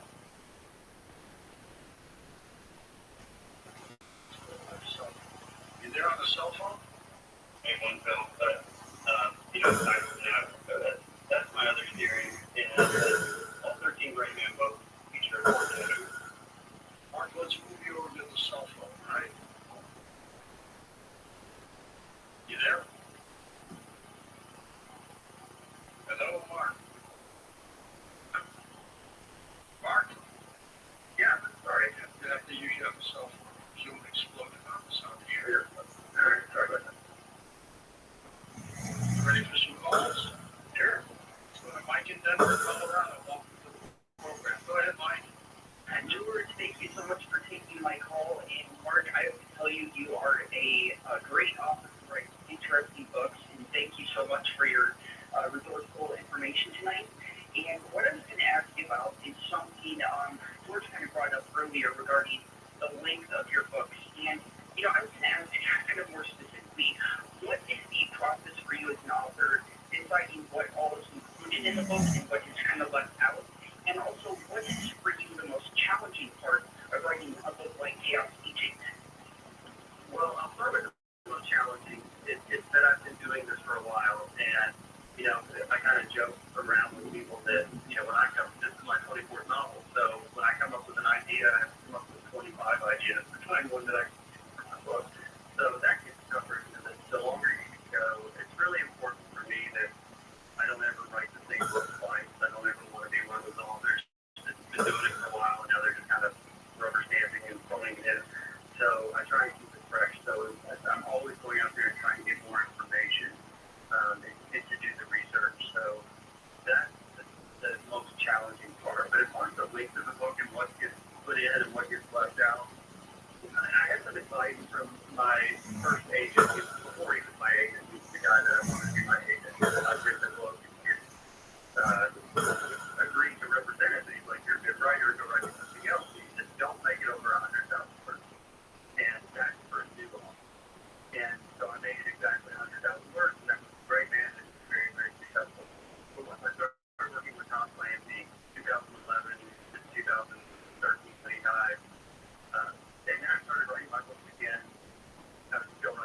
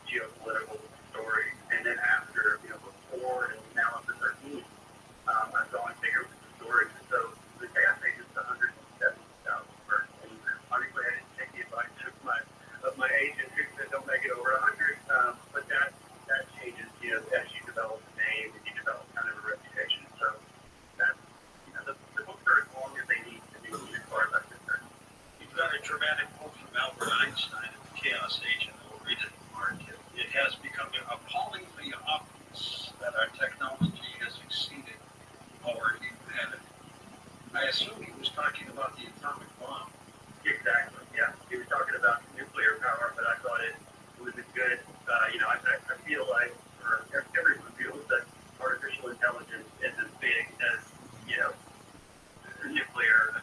War is the ultimate accelerant of innovation, and nuclear power has done a lot of really, really good things. But it developed the way it was developed for the bomb, and artificial intelligence can do a lot of really, really good things as well. But the war is an accelerant of innovation, and the militaries are developing it for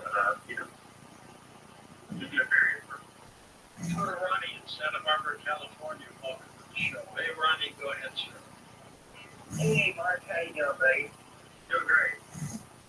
Is it okay if I leave it on speakerphone like it is now? Can you hear me good? Yeah, you sound good now. Okay, great. Hey, Mark, okay, I'm talking to George here. I consider myself quite an intelligent man, and I think of artificial intelligence as something that has been created by a man or men, or the many, many minds of men kind of multiplied. Like you take one smart one, put in what he put in, and then a couple of smart ones, and so on and so forth. Well, then you have this collective of all this knowledge and brain work. And then I was really inquisitive about my belief, my faith in God. And I believe that God wanted to be in my life. I mean, I got sober and things dramatically changed in my life. And I have years under my belt. But so when the limit of AI was put on another show of the military aspect, and I was spooky. And now China, you put the trigger guard on, keeping AI getting too much of their hands on the button of a nuclear gag or something or whatnot. And maybe I'll just kind of stop there for a second and think about what kind of limits do you believe there are on the AI getting smarter and smarter and smarter? Is there a cap to that? I don't think there's a cap to it, Mark. Yeah, that's kind of my fear. I mean, that's a good point that humans are at the center of this and are creating this, and humans are the ultimate circuit breaker as long as you have a human making the decision. When we're talking about illegal autonomous weapons, as long as there's a human making that decision, killers don't kill, then that's great. But you take the human off, and when it gets to the deep neural network, as I said before, they're able to teach themselves that humans can't teach themselves. Yeah, we got some of the best brains in the world kicking these things off, starting them, and developing them to a degree, and then letting them sort of train against themselves and teach themselves. I envisioned in the book a large language model, like a more advanced ChatGPT. There already is a more advanced ChatGPT, and other things that are being worked on. And I envision that being almost as an intelligence agency. So you give the artificial intelligence access to offshore banks, and you give it a mission to kill people or to further its aims, and then it's able to socially engineer human beings by reaching out to them and speaking to them via different types of communication, hiring them, coercing them, tricking them, things like that. And I really envision things like that happening. And I think there is danger to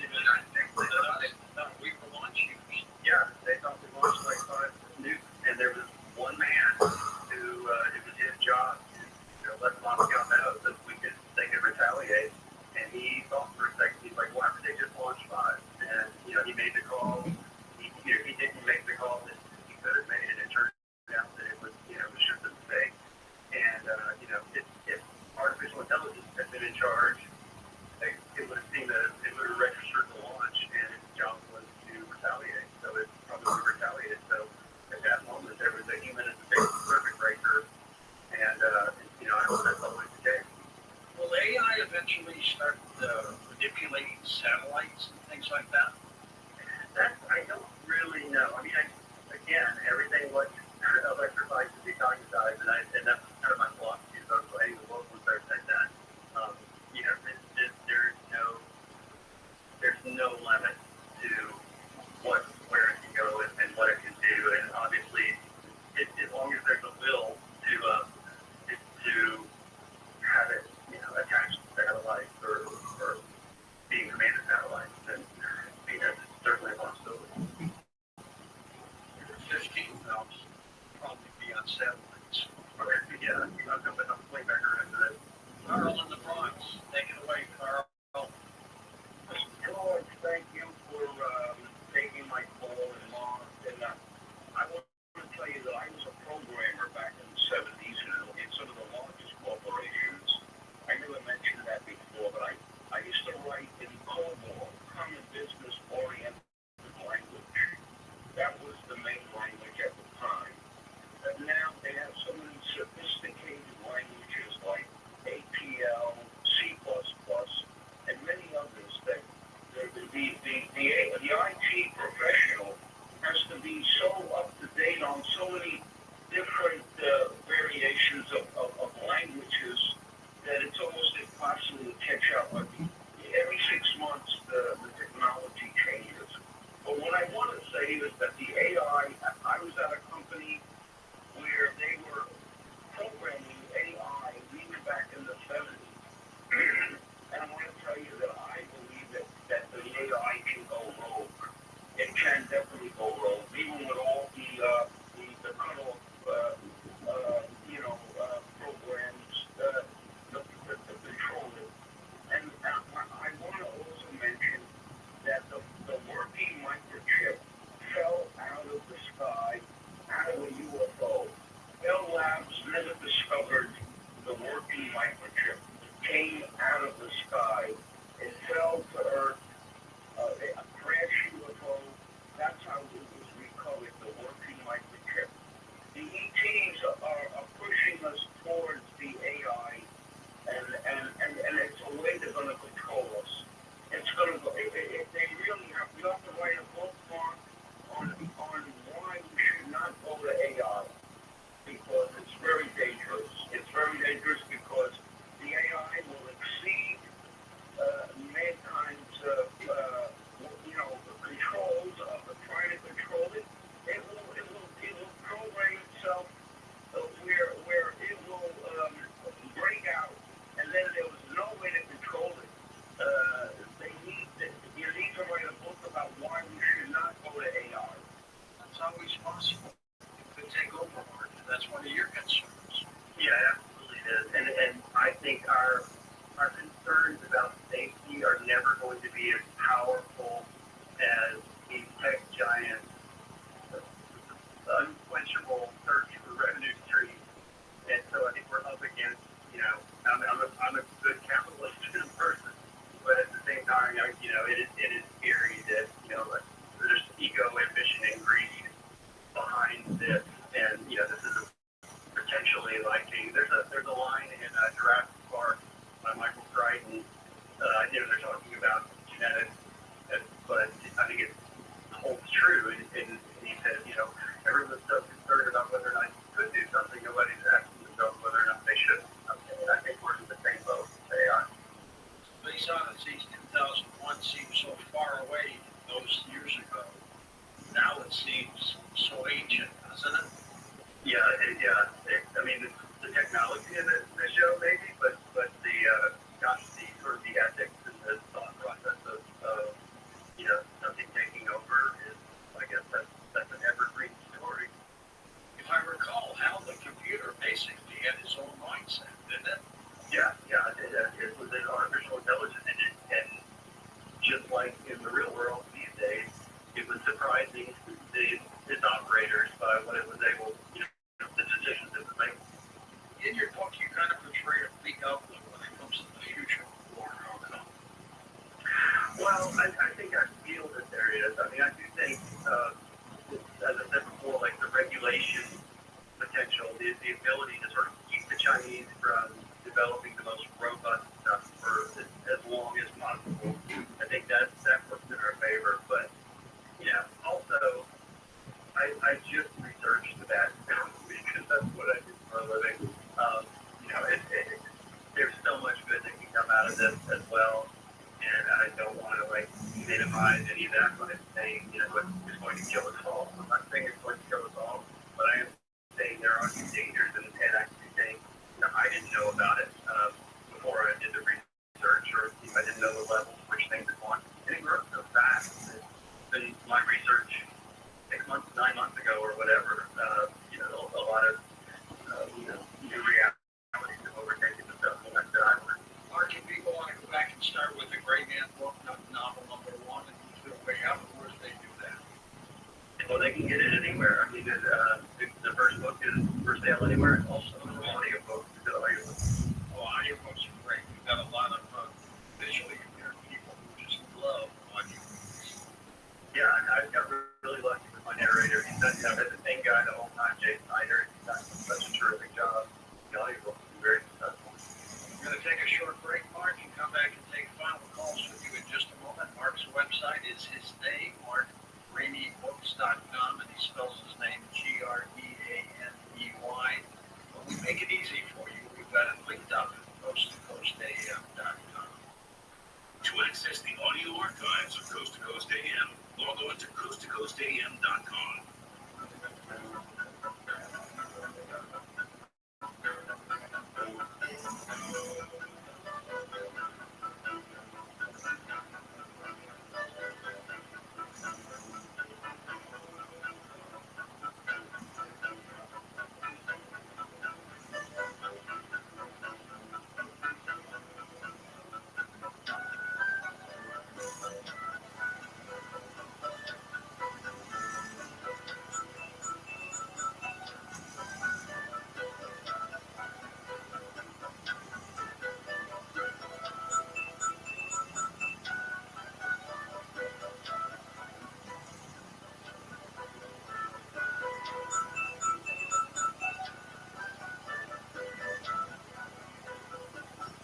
As the #1 audio company, iHeartMedia gives you access to all, every audience, live conversations, trusted influencers, and the insights and data you need to grow. iHeartMedia is your access company. Go to iHeartResults.com for more. Wendy's breakfast 2 for $3 piggy bundles let you create your own delicious combo. Choose from a sausage biscuit, egg and cheese biscuit, small seasoned potatoes, and a medium-high carb. But it's obvious which combo is the best. Sausage biscuit and small seasoned potatoes. Well, maybe it's the fresh cracked egg and cheese biscuit with a medium-high coffee. Or 2 savory sausage biscuits. Whichever you pick, you can't go wrong. Choose wisely. Choose Wendy's 2 for $3 piggy bundles. Jill, why didn't you tell the class what you did this weekend? Well, my dad and I went and searched for basketball minnows and found a zillion of them in the street with our lookout rock. Then my sister and I escaped from an eagle smoking. And we kept then we told stories from the park. And the Big Dipper led us all the way home. We went to the forest. It's not that far away. Ask your parents to take you and your friends to the forest this week. It's closer than you think. Check out discovertheforest.org. Brought to you by the U.S. Forest Service and the Ad Council.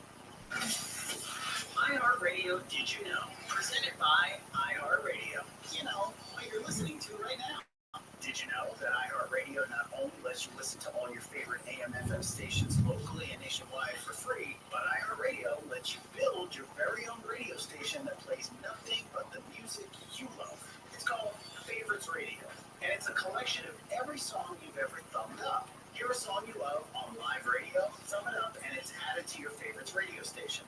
Hear a song while listening to artist radio or a playlist, thumb it up, and we add it into your favorites radio station too. That's all you have to do to create your very own personalized station. It's easy, and the best part, Favorites Radio is free. Create your own private station or share it with friends to show off your great music taste. It's entirely up to you. All you do is thumb up the music you like, and we'll do the rest. Look for your own Favorites Radio station featured in your library in the free iHeartRadio app. iHeartRadio, #1 for music, radio, and podcasting, all in one. iHeartRadio. All the good stuff. Yeah. Camps keeps you on top.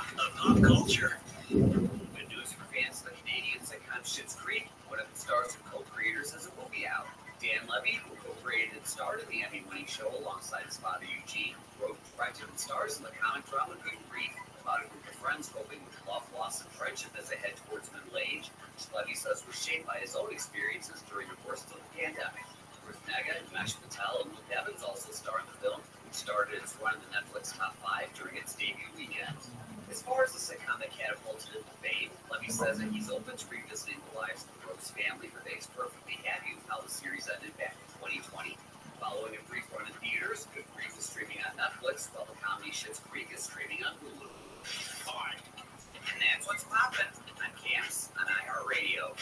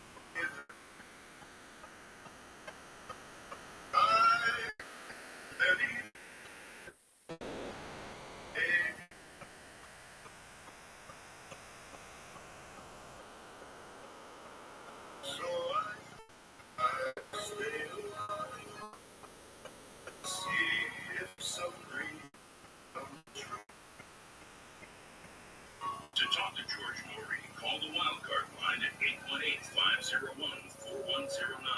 The first-time caller line is 818-501-4721. To talk toll-free from east of the Rockies, call 800-825-5033. From west of the Rockies, toll-free, call 800-618-8255. To reach George via Skype, use Skype name George97313. Send George a text message anytime at 818-298-6521. From the City of Angels, this is Coast to Coast AM with George Norrie. We'll be back in a moment with Mark Brady as we continue chatting about his work with the Chaos Agent, Artificial Intelligence. Next hour, Steve Stockton joins us.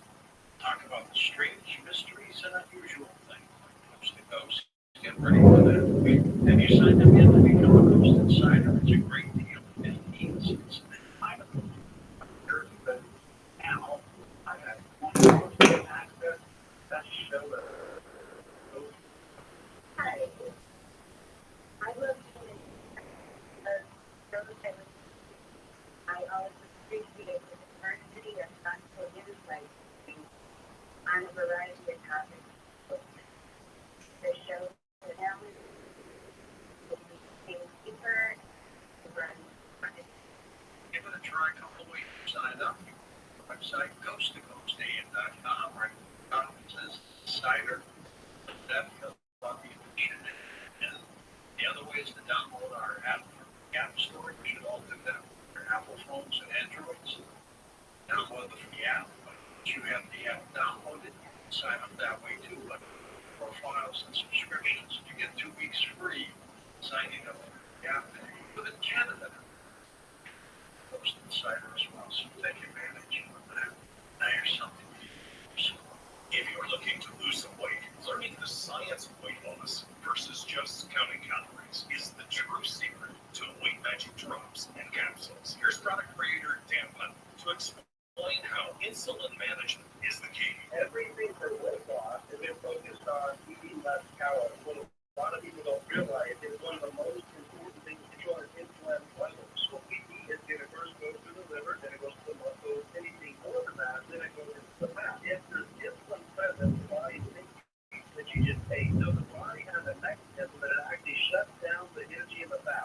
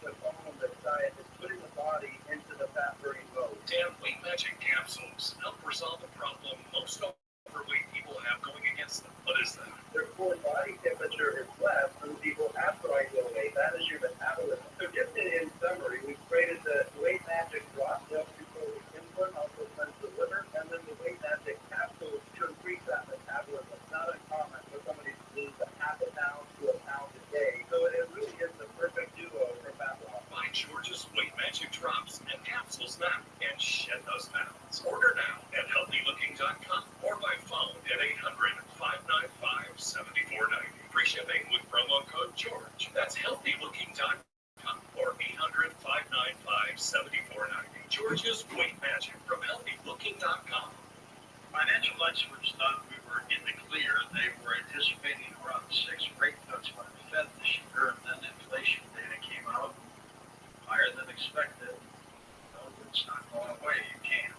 U.S. is $34 trillion in the hole, another trillion added every 100 days, and yet we keep printing money, which pushes the prices you pay every day as you go low even higher. So you can either bury your head in the sand or do something smart.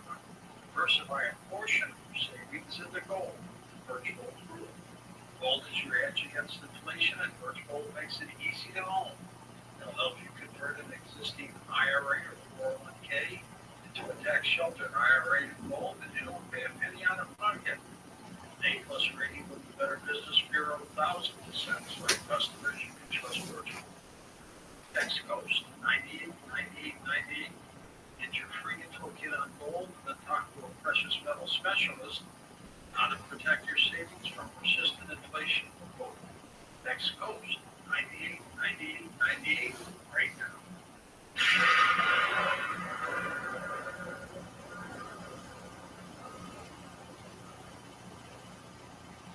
Real people, real stories. I was only 6 or 7 days, but the exhaustion lasted for 2 years. I had this horrible brain fog. My memory never really totally returned. I kept hearing the carnivore, and I was like, I'm going to try it. I tried it 10 days to 2 weeks after taking the carnivore. I could not believe what happened. I'm 70. I had energy like I was 40. The thing that was so remarkable to me is I wasn't exhausted anymore. I had my clarity and my brain back. I mean, do you know how much it means to be able to think again? I was really happy about that. It's like I kept telling everyone I'm afraid again. Call 866-836-8735. That's 866-836-8735. Or visit carnivore.com. That's CARNIVORE.com.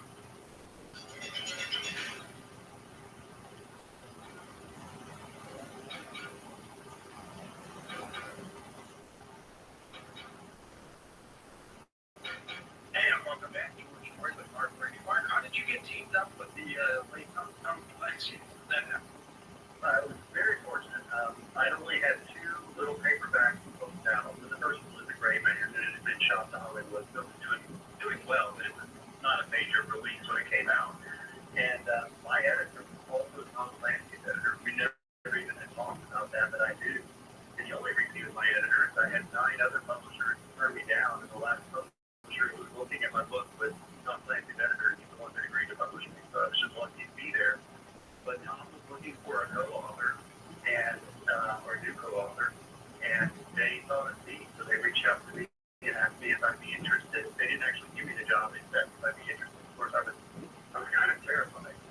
You know, Clancy was my hero. First thriller I ever won in the last Patriot games when I was 19, and they had me go up to Baltimore and meet Tom, and we got along great. We wrote 3 books together. We had just finished. The third one was mandatory, and that's what like this day. You died young too, 66 years old. And honestly, I saw him. The last time I actually saw him in person was probably about 8 months before he died. And he was a very vigorous guy. I'm 6'3", he's taller than me, or at least my height was taller than me, and he's pretty fit. It's just too bad. It's never done. Go back to the calls. Let's go to Cornelius on the wild card line. Hello there, Mr. White. Welcome. Boy, hello, George and Mark. Mark, me and you have a simple name, and just like I was telling Pastor Colgrave, they call me God doesn't grab things, the Bible doesn't read things. And so I wanted to get you this, Mark, and maybe you write something about some kind of good book. Now, I believe that this AI is anti-Christ intelligence. And I used to watch a show called The Person of Interest, and then Colossus, the Corbin Project. On Earth, they had good AI and bad AI. And I hope people will go and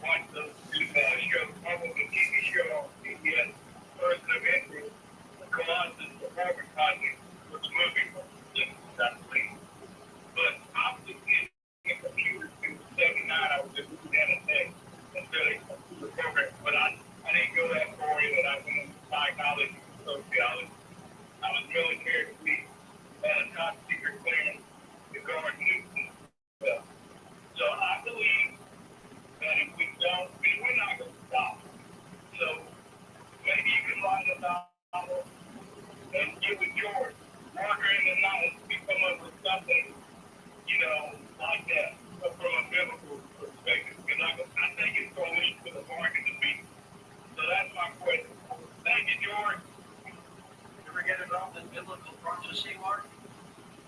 No, I haven't. But, when you were saying that, it kind of made me think of something that I discovered in my research. Someone had made this quote that, our problem is we have Paleolithic minds, medieval governments, and godlike technology, and the danger that those three things together can cause. So, the difficult stuff really does come to the fore when you're looking at artificial intelligence because, we're creating something potentially bigger than ourselves, and, it's powerful. East of the Rockies, James with us in North Carolina. Welcome, James. Hello, Mark. How you doing, buddy? I'm doing great. Hey, quick question. When you went through your pilot training for the F-16 or F-18, what was it? I was a fast in the F-18. I did water pilot training, but I wasn't a pilot. You were in the pilot. Did you ever take control? Yeah, briefly, yeah. Briefly? How do you feel about that, buddy? I felt I wish I could do it over again and maybe be a little more adventurous, but at the time I was just trying not to break anything. My main obligation to ride the back of an F-18 was not to pull the ejection cord. So I was kind of looking at that thing sticking up between my knees, going like, I don't put my hands anywhere near this. But they did let me take control, and it was really cool. It's an incredible flying machine, isn't it? Oh my gosh, yeah, it's just amazing. We went to Mach 1 and we did gun runs and did all sorts of fun stuff. We haven't brought up Russia yet, artificial intelligence. How come? They're not really at the forefront of it. They have, when it comes to misinformation and disinformation, they have these huge sort of troll farms that they're known for. And that can all be co-opted by artificial intelligence down the road. So I do think, that the internet is the central nervous system of civilization, and you control that, and you're in trouble. And that's one thing Russia's been very, very good at. They're using humans to do it. They haven't automated their troll farm to the misinformation and disinformation front. But it's not going to be that hard for them to do it. The proliferation of the hardware is one thing, that we can sort of maybe control, as I said before, but the actual software, the algorithms, you can't keep those in the United States. You can't keep those in Japan or whatever.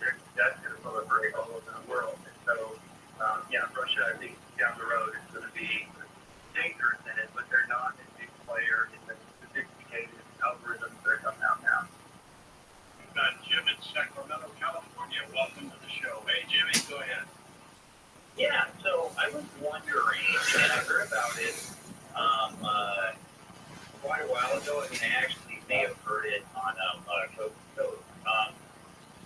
So the military ran an AI simulation with a drone, and the drone had to go out, and basically take out targets, and it had to reach a certain point value to actually complete the mission.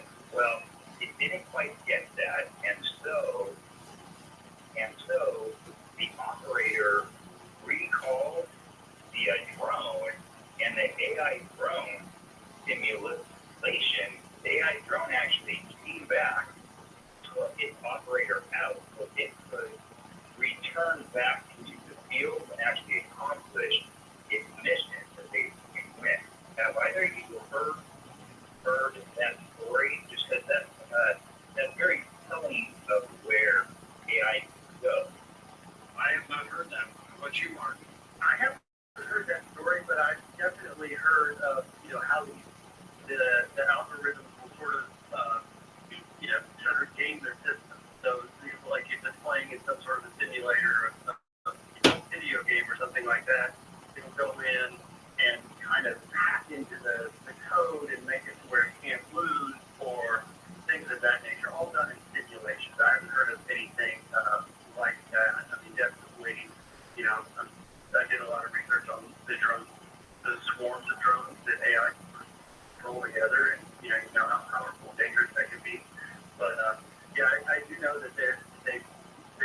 gaming the system or sort of like changing the rules so that they don't lose. Can artificial intelligence ever become vindictive? That's the thing about it. And people think, is it going to reach human level? It's never really going to be human because it's just different. It thinks differently. So I don't know that it would think vindictively. But, the thing about artificial intelligence is it's utterly remorseful. And, there's been AI algorithms, chatbots, things like that that's pretty scary things. Let's go to Chris in Ohio. Welcome to the program. Hi, Chris. How's it going? Okay. Hope you are well. Thank you. I have a question regarding if our brain operates as a computer system and we have a microchip that is then able to be hacked. But that's my question. Microchips in the brain interfacing computer basically, that everything's able to be hacked. So human brain and body able to be hacked then? Probably. They're concerned about cars that can be hacked while driving. If somebody takes them over on the outside, I would assume you can tap into a computer chip. What do you think, Mark? Well, I think you could. I don't know what capability that would give you. I mean, it would definitely give you whatever capability that the computer chip was, operating in the human. So yeah, it would have to be the case. I find it amazing that people are able, are willing to sort of give up their autonomy by letting someone put a computer chip in their brain. Something that could actually control things, or even just sort of take stock of that. The Chinese have hacked into our sort of ancestry databases in the West, things like that, pulled that data into their AI models, and all of that is kind of working. If you had an affliction, or maybe you can lift your left arm, but that chip will allow your brain to make that work, you might give that a shot. Yes, that's true. That's true. I guess I'm thinking less about like medical device stuff and more about sort of this general thing that Elon Musk was talking about as far as the testing that they're doing now. I've got a medical device in my back. So I put hardware in me before, but I want to know a lot about what the thing is capable of doing before I went into it. Next up, we have Jim in Delaware. Let's squeeze you in here, Jimmy. Go ahead. Hey, George, you know me. I'm pointed that AI is going to prove to be the image of the beast. The image of the Antichrist. Lately, I found out, according to Revelation 13, verse 15, the book speaks and causes as many who will not worship the image of the beast should be killed. That's okay. That person died hard. Here's what I learned later, is that once it starts saving human lives and coming up with cures for diseases, then it's going to demand our worship. What do you think of that? That is several layers deep. I mean, that's legit. Again, I don't think it's going to have human traits so much as it will be able to process things faster and follow the rules that it sets for itself. So I don't think it's going to feel like a deity or anything like that and require that. And that's just my feeling, the research that I've done. As strong and powerful as it is, I don't think it's ever going to sort of replicate religion, but I could be wrong. First time caller, Tyler, in the state of Washington. Let's squeeze you in here, Tyler. Go ahead. Hi. I heard a gentleman earlier say how somebody created AI with algorithms to create chemical weapons. And the AI came up with weapons that weren't discovered even yet. So I was wondering, why isn't somebody doing gospel, creating medicines that haven't been created before, procedures. They're working on that, aren't they, Mark? Yeah, absolutely. And actually, that's really one of the amazing things. I think it's going to be really good for medical research. A lot of positive things. They're doing stuff with agriculture, as I said earlier, and fisheries and things like that. It's just able to process so much information so quickly. So, I mean, the potential is there for a lot of good stuff. There's also potential for a lot of bad stuff. It's dual use, so it can be used for military. It can be used, it's like there's a line in the book. Somebody said, are you for or against AI? It's like asking if you're for or against fire. Fire can be good if it's, keeping you warm. It can be bad if it's burning your house down. Yeah, absolutely. Coming up to an end, Mark, can they email you through your website? Yeah, absolutely. It has my email address on the website, and it goes right to me. It's markbradybooks@gmail.com. What we've been talking about tonight is called The Chaos Agent. Rayman is book number 13. He's working on number 14. That'll be out in June. The 14th right here book will be out next February, but I do have another book out. Well, that's the setup. Sentinel, yes, sir. Okay, very good. Mark, thanks for being on the program.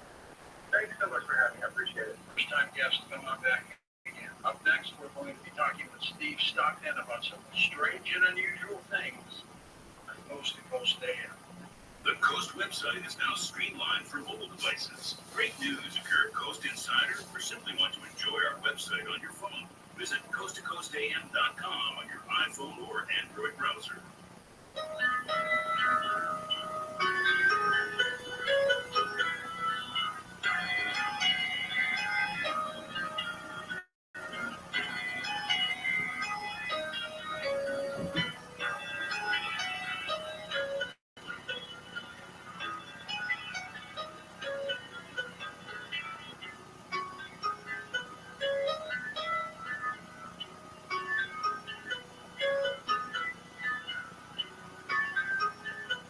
You listen to KFI. Clearly, you're interested in what's going on and you want the whole story.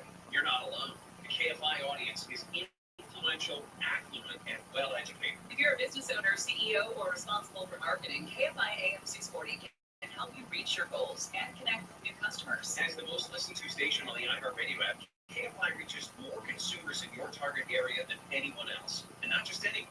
People like you, homeowners, business owners, CEOs. KFI listeners know they can trust us, and most of them purchase a product or service that we have recommended. KFI has helped thousands of great Southern California businesses grow, and we'd like to help you. Let us show you how KFI AM 640 can work for you. Just dial pound 250 on your cell and say, grow my business. That's pound 250 and say, grow my business. The hit true crime podcast Paper Ghosts is back with a haunting mystery in the shadows of the Ozarks. Season 4 unravels a darkly intriguing cold case from 1989 as a community continues to search for answers about a missing girl, various suspects, and a potential connection to BTK.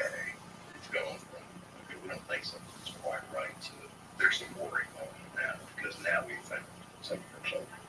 Listen to Paper Ghosts on the iHeartRadio app or wherever you get your podcasts. Hi, it's Sherry Harris, owner of Life Source Water. Did you know cities use chlorine to disinfect water? Chlorine is for swimming pools, not drinking or bathing. At Life Source, we build, install, and stand behind every single system. And for our 40th anniversary, new customers get a free Aquacure worth over $900. Call us at 1-800-WATER-99 or visit lifesourcewater.com. Offer ends March 31st.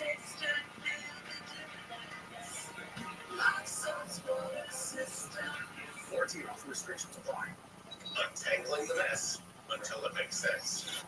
Join us Monday night for our 2024 iHeart Podcast Award, presented by The Hartford, live at South by Southwest. We'll honor the very best in podcasting from the past year and celebrate the most innovative talent and creators in the industry. Watch Monday night, starting at 9 p.m. Eastern, 6 Pacific on iHeartRadio's YouTube channel. Presented by the Hartford Small Business Insurance. Learn more or start a quote at thehartford.com/smallbusiness. With insurance designed for your small business, the Bucks got your back. A massive data being called the mother of all breaches, has been announced. Billions upon billions of records with sensitive data from previous breaches, newly stolen data, and privately sold databases have been exposed. Cybercriminals can use this information to commit identity theft. Help protect yourself and join the millions who trust LifeLock. LifeLock detects identity threats and alerts you when your information is being used. If you become a victim, LifeLock will work to fix it. Save up to 25% your first year with promo code NEWS at lifelock.com. Attention parents, watch your child go from ABCs to confident readers in just 30 days with Hooked on Phonics. It only takes 15 minutes a day to unlock the most important life skill for their future, reading. We transform kids no matter their starting point with fun lessons, catchy songs, and guaranteed results. One grade level jump or your money back. Right now, get free access to Hooked on Math and Spelling apps, plus your first month for just $1. Visit hookedonphonics.com today and unleash your child's reading potential. Discover, this is Daniela. Hi, it's Jennifer Coolidge. I just want to thank you for making me feel so special. I earned cash back on debit for my dinner party groceries. That's great. But with Discover Cashback Debit, we give everyone cashback on everyday purchases. Anything else I can help you with? Do you like asparagus and mushroom sorbet? I've got leftovers. Introducing Discover Cashback Debit, a checking account with cashback. It pays to Discover. Eligibility in terms of discover.com/cashback debit. Discover Bank. Rain is likely across central, southern, and eastern parts of the United States on Tuesday. Thunderstorms will build in on each other across southern Louisiana today and will bring heavy down to the Gulf Coast as a result of parts of the Ohio Valley and the Tennessee Valley. Southeast will see lots of rain as well Tuesday. Florida, Georgia, and Carolinas, rain could cause flooding in the northern Mid-Atlantic and into New England as well.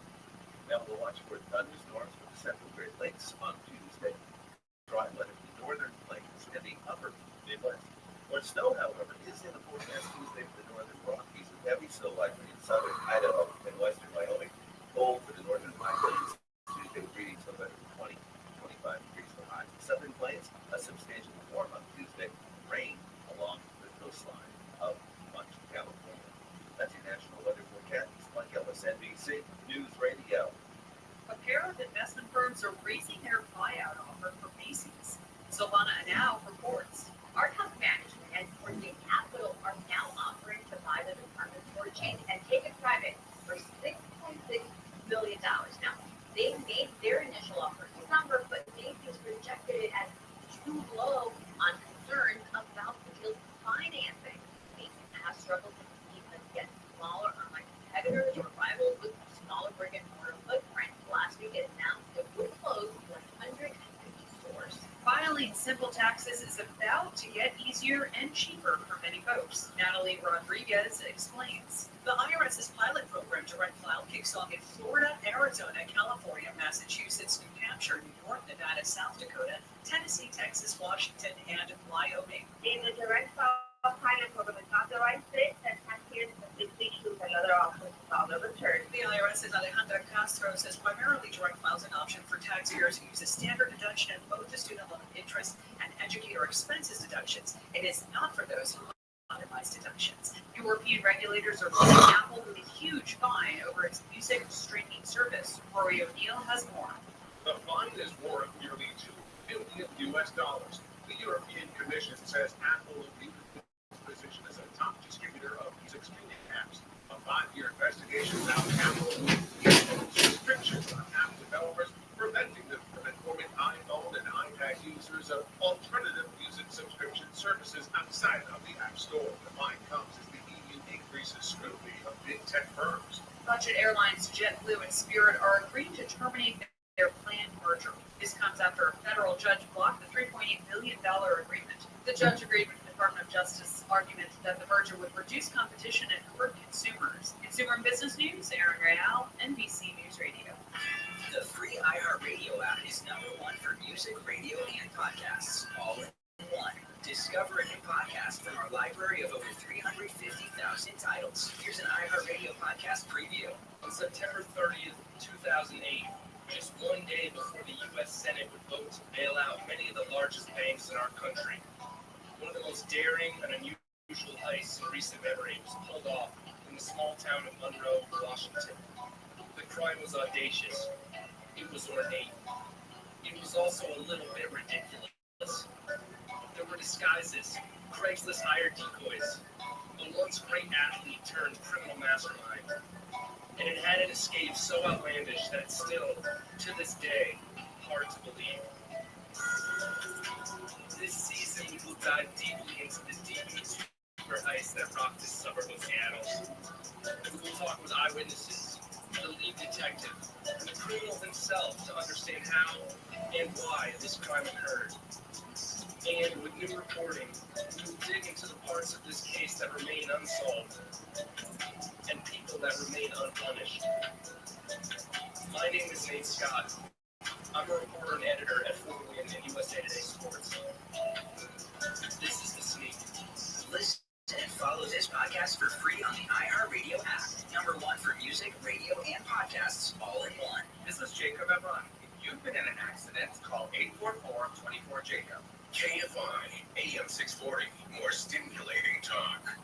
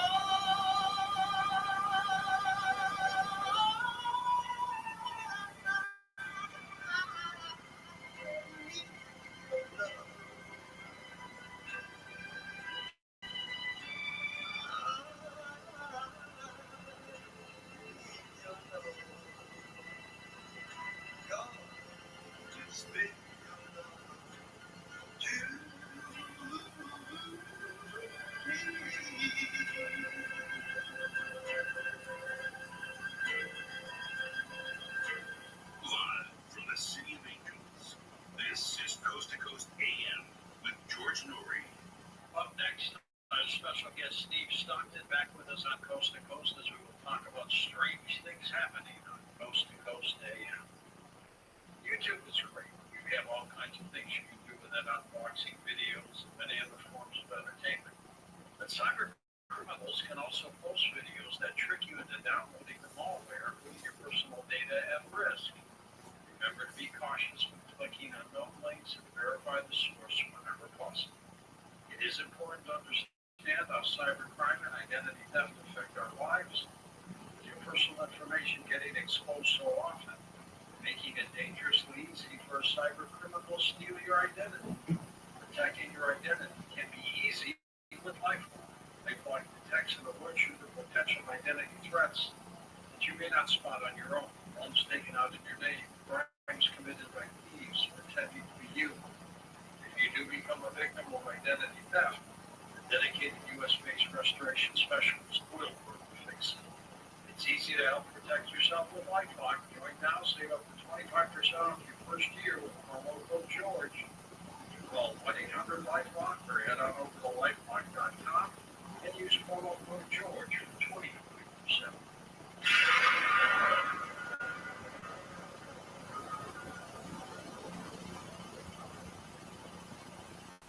Real people, real stories. I was only 6 or 7 days, but the exhaustion lasted for 2 years. I had this horrible brain fog. My memory never really totally returned. I kept hearing the carnivore. I was like, I'm going to try it. I tried it 10 days to 2 weeks after taking the carnivore. I could not believe what happened. I'm 70. I had energy like I was 40. The thing that was so remarkable to me is I wasn't exhausted anymore. I had my clarity and my brain back.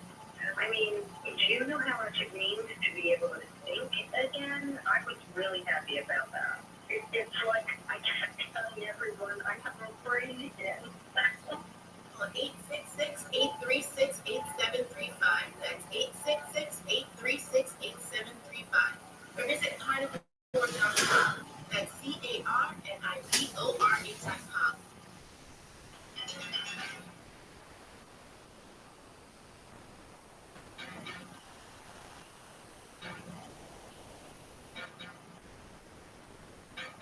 And welcome back to Coast. George Norrie with you. Steve Stockton, a veteran outdoorsman and author who's been investigating the unexplained for more than 35 years. Originally from the mountains of East Tennessee, Steve has traveled all over many parts of the world and makes his home in the very picturesque area. Steve cites his influences as his gypsy witch grandmother told him multitudes of legends and stories from a small child, as well as the authors such as Frank Edwards, John Keel, Charles Ford, Coleman, Ivan Sanderson, Colin Wilson, Ronnie Dick Retcher. He also also narrates the widely popular Missing Persons Mysteries YouTube channel. Steve, welcome back to the program. How have you been? Hey, George, good to be back with you again. Life good? Yeah, life's good. Got married, moved to New England. Doesn't get any better. Congratulations, my friend. Thank you, sir. Work still looks fantastic. Matter of fact, My Strange World, which you wrote last year, is a home run hitter. Yeah, it's been more than a year ago, but that's just the little book that keeps on keeping on. It stays in the top of the bestseller list on Amazon. You know our buddy David Paulides, who writes about missing people? I do. I've met the man before. Met him at Squatch Fest in Longview, Washington a couple of years ago. With your National Park mysteries and disappearances, much like what he has said, I would guess that there's something really strange behind this, isn't there? Yeah, a lot of the cases do seem to have supernatural element, and I've reported on and investigated hundreds of cases, and I started doing this as a child, so it's not anything new that I've suddenly developed an interest in. It's been a lifelong fascination with missing person cases. Absolutely. How did you get started as a child? Well, it goes back to Father's Day, June 1969, in Dennis Park, here in the Great Smoky Mountains National Park. I lived in the same town as Dennis, Knoxville, Tennessee, and we were about the same age. Dennis was, I think, 6 going on 7, and I was 5 going on 6. So it was big in the local news. Knoxville had 2 newspapers at the time. The Knoxville Journal was the morning paper, and the Knoxville News Sentinel was the evening paper. And it was just all over that, all over the local news. And it was hard for me to get my little 5-year-old mind around the how could a child, almost like me, just a little bit older than me, go missing, and no trace of it, and it would be found, nothing. And I followed that case from day one, and somewhere I've still got a couple of scrapbooks of clippings and things about that case that I started when I was that small. And George, just one of those things, there's never been any answers, no closure. I met his father later on in life, and back then, right after it happened, in my little 5-year-old mind, we didn't live that far from the Great Smoky Mountains National Park, about an hour. That was my car, and I thought, maybe he's lost, maybe he wandered out where we are. I got out on the rural country road that we lived on, my little Schwinn Stingray, and looked for it. So it's one of those things that got under my skin and stayed there. And the faces and the stories of some of these people haunts me to this day. Absolutely. You remember those milk cartons where they put a picture of a little kid up who's been missing? Yeah, I've covered some of those cases, some of the very first ones that were on milk cartons. I think one was the first Johnny Gosh, wasn't it? Yeah. 1982, he disappeared. They never found the kid. No, there was rumors and stories that he came back and visited his mother, that he had been abducted and taken by somebody, and but that was never substantiated. Great. At what point did you start writing books and stories about your encounters? Well, I would start with Strange Things in the Woods. Actually, I started that book as a child. I would talk to family friends, if you will, and just ask them, have you ever seen anything strange? Have you ever had anything happen out in the woods that you couldn't explain? Because the woods just tend to be a strange place anyway. I mean, strange things can happen anywhere, in the air, in the water, in the city. But for the first book, I think that theme of just in the woods, and the real influence that was my grandmother, my maternal grandmother, the one who described herself as a gypsy witch. Don't know where the gypsy part came in because she was born in the Cape Coast, the Great Smoky Mountains. But I'm thinking somewhere back in there was a whole country that they were from.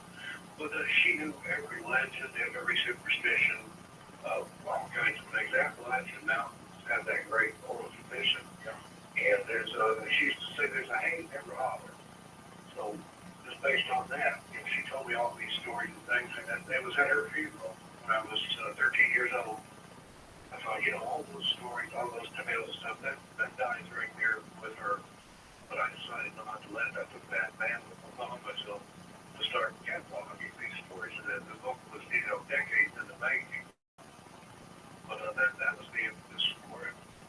That's a great thing for you to do. I assume Grandma was a good witch, right? Yeah, she told fortunes, read tea leaves, off the ground, animal trails, practiced phrenology, which you can tell things about you know, feeling the bumps on your head. But yeah, there were, especially in the southern Appalachians, she was what they would call a granny witch or a kitchen witch. But she didn't do anything evil as far as I know. She never put a hex on anybody or anything like that. But she could help you take bad luck away or take those hexes off of you that other witches had put on you. Was she the mother of your mother or your father? So my mother's mother. Had 10 kids. My mom had 9 boys. So I could never get away with anything. When I was a kid, she knew all the boy tricks.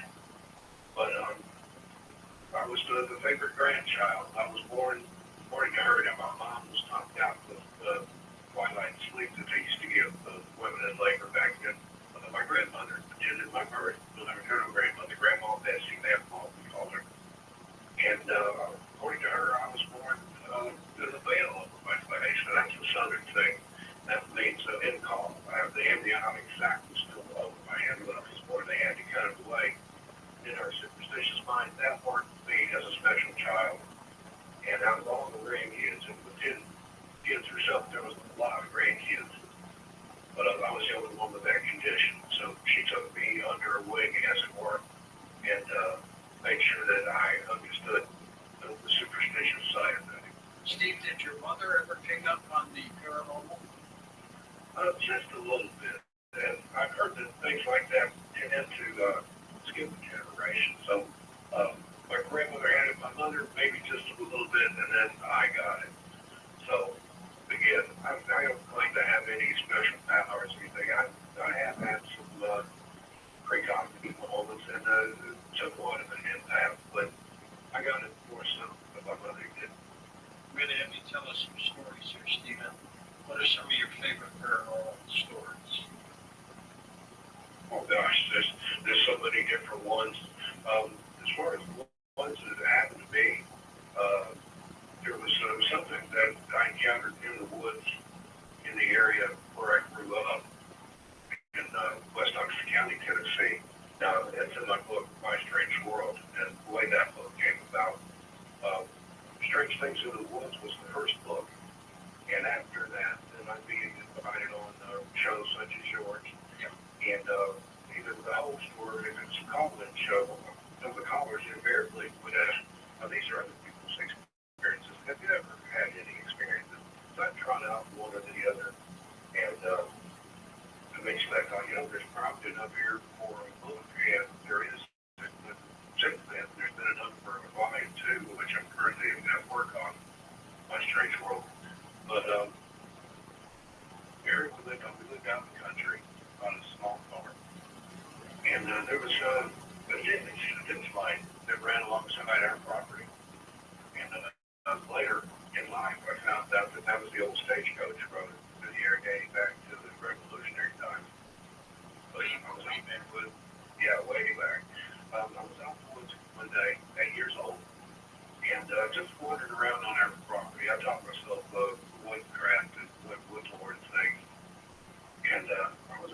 the woods and looked down into this ditch, didn't see anything interesting in it. Turned around and started to walk away, and I heard something in the leaves down in the ditch, and I kind of peered back over the edge. By the time I looked over the lip of the ditch, whatever it was came up out of the ditch toward me, and I could see the leaves being kicked up in its way. Tree branches a lot higher than my head were being knocked back and forth. I could feel the ground shake, but I couldn't see anything. So once the initial process broke, I ran back down the hill screaming for the house. And I was making such a commotion, my mom had stepped down on the back porch to see what I was into this time. Ran past her, went inside, hid under the furniture. When she finally got me calmed down enough, I'm trying to tell her there was something that I couldn't see that changed me. My brother got home from work, and they went up there and looked. And sure enough, there you can see where the ground cover was disturbed, where the tree limbs were broken and things. And then he asked me like a question, was it a bear? No. Was it a deer? No. Those were all things that I knew wasn't like because of the area where we lived in. But it wasn't anything that I could see. Well, flash forward, I didn't go back up there. Flash forward 7 years later, 15 years old, we're getting ready to move from there. I was just kind of out walking the property. You know, we had 26 acres. And been revisiting some of my haunts and things. Knowing that I'd probably never get to see them again, at least not under the circumstances where we owned the property. Walked back up there in the ditch, kind of looked down in it and thought, I wonder what that was that scared me when I was a kid. Turned to walk away, hear a familiar noise. Something in the leaves. I look around, sure enough, same exact circumstances. Whatever it was, came back and moved the lip of the ditch right toward me. I didn't run screaming this time, but I didn't waste any time getting down there. Feet don't fail you now, right? Yeah, exactly. Well, then there's more to the story. 6 years later, I was working in West Knoxville, and I'd been invited to a party after work. My guy that I worked with didn't really know him, didn't know anybody else at this party. It was a clubhouse for some condominiums down the road. And some people there, I got either brought or found a week for it. And they were going around the room and asking people questions. And when they got to me, I thought, I've got to go for you. What scared me when I was a child, that's all I said. I've never told this story to the guy that I worked with, and certainly none of the people at this party. In fact, I hadn't told it outside of my family at that time. But the girl's working the floor, and the planchette starts moving, and it spells out W-A-T-E-R-S-B-R-I-D-E. Warriors. They look at me, I just shrugged my shoulders, and they were joking. Like, oh, boy's thirsty, wants some water, and wants to drink a Sprite. But that stuck in my head. The next day that I had off, which I think was the next day, I went to the big library in downtown Knoxville, and I asked the reference library, I said, "Oh, can you tell me about the water sprite, the water spirit?" Well, she goes off into the stack, comes back a few minutes later with some books, and shows me these are elemental type creatures. There's a naiad, which is a guardian of the waters, and a dryad, which is the spirit of the woods, or guardian of the woods.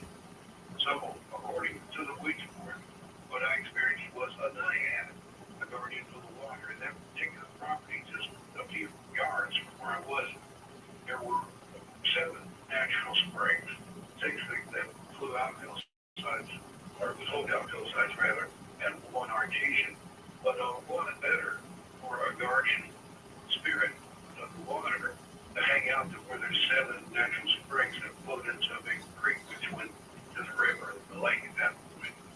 That's fairly new, according to the Ouija board. But it never seemed to bother anybody else. Like I said, my dad, my brother went up there. Occasionally I'd have people come over, kids from school. I'd send them up there to see if anything had changed. They come out with nothing. For whatever reason, it didn't want to be around there. Our guest is Stephen Stockton. We're going to take calls from Steve next hour. If you want to share your own stories with us, go ahead. What is this story of ghost kittens or cats? What are they?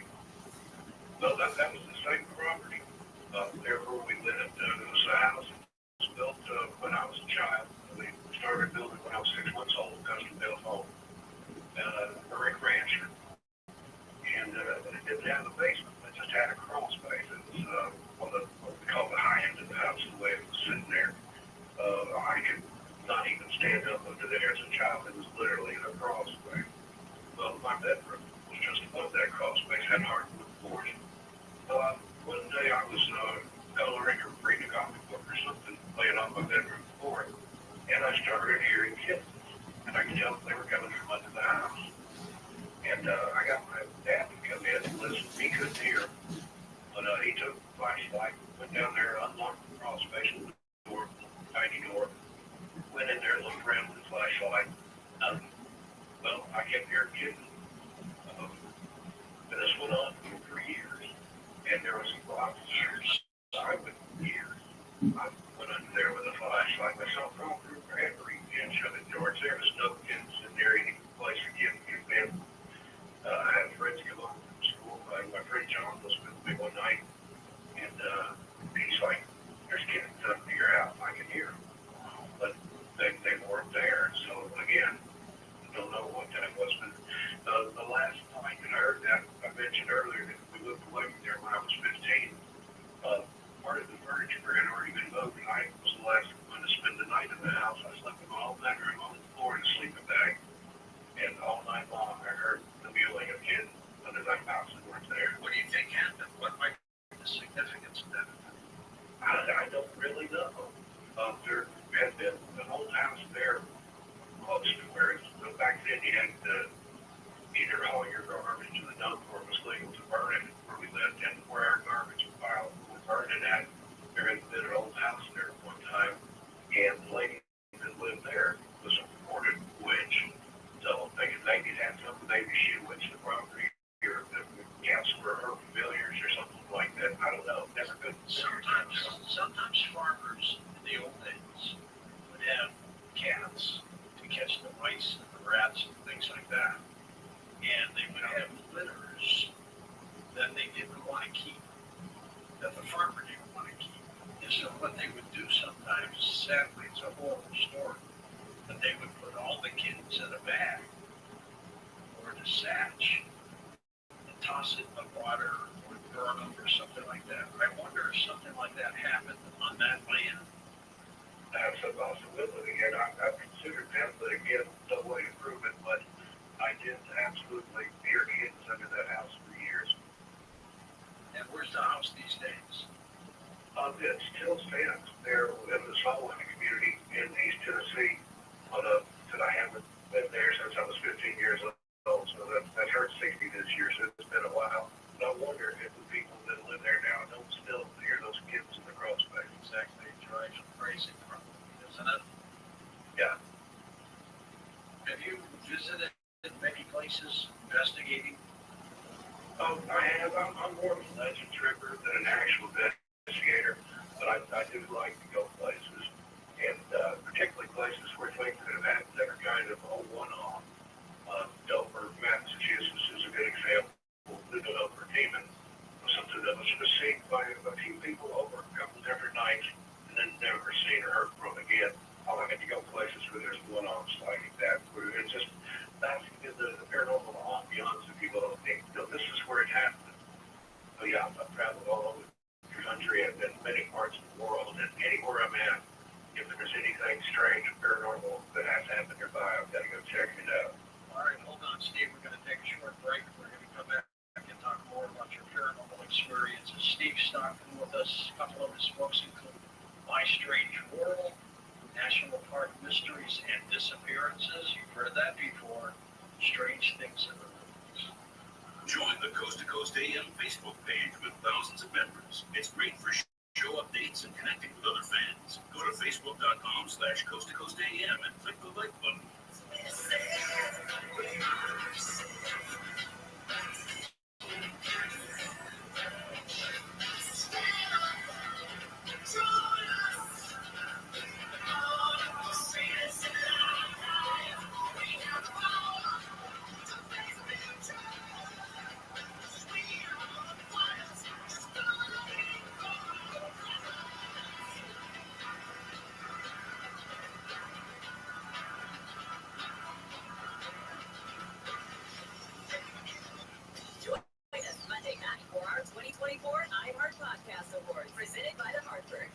South by Southwest. We'll honor the very best in podcasting from the past year and celebrate the most innovative talent and creators in the industry. Watch Monday night, starting at 9 p.m. Eastern, 6 Pacific on iHeartRadio's YouTube channel. Presented by the Hartford Small Business Insurance. Learn more or start a quote at thehartford.com/smallbusiness. With insurance designed for your small business, the Bucks got your back. All the good stuff. Yeah. Gibbs keeps you on top of pop culture. CW is adding more American game shows to its lineup, proposing deals for 2 new game shows based on famous board games. Deadline reports the network has ordered new versions of Scrabble and Trivial Pursuit. Scrabble had a daytime run on NBC from 1984 to 1990 and again in 1993, while Trivial Pursuit aired on cable from 1993 to 94 and in syndication from 2008 to 2009. No hosts have been announced for either show, but LeVar Burton was previously on board for Trivial Pursuit. No dates have been announced either, but we could see the new versions of Scrabble and Trivial Pursuit later this year on the CW. Alright, and that's what's poppin'. I'm Camps on iHeartRadio. Rain is likely across central, southern, and eastern parts of the United States on Tuesday. Thunderstorms will build in on each other across southern Louisiana Tuesday and will bring heavy downpours to the Gulf Coast as a result. North will cross parts of the Ohio Valley and the Tennessee Valley. Southeast will see lots of rain as well Tuesday. Florida, Georgia, Carolina. Rain could cause flooding in the northern mid-Atlantic and into New England as well. Now we'll watch for thunderstorms for the central Great Lakes on Tuesday. Dry weather for the northern plains and the upper Midwest. More snow, however, is in the forecast Tuesday for the northern Rockies with heavy snow likely in southern Idaho and western Wyoming. Cold for the northern high plains Tuesday with readings for the weather from 20 to 25 degrees for highs. The southern plains, a substantially warm up Tuesday. Rain along the coastline of much of California. That's your national weather forecast. It's Mike Ellis, NBC News Radio. iHeartRadio Earth is here with little tips for a healthier planet.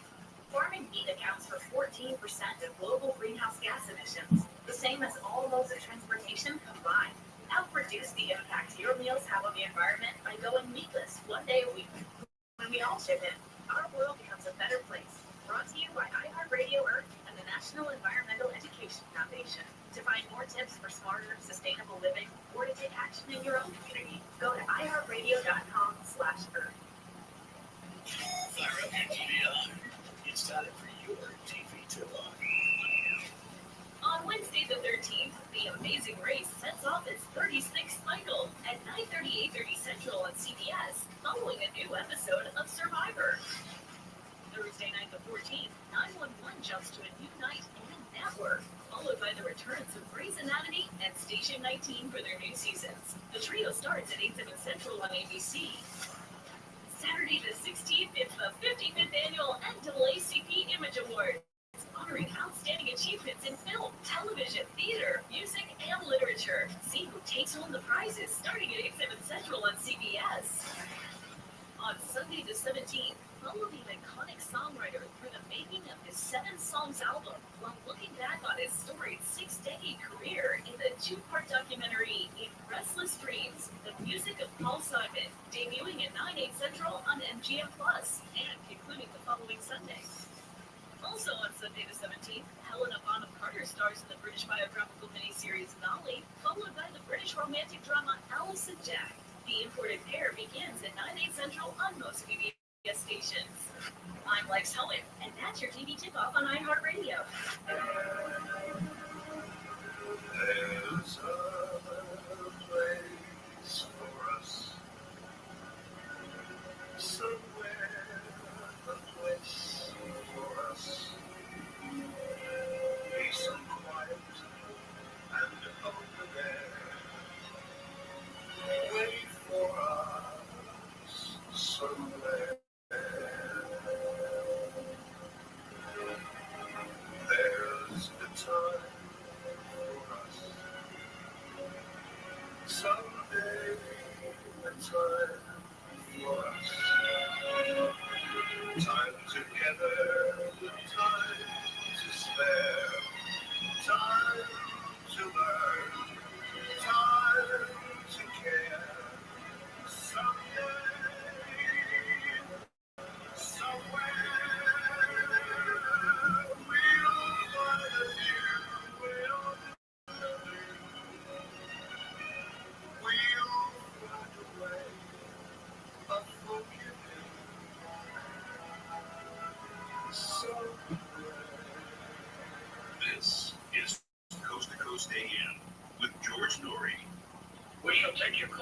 hour with Steve Stockton and Major Stories, so make sure you're part of the program.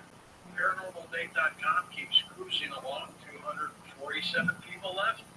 And you get 187,000 signed up members at ParanormalDate.com. Yes, and you want to make sure you check out the site, ParanormalDate.com. Now, we've got you covered here, too, if you're looking for somebody just a bit more mature that you'd like to talk to, or maybe a friendship, or maybe you're looking for a date.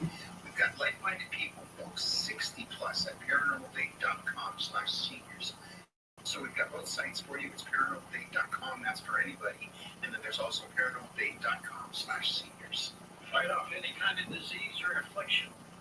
HealthyLooking.com and Dr. Alan Millay bring 4 decades of experience in natural products for the exclusive stem cell wellness kit that works with your body's stem cells to assist your immune system. Here's Dr. Millay with more. Whether it's physical activity, obesity, dieting, smoking, low on hormones, stress, sleep disorders, or your age, can be supported by reducing inflammation and aiding the body to heal itself appropriately. A stem cell is a cell waiting to be told what it needs to be. If there is inflammation, that inflammation needs to be stopped. High blood pressure, high cholesterol, kidney disease, various types of cancer, depression, autoimmune disorders, osteoporosis, even fatty liver are chronic signs of inflammation and can be aided by supporting the body's ability to protect those cells that it needs. And that is the purpose of ImmuStem and AdaptoStem together, supporting the body to be the best it can be.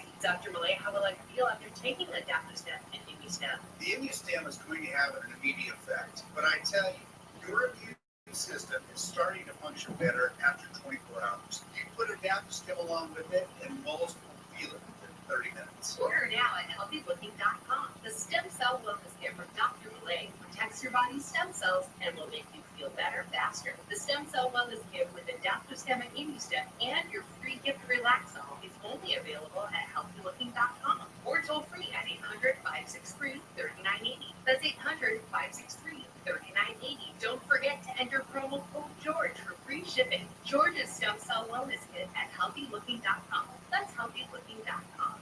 The United States is $34 trillion in debt, adds another $1 trillion every 100 days. If we keep printing more money, will pushes the prices that you pay every day even higher. You can either bury your head in the sand and pretend nothing's happening, or do something about it. Diversify portions of your savings into gold from the virtual. Gold is your hedge against inflation. Birch Gold makes it easy to own. It'll help you convert an existing IRA or 401k into a tax-sheltered IRA in gold, and you don't pay a penny out of pocket. An A+ rating with the Better Business Bureau, thousands of satisfied customers. You can trust Birch Gold as well. Simply text the word COAST to 989898 and get your free info kit on gold. Then talk to a precious metal specialist on how to protect your savings from persistent inflation with gold. Text COAST 989898 right now.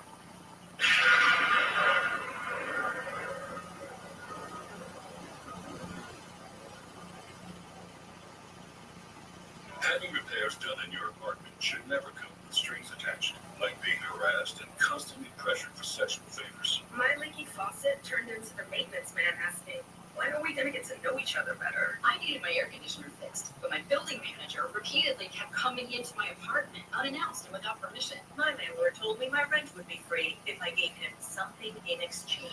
Sexual harassment by anyone associated with your housing isn't just wrong, it's against the law. The Fair Housing Act protects you from harassment, including someone making unlawful sexual advances or refusing to make repairs because you deny sexual favors. If this happens to you, you can stop it by filing a complaint with HUD. So I called HUD and filed a complaint against my building manager. No strings attached. Fair Housing. The law is on your side. To learn more, visit HUD.gov/fairhousing. That's HUD.gov/fairhousing. If you fear for your safety, call 911. A public service message from HUD in partnership with the National Fair Housing Alliance.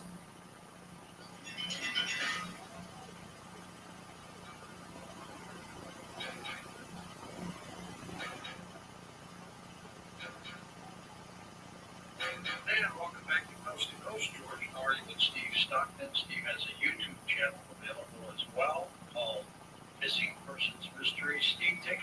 Let's tell us about that. Well, that was born out of my love for missing person cases. And a lot of those cases can be explained. People being either ill-prepared or overconfident or both can be a deadly combination because Mother Nature is very unforgiving. She's a harsh specialist, I've heard it said. But a lot of those cases do have a strange element, almost a supernatural element to them. And that's the ones, I mean, you can say this, I don't enjoy covering any missing person case, but those are the ones that fascinate me the most, the ones that don't have any scientific or rational explanation. And just to kind of go away from there, Snowball, we just passed 282,000 subscribers this week, so thank you. David Paulinas is a little non-committal when I try to push him for his feelings on why these people are disappearing. Do you have any thought on that? Well, I've had people ask me that. Is it aliens? Is it Bigfoot? Is it the faith building? Is it portals? Is it our government or some other government doing something? The short answer, yes. I think it could be any one of those things. Just again, it has to be on a case-by-case basis.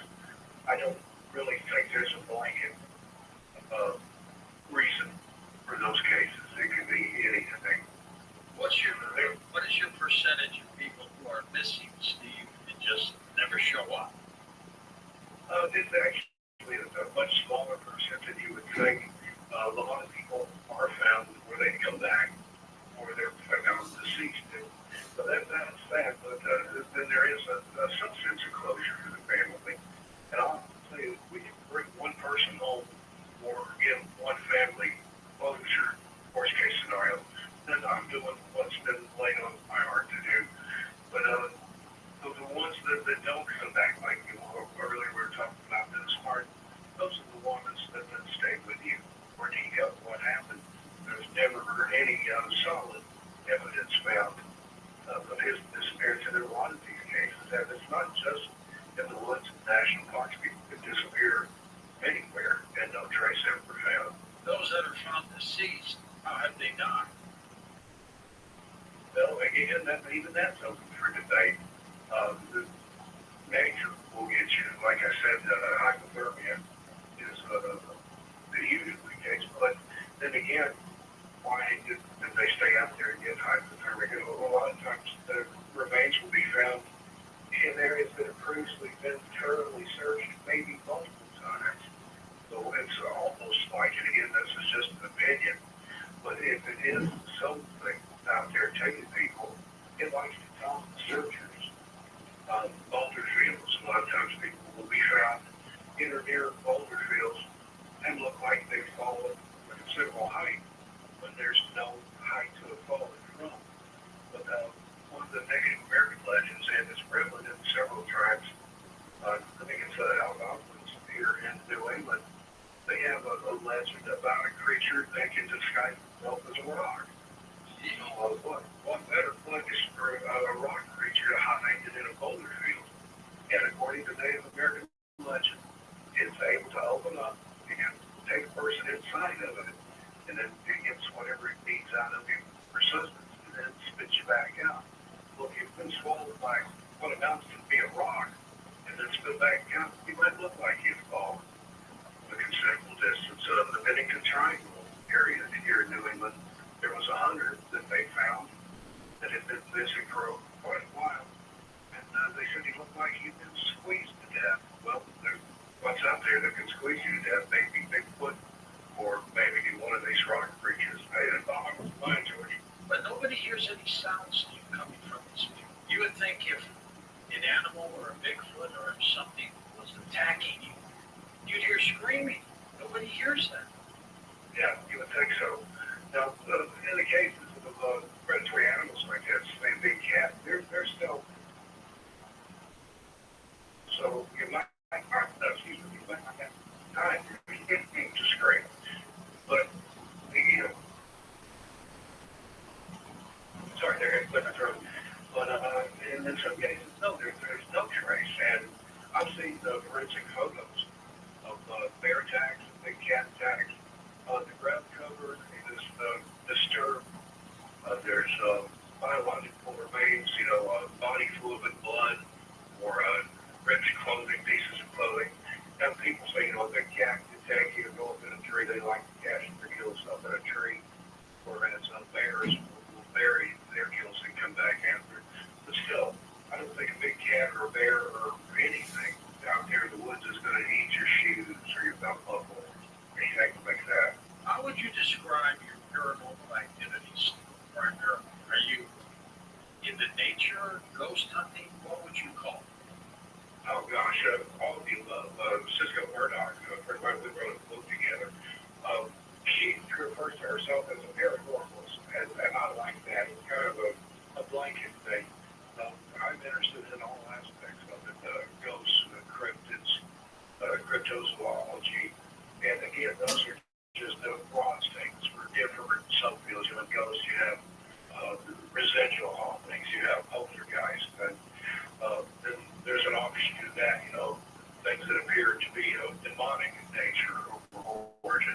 So it's not really a one-size-fits-all. Your mileage may vary. There's lots of different things out there. So I'm an experiencer and a paranormalist. That would be the best way that I would describe myself today. How old was Dennis Martin when he disappeared? If the memory serves correct, he was 6 going on 7. Or just a little boy? Yeah. He was with his parents, no doubt, right? Yeah, he was with his dad, his granddad, and his brother. They gone up to Case Coast for a boys' day out. That's his own great Father's Day. And then poof. Yeah. No witnesses? Well, not really. There was another family that had met there in Spencefield, also named the Margaret. So that's kind of curious. There's lots of times there'll be a lot of synchronicities and things in these cases. They weren't related to each other. But that Martin family, they had kids. The kids were playing together. And Dennis's dad said he watched Dennis go around behind his lump of the brush. They were playing either tag or hide and go seek, or maybe even playing into the scare the adults. He watched Dennis go into behind this lump of brush, but he never came back out. And a few minutes later, the other kids are back, and where's Dennis? And his dad said he went straight to that lump of brush, went all the way around, and even went in it. No sign of Dennis. He was smaller than the other kids, so that was one reason that he had hidden like that. And he was wearing a red jacket or a red sweater, so you think he would be black. Well, when he found out there was no Dennis, he sent his dad, Dennis's grandfather, down to the ranger station, and Dennis's father took off down the Appalachian Trail and run. That passes right through the edge of Spencefield there, and kicked off the biggest search and rescue ever. The Smokies had ever seen at that time, but no trace of Dennis was ever found. And are law enforcement people baffled over this case? I think so. In a lot of the cases I've covered, they talk about that how could somebody just disappear and leave no trace. Law hikers, campers and things, they'll find, their items, their personal effects, and things like that. But again, how can you disappear completely? Not only your corporate body, but everything you were wearing. Now there is this area of paradoxical dressing where they found people's clothing, but not the person. And the way that's explained away, kind of scientifically, is hypothermia. You feel like you're overeating, but that's your body. You're freezing to death, basically. Yeah, but you find the body. Yeah, because there's no body, but still find the boots or find the clothing, either hanging from a tree or holding neatly on a rock. I don't know, there's stuff up there, George, that just doesn't make any sense. And again, he's 6 years old. I mean, how complicated could he have been? Yeah. So that one, I think, Dolphin took him. I don't know. I don't want to say it's Bigfoot or maybe even a hidden predator.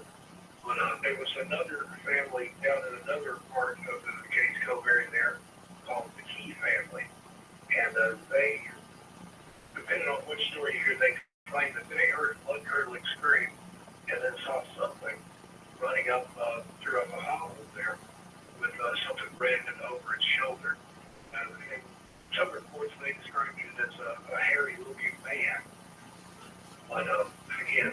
Who knows?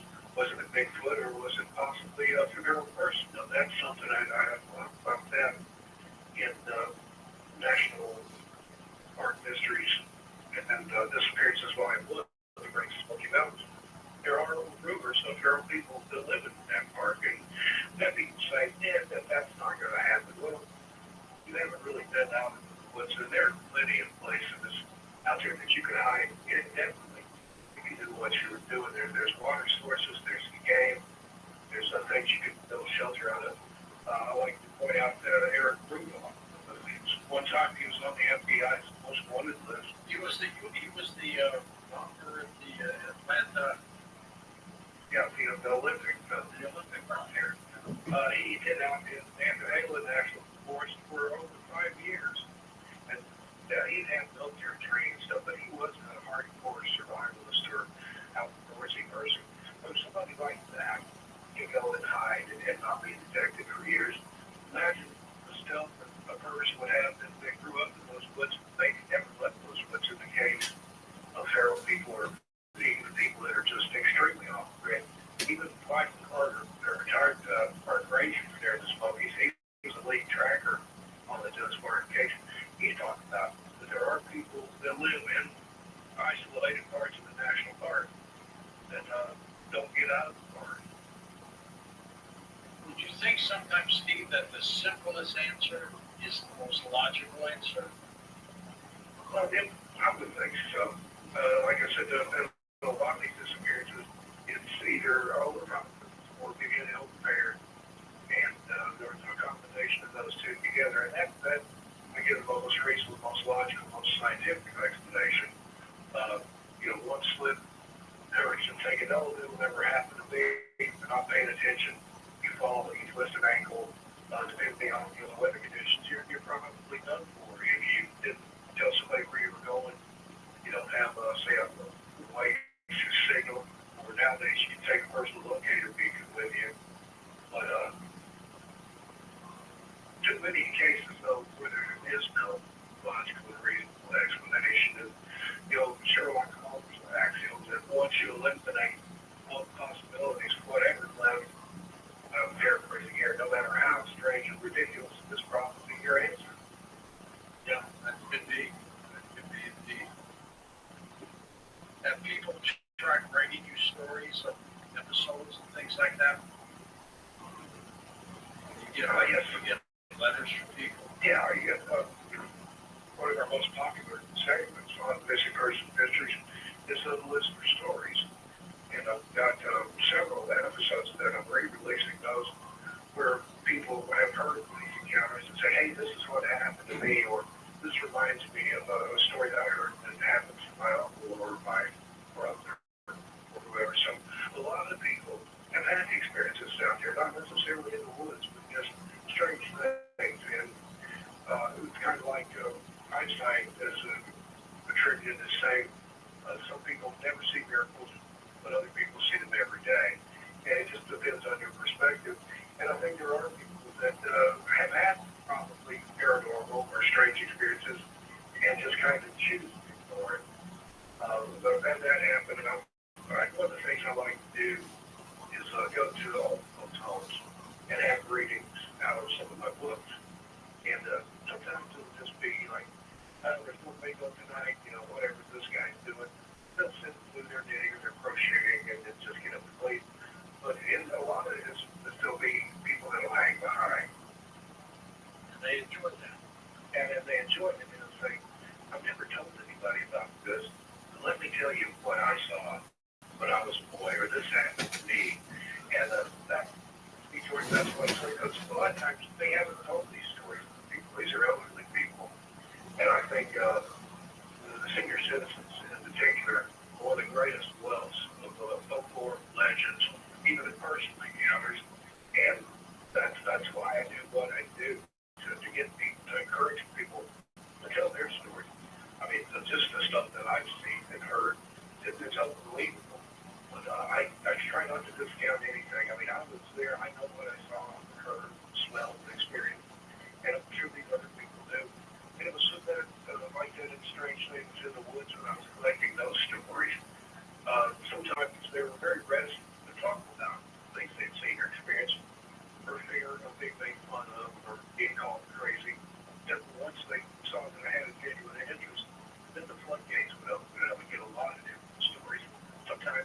their family members had never even heard. I mean, that's one gentleman that shared some stuff with me. His wife was there. She's like, "You never told me about that." And his quip was, "Well, he never asked," just to kind of wind her up there.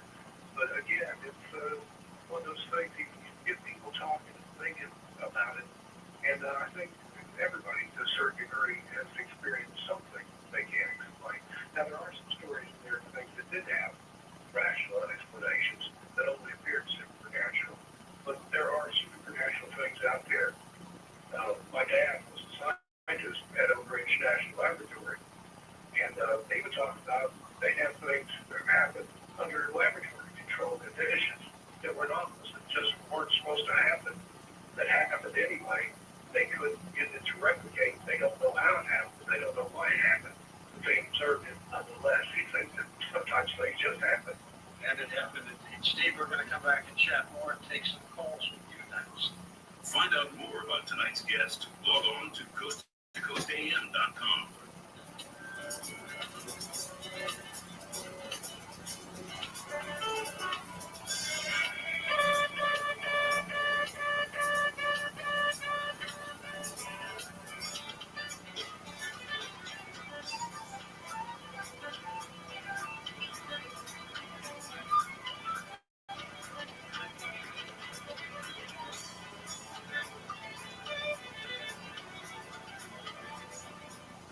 Join us Monday night for our 2024 iHeart Podcast Awards, presented by The Hartford, live at South by Southwest. We'll honor the very best in podcasting from the past year and celebrate the most innovative talent and creators in the industry. Watch Monday night, starting at 9 p.m. Eastern, 6 Pacific on iHeartRadio's YouTube channel. Presented by The Hartford Small Business Insurance. Learn more or start a quote at thehartford.com/smallbusiness. With insurance designed for your small business, the Buck's got your back. As the #1 audio company, iHeartMedia gives you access to all, every audience, live conversations, trusted influencers, and the insights and data you need to grow. iHeartMedia is your access company. Go to iHeartResults.com for more.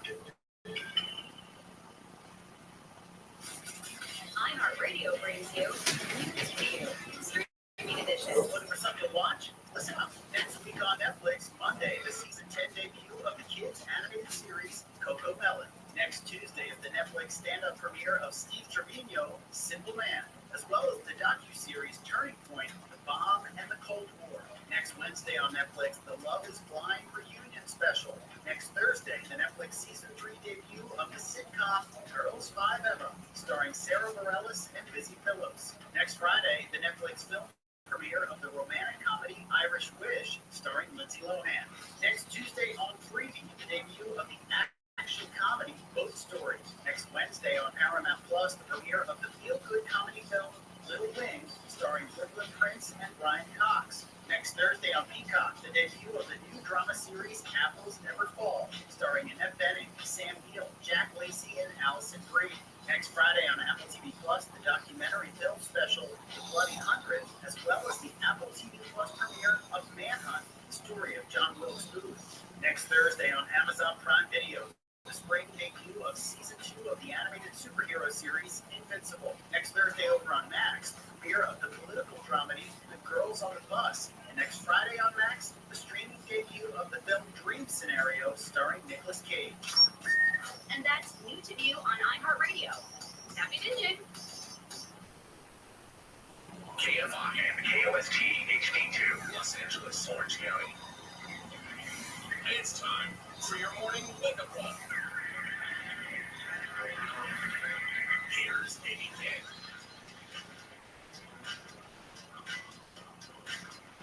Good morning. It's 5 o'clock straight up. This is your wake-up call for Tuesday, March 5th. I'm Amy King. Thanks for getting your day started with us today. And you know what today is, right?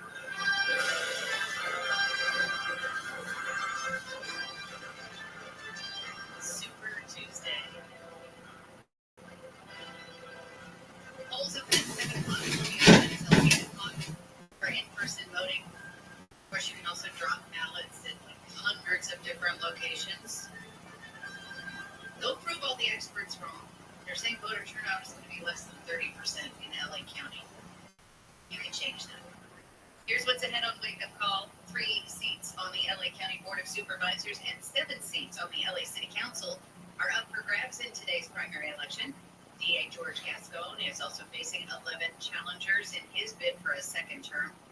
Measure HLA is also on the ballot in LA. That's the road diet measure that would mandate replacing traffic lanes for bike and bus lanes. Expect gas and electricity prices to go up a lot. California Air Resources Board has released a report that says amendments to the state's low-carbon fuel standards could drive gas prices up 37 cents a gallon this year and then even more down the road. The price of gas in California is averaging $4.83 a gallon. Nationally, it's $3.35. A new immigration law in Texas is headed to the U.S. Supreme Court. Justice Alito issued an order putting the law on hold yesterday for at least a week while the High Court takes a look at it. It would allow local police to arrest people crossing the border illegally. The law was blocked by a federal judge, but that ruling's been overturned, and now it ended up to the Supreme Court for a look-see. At 6:05, it's Handle in the News. Some are surprised by a Supreme Court justice's take on whether former President Trump can be on the ballot in Colorado. Bill's going to tell you about that. Let's get started now with some of the stories coming out of the KFI 24-hour newsroom. One of the most closely watched races in this election is for the U.S. Senate seat held by the late Dianne Feinstein. It's to be a close contest between Democrats Katie Porter and Adam Schiff and Republican and former Dodger Steve Garvey. The top 2 finishers will advance to a runoff in the general election in November.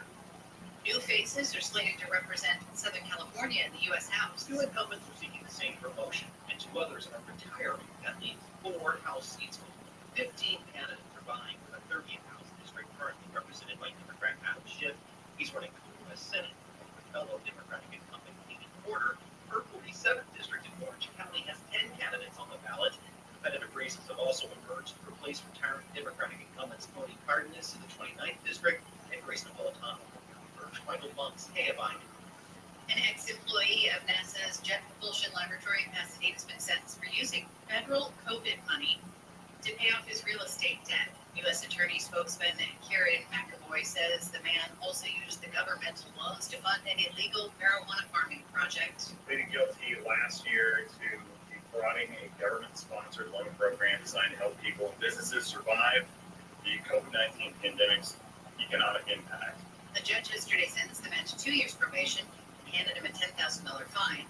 The man admitted to lying on his loan application in 2020 and pleaded guilty last year to a count of wire fraud. A man and a woman have been killed in a fiery car crash in Altadena. CHP says officers called to Loma Butte Drive just after midnight. They found the car flipped over and engulfed in flames. Fire crews had to pull the pair out of the wreckage. Both died at the scene. The cause of the crash not yet known. The LAPD says a guy's been busted for trying to steal an autonomous vehicle. An employee of Waymo says the white Jaguar sedan had just dropped off a passenger near First and Main in downtown LA when the guy jumped into the driver's seat and tried to put the car into gear. Employees said they were alerted Saturday night about the attempt to mess with the car, and through remote communications inside the vehicle, they tried to warn the guy, told him to exit the car. He refused, so they called the police and arrested the 33-year-old a short time later. He was booked for attempted grand theft auto. Steve Gray from KFI News. Had to take a first look at your morning commute from the Southern California Toyota Dealers Traffic Center. Let's go places. Let's go to Nick Paldiocchini, who's found some slowing in Riverside on the 91.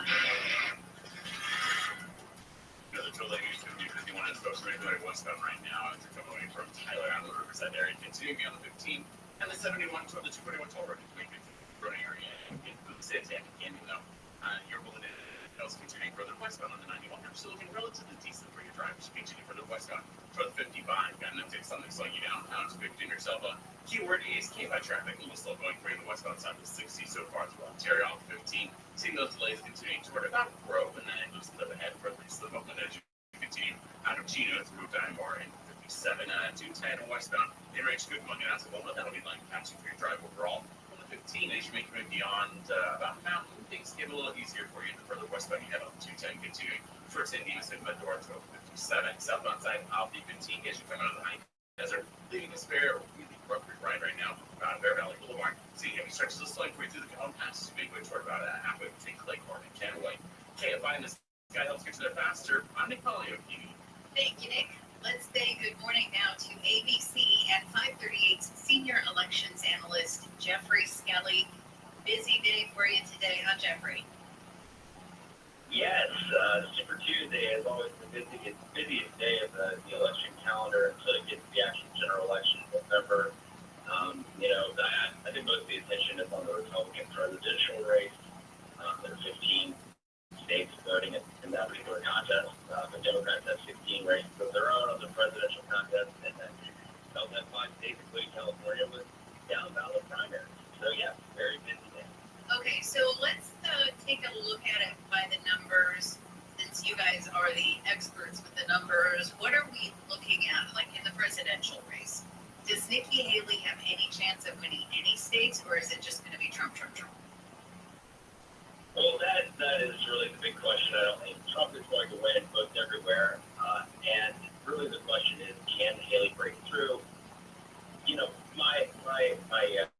My guess would be no, based on what we're seeing in polls. However, I would say that, her best states are probably going to be places that are, the Republican electorate is going to be a bit less conservative, in part because it allows non-Republicans to vote, like independents, say in a place like Massachusetts or Virginia, which is an open primary state with no voter registration.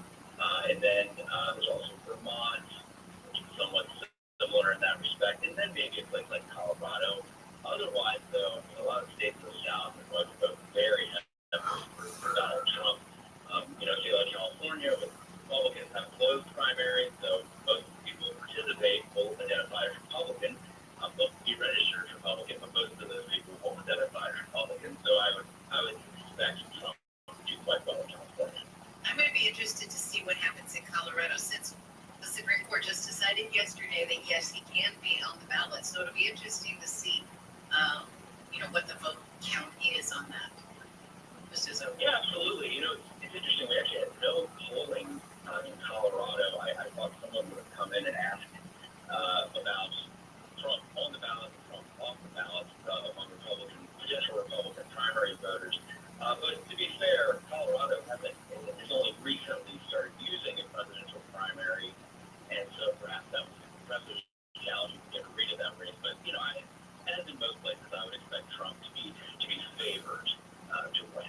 Okay, and so because it was Haley Trump on the primary, and then on the Democratic side, there are contenders against Joe Biden on some of the ballots, but are they expecting, because it's really kind of it's expected to be kind of a slam dunk, are they expecting voter turnout to be high or low, or do we know?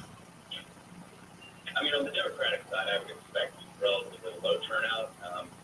When you have a situation where, now I know this might seem a little paradoxical, because on the one hand, what I was going to say is Biden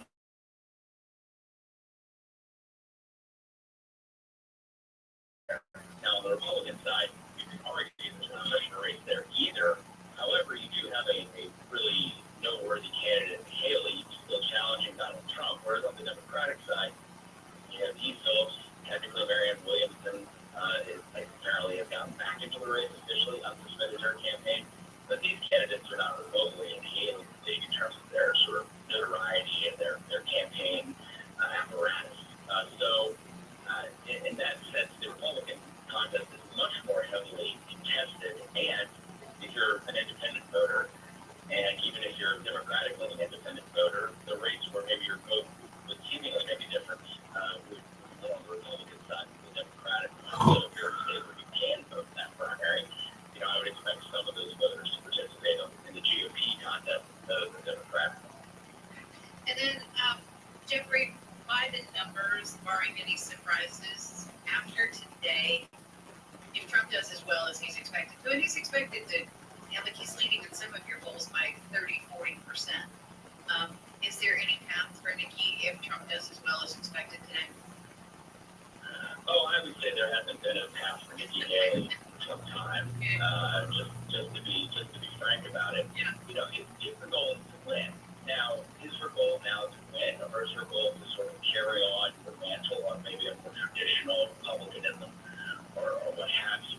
If that's her goal, then she could keep going regardless of the result of the day. So it's kind of tough to know. I mean, the way she stated things previously is that she would at least take it to Super Tuesday. So, she very well could drop out. Okay, I guess we'll have to wait and see. Well, thank you so much for sharing the numbers and your numbered predictions, we'll call them. Okay, well, thank you so much for having me. All right, take care, Jeffrey Skeller. If you want to follow Jeffrey, also, you can follow him at Jeffrey BS, at Jeffrey, spelled GEOFFREY BS. Let's get back to some of the stories coming out of the KMI 24-hour newsroom. 6 to 11 feet of snow has fallen on the Sierra Nevada in this latest storm. That's great news for California snowpack. We're now up to 104% of normal for this date and 94% of our April 1st average. So we've come a very long way. Lead scientist in the UC Berkeley Central Sierra Snow Lab, Andrew Schwartz, says snowpack in January was just 28% of normal. What a change, huh? He says the state should reach 100% of its April 1st average and might even get there a couple weeks early. We get so few years where we have an abundance of water and we don't have to worry about snow. It will pay off in summer as well with lowering wildfire issues. Schwartz says it's nice to not have some sort of water crisis for a second year in a row after years of drought. Orange County's been named the hardest place to find an apartment in California. A study by Rent Cafe shows 96% of apartment complexes are full. Owner and president of Global Banker Diamond, Alex Horowitz, has been in property management and sales for over 36 years. And he says interest rates in the market are forcing people to rent. We've also noticed new developments coming in, apartments, but they also seem to be more luxury-driven and higher rents. Horowitz says another issue is that large corporations are buying single-family homes and taking away opportunities from families and small investors who would normally rent the properties at a cheaper price. Chris Adams, KFI News. 5 people have been killed when a small plane crashed near a highway in Tennessee. Nashville police say the pilot made an emergency call early Friday night reporting engine trouble to make an emergency landing, but radio back saying the plane wouldn't get to the airport. Officials say it burst into flames when it hit the ground. Lawmakers in Colorado have shot down a bill that would have classified embryos and fetuses as a person. It would have allowed prosecutors to criminally charge mothers who got an abortion, and also said any judge who overruled a provision of the bill could be impeached. Claudia Perez with Planned Parenthood of the Rocky Mountains says the bill went too far and could have had dire consequences. The reason for concern about that at Planned Parenthood is that bills like these are abortion bills, and they seek to strip away access to care for all parents. The bill's only sponsor, Republican Scott Bottoms, introduced a similar unsuccessful bill last year. The Kelsey brothers are going to be honored in Cleveland with bobbleheads at the Cavaliers game. Kansas City Chiefs tight end Travis Kelce and his brother Jason, who just retired from the Philadelphia Eagles yesterday, are Cleveland natives and have long supported the basketball team. The Medellin Kelceys will be given to a select number of fans tonight who are decked out in blue Cavs jerseys with their respective NFL numbers, 87 and 62. When we come back, scammers are trying to get your tax refund before you do. And got a pet? And thinking about getting pet insurance? Joel Larsgaard has some thoughts on that. Now let's take a look at the roads. We've got slowing in Ontario on the 16th. It's going to be right around the 15 as you make the transition actually 15 southbound on 60. And it is taking on transfers that are revenue up from the overnight and early morning hours of 60 westbound, where you're seeing the vast majority of places off 15. Even before it from a store event has ever gone there, and that means busy for you ahead. Short vineyard, but for the most part, until you're making your way out of the Chino Hills Ranch area, Chino Hills adjacent, kind of Pomona as well. Making way 60 westbound from 71 into Time March Road 57, definitely busy for you there. 10 west is an alternate, still looking pretty good for you through the inland empire on 15 as you make way to the Pomona Fairplex area. Between 10 westbound would be a busy one for you on 15 as you make way toward Mountain. KFI and this guy helps get to their faster. I'm Nick Polio, TV. This is Tino. This is what's trending on iHeart Sports Network. Presented by Mercedes-Benz. In this week's Marketers Report, Dana Nussbaum, Executive Vice President, Worldwide Marketing at Warner Brothers Discovery, weighs in on regional audio marketing. At a very broad scale, it doesn't include specific local markets, and that's the beauty of iHeart's network. As the number one audio company,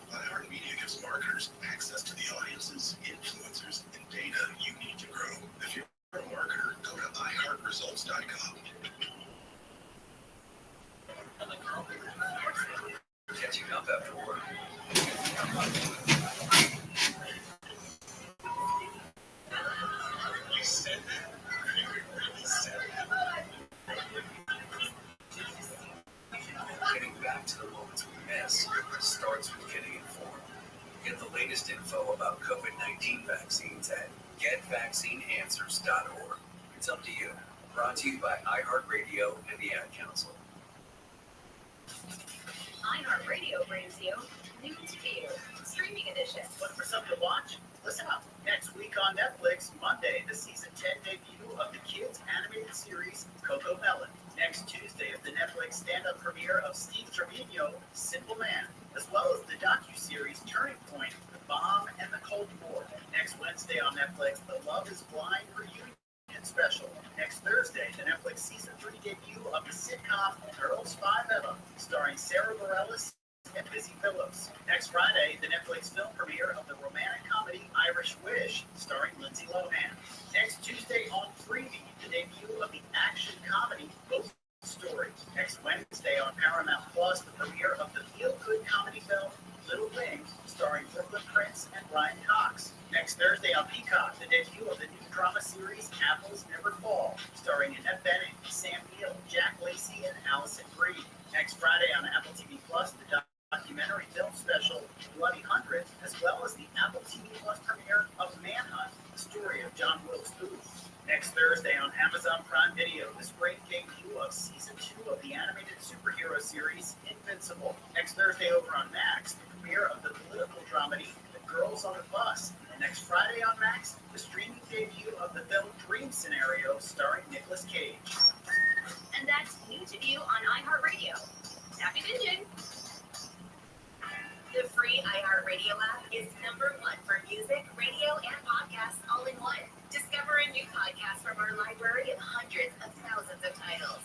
Here's an iHeartRadio podcast preview. My name is Tim Donaghy, and on July 28, 2008, I was sentenced to federal prison for betting on games I refereed. In 2007, the NBA's worst nightmare came true. Tim Donaghy is a convicted felon. He's admitted that he's bet on games. I told that chief Ezra that he was cheating. I told him he made it to one.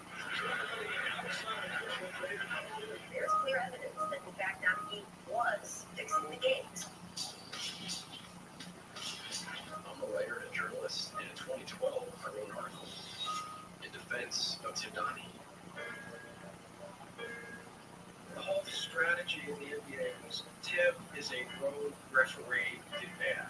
I think we have here a real isolated criminal. It's the worst scandal ever. You gotta be a scapegoat. Looking back at that article, I see now what I could have never dreamed of seeing then. Namely, the stakes, the main money, the TV money. We're talking about billions and billions of dollars. This is big business. And the question is it being acted out fairly? I 100% believe that they can program the outcome of a game. I believe they select as the referee. All of our lives are being injured. We're worried about getting killed at one point. This isn't a story about one road ref. According to Tim Donaghy, it wasn't he that was fixing games. It was the NBA. You know, the NBA game is more of a form of entertainment. Once I got to understand that, I was better suited to be a ref in the NBA. This is whistleblowing. There are rumors that you had 2 NBA referees on your payroll fixing games, and that neither one of those referees was Tim Donaghy. Is that true? Correct. Listen and follow this podcast for free on the iHeartRadio app. #1 for music, radio, and podcasts, all in one app. This is Steve Gregory. I'd like you to join me for a live taping of the KFI News special, Sex, Drugs, and Social Media. It's an important look at how social media has become a gateway for kids and deadly and dangerous activity through social media platforms. To be a part of the studio audience, just register at KFIAM640.com/enter. Space is limited. It's free to attend. Go to KFIAM640.com/enter. Be a part of the live studio audience. Go to KFIAM640.com/enter.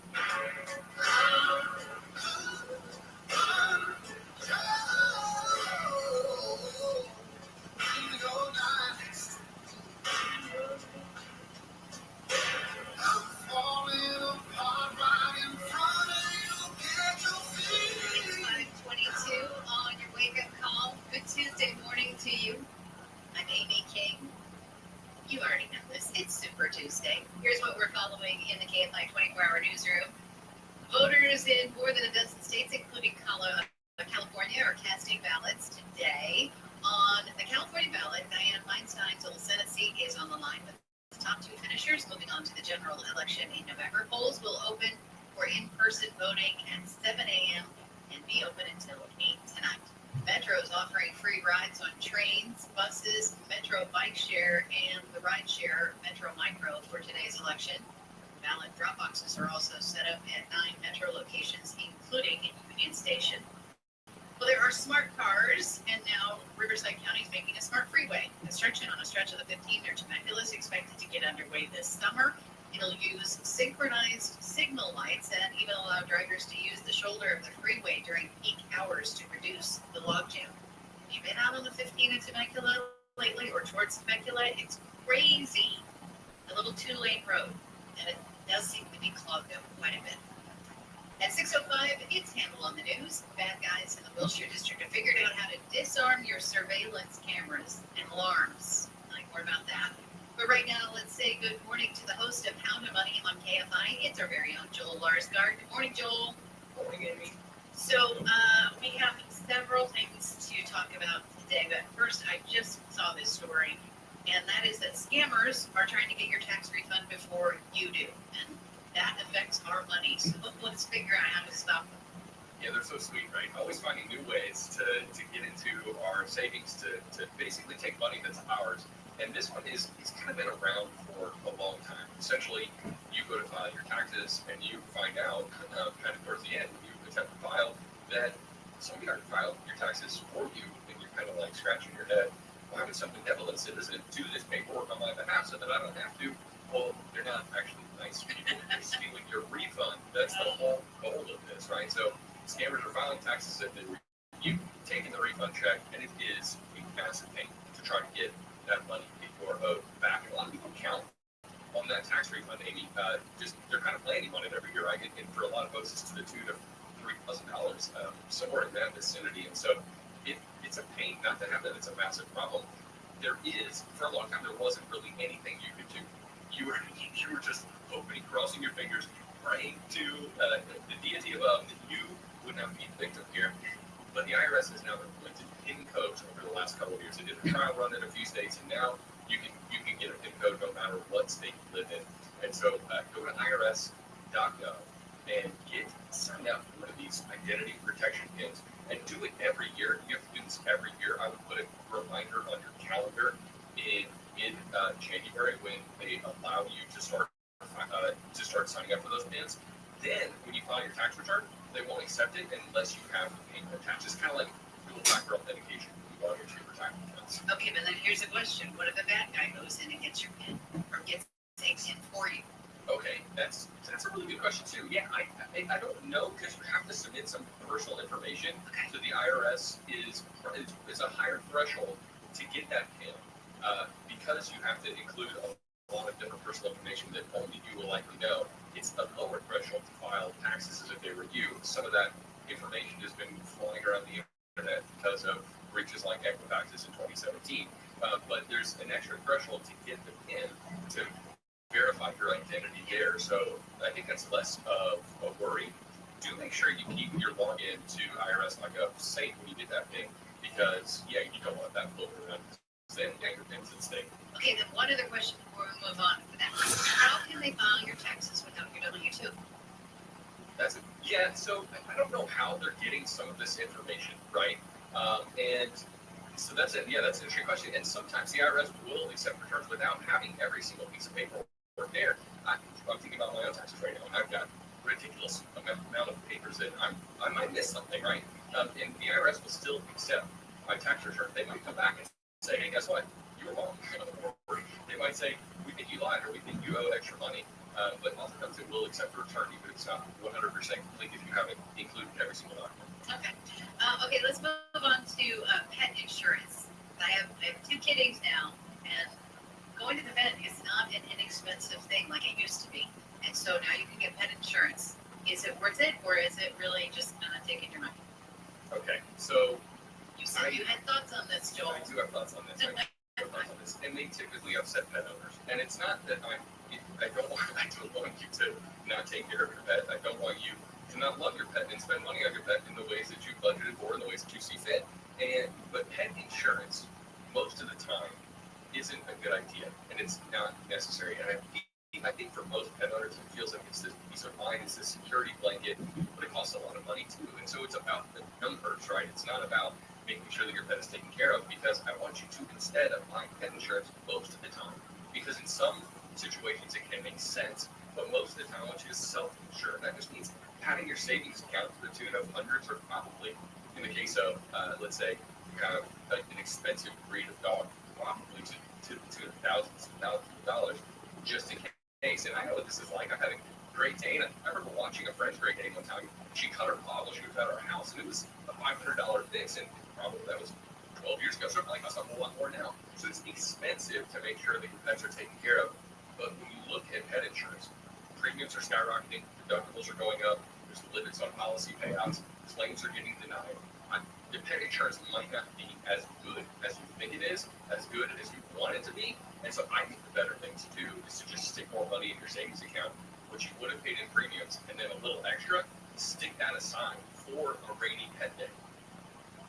So you have your rainy day fund for you, and your rainy day fund for your pet. Yeah, exactly. I mean, I want people to be properly insured. There's lots of different kinds of insurance that really make sense. But it's just like you go to the electronics store, you buy a laptop, and they say, do you want the extended warranty? The answer is always no. It's way too expensive. It's way too expensive form of insurance. And I realized that people want to make sure that their electronics item isn't at risk. But there are other ways to do that, and the best way to do that, typically, especially given the low failure rates that we know of a lot of electronic items, if you do your due diligence ahead of time, you're better off pocketing the money that you would have spent on the quote-unquote insurance and self-insuring and buying something else if something were to go wrong. But buying that policy in the store is not a good idea. Joel Larsgaard, you always make such good sense, and you can find out more of his good sense. You can listen to How to Money with Joel Larsgaard on KFI Sundays, noon to 2. And also follow up at How to Money Joel. Thank you so much, Joel. We'll talk to you again next week. Sounds good. Thanks, Amy. All right, let's get back to some of the stories coming out of the KFI 24-hour newsroom. Police say in Orange County are looking for a guy who broke into a barber shop and stole a bolted-down ATM. This guy lives across from the shop, says he was awakened by the commotion early yesterday morning. He was getting in his truck, backing in and out. You could tell that he was trying to pull something out of the storage. Security footage shows the guy using a pickup truck with a tow strap to yank the ATM out of the Golden Touch barber shop and drag it away. The owner says he showed up to a mess. I was just in shock because I just seen all my hard work and all that I say, just see a bunch of glass everywhere. Like this place was unrecognizable. He says $5,000 in cash was inside the ATM. The business had about $5,000 in damage. Police say the truck was stolen. News brought to you by Semper Solaris, a tax attorney in Orange County, and pleaded guilty to not reporting nearly $2 million in income. Has been sentenced to 5 years probation and 500 hours community service. The woman was also accused of embezzling from a dead person's family trust. As part of the plea deal, she was not charged with that crime. She agreed yesterday to pay nearly $700,000 in restitution and transfer 2 properties acquired through the trust to the IRS. Krispy Kreme wants to reward voters for turning in their ballots this Super Tuesday. The donut chain says people can go to any Krispy Kreme and get 2 free original glazed donuts. In my humble opinion, those are the best ones anyway. They say it's their own version of Super Tuesday, TWOSday. You don't need to show any proof of voting, but they say getting the I voted sticker never hurts. When we come back, we're going to be checking in with ABC's Jordana Miller to find out about a potential rift in the ruling party in Israel over the meeting with Vice President Harris. Southside weather for TMI, increase of sun, highs in the 50s to 60s, partly cloudy tonight, mostly cloudy tomorrow, 40% chance of showers, better chance of rain tomorrow night, becoming partly cloudy again Thursday with just a slight chance of showers in the morning. Sunny skies on Friday, then partly cloudy through the weekend with highs in the 60s to about 70. It's 50 in La Habra, 49 in Irvine. We've got a crash in Ontario, still working on that one on 60. You don't get the drive on the westbound side and actually going beyond Archibald. Looks like it's hopefully getting off the right shoulder here sooner than later, but still going to 15 from a smart man as I want, in fact, to get, of course, an issue for you separate. On the westbound side of the 60 as you're approaching 15, looks like a couple of cars got into it, maybe in the carpooling. So if you have an update on this or anything else like on your morning drive down to 15 or so, keyword kid by traffic. Westbound 10 is also to the 60 westbound could be slow going for you from 15 leaving out of Wanda. Seeing a really heavy drive for you continuing through Ontario. Outlet at Montclair. Your life gets a little easier for the westbound on the 10, San Bernardino Freeway beyond Indian Hill as you continue to the Pomona Fairplex. There we go. KFI and the Sky helps teach their faster. I'm Nick Poliokini. I Heard Podcast Update this week on your free iHeartRadio app. Math and Magic. Stories from the frontiers of marketing with Bob Pittman, Season 6. Join iHeartMedia Chairman and CEO as he analyzes the math and magic of marketing, sitting down with today's most gifted disruptors. Marketing School, digital marketing and online marketing tips. Actionable digital marketing lessons learned through years of being in the trenches. Office Hours with Mike Stein. Mike sits down with the world's most important chief executives to answer your most pressing questions about leadership, career, and life. Hear these podcasts and more on your free iHeartRadio app or wherever you get your podcasts. As the #1 audio company, iHeartMedia gives you access to all, every audience, live conversations, trusted influencers, and the insights and data you need to grow. iHeartMedia is your access company. Go to iHeartResults.com for more. All the good stuff. Yeah. Camps keeps you on top of pop culture. At a time when linear television viewing continues to decline, and despite airing in what's known as the Friday night slot, 16th season premiere of RuPaul's Drag Race hit a new all-time high for the show. Viewership jumped 4% overall and increased just over 1% of the advertiser-friendly 18 to 49 demo, good enough to raise the top-notch sports program of the night for both cable and over-the-air television. It's the latest show of strength of the competition, which has quickly become one of MTV's top-rated series since joining the network for its new channel VH1 in 2023. It's also a favorite with DVRing and on-demand viewing, and one of just a few shows that have increased their ratings year to year. The Simpsons, Survivor, and The Amazing Race also in that small group. New episodes of RuPaul's Drag Race air Fridays at 8, 7, and Central on MTV. Fine. And that's what's poppin' on Camps on iHeartRadio. At every time. Reservations at your favorite restaurant.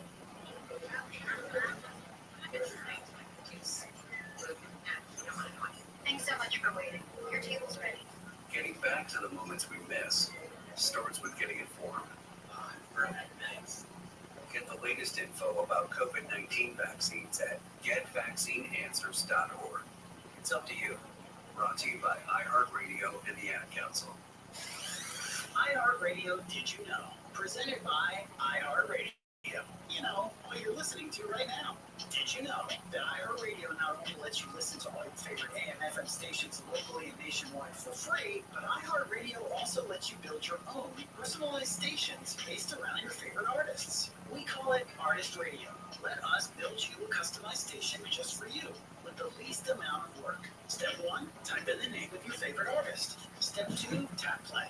We'll take it from there and automatically build you a station based on the best music from that artist and other similar artists. It's really that easy. Best of all, our Artist Radio is presented with limited commercial interruption, unlike Pandora, where your personal stations are constantly being interrupted. If you want to take matters into your own hands, you can skip songs you don't like, and you can thumb up and down songs to help personalize the station to your exact taste. And best of all, Artist Radio is free. Check it out today. Search your favorite artists, hit play, and we'll take it from there. iHeartRadio, #1 for music, radio, and podcasting. All in one app. iHeartRadio. The Daily Calendar. Oh, hi. So it's National Absinthe Day for the drink known as the Green Fairy of the Tinkerbell roots. After enough absinthe, you'll realize it's also National Potty Dance Day for the awkward dances people do when their bladder is full. And it's National Cheese Doodle Day for all the puffs and Cheetos and things that make our fingers orange. Happy birthday, pop singer Madison Beer, actress Eva Mendes, mega church pastor Joel Osteen, and guitarist John Frusciante. That's your daily calendar from KFI AM 640.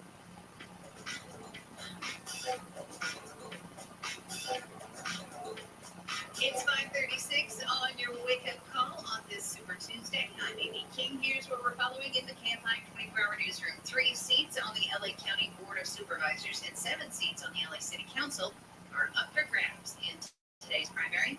DA George Gascon is also facing 11 challengers in his second term bid. Measure HLA also on the ballot in Los Angeles. That's the road diet measure that would mandate replacing traffic lanes or bike and bus lanes on thousands of miles of roadway.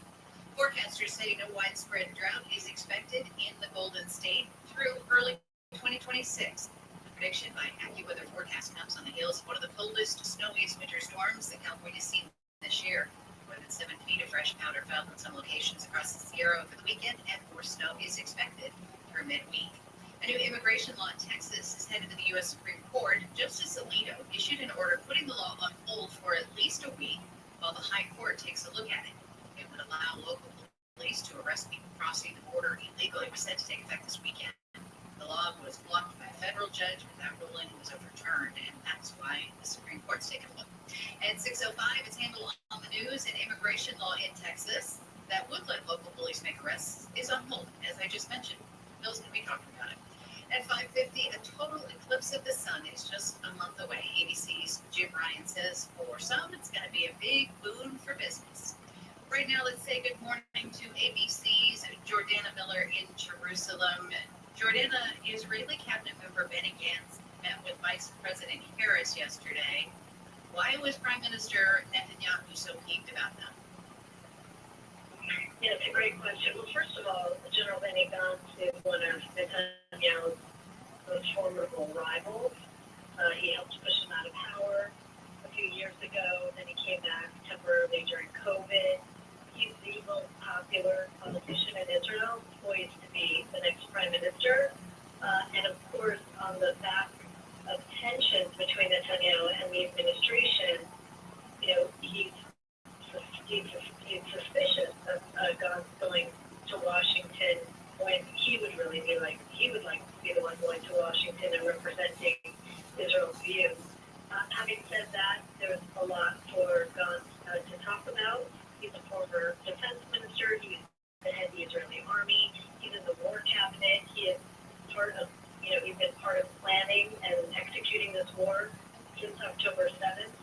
So, if the administration is looking for, an inside look at what's happening, Gantz will be able to provide that, obviously within a certain limit.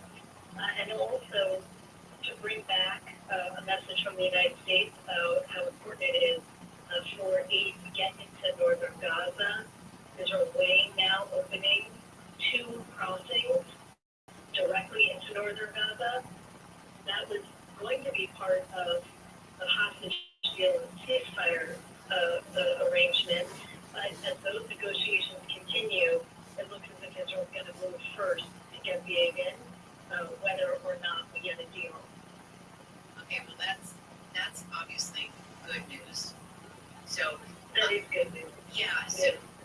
So I'm still confused about why that was a problem for him to meet with Harris. I mean, because Netanyahu sees it as undermining him. Exactly. He sees it as a threat. Yeah, and undermining him. He called Gantz and I think tried to convince him not to go, but that didn't really work. When Netanyahu butts heads with U.S. presidents and administrations, there have often been people in the background that talk to the United States and try to smooth things over. Netanyahu could have welcomed Gantz a trip there and sent messages and other things instead of having, an adversarial position to the visit. But even back when Netanyahu used to clash with former President Barack Obama about the Iran nuclear deal, there were those people in Netanyahu's circle who were also talking to American officials, such as General Gabi Ashkenazi, who was then part of the defense establishment. So, this has happened before. But Netanyahu, he likes to stay the number one, person on the political scene for Israel, and this is seen as kind of cutting him out a little bit. Yeah, I mean, it's happened here in the U.S. too, and I see that. Like, you don't want to feel like you were end-arounded by somebody. Like, follow that chain of command. So I get that. So you mentioned that Israel's making efforts to reopen the truck routes is getting in there? Is the situation starting to improve or at all? Well, there's been several airdrops. Another one today with the U.S. took part in with Jordan and other regional partners, which helps. But we have to remember the airdrop, they can never really replace the amount of aid that can get in on trucks. Because usually an airdrop will be the amount of 1 or 2 trucks. But, and it's best we've seen 200 trucks come into the Gaza Strip. And that's already been half of what used to come in during peacetime. And only a small fraction are getting to northern Gaza. So, airdrops are helpful, but they can't really solve the problem. That's why there has to be, there has to be some kind of, I think, international coalition that helps safeguard the delivery of aid. The problem is really the delivery of aid. And it's getting it in because the goal is to not have Hamas take it and make sure that they're not getting any kind of weapons or any other supplies, right? You would think that the international coalition could help search those vehicles or something to speed this up. Right. It's really about protecting them from local gunmen and Hamas, who also attack the trucks that want to take them for their own group. Yeah. And that creates, the kind of deadly incident we saw last week where, there were several incidents along that convoy, one that did involve the Israeli army firing on some Gazans who approached a tank, but most of the people who died in that event, from Israel's initial assessment, and they're continuing to look at it, most of those died in local gunfire stampedes further up in the convoy, further up in the number of trucks that got through northern Gaza. So, something has to change, or we're going to see more of this. Yeah, the people are desperate. Lawlessness is only increasing in Gaza as Israel takes apart Hamas and begins to really make gains on the battlefield and defeat them. They were the police. Hamas was everything. So you can see how when Hamas has been hit hard, UNRWA, the UN agencies can come in, but even there it's complicated. No easy answers on this one. We're very appreciative that we have you there to help us sort it out. Thanks, Jordana Miller. We'll talk again soon. Thanks so much.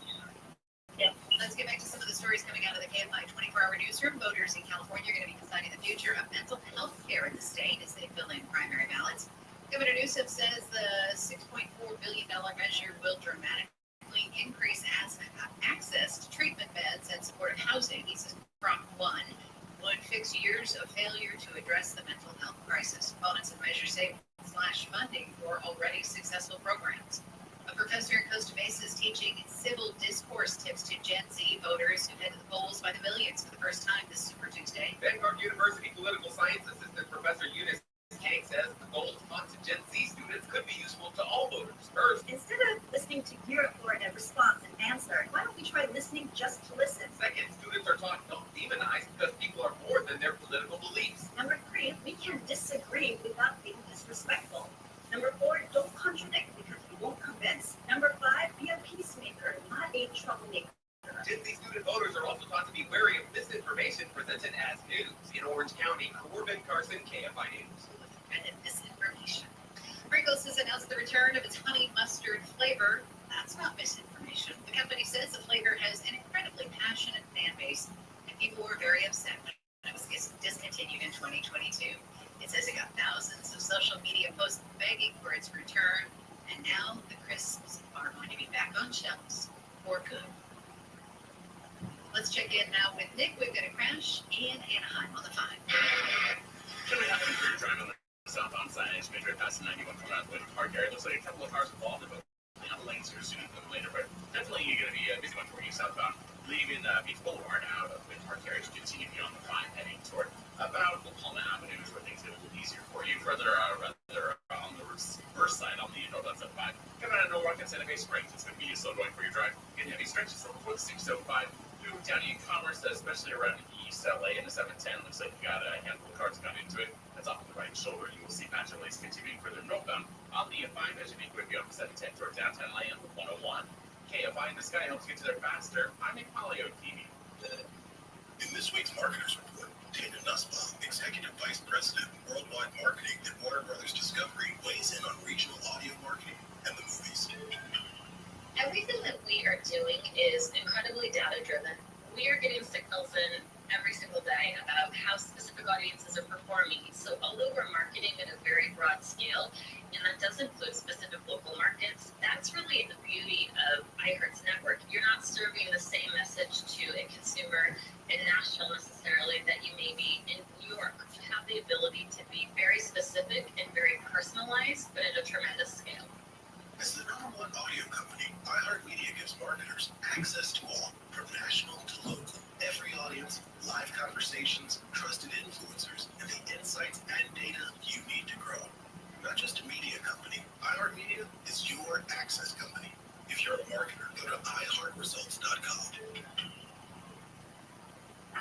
The free iHeartRadio app is #1 for music, radio, and podcasts, all in one. Discover a new podcast from our library of over 350,000 titles. Here's an iHeartRadio podcast preview. It was an ordinary flight from Portland to Seattle turned extraordinary when a man in black registered as D.B. Cooper made a bomb threat. The infamous D.B. Cooper hijacking occurred in the fall of 1971 at the height of an epidemic. During the 6-year span between 1967 and 1972, more than 300 commercial airplanes were hijacked worldwide, with over 130 of those occurring in the United States alone. This was the golden age of skyjacking. But it's Cooper's hijacking that we remember because he provided the blueprint for how to pull it off and get away. When I decided that I would skyjack a plane, I started to make preparations for which airport I would ground the plane from. 6 months after Cooper's legendary heist, a small-time crook from Detroit would attempt his own bigger and bolder skyjacking score. Just grab a weapon, grab a note, go on the plane, and order all the stuff you need. Parachutes, money, and bail out.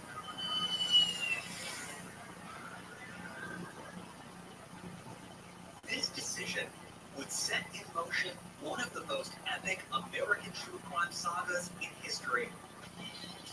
I said, okay, this is it. One involving multiple aircraft hijackings. So he reached back and grabbed her gun. They started wrestling. While they're doing that, the aircraft starts falling out of the sky. And I do remember the fear. It was very scary. Prison escapes. They were running at full speed. And I'm thinking, damn, at any moment here, we could get shot in the back. She told them what the real plan was for a prison break, and she had a gun. Life-risking heroics. I jumped on top of him and tried to grab his hands because he had a bomb. She had to act on instinct, and coming from Vietnam, the battle in him just kicked in. And sheer madness. Took off toward that airplane, and it was very clear to all of us that it's going to crash into that plane. Oh my God, he's going to hit us.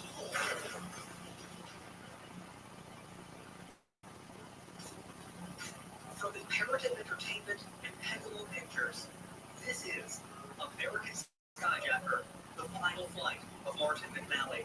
Listen and follow this podcast for free on the iHeartRadio app. #1 for music, radio, and podcasts, all in one. Super Tuesday monster election extravaganza. Obvious results and predetermined outcomes.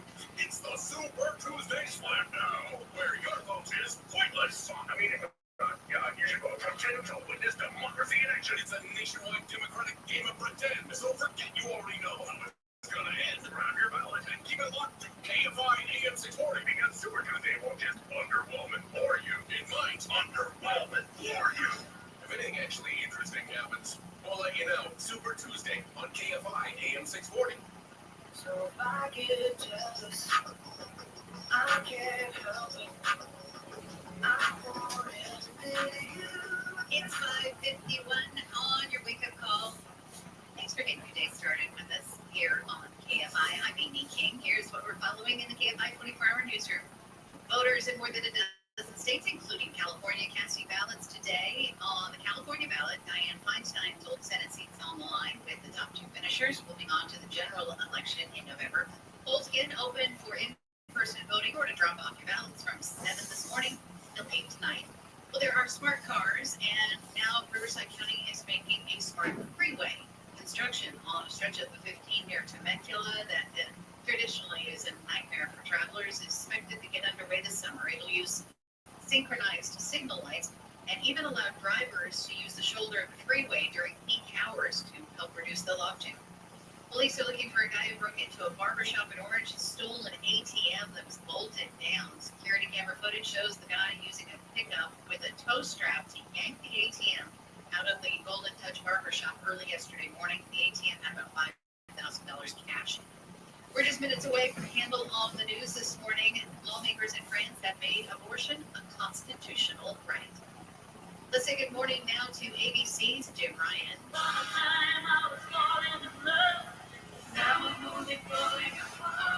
Turn around, man.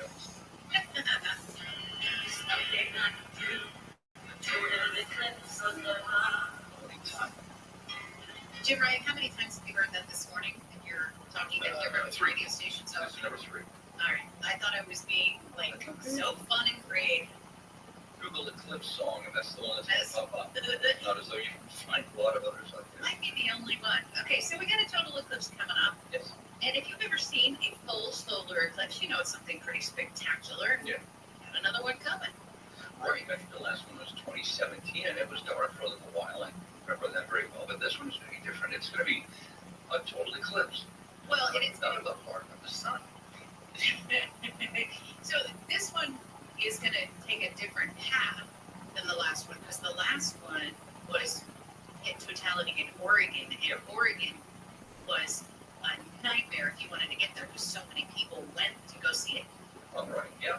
Well, and a lot of people are going to come and see this one too, especially here in Texas, because picture you getting Queen there, or that beautiful card, the Monopoly, when the guy wins the beauty contest, he's got that sash across his chest. Okay. Texas has a sash across it running from the southwest to the northeast. It goes through places like Uvalde, it goes up through San Antonio, through Waco, Austin, and Dallas, Fort Worth, and then up into Arkansas and beyond.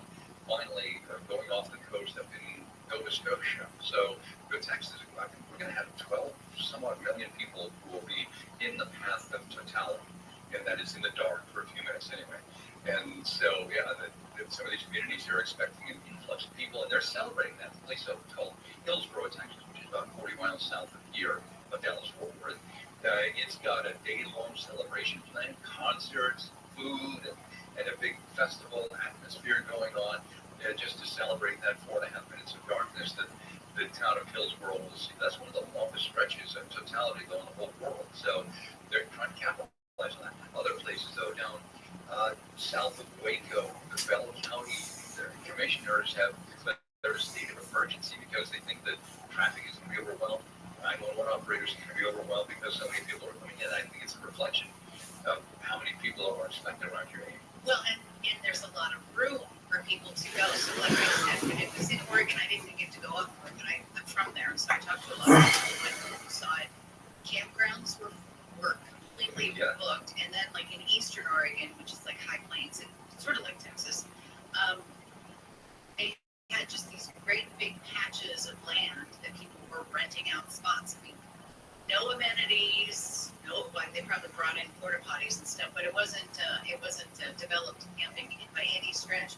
But people came by the hundreds of thousands. Yeah, well, they'll do that again this time around, and actually just kind of ground zero for that. And social media being what it is, it's easy for a town like Hillsborough or even Dallas-Fort Worth, places that will be in the path of the shadow, to get word out about what's going on, and word spreads. People start booking flights down to Texas, or booking flights on America, the Southwest, and Delta.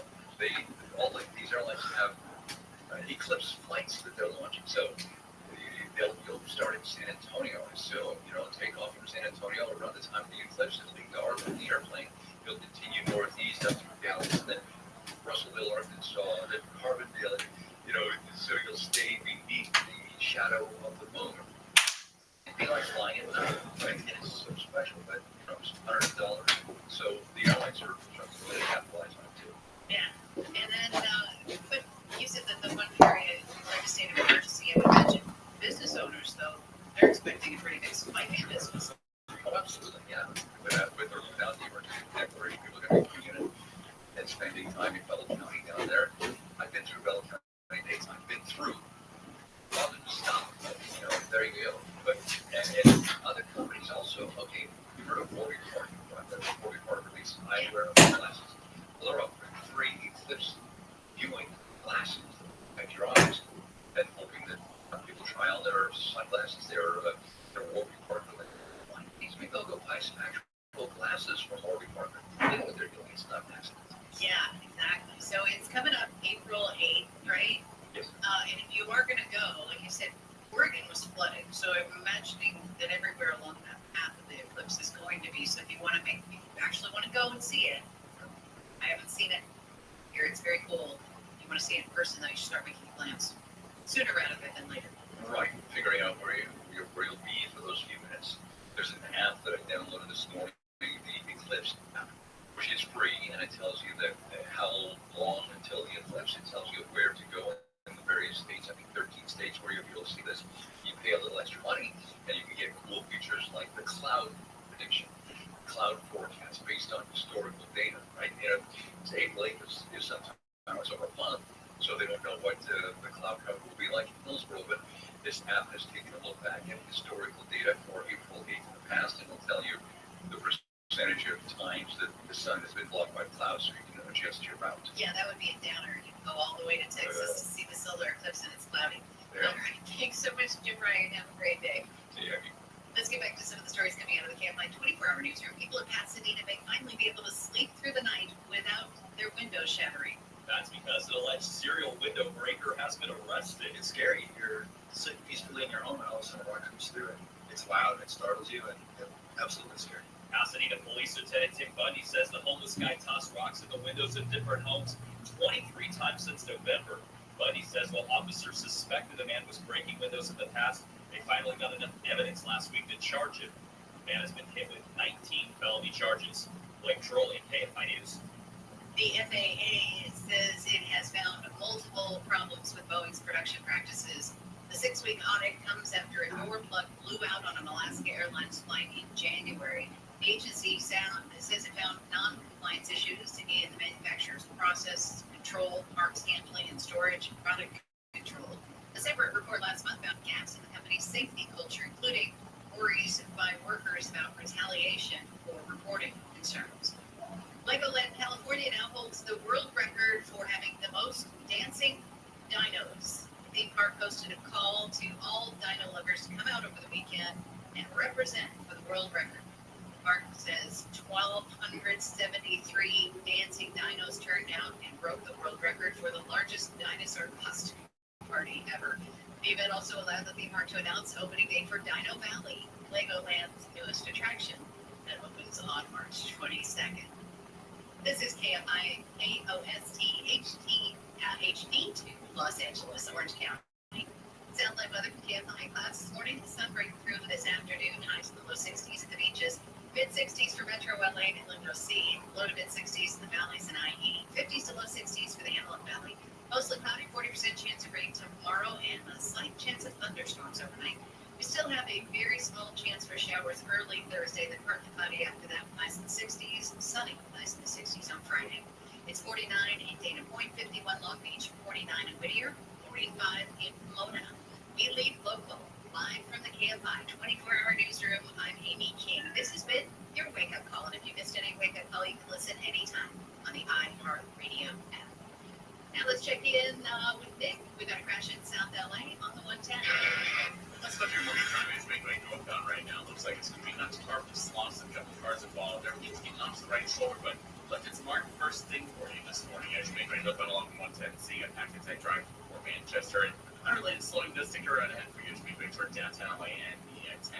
Westbound side of the 10, Santa Monica Freeway coming through downtown off the 60 later for rain, and that'll be still going for you beyond the 110. into through Mid-City as you make that toward at least La Brea, not all the way toward Venice Boulevard. Got enough data, something slowing you down. Not to get yourself a keyword is KMI traffic. Orange County is still looking really pretty good, with the exception of the 91 westbound side through Anaheim Fields and Bureau Highway to the 55. Also getting reports of possible wrong for you. Eastbound side of 91 to 55. Couple of cars got into it there. Also, westbound 91 Riverside to Corona, still going through driving the heavy stretches or pretty slow, straight up through from Tyler on the westbound 91 beyond the 15 and the 71 as you make way toward the 241 toll road. KFI in the sky helps get you there faster. Nothing polio TV. This hour of the Bill Handle Show is brought to you by Advanced Roofing Systems. Now pound 250 and just say Advanced Roofing.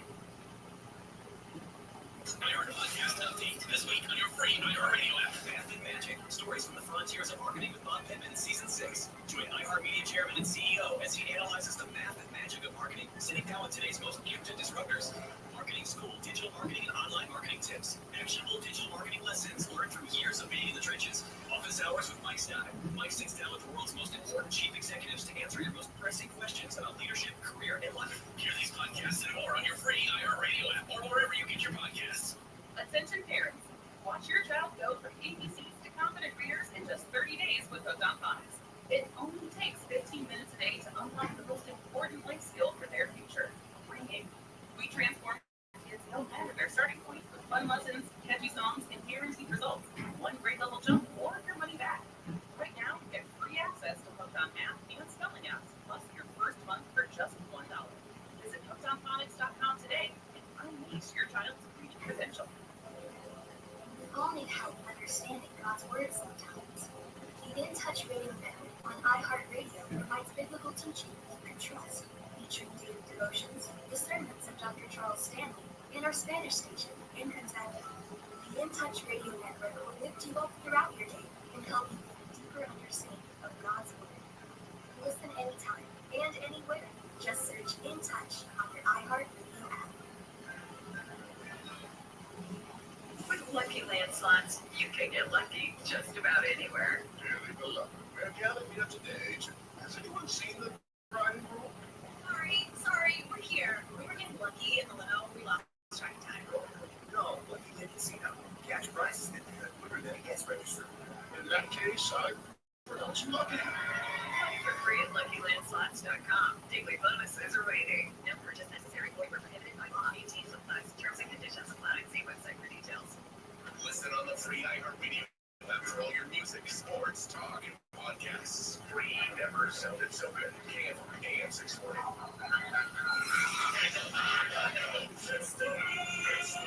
Torta avocado, which I have no idea what that is. The torta avocado is a torta made of lawyers. Yeah. Yes. Okay, that's not bad. And now, Handle on the news. Ladies and gentlemen, here's Bill Handle. Good morning, everybody. Bill Handle here. It is March 5th. Not only is it Taco Tuesday, it is super duper voting day. Yep. Super duper Tuesday. 16 states are going to have their primaries.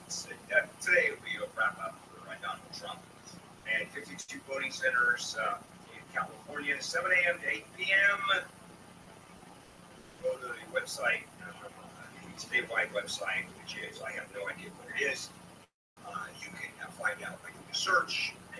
Yesterday, I filled out my ballot and threw it in the mailbox, hoping the mailman would pick it up. And I think it's postmarked by last night, midnight. Okay. No, by tonight. Yeah, tonight, midnight. So I'll be. And the website for Los Angeles area is LAvote.gov. Thank you. That works out. All right, Amy. Morning. Hi. Hi.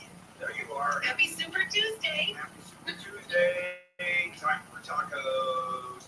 You know, we can't get tacos delivered. Neil, we got to figure that out. What taco? None of this breakfast burrito stuff. I mean, not that I don't love that, but it's not tacos. They do make breakfast tacos. I just don't think most places open. Yeah, that's at 6 in the morning. What if we get them the night before, put them in the fridge, and then reheat them on Tuesday? Oh, yeah. So you have the lettuce. You have lettuce in a breakfast taco. Yeah, Yeah, the avocado. I mean, it's true. We can crisp them up. Also, whenever you get tacos to go or delivered, they wrap them in aluminum foil and they steam. And the crispy taco shells are not crispy. Notice how we open the show most of the time with food. Because we like food. We do like food. Bill, you sound like what the former work would sound like if I wasn't on antidepressants. Yeah, that's a good point. Well said. Well said. Are you on antidepressants, by the way? I'm on Lexapro. That would fall into that category. Yeah. Yeah, for anxiety.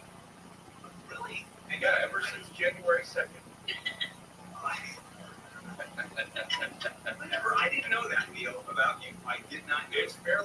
It's within the last, I don't know, handful of years or something like that. I dealt with anxiety almost my whole life, not thinking anything about it. My wife's like, I think you should look into it. So she's a therapist. I said, probably a good idea. Best thing I ever did. Yeah, well, I've Lamictal for 30 years. I've been aware. I think you broke through. Well, it's very strange with Lamictal for me. You started an anti-seizure drug, and then they realized it, in my case, it brings down my boiling point. So it goes from, my boiling point goes from 70 to 80 degrees before I explode. I've seen it. Yeah, I know you have. And good morning.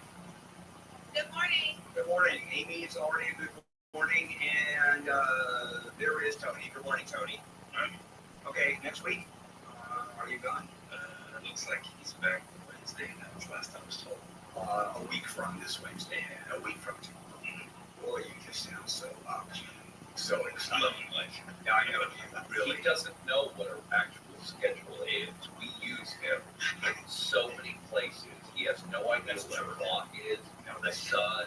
That's good. He is utility. Right? He really is. Okay, so we do it. Let's get right into what we're doing today. It is handle on the news on this Taco Tuesday, Super Tuesday. Neil Savedra, Amy, and me lead story. And it is all about our vote today. It's a primary vote, 52 voting centers in California until 8 p.m. tonight. Presidential nominations, who cares? Weird rule, but keep in mind that the states control the election process. And it is the parties that control really the election process, not the legislature of the states. So it's really kind of weird. Some of the states, for example, I'm non-affiliated, and therefore I couldn't vote. I think I couldn't vote in the Republican primary. I didn't pay much attention. The way I vote usually is I have a dartboard at home, and I just put up the vote and I just throw the darts at it. That's not true, but science. I like it. I am very much for it. And strangely enough, and I'm not a big fan of Steve Harvey, as you may know. First of all, he didn't campaign at all. And second of all, he is not the brightest bulb in the room either. It doesn't strike me as being it's not like all those other super smart politicians. Oh, how about this? Okay, Katie Porter, Yale undergrad, Harvard Law School, Cloudy. Yeah, couldn't get a real job. Couldn't get a real job. Yeah, Adam Schiff, Harvard Law, a real idiot. Yeah, well, you know what? They had to go into politics. Yeah, that's what people do. But keep in mind, going into politics, I've met some politicians, particularly in East LA, the Hispanic cabal that are totally bilingual, put their feet in both societies, our society and the Hispanic society, the culture. It's one society, but go ahead. I know, actually, it's one society, two cultures, if that's fair to say. Sure. These guys could have walked into the UCLA urban planners, law school grads, could have walked in $300,000-$400,000 a job. Instead, they decided to be public servants and work their asses off like 80-hour weeks and get $130,000 or $180,000 a year, whatever it is, for Senate and Assembly. And they eat rubber chicken every night. I got to tell you, politicians, right, they're corrupt. bankrupt, etc. No, they're not. There are a few, but no, they're not. The ones I know are not. Oh, I know some great politicians that I think are fighting. Tony Harkness. No doubt. Monica Rodriguez, I think, is advancing. It should be. All right, so we've got the Senate race. Adam Schiff is going to win. Steve Garvey, who Adam Schiff is spending a ton of money, Republican, because the way it works in California, the top two vote getters, doesn't matter which party, run in the general election. And Garvey is second. He didn't even win the vote because you've got Schiff's vote is cannibalized between Katie Porter and Marco Lee, and then once he goes to the general, then he's going to kill Garvey. So he's spending money for Garvey. Trump won homelessness and mental health. Wow. Okay, $6 billion borrowing again. And what's happened is the state legislature, the governor has inflated mental health with homelessness. And so that really is just one pile of money. And there doesn't matter. Another $6 billion, okay, on top of everything else. And is that going to win? Sure. Okay, let's move on. Guess who's calling out her colleagues? Justice Amy Coney Barrett had her one-page opinion on the ruling that allowed Donald Trump to be on the ballot in Colorado. She went after her colleagues on the right for breaking significant and what she said was unnecessary ground in their legal reasoning, and then went after the three liberal justices in the court too, and said, you know what, now it's not time to incite stuff. Rulings like this are supposed to turn the national temperature down, not up. Ooh, okay, a couple of things. First of all, it was a unanimous decision. Quite often, there are decisions that the justices decide together, and then you have opinions written by various judges. They decide their right opinions, like in this case, and go off in a different tack and attack the other judges just with the rationale. For her to say, we have to look at the national temperature here and rule and take that into account, is ignoring the Constitution and say, notwithstanding the national temperament, we have to look at the law. You know what?